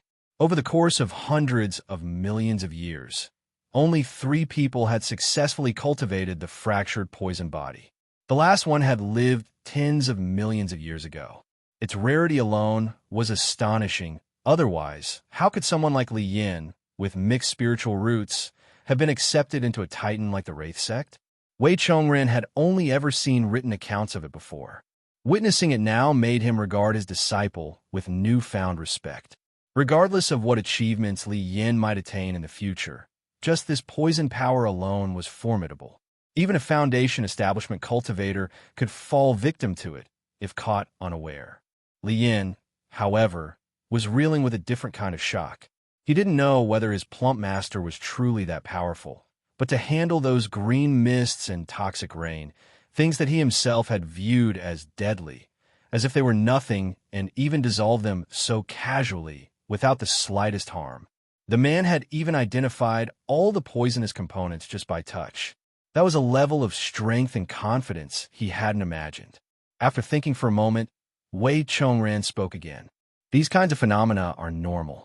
They're part of the cultivation process of the fractured poison body. I didn't know a bit about this physique, but it's one of the three great poison bodies, and my understanding is limited. Let's do this. I'll take you to collect some jade slips left by former sect members. They should contain much more detailed insights. Hearing there was a possible solution, Li Yin couldn't have been more delighted. He was genuinely interested in cultivation now and had no desire to see his path cut short just as he was getting started. Next, a glow of spiritual light flashed around Wei Chongran, and without even using a flying magical tool, he wrapped Li Yin in his aura and soared into the sky. Only then did Li Yin realize that a core formation cultivator could carry someone through the air so effortlessly. They visited the gray-robed elder on Little Bamboo Peak, then went to the treasure repositories of Old Lord Peak and Spirit Insect Peak. At each stop, they retrieved jade slips and imprinted their knowledge into Li Yan's sea of consciousness. Li Yan also learned that the three known cultivators in Wraith Sect history who had developed the fractured poison body had each originated from these three peaks. An hour later, they were on their way back. As they passed over the outer disciples' quarters, Wei Chongran paused in thought and descended. The outer disciples were busy working. Seeing Wei Chongran suddenly appear, they all dropped to their knees in a panic. Wei Chongran nodded slightly, then instructed a few of the disciples to move a new set of stone tables and stools into Li Yan's courtyard. This action stunned the outer disciples. None of them could understand why Li Yin commanded such attention. Normally, tasks this minor wouldn't even be handled by the likes of Li Wui. A simple voice transmission would have them scrambling over each other to carry it out. But today, the peak master himself had come to deliver the order. Upon hearing the news, Miao Wangqing, who was stationed in the main hall, rushed over. When she realized that her master had come all this way just to issue such a trivial order, her beautiful eyes sparkled as she looked at Li Yin, her thoughts unreadable. Her gaze made Li Yin feel a little uncomfortable. In truth, Wei Chongren hadn't done this deliberately. He'd simply remembered, while passing by, that Li Yan's stone furniture had been destroyed, and considering that the boy was still new to the sect, he might not yet know how to handle things. So he casually gave the instruction along the way. Seeing that everything was taken care of, Wei Chongran gave a wave of his wide sleeve, and several spirit stones flew toward Li Yin, who blinked in surprise. Wei Chongran smiled faintly and told him to use them for reactivating the courtyard's protective array. Li Yin was caught off guard. He hadn't expected his master to be so considerate. He'd even accounted for the loss of spirit stones due to the array's recent overuse. Li Yin only had a few spirit stones left himself, so he didn't hesitate. He respectfully accepted them after giving thanks. This move left Miao Wangqing even more astonished. It wasn't because the spirit stones were valuable, just a few low-grade ones, really. Even hundreds or thousands of them would mean little to a core formation cultivator. What surprised her was that, while Wei Chongren wasn't stingy, he was known never to give away a single spirit stone unless you asked.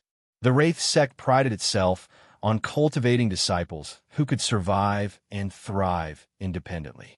Everything had to be earned. Relying on others would only limit one's future. But today's gesture made Miao Wangqing reevaluate her junior. Clearly, in their master's eyes, this little junior brother held some weight. Li Yin, of course, had no idea that accepting a few spirit stones could spark so many thoughts in others. Seeing Wei Chongran's robes flutter as he soared away, Li Yin quickly took his leave of Miao Wangqing, who seemed curious and on the verge of questioning him. But he had too much on his mind to entertain conversation right now. Cultivation, advancement, that was what truly mattered. Chapter end. When Li Yin returned to the courtyard gate, two young men were already waiting there. They were the servant disciples who had arrived ahead of him. Both had higher cultivation levels than Li Yin, and while Wei Chongran was still giving instructions, they had already made their way over. The two greeted Li Yin respectfully. After he opened the courtyard gate, they quickly carried in a set of stone table and stools. Without storage pouches, they had no choice but to physically carry them up the mountain and fly over together. 4-2 cultivators at about the 5th level of the chi condensation stage. This was no trouble at all. Once they had swiftly arranged the stone table and stools, they looked to Li Yin with a questioning gaze. One of them, dressed in yellow, cautiously asked, "Junior uncle, do you need us to tidy up anything else?" Li Yin smiled and waved them off, sending them back.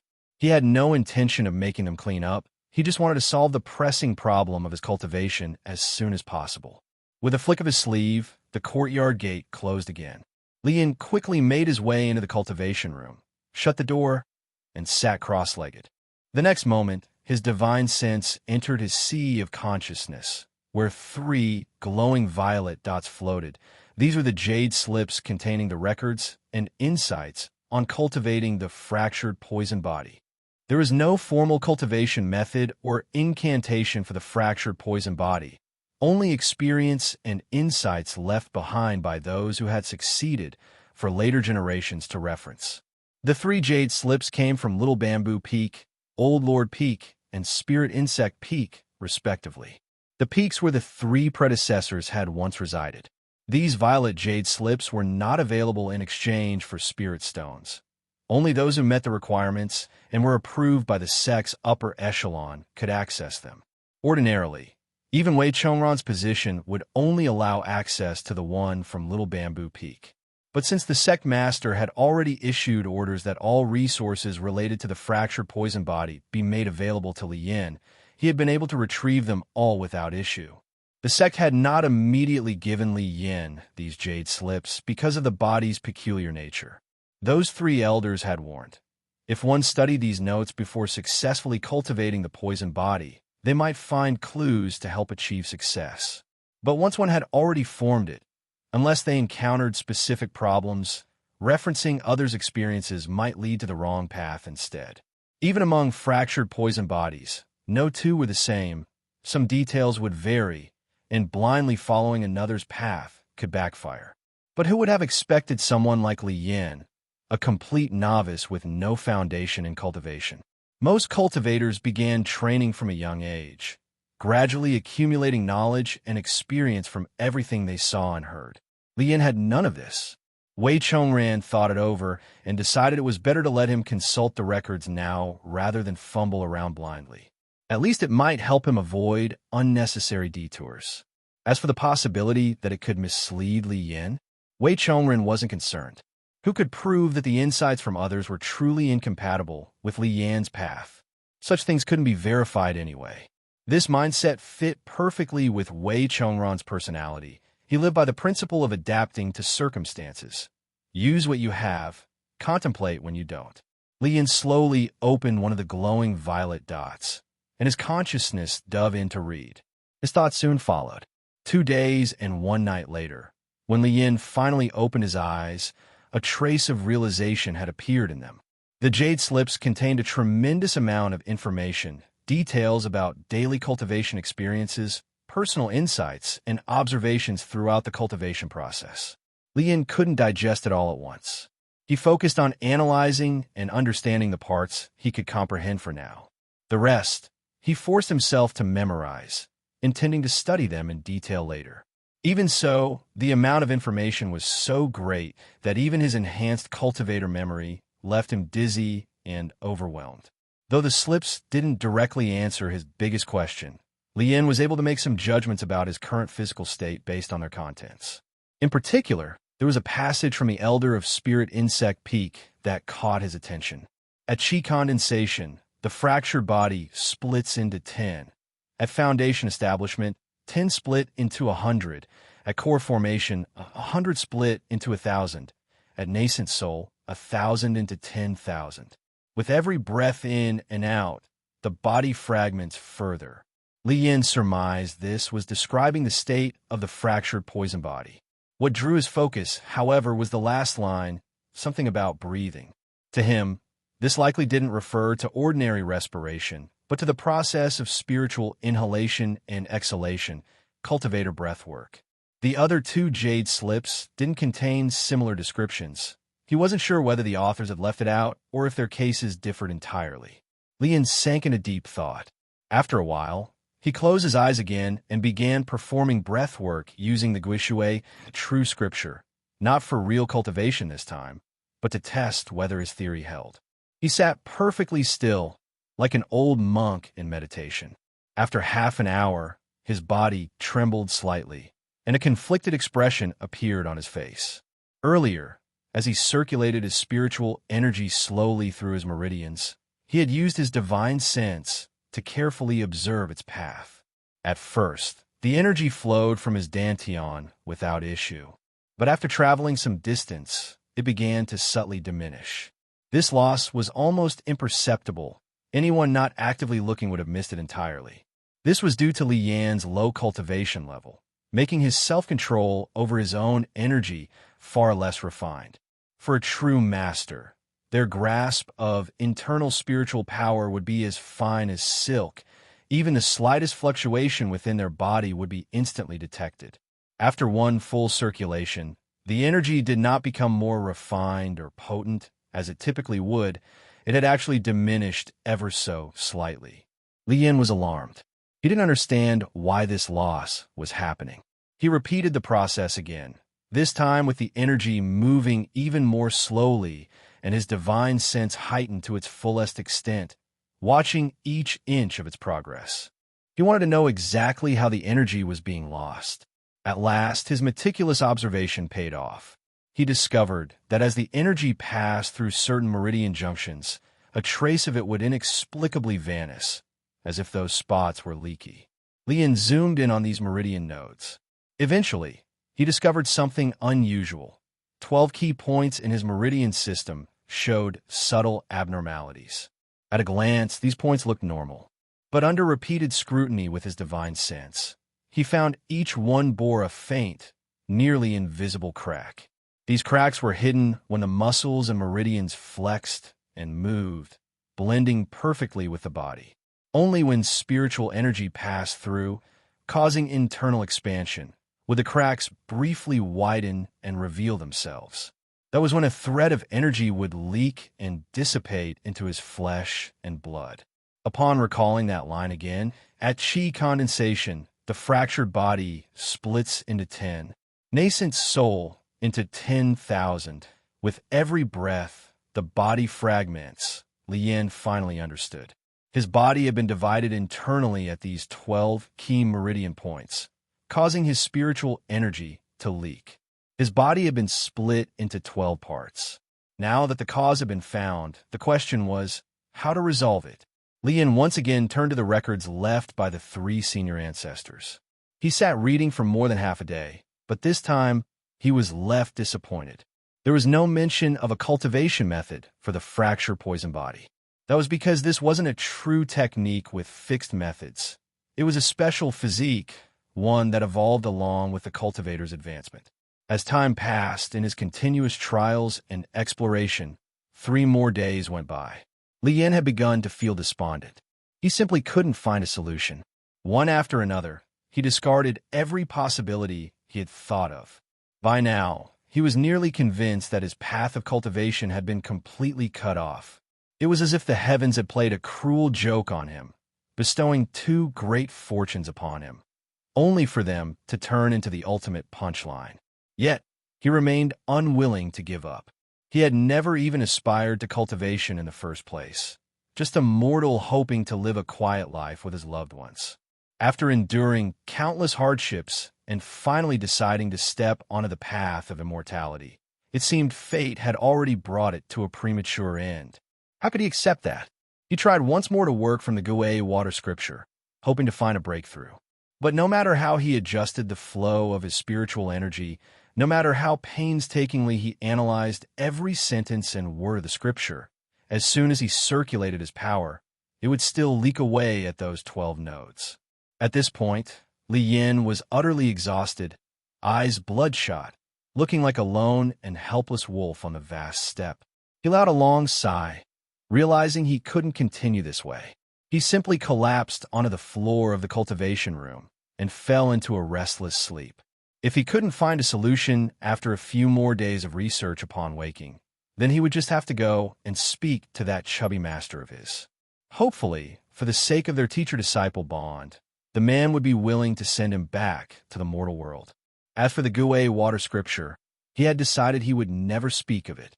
Though his own cultivation path had been severed, he couldn't allow that to invalidate Dong Fui's life-saving grace.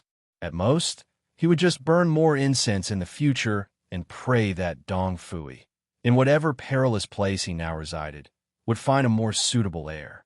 And so, Lian drifted into sleep amidst these chaotic, spiraling thoughts. Yet even in slumber, his mind was bombarded by fragments of the Gue water scripture and the 3 jade slips contents. He didn't know how long he had slept when suddenly, still in a half-dreaming daze, Li Yin sat up. His eyes were still bleary, but there was a trace of excitement on his face. This sleep had not been a peaceful one. As the saying goes, what troubles the mind by day haunts the dreams by night. In his dream, his mind had been preoccupied with a fractured poison body. There he suddenly recalled a passage from one of the jade slips, one that made him abruptly sit upright. During the chi condensation stage, the fractured poison body splits the inner body into roughly 10 parts. Each part follows its own method of cultivation, nourishing and growing, eventually developing into distinct forms of poison. Though initially difficult to control, these poisons pose no harm to the cultivator's body. They must be slowly understood and mastered until they can be used freely. As one's cultivation improves, the poison body splits further into smaller, independent toxins. At a certain point, the cultivator may even recombine 2 or more toxic fragments into a new, unknown venom, with effects so bizarre and deadly they defy logic and imagination. This passage had originally been a summary by one of the predecessors, explaining the offensive uses of the fractured poison body and how to manipulate it. It also explained why Li Yin had gotten 2 completely different results when he previously used the rain cloud technique. That was because the energy he released wasn't just pure spiritual energy, it was spiritual energy infused with toxic properties from his shattered body. And since he hadn't yet mastered the fractured poison body, the results varied. Li Yin had understood that back then, but he had been too focused on solving his inability to cultivate to consider it more deeply. Now, this passage had resurfaced in his chaotic dreams, along with countless other fragments of information. But this time, it struck him like a bolt of lightning in the darkness, illuminating his entire dreamscape. He immediately awoke. During the chi condensation stage, the body splits into around 10 fragments. Each fragment follows its own method of cultivation, each its own method, its own method. Li Yin muttered the words over and over. 12 fragments in my body, those aren't cracks. They're incomplete separations. If a cultivator can recombine 2 or more fragments into a new poison, then each fragment must already be independent. Shattered. Yes, fractured. I understand now. Only by breaking can it be considered shattered. Without being broken, how can it be called fractured? My body isn't truly shattered. It's an incomplete, fractured, poisoned body, an unfinished toxic constitution. Sitting on the floor, half delirious and half enlightened, Li Yin continued to mutter to himself. But his eyes were growing brighter and brighter. Chapter end.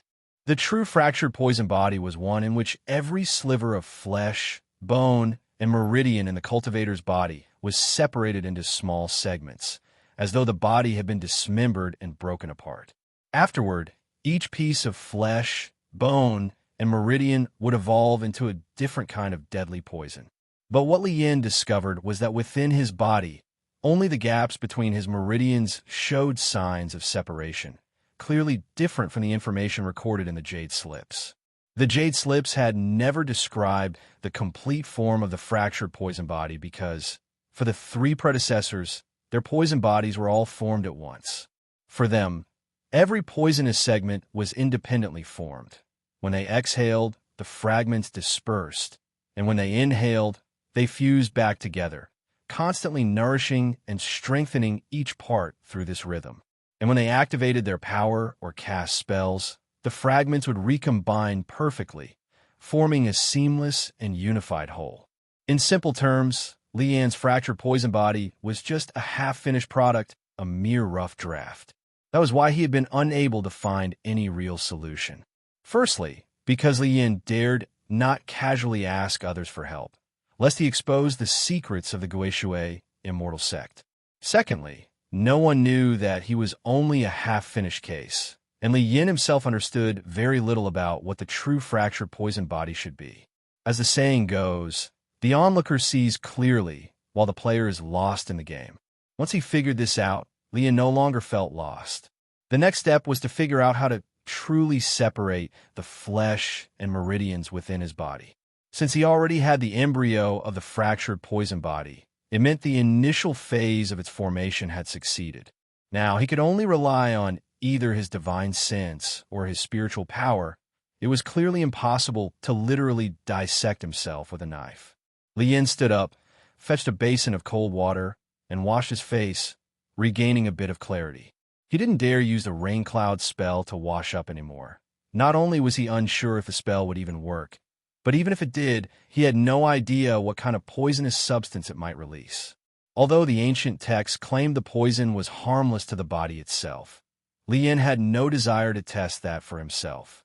After taking a fasting pill, Li Yan rested for another half-hour, restoring himself to a better condition. Once back in the cultivation room, and having calmed his breath, Li Yan carefully began circulating his mana. He first guided a thread of spiritual energy to the separation node closest to his dantian. Then, he transformed that energy into a tiny blade and sliced directly toward the gap. He had chosen to use spiritual power to perform the separation. As soon as the blade cut down, a soul-tearing, bone-deep pain surged into his brain. A muffled groan escaped Li Yan's lips. He nearly lost consciousness, his divine sense almost collapsing. In the next moment, sweat poured from him like a waterfall. His entire body was instantly soaked. His body trembled violently as he endured the pain and forced himself to probe the area with his divine sense. Sure enough, the gap had widened slightly. A surge of hope filled his heart. This meant the method was viable.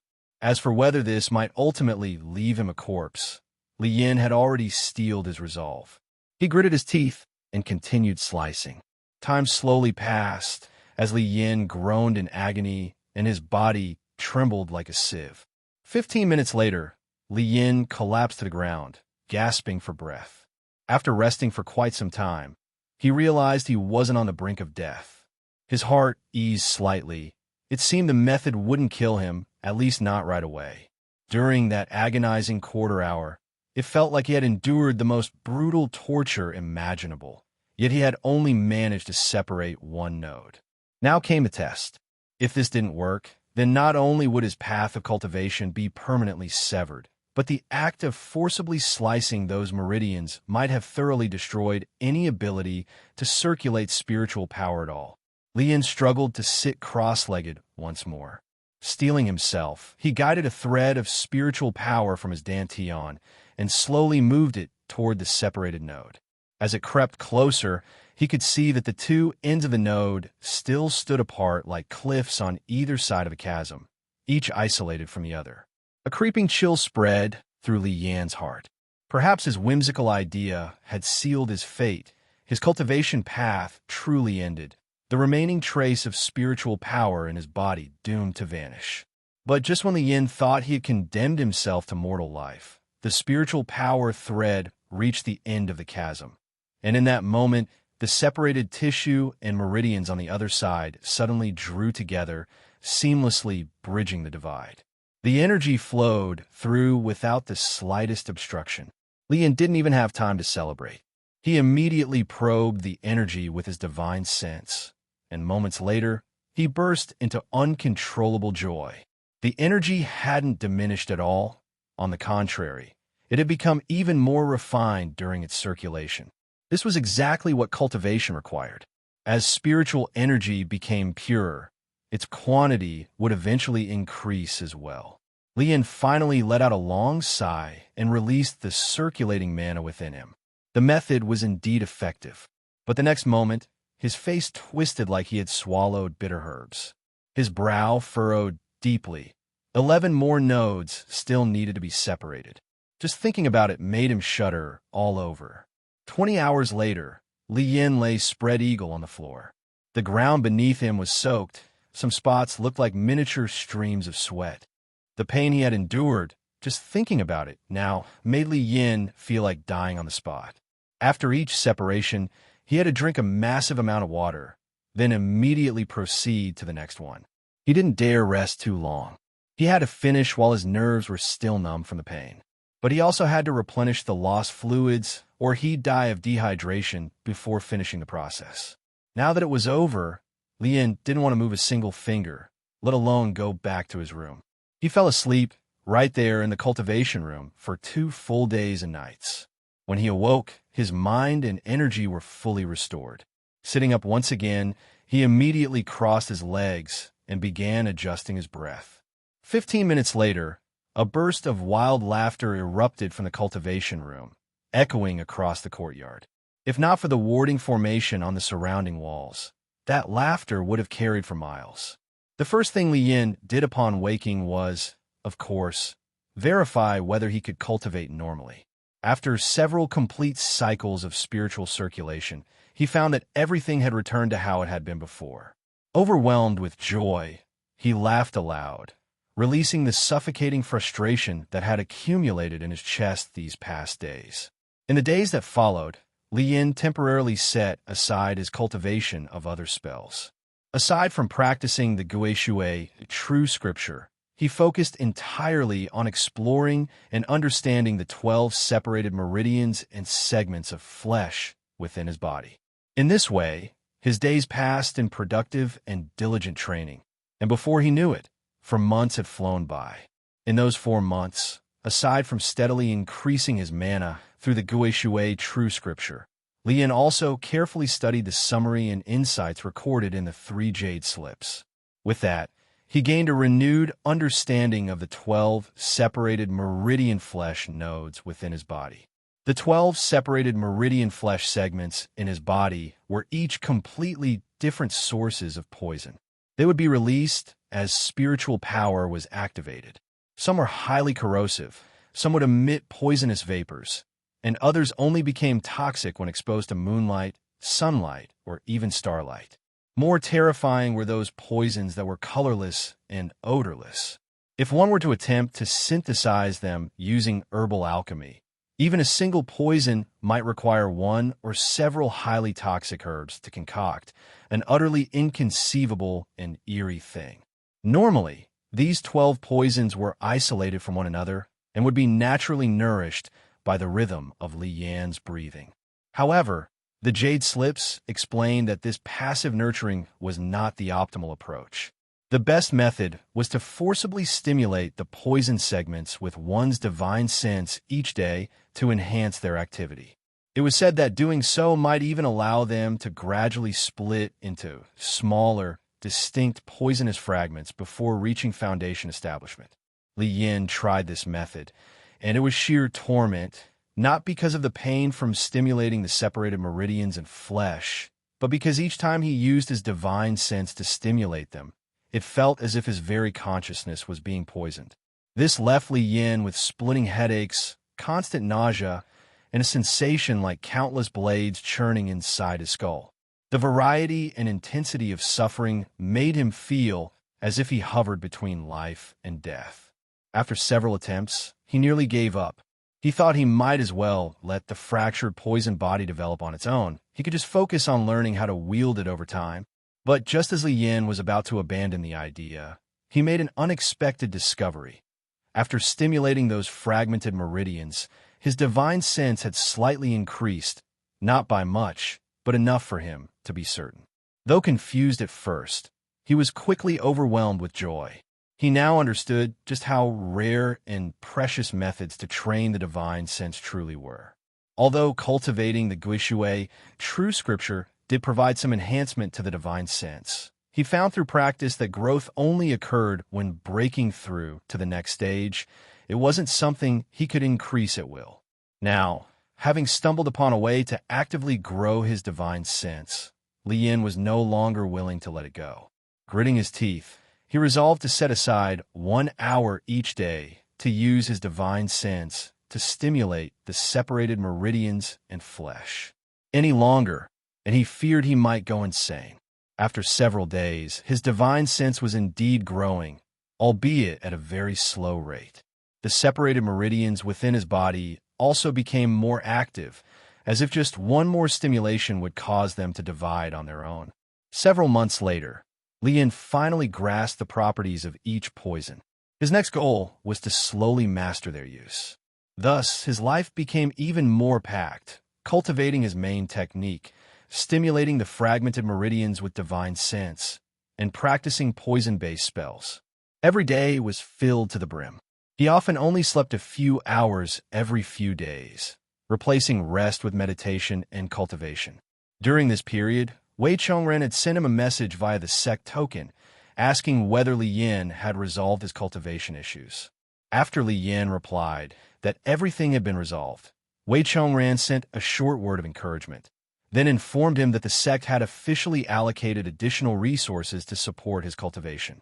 Each month, he would now receive 5 extra low-grade spirit stones and 2 bottles of spirit-raising pills. These were special provisions from the sect to support his training with the fractured poison body. Wei Chongren told him to pick them up at the main hall when convenient and did not disturb him again afterward.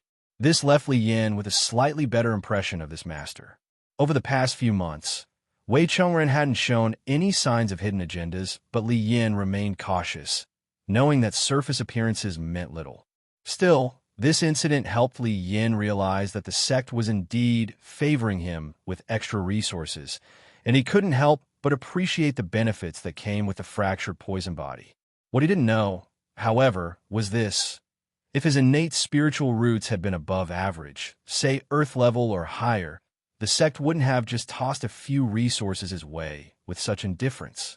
As for the other senior brothers and sisters, Li Yin had only encountered 4th senior sister and 2nd senior brother a few times while collecting monthly resources at the main hall.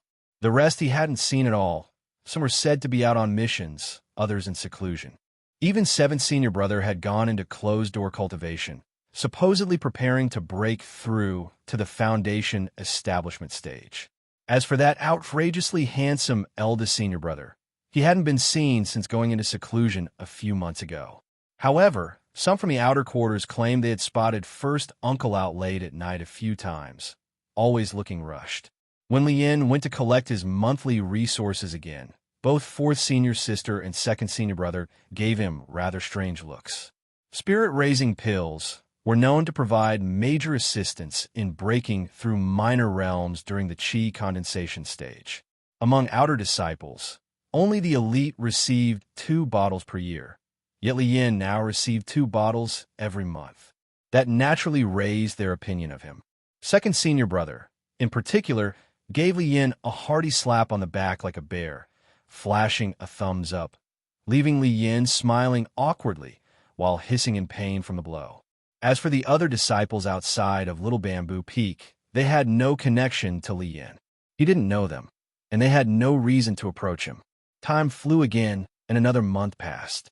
This time, however, Li Yin ran into a new problem.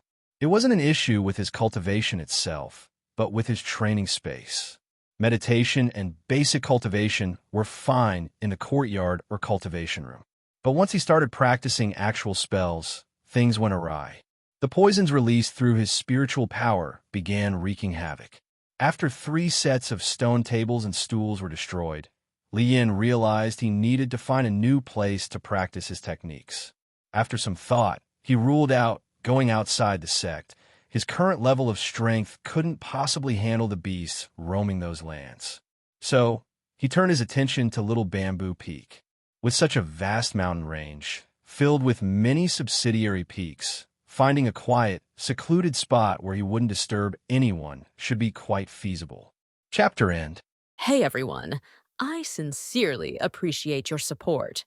If you enjoy my audiobooks, I would be truly grateful if you could subscribe to the channel.